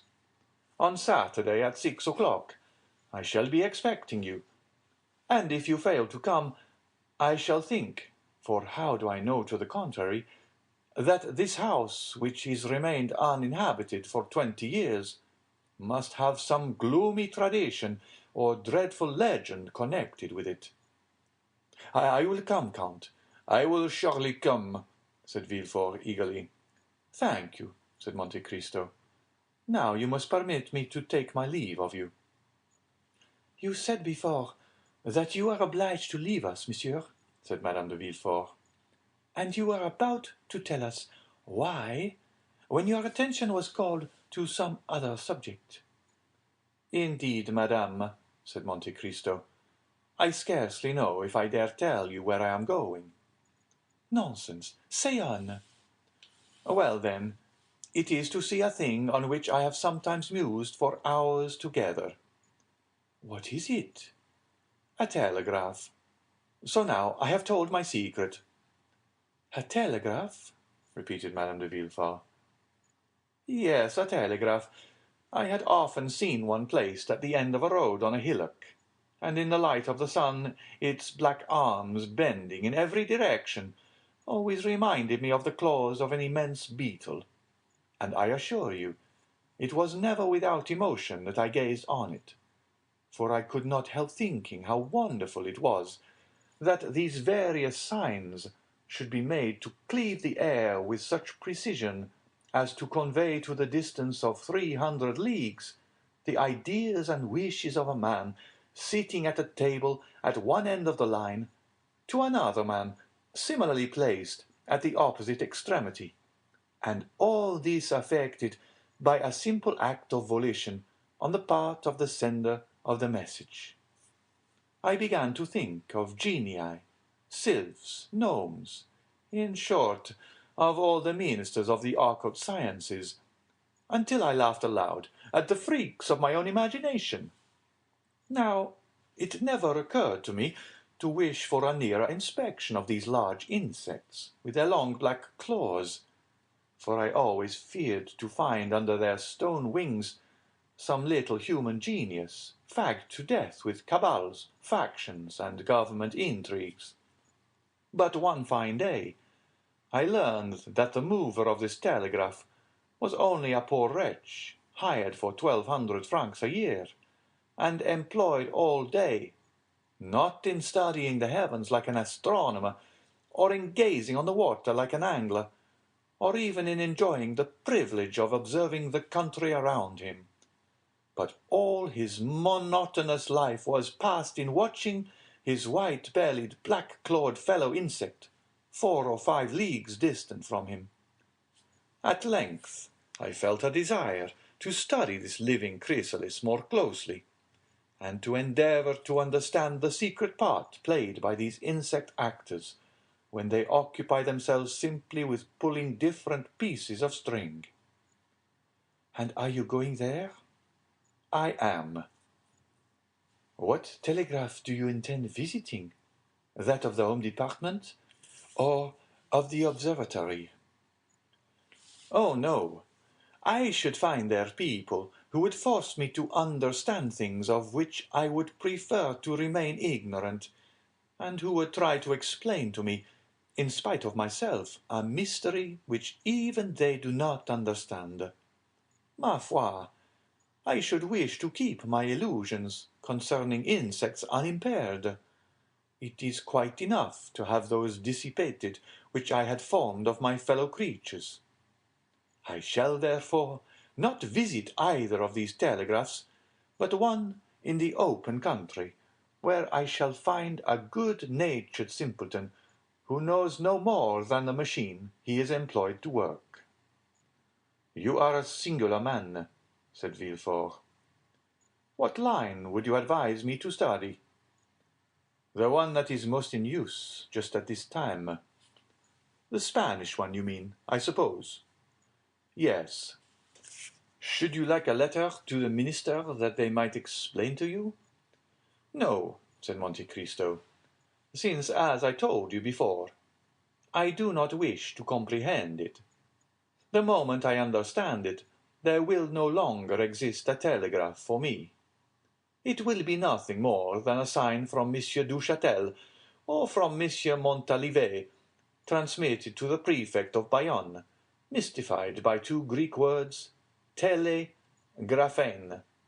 It is the insect with black claws, and the awful word which I wish to retain in my imagination, in all its purity and all its importance. Go then, for in the course of 2 hours it will be dark, and you will not be able to see anything. Ma foi, you frighten me. Which is the nearest way? Bayonne? Yes, the road to Bayonne. And afterwards the road to Châtillon? Yes. By the Tower of Montlhéry, you mean? Yes. Thank you. Goodbye. On Saturday I will tell you my impressions concerning the telegraph. At the door the Count was met by the two notaries, who had just completed the act which was to disinherit Valentine, and who were leaving under the conviction of having done a thing which could not fail of redounding considerably to their credit. How a gardener may get rid of the dormice that eat his peaches. Not on the same night as he had intended, but the next morning, the Count of Monte Cristo went out by the Barrière d'Enfer, taking the road to Orléans. Leaving the village of Lina without stopping at the telegraph, which flourished its great bony arms as he passed, the Count reached the tower of Montlhéry, situated, as everyone knows, upon the highest point of the plain of that name. At the foot of the hill, the Count dismounted and began to ascend by a little winding path, about 18 inches wide.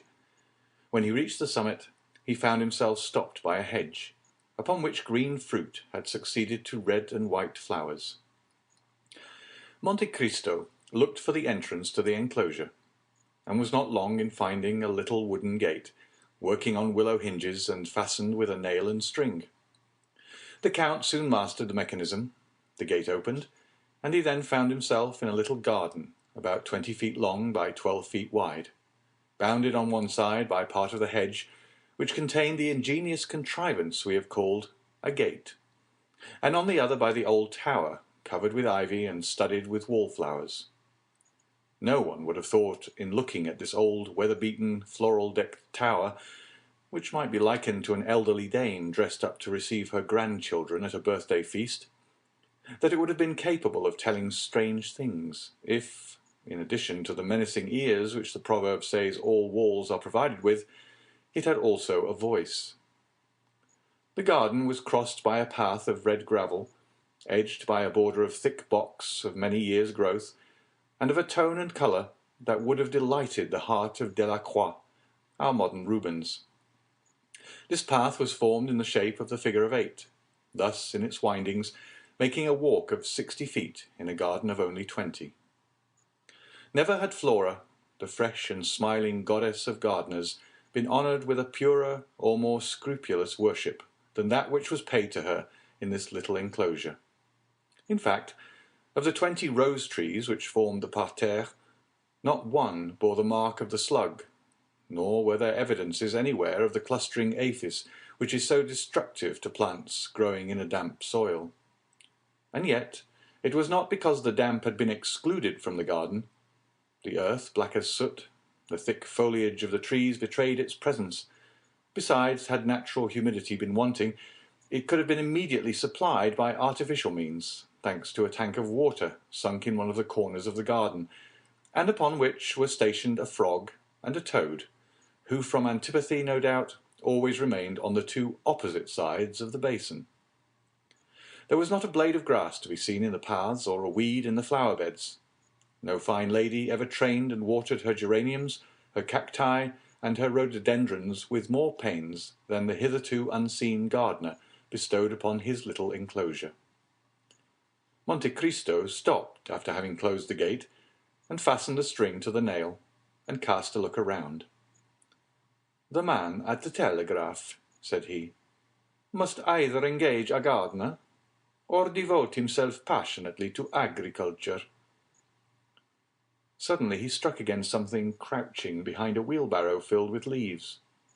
The something rose, uttering an exclamation of astonishment, and Monte Cristo found himself facing a man about 50 years old, who was plucking strawberries which he was placing upon grape leaves. He had 12 leaves and about as many strawberries, which on rising suddenly he let fall from his hand. "You are gathering your crop, sir," said Monte Cristo, smiling.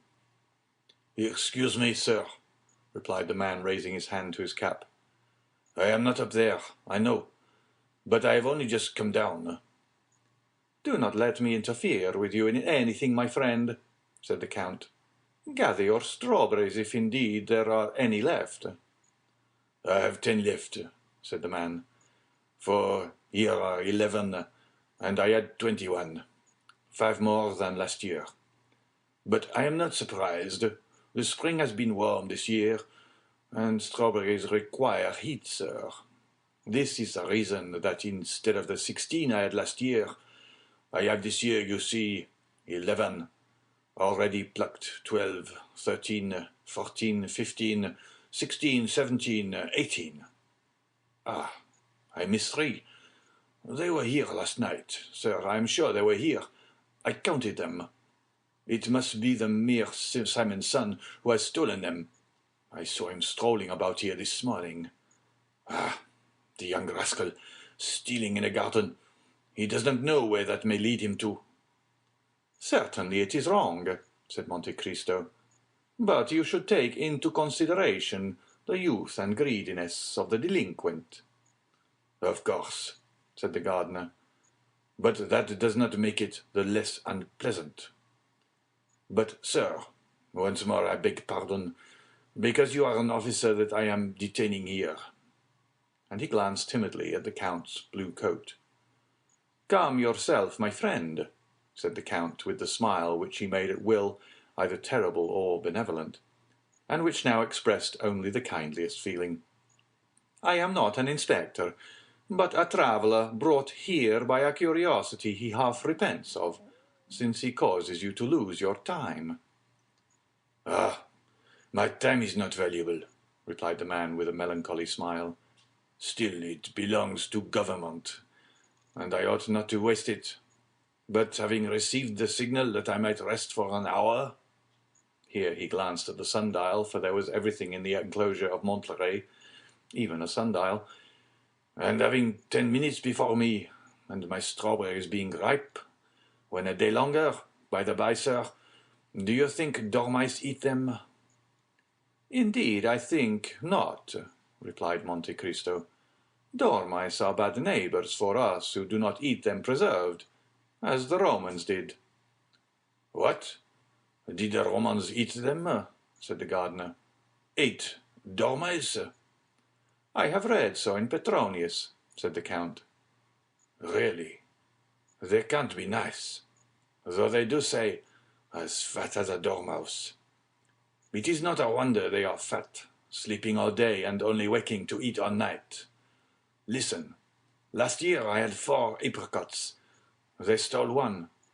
I had 1 nectarine, only 1. Well, sir, they ate half of it on the wall. A splendid nectarine, I never ate a better." "You ate it?" "That is to say, the half that was left, you understand. It was exquisite, sir. Ah, those gentlemen never choose the worst morsels. Like mere Simon's son, who has not chosen the worst strawberries. But this year, continued the horticulturist, I'll take care of it. It shall not happen, even if I shall be forced to sit by the whole night to watch when the strawberries are ripe. Monte Cristo had seen enough. Every man has a devouring passion in his heart, as every fruit has its worm. That of the telegraph man was horticulture. He began gathering the grape leaves which screened the sun from the grapes, and won the heart of the gardener. "Did you come here, sir, to see the telegraph?" he said. "Yes, if it is not contrary to the rules." "Oh, no," said the gardener. "Not in the least, since there is no danger that anyone can possibly understand what we are saying." "I have been told," said the Count, "that you do not always yourselves understand the signals you repeat." "That is true, sir, and that is what I like best," said the man, smiling. "Why do you like that best?" "Because then I have no responsibility. I am a machine here, and nothing else, and so long as I work, nothing more is required of me." "Is it possible," said Monte Cristo to himself, "that I can have met with a man that has no ambition, that would spoil my plans?" "Sir," said the gardener, glancing at the sundial, "the 10 minutes are almost up. I must return to my post. Will you go up with me?" "I will follow you." Monte Cristo entered the tower, which was divided into 3 stories. The tower contained implements, such as spades, rakes, watering pots, hung against the wall. This was all the furniture. The second was the man's conventional abode, or rather sleeping place. It contained a few poor articles of household furniture, a bed, a table, 2 chairs, a stone pitcher, and some dry herbs hung up to the ceiling, which the Count recognized as sweet peas, and of which the good man was preserving the seeds. He had labelled them with as much care as if he had been master botanist in the Jardin des Plantes. "Does it require much study to learn the art of telegraphing?" asked Monte Cristo. "The study does not take long. It was acting as a supernumerary that was so tedious." "And what is the pay?" 1,000 francs, sir." "It is nothing." "No, but when we are lodged, as you perceive—" Monte Cristo looked at the room. They passed to the 3rd story. It was the telegraph room. Monte Cristo looked in turn at the 2 iron handles by which the machine was worked. "It is very interesting," he said, "but it must be very tedious for a lifetime." "Yes. At first my neck was cramped with looking at it, but at the end of a year I became used to it, and then we have our hours of recreation and our holidays." "Holidays?" "Yes." When? When we have a fog. Ah, to be sure. Those are indeed holidays to me. I go into the garden, I plant, I prune, I trim, I kill the insects all day long. How long have you been here? 10 years, and 5 as a supernumerary make 15. You are? 55 years old. How long must you have served to claim the pension? Oh, sir, 25 years. And how much is the pension? 100 crowns. Poor humanity, murmured Monte Cristo. What did you say, sir? Asked the man. I was saying it was very interesting. What was? All you were showing me, and you really understand none of these signals. None at all. And have you never tried to understand them? Never. Why should I? But still there are some signals only addressed to you. Certainly. And do you understand them? They are always the same. And they mean? Nothing new. You have an hour, or tomorrow. This is simple enough, said the Count. But look, is not your correspondent putting itself in motion? Ah, yes, Thank you, sir. And what is it saying? Anything you understand? Yes. It asks if I'm ready. And you reply? By the same sign, which at the same time tells my right-hand correspondent that I am ready, while it gives notice to my left-hand correspondent to prepare in his turn. It is very ingenious, said the Count. You will see, said the man proudly. In 5 minutes he will speak. I have then 5 minutes, said Monte Cristo to himself. It is more time than I require. My dear sir, will you allow me to ask you a question? What is it, sir? You are fond of gardening. Passionately. And you would be pleased to have, instead of this terrace of 20 feet, an enclosure of 2 acres. Sir, I should make a terrestrial paradise of it. You live badly on your 1,000 francs. Badly enough, but yet I do live. Yes, but you have a wretchedly small garden. True, the garden is not large.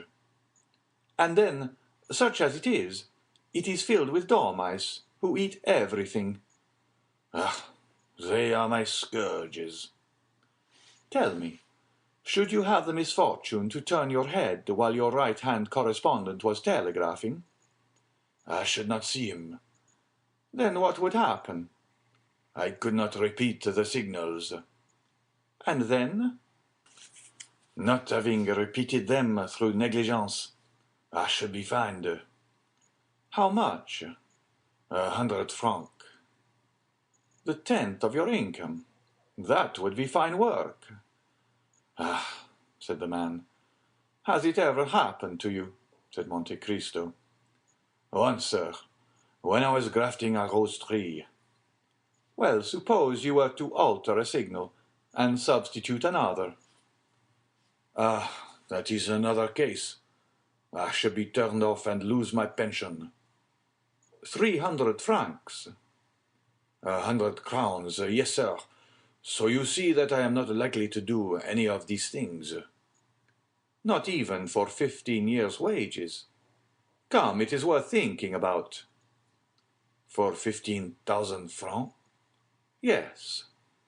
Sir, you alarm me. Nonsense. Sir, you are tempting me? Just so. 15,000 francs. Do you understand? Sir, let me see my right-hand correspondent. On the contrary, do not look at him, but at this. What is it? What, you do not know these bits of paper? Banknotes? Exactly. There are 15 of them. And whose are they? Yours, if you like.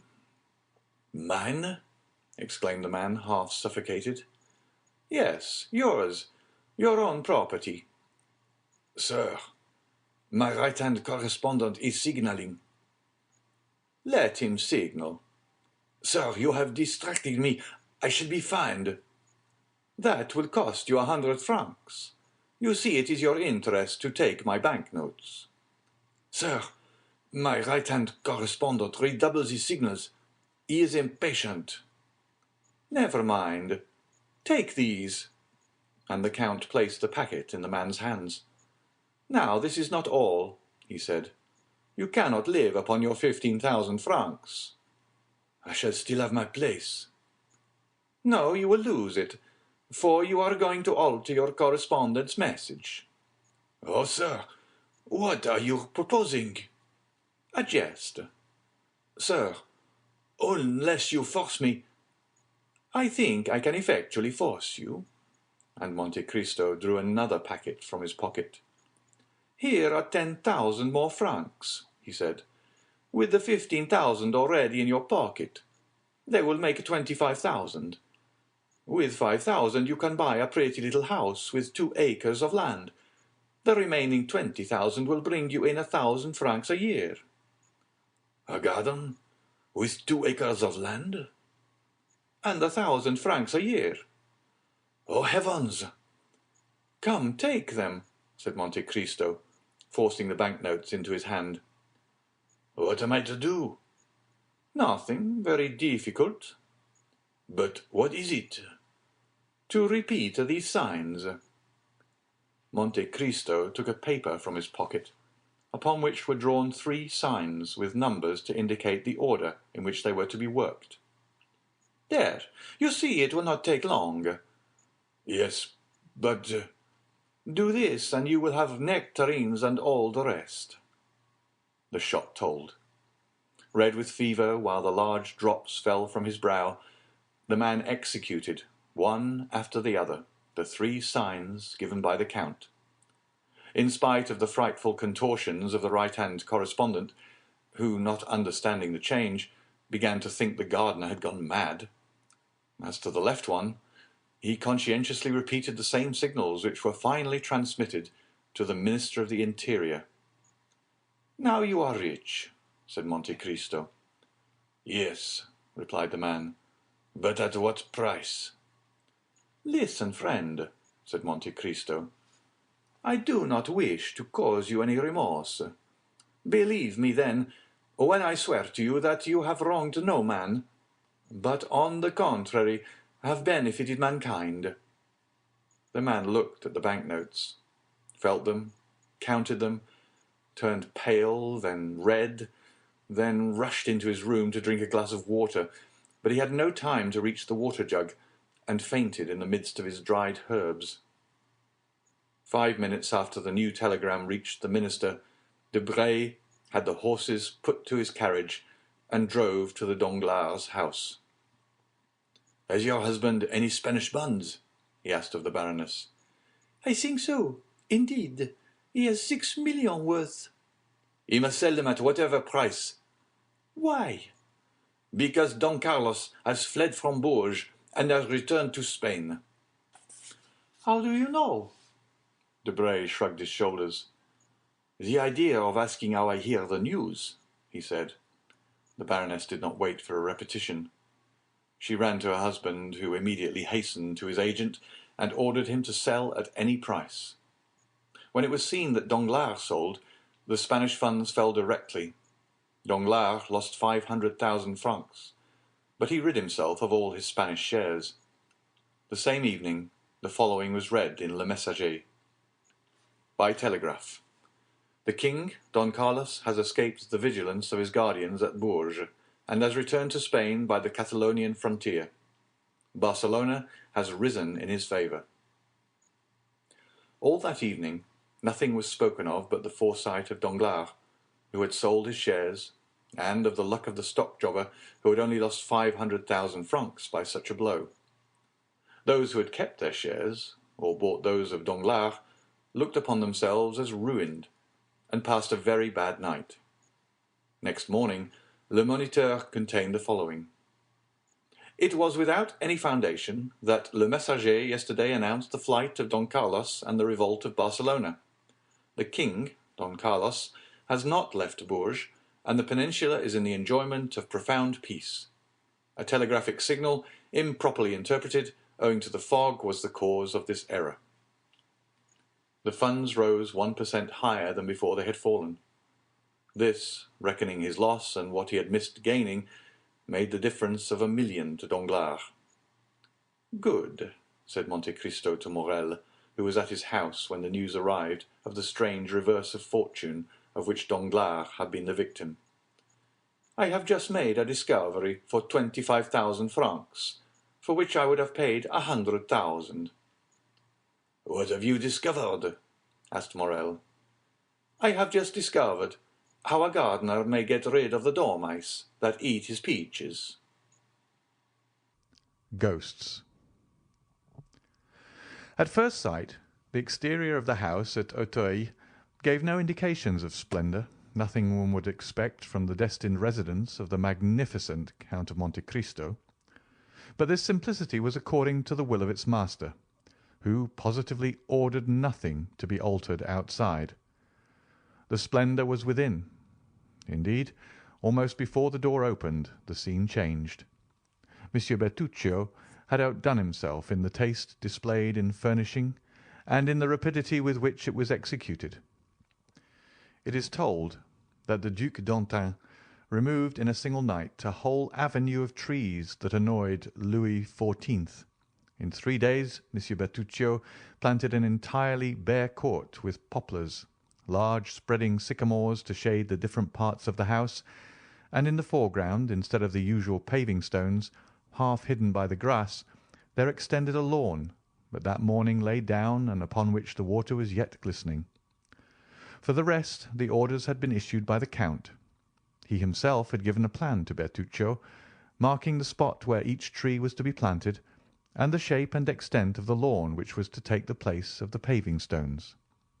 Thus the house had become unrecognizable, and Bertuccio himself declared that he scarcely knew it, encircled as it was by a framework of trees.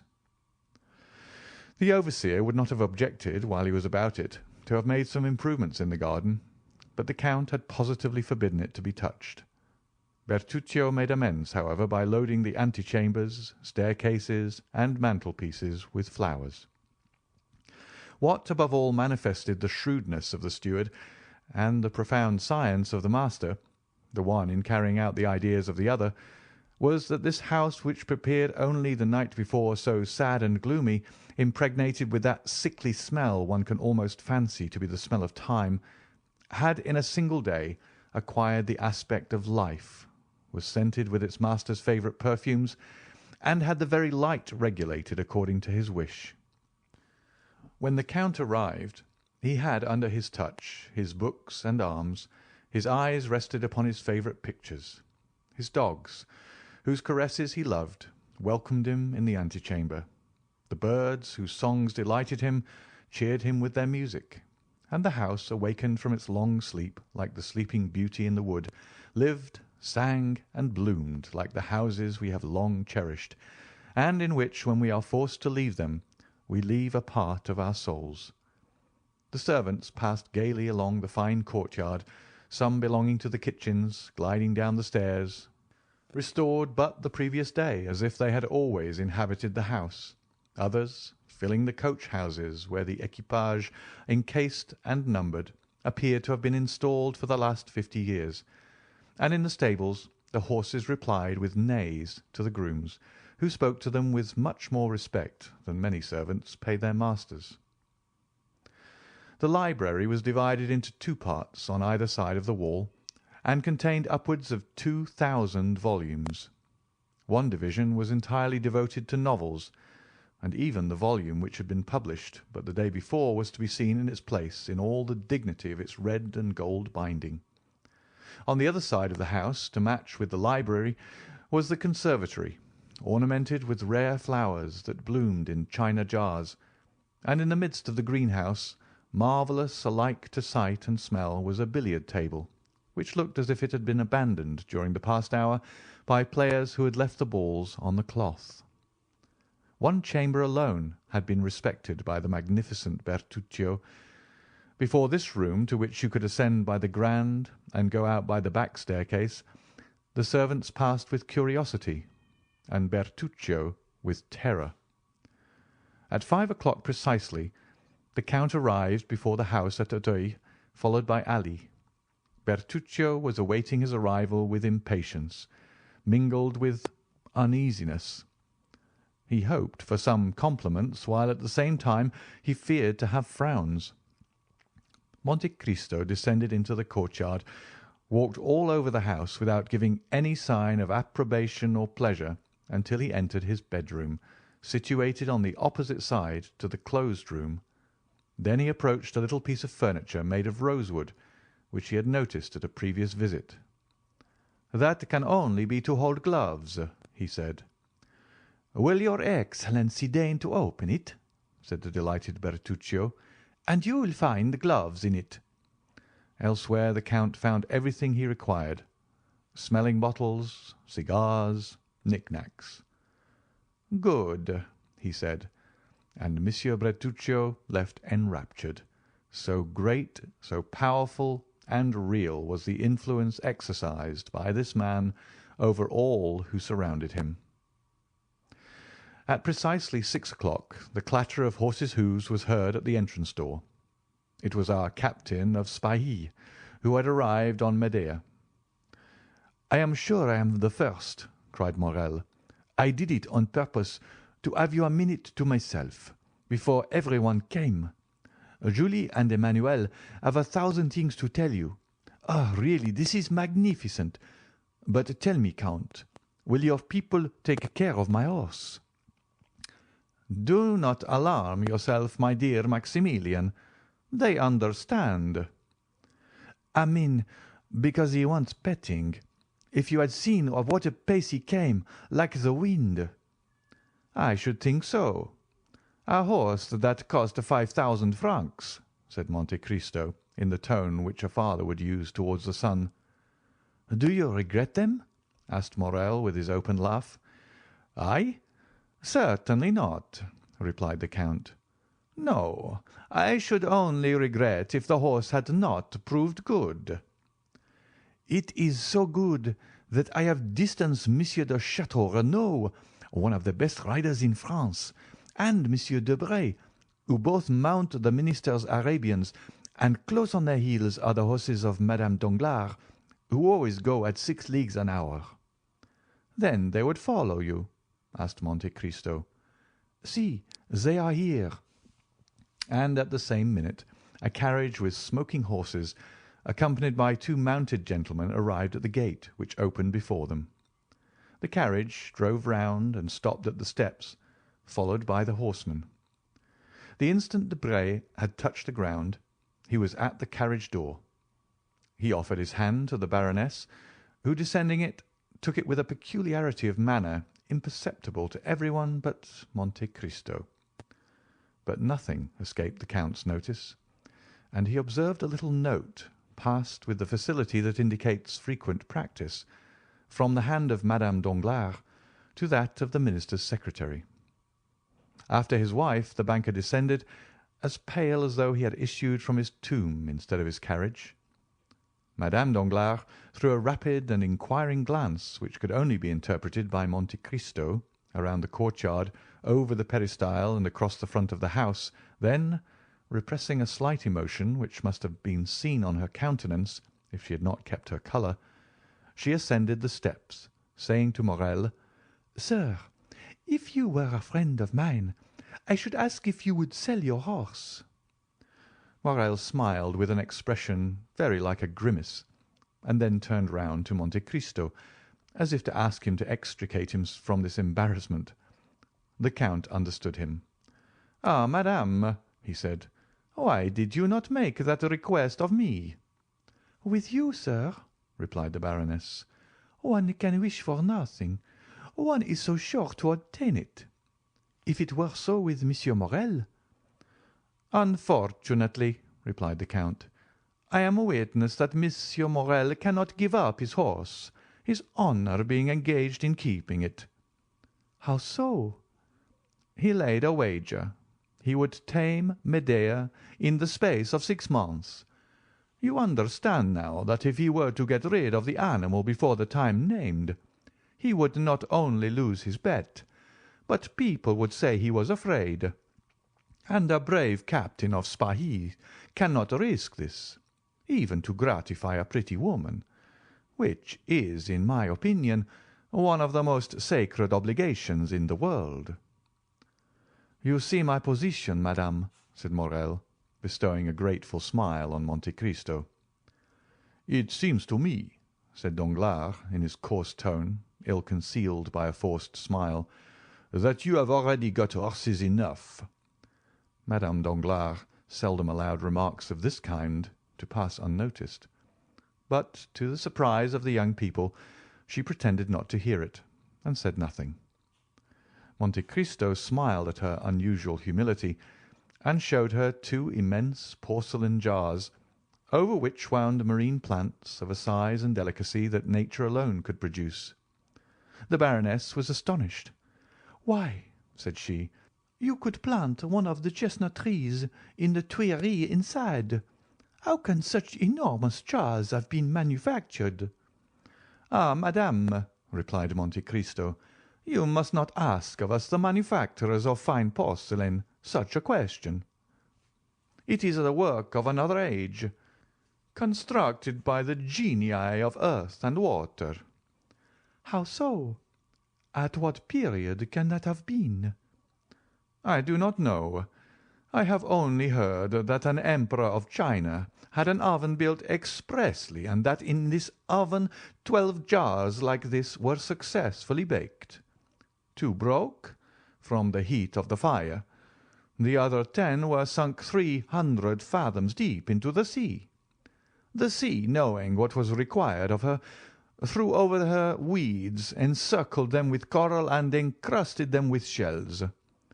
The whole was cemented by 200 years beneath these almost impervious depths, for a revolution carried away the emperor who wished to make the trial, and only left the documents proving the manufacture of the jars and their descent into the sea.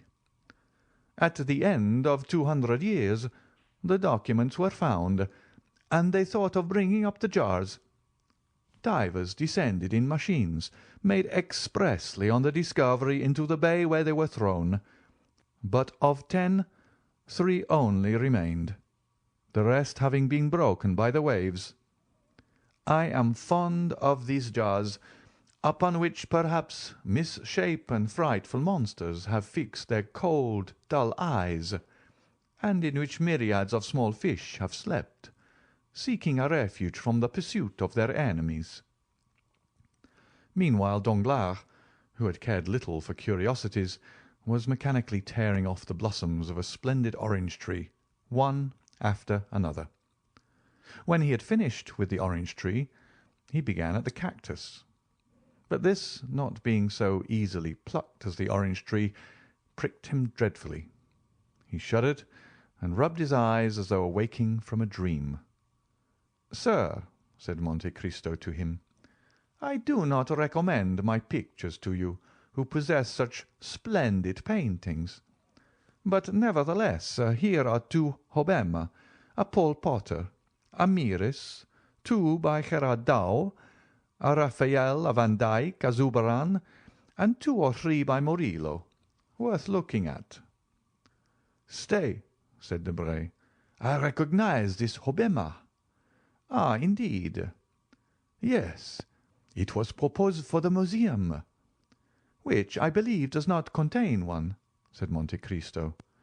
"No, and yet they refuse to buy it."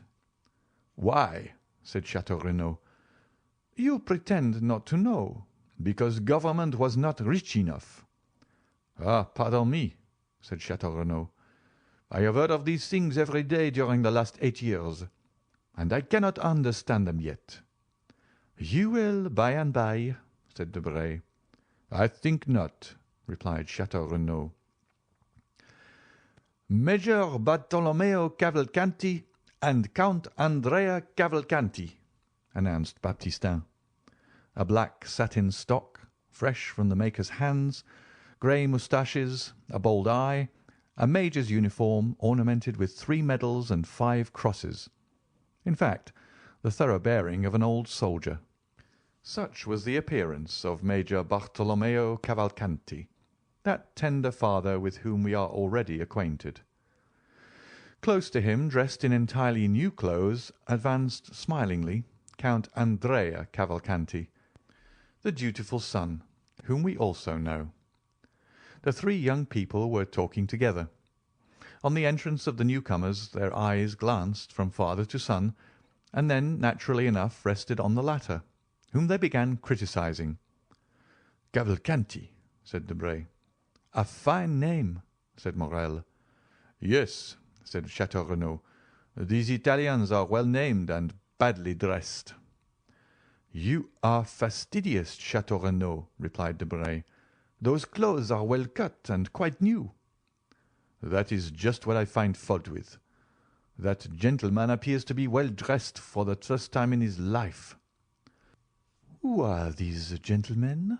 asked Danglars of Monte Cristo. "You heard. Cavalcanti." "That tells me their name, and nothing else. Ah, true, you do not know the Italian nobility. The Cavalcanti are all descended from princes." "Have they any fortune?" "An enormous one." "What do they do?" "Try to spend it all. They have some business with you, I think, from what they told me the day before yesterday. I, indeed, invited them here to-day on your account. I will introduce you to them." "But they appear to speak French with very pure accent," said Danglars. "The son has been educated in a college in the south, I believe near Marseilles. You will find him quite enthusiastic." "Upon what subject?" asked Madame Danglars. "The French ladies, madame. He has made up his mind to take a wife from Paris." "A fine idea, that of his," said Danglars, shrugging his shoulders. Madame Danglars looked at her husband with an expression which, at any other time, would have indicated a storm, but for the second time she controlled herself. "The Baron appears thoughtful to-day," said Monte Cristo to her. "Are they going to put him in the ministry?" "Not yet, I think. More likely he has been speculating on the Bourse and has lost money." "Monsieur and Madame de Villefort!" cried Baptistin. They entered. Monsieur de Villefort, notwithstanding his self-control, was visibly affected, and when Monte Cristo touched his hand, he felt it tremble. "Certainly women alone know how to dissimulate," said Monte Cristo to himself, glancing at Madame Danglars, who was smiling on the procureur and embracing his wife. After a short time the Count saw Bertuccio, who until then had been occupied on the other side of the house, glide into an adjoining room. He went to him. "What do you want, Monsieur Bertuccio?" said he. "Your Excellency has not stated the number of guests." "Ah, true. How many covers?" "Count for yourself." "Is everyone here, your Excellency?" "Yes." Bertuccio glanced through the door, which was ajar. The Count watched him. "Good heavens!" he exclaimed. "What is the matter?" said the Count. "That woman! That woman!" "Which?" "The one with a white dress and so many diamonds. The fair one." "Madame Danglars?" "I do not know her name, but it is she, sir. It is she." "Whom do you mean?" "The woman of the garden. She that was enceinte. She who was walking while she waited for—" Bertuccio stood at the open door with his eyes starting and his hair on end. "Waiting for whom?" Bertuccio, without answering, pointed to Villefort with something of the gesture Macbeth used to point out Banquo. "Oh, oh!" he at length muttered. "Do you see?" "What? Who?" "Him." "Him? Monsieur de Villefort, the king's attorney?" "Certainly I see him." "Then I did not kill him." "Really, I think you are going mad, good Bertuccio," said the Count. "Then he is not dead." "No, you see plainly he is not dead. Instead of striking between the sixth and seventh left ribs, as your countrymen do, you must have struck higher or lower, and life is very tenacious in these lawyers. Or rather, there is no truth in anything you have told me. It was a fright of the imagination, a dream of your fancy. You went to sleep full of thoughts of vengeance.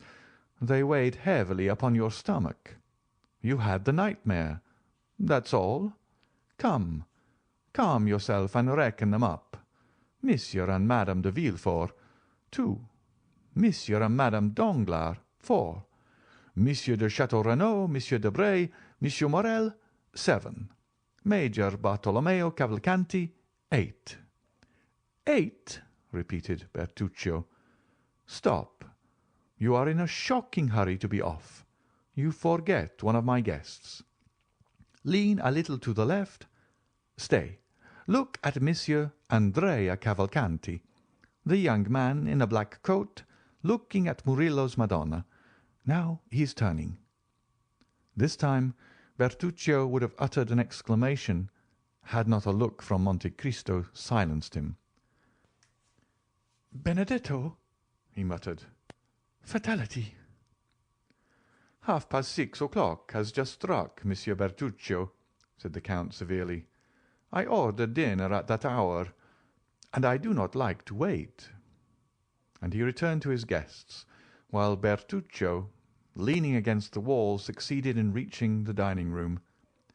5 minutes afterwards the doors of the drawing-room were thrown open, and Bertuccio, appearing, said with a violent effort, "The dinner waits." The Count of Monte Cristo offered his arm to Madame de Villefort. "Monsieur de Villefort," he said, "will you conduct the Baroness Danglars?" Villefort complied, and they passed on to the dining-room. The dinner. It was evident that one sentiment affected all the guests on entering the dining-room. Each one asked what strange influence had brought them to this house, and yet, astonished, even uneasy though they were, they still felt that they would not like to be absent. The recent events, the solitary and eccentric position of the Count, his enormous, nay, almost incredible fortune, should have made men cautious, and have altogether prevented ladies visiting a house where there was no one of their own sex to receive them. And yet curiosity had been enough to lead them to overleap the bounds of prudence and decorum. And all present, even including Cavalcanti and his son, notwithstanding the stiffness of the one and the carelessness of the other, were thoughtful on finding themselves assembled at the house of this incomprehensible man. Madame Danglars had started when Villefort, on the Count's invitation, offered his arm, and Villefort felt that his glance was uneasy beneath his gold spectacles when he felt the arm of the Baroness press upon his own. None of this had escaped the Count, and even by this mere contact of individuals the scene had already acquired considerable interest for an observer. Monsieur de Villefort had on the right hand Madame Danglars, on his left Morrel. The Count was seated between Madame de Villefort and Danglars. The other seats were filled by Debray, who was placed between the two Cavalcanti, and by Château Renaud, seated between Madame de Villefort and Morrel. The repast was magnificent.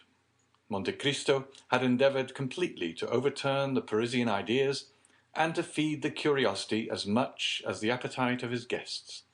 It was an oriental feast that he offered to them, but of such a kind as the Arabian fairies might be supposed to prepare. Every delicious fruit that the 4 quarters of the globe could provide was heaped in vases from China and jars from Japan.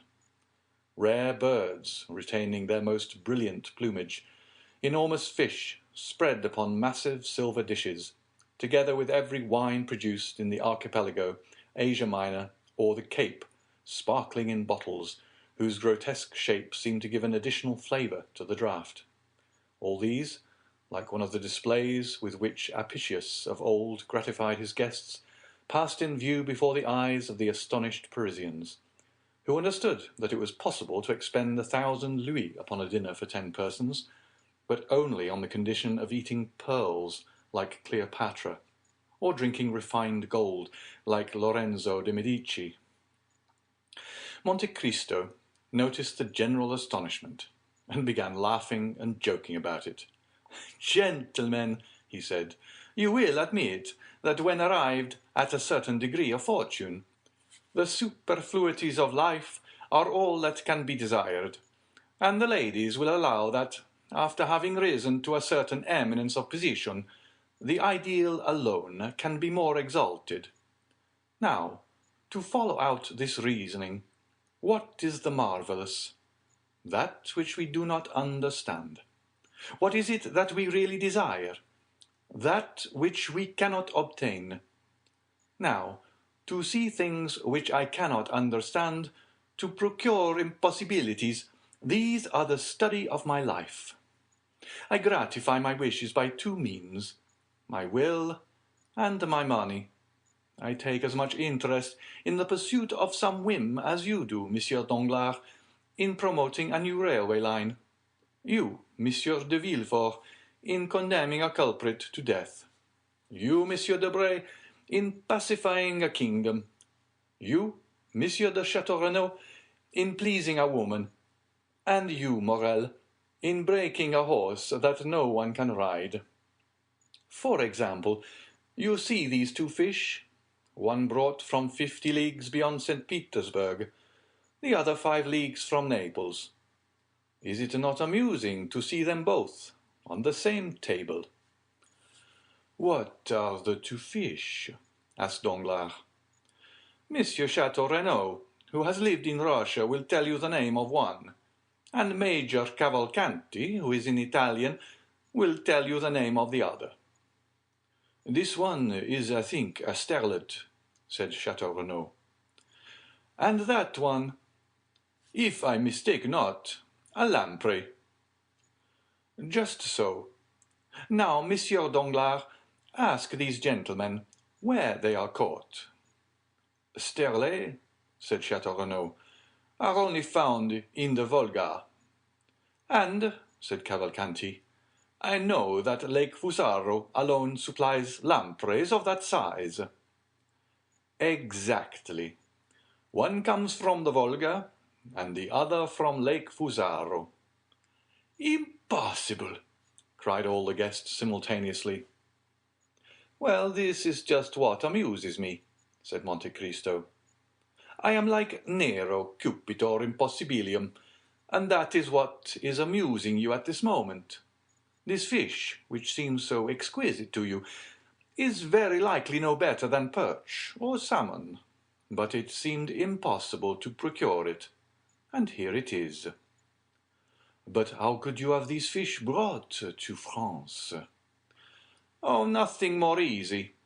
Each fish was brought over in a cask, one filled with river herbs and weeds, the other with rushes and lake plants. They were placed in a wagon built on purpose, and thus the sterlet lived 12 days, the lamprey 8, and both were alive when my cook seized them, killing one with milk and the other with wine. You do not believe me, Monsieur Danglars? I cannot help doubting, answered Danglars, with his stupid smile. Baptistine, said the Count, have the other fish brought in, the sterlet and the lamprey which came in the other casks, and which are yet alive.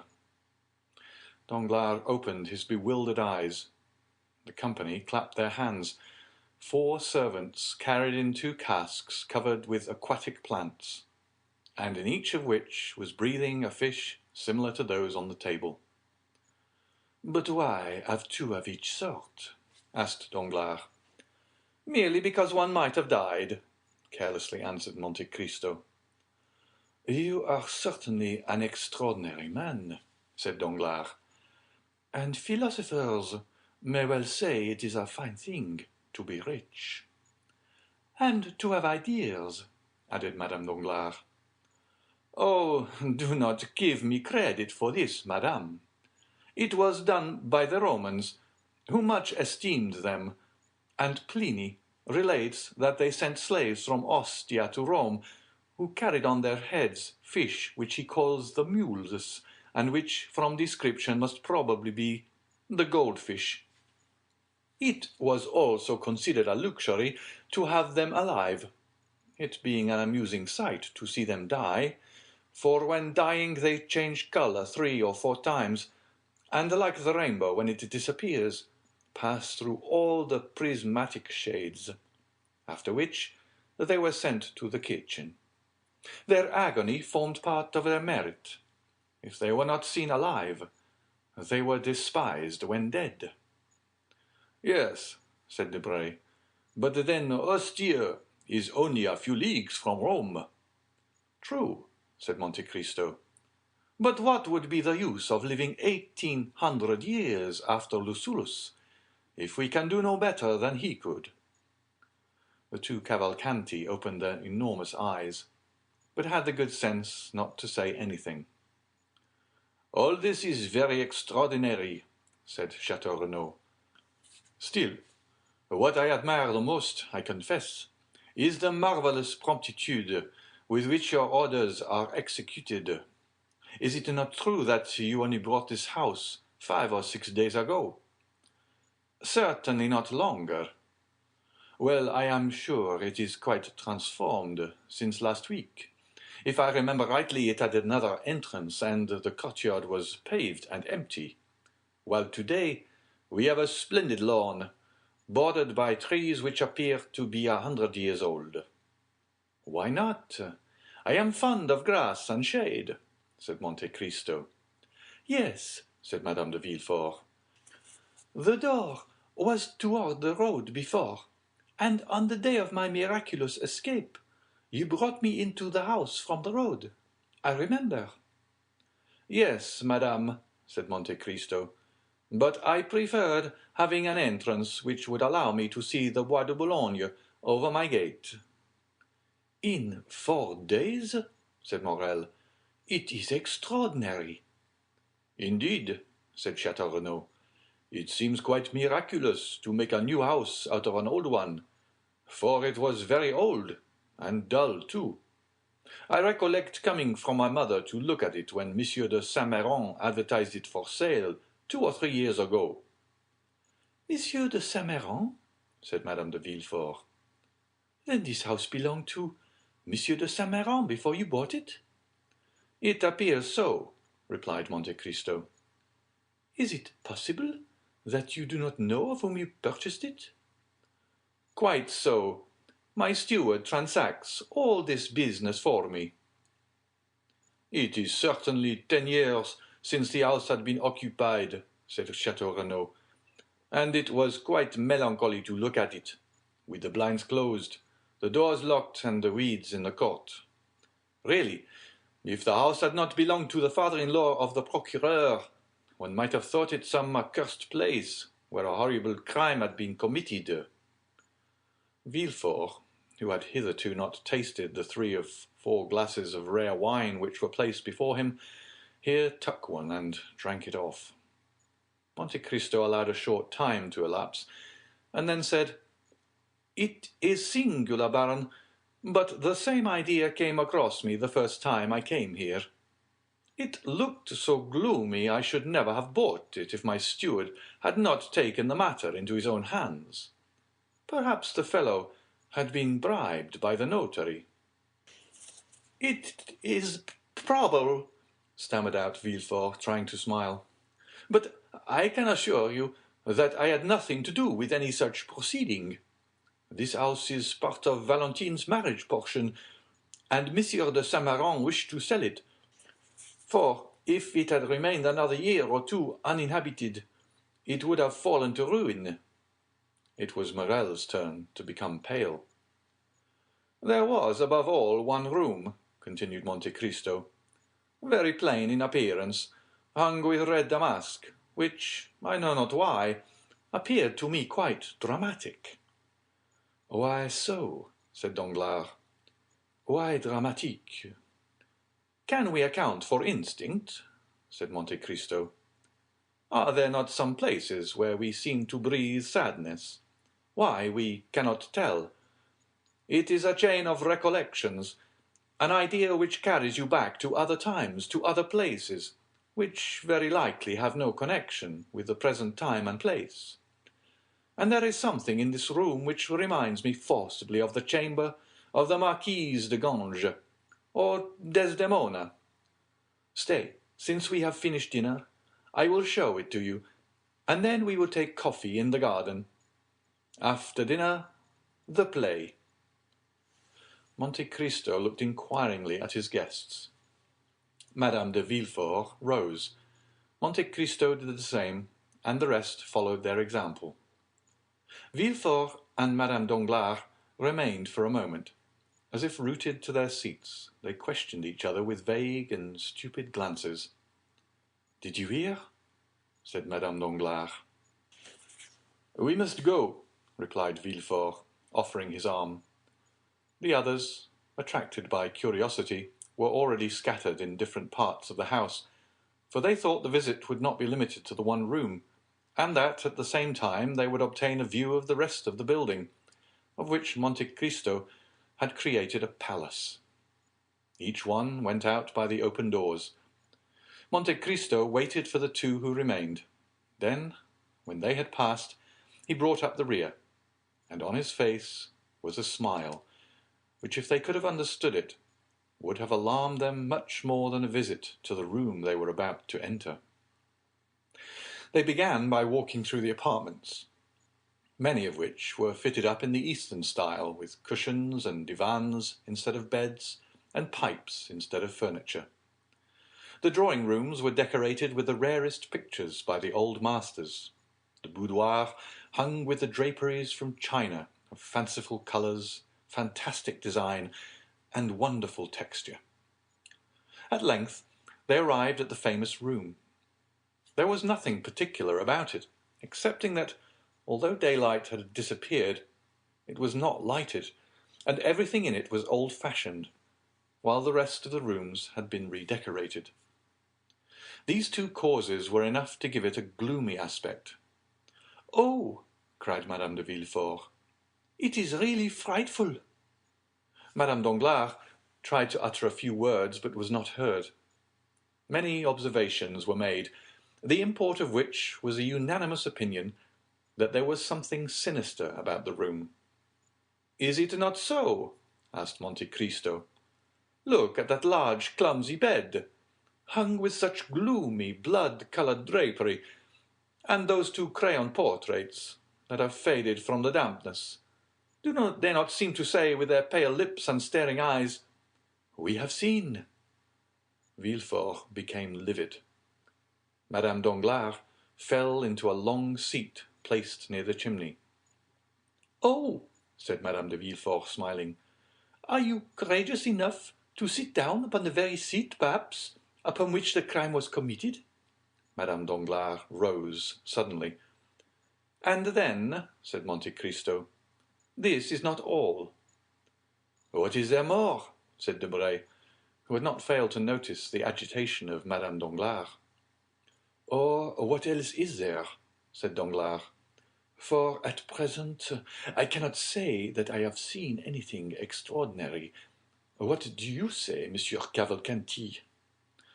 "Ah," said he, "we have at Pisa Ugolino's tower, at Ferrara Tasso's prison, at Rimini the room of Francesca and Paolo." "Yes, but you have not this little staircase," said Monte Cristo, opening a door concealed by the drapery. "Look at it, and tell me what you think of it." "What a wicked-looking, crooked staircase," said Château Renaud with a smile. "I do not know whether the wine of Chios produces melancholy, but certainly everything appears to me black in this house," said Debray. Ever since Valentine's dowry had been mentioned, Morrel had been silent and sad. "Can you imagine," said Monte Cristo, "some Othello, or Abbé de Ganges, one stormy dark night, descending these stairs step by step, carrying a load which he wishes to hide from the sight of man, if not from God?" Madame Danglars half fainted on the arm of Villefort, who was obliged to support himself against the wall.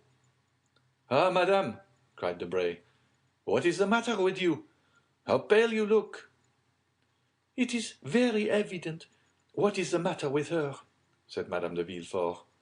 "Monsieur de Monte Cristo is relating horrible stories to us, doubtless intending to frighten us to death." "Yes," said Villefort. "Really, Count, you frighten the ladies." "What is the matter?" asked Debray in a whisper of Madame Danglars. "Nothing," she replied with a violent effort. I want air, that is all." "Will you come into the garden?"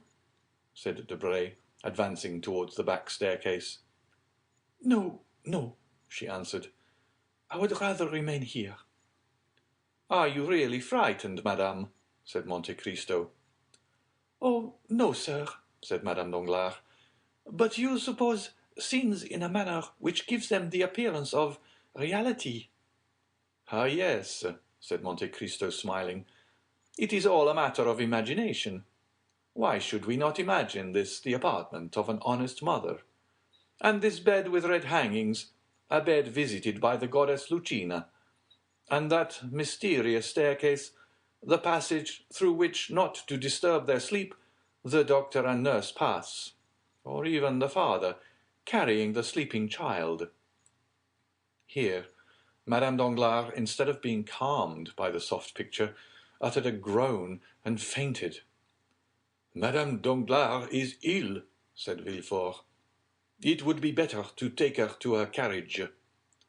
"Oh, mon Dieu!" said Monte Cristo. "And I have forgotten my smelling bottle." "I have mine," said Madame de Villefort, and she passed over to Monte Cristo a bottle full of the same kind of red liquid whose good properties the Count had tested on Edward. "Ah," said Monte Cristo, taking it from her hand. "Yes," she said. "at your advice, I have made the trial." "And have you succeeded?" "I think so." Madame Danglars was carried into the adjoining room. Monte Cristo dropped a very small portion of the red liquid upon her lips. She returned to consciousness. "Ah!" she cried. "What a frightful dream!" Villefort pressed her hand to let her know it was not a dream. They looked for Monsieur Danglars, but as he was not especially interested in poetical ideas, he had gone into the garden and was talking with Major Cavalcanti on the projected railway from Leghorn to Florence. Monte Cristo seemed in despair. He took the arm of Madame Danglars and conducted her into the garden, where they found Danglars taking coffee between the Cavalcanti. "Really, madame," he said, "did I alarm you much?" "Oh, no, sir," she answered. "But, you know, things impress us differently, according to the mood of our minds." Villefort forced a laugh. "And then you know," he said, "an idea, a supposition, is sufficient." "Well," said Monte Cristo, "you may believe me if you like, but it is my opinion that a crime has been committed in this house." "Take care," said Madame de Villefort. "The king's attorney is here." "Ah," replied Monte Cristo, "since that is the case, I will take advantage of his presence to make my declaration." "Your declaration?" said Villefort. "Yes, before witnesses." "Oh, this is very interesting," said Debray. "If there really has been a crime, we will investigate it." "There has been a crime," said Monte Cristo. "Come this way, gentlemen. Come, Monsieur Villefort, for a declaration to be available should be made before the competent authorities."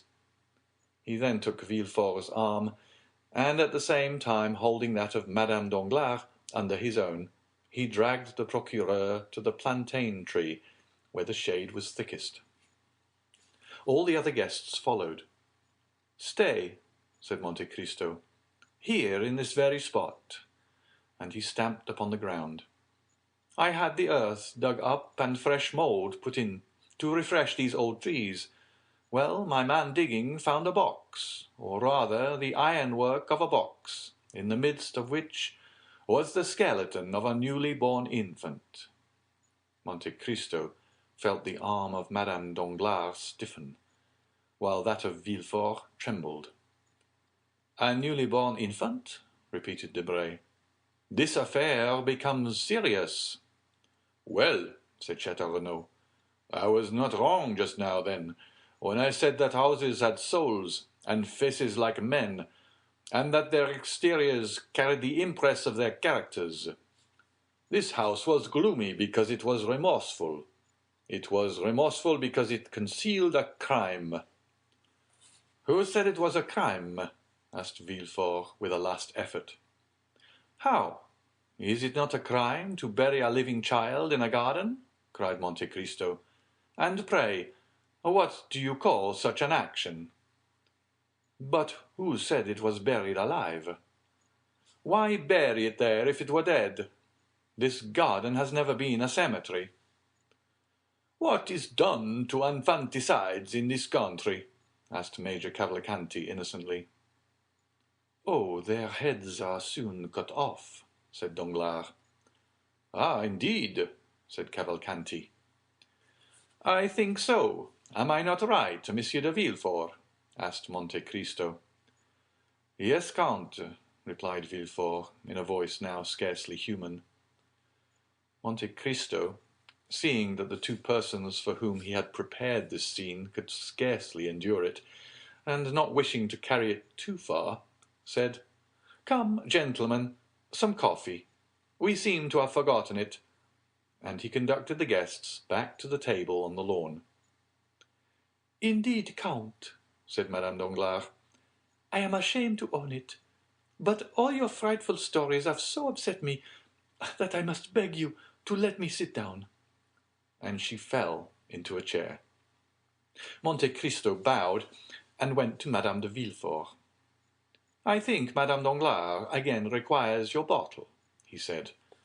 But before Madame de Villefort could reach her friend, the procureur had found time to whisper to Madame Danglars, I must speak to you. When? Tomorrow. Where? In my office, or in the court, if you like. That is the surest place. I will be there. At this moment, Madame de Villefort approached. Thanks, my dear friend, said Madame Danglars, trying to smile. It is over now, and I am much better. The beggar. The evening passed on. Madame de Villefort expressed a desire to return to Paris, which Madame Danglars had not dared to do, notwithstanding the uneasiness she experienced. On his wife's request, Monsieur de Villefort was the first to give the signal of departure. He offered a seat in his landau to Madame Danglars, that she might be under the care of his wife. As for Monsieur Danglars, absorbed in an interesting conversation with Monsieur Cavalcanti, he paid no attention to anything that was passing. While Monte Cristo had begged the smelling bottle of Madame de Villefort, he had noticed the approach of Villefort to Madame Danglars, and he soon guessed all that had passed between them, though the words had been uttered in so low a voice as hardly to be heard by Madame Danglars. Without opposing their arrangements, he allowed Morel, Château Renaud, and Debray to leave on horseback, and the ladies in Monsieur de Villefort's carriage. Danglars, more and more delighted with Major Cavalcanti, had offered him a seat in his carriage. Andrea Cavalcanti found his tilbury waiting at the door. The groom, in every respect a caricature of the English fashion, was standing on tiptoe to hold a large iron grey horse. Andrea had spoken very little during the dinner. He was an intelligent lad, and he feared to utter some absurdity before so many grand people, amongst whom, with dilating eyes, he saw the king's attorney. Then he had been seized upon by Danglars, who, with a rapid glance at the stiff-necked old major and his modest son, and taking into consideration the hospitality of the count, made up his mind that he was in the society of some nabob come to Paris to finish the worldly education of his heir. He contemplated with unspeakable delight the large diamond which shone on the major's little finger. For the major, like a prudent man, in case of any accident happening to his banknotes, had immediately converted them into an available asset. Then, after dinner, on the pretext of business, he questioned the father and son upon their mode of living, and the father and son, previously informed that it was through Danglars, the one was to receive his 48,000 francs, and the other 50,000 livres annually, were so full of affability that they would have shaken hands even with the banker's servants. So much did their gratitude need an object to expend itself upon. One thing, above all the rest, heightened the respect, nay, almost the veneration of Danglars for Cavalcanti. The latter, faithful to the principle of Horace, nil admirari, had contented himself with showing his knowledge by declaring in what lake the best lampreys were caught. Then he had eaten some without saying a word more. Danglars, therefore, concluded that such luxuries were common at the table of the illustrious descendant of the Cavalcanti, who most likely in Lucca fed upon trout brought from Switzerland, and lobsters sent from England by the same means used by the Count to bring the lampreys from Lake Fusaro and the sterlet from the Volga. Thus it was with much politeness of manner that he heard Cavalcanti pronounce these words: "Tomorrow, sir, I shall have the honour of waiting upon you on business." "And I, sir," said Danglars, "shall be most happy to receive you." Upon which he offered to take Cavalcanti in his carriage to the Hôtel des Princes, if it would not be depriving him of the company of his son. To this Cavalcanti replied by saying that for some time past his son had lived independently of him, that he had his own horses and carriages, and that not having come together, it would not be difficult for them to leave separately. The Major seated himself, therefore, by the side of Danglars, who was more and more charmed with the ideas of order and economy which ruled this man, and yet who, being able to allow his son 60,000 francs a year, might be supposed to possess a fortune of 500,000 or 600,000 livres. As for Andrea, he began by way of showing off to scold his groom, who, instead of bringing the tilbury to the steps of the house, had taken it to the outer door, thus giving him the trouble of walking 30 steps to reach it. The groom heard him with humility, took the bit of the impatient animal with his left hand, and with the right held out the reins to Andrea, who, taking them from him, rested his polished boot lightly on the step. At that moment a hand touched his shoulder. The young man turned round, thinking that Danglars or Monte Cristo had forgotten something they wished to tell him, and had returned just as they were starting. But instead of either of these, he saw nothing but a strange face, sunburnt and encircled by a beard, with eyes brilliant as carbuncles, and a smile upon the mouth which displayed a perfect set of white teeth, pointed and sharp as the wolf's or jackal's. A red handkerchief encircled his grey head, torn and filthy garments covered his large bony limbs, which seemed as though, like those of a skeleton, they would rattle as he walked. And the hand with which he leaned upon the young man's shoulder, and which was the first thing Andrea saw, seemed of gigantic size. Did the young man recognize that face by the light of the lantern in his tilbury? Or was he merely struck with the horrible appearance of his interrogator? We cannot say, but only relate the fact that he shuddered and stepped back suddenly. "What do you want of me?" he asked. "Pardon me, my friend, if I disturb you," said the man with the red handkerchief, "but I want to speak to you." "You have no right to beg at night," said the groom, endeavouring to rid his master of the troublesome intruder. "I am not begging, my fine fellow," said the unknown to the servant, with so ironical an expression of the eye, and so frightful a smile, that he withdrew. "I only wish to say 2 or 3 words to your master, who gave me a commission to execute about a fortnight ago." "Come," said Andrea, with sufficient nerve for his servant not to perceive his agitation. "What do you want? Speak quickly, friend." The man said in a low voice, I wish you to spare me the walk back to Paris. I am very tired, and as I have not eaten so good a dinner as you, I can scarcely stand." The young man shuddered at this strange familiarity. "Tell me," he said, "tell me what you want."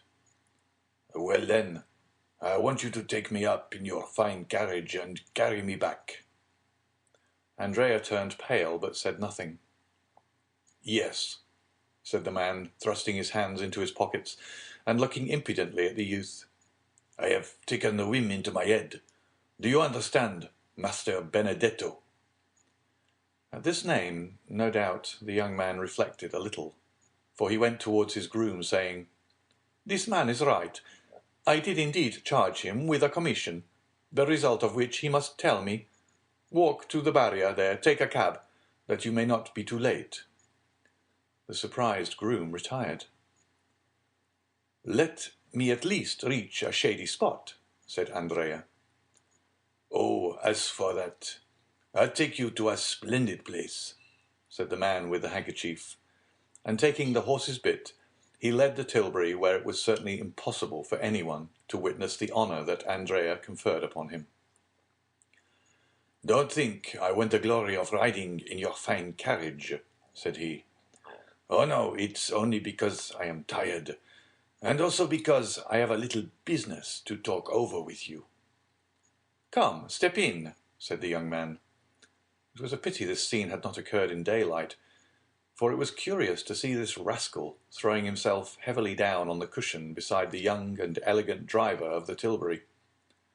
Andrea drove past the last house in the village without saying a word to his companion, who smiled complacently, as though well pleased to find himself travelling in so comfortable a vehicle. Once out of Auteuil, Andrea looked around in order to assure himself that he could neither be seen nor heard, and then, stopping the horse and crossing his arms before the man, he asked, "Now, tell me why you come to disturb my tranquillity." "Let me ask you, why you deceived me?" "How have I deceived you?" "How, do you ask? When we parted at the Pont du Var, you told me you were going to travel through Piedmont and Tuscany, but instead of that, you come to Paris." "How does that annoy you?" "It does not. On the contrary, I think it will answer my purpose." "So," said Andrea, "you are speculating upon me?" "What fine words he uses!" "I warn you, Master Caderousse, that you are mistaken." "Well, well, don't be angry, my boy. You know well enough what it is to be unfortunate, and misfortunes make us jealous. I thought you were earning a living in Tuscany or Piedmont by acting as Facchino or Cicerone, and I pitied you sincerely, as I would a child of my own. You know I always did call you my child."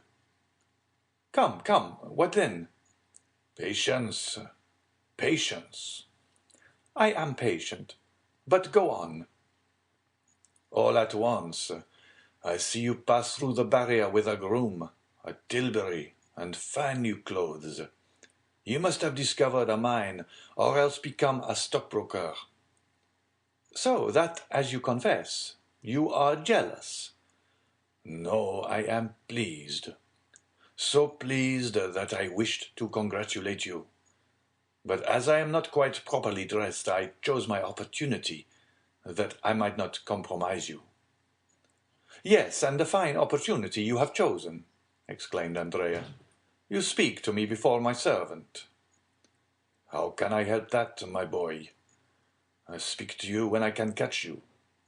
You have a quick horse, a light tilbury. You are naturally as slippery as an eel. If I had missed you tonight, I might not have had another chance." "You see, I do not conceal myself." "You are lucky. I wish I could say as much, for I do conceal myself. And then I was afraid you would not recognize me, but you did," added Caderousse with his unpleasant smile. "It was very polite of you." "Come," said Andrea, "what do you want?" "You do not speak affectionately to me, Benedetto, my old friend. That is not right. Take care, or I may become troublesome." This menace smothered the young man's passion. He urged the horse again into a trot. "You should not speak so to an old friend like me, Caderousse. As you said just now, you are a native of Marseille. I am—" "Do you know, then, now what you are?" "No, but I was brought up in Corsica. You are old and obstinate. I am young and wilful. Between people like us, threats are out of place. Everything should be amicably arranged. Is it my fault if fortune, which has frowned on you, has been kind to me?" "Fortune has been kind to you, then? Your tilbury, your groom, your clothes are not then hired? Good. So much the better," said Caderousse, his eyes sparkling with avarice. "Oh, you well know that well enough before speaking to me," said Andrea, becoming more and more excited. "If I had been wearing a handkerchief like yours on my head, rags on my back, and worn-out shoes on my feet, you would not have known me." "You wrong me, my boy. Now I have found you, nothing prevents my being as well dressed as anyone, knowing as I do the goodness of your heart. If you have 2 coats, you will give me one of them. I used to divide my soup and beans with you when you were hungry." "True," said Andrea.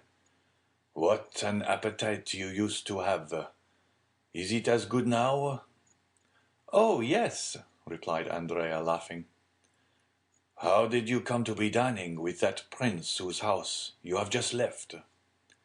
"He is not a prince, simply a count." "A count, and a rich one too, eh?" "Yes, but you had better not have anything to say to him, for he is not a very good-tempered gentleman." "Oh, be easy. I have no design upon your count, and you shall have him all to yourself. But," said Caderousse, again smiling with a disagreeable expression he had before assumed, "you must pay for it. You understand?" "Well, what do you want?" "I think that with 100 francs a month—" "Well?" "I could live." "Upon 100 francs?" "Come, you understand me, but that with—" "With?" "With 150 francs I could be quite happy." "Here are 200," said Andrea, and he placed 10 gold louis in the hand of Caderousse. "Good," said Caderousse. "Apply to the steward on the first day of every month, and you will receive the same sum." "There now, again you degrade me." "How so?" "By making me apply to your servants, when I want to transact business with you alone." "Well, be it so, then. Take it from me, then, and so long at least as I receive my income, you shall be paid yours." "Come, come. I always said you were a fine fellow, and it is a blessing when good fortune happens to such as you. But tell me all about it." "Why do you wish to know?" asked Cavalcanti. "What? Do you again defy me?" "No, the fact is I have found my father." "What? A real father?" "Yes, so long as he pays me." "You'll honor and believe him?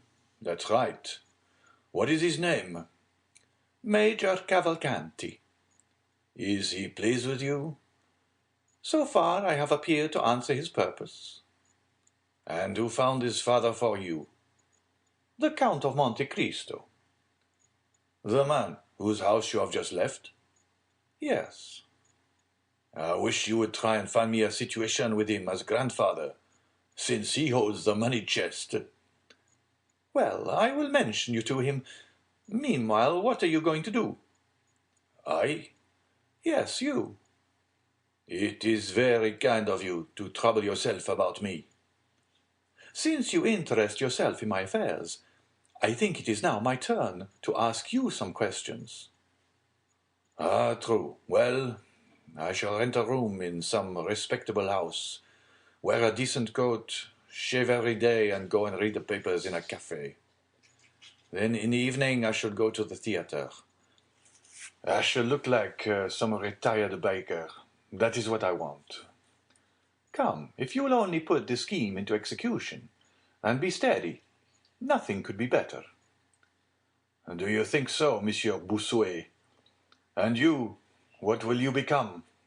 A peer of France?" "Ah," said Andrea, "who knows?"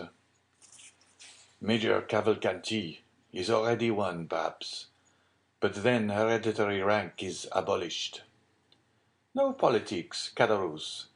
And now that you have all you want, and that we understand each other, jump down from the tilbury and disappear."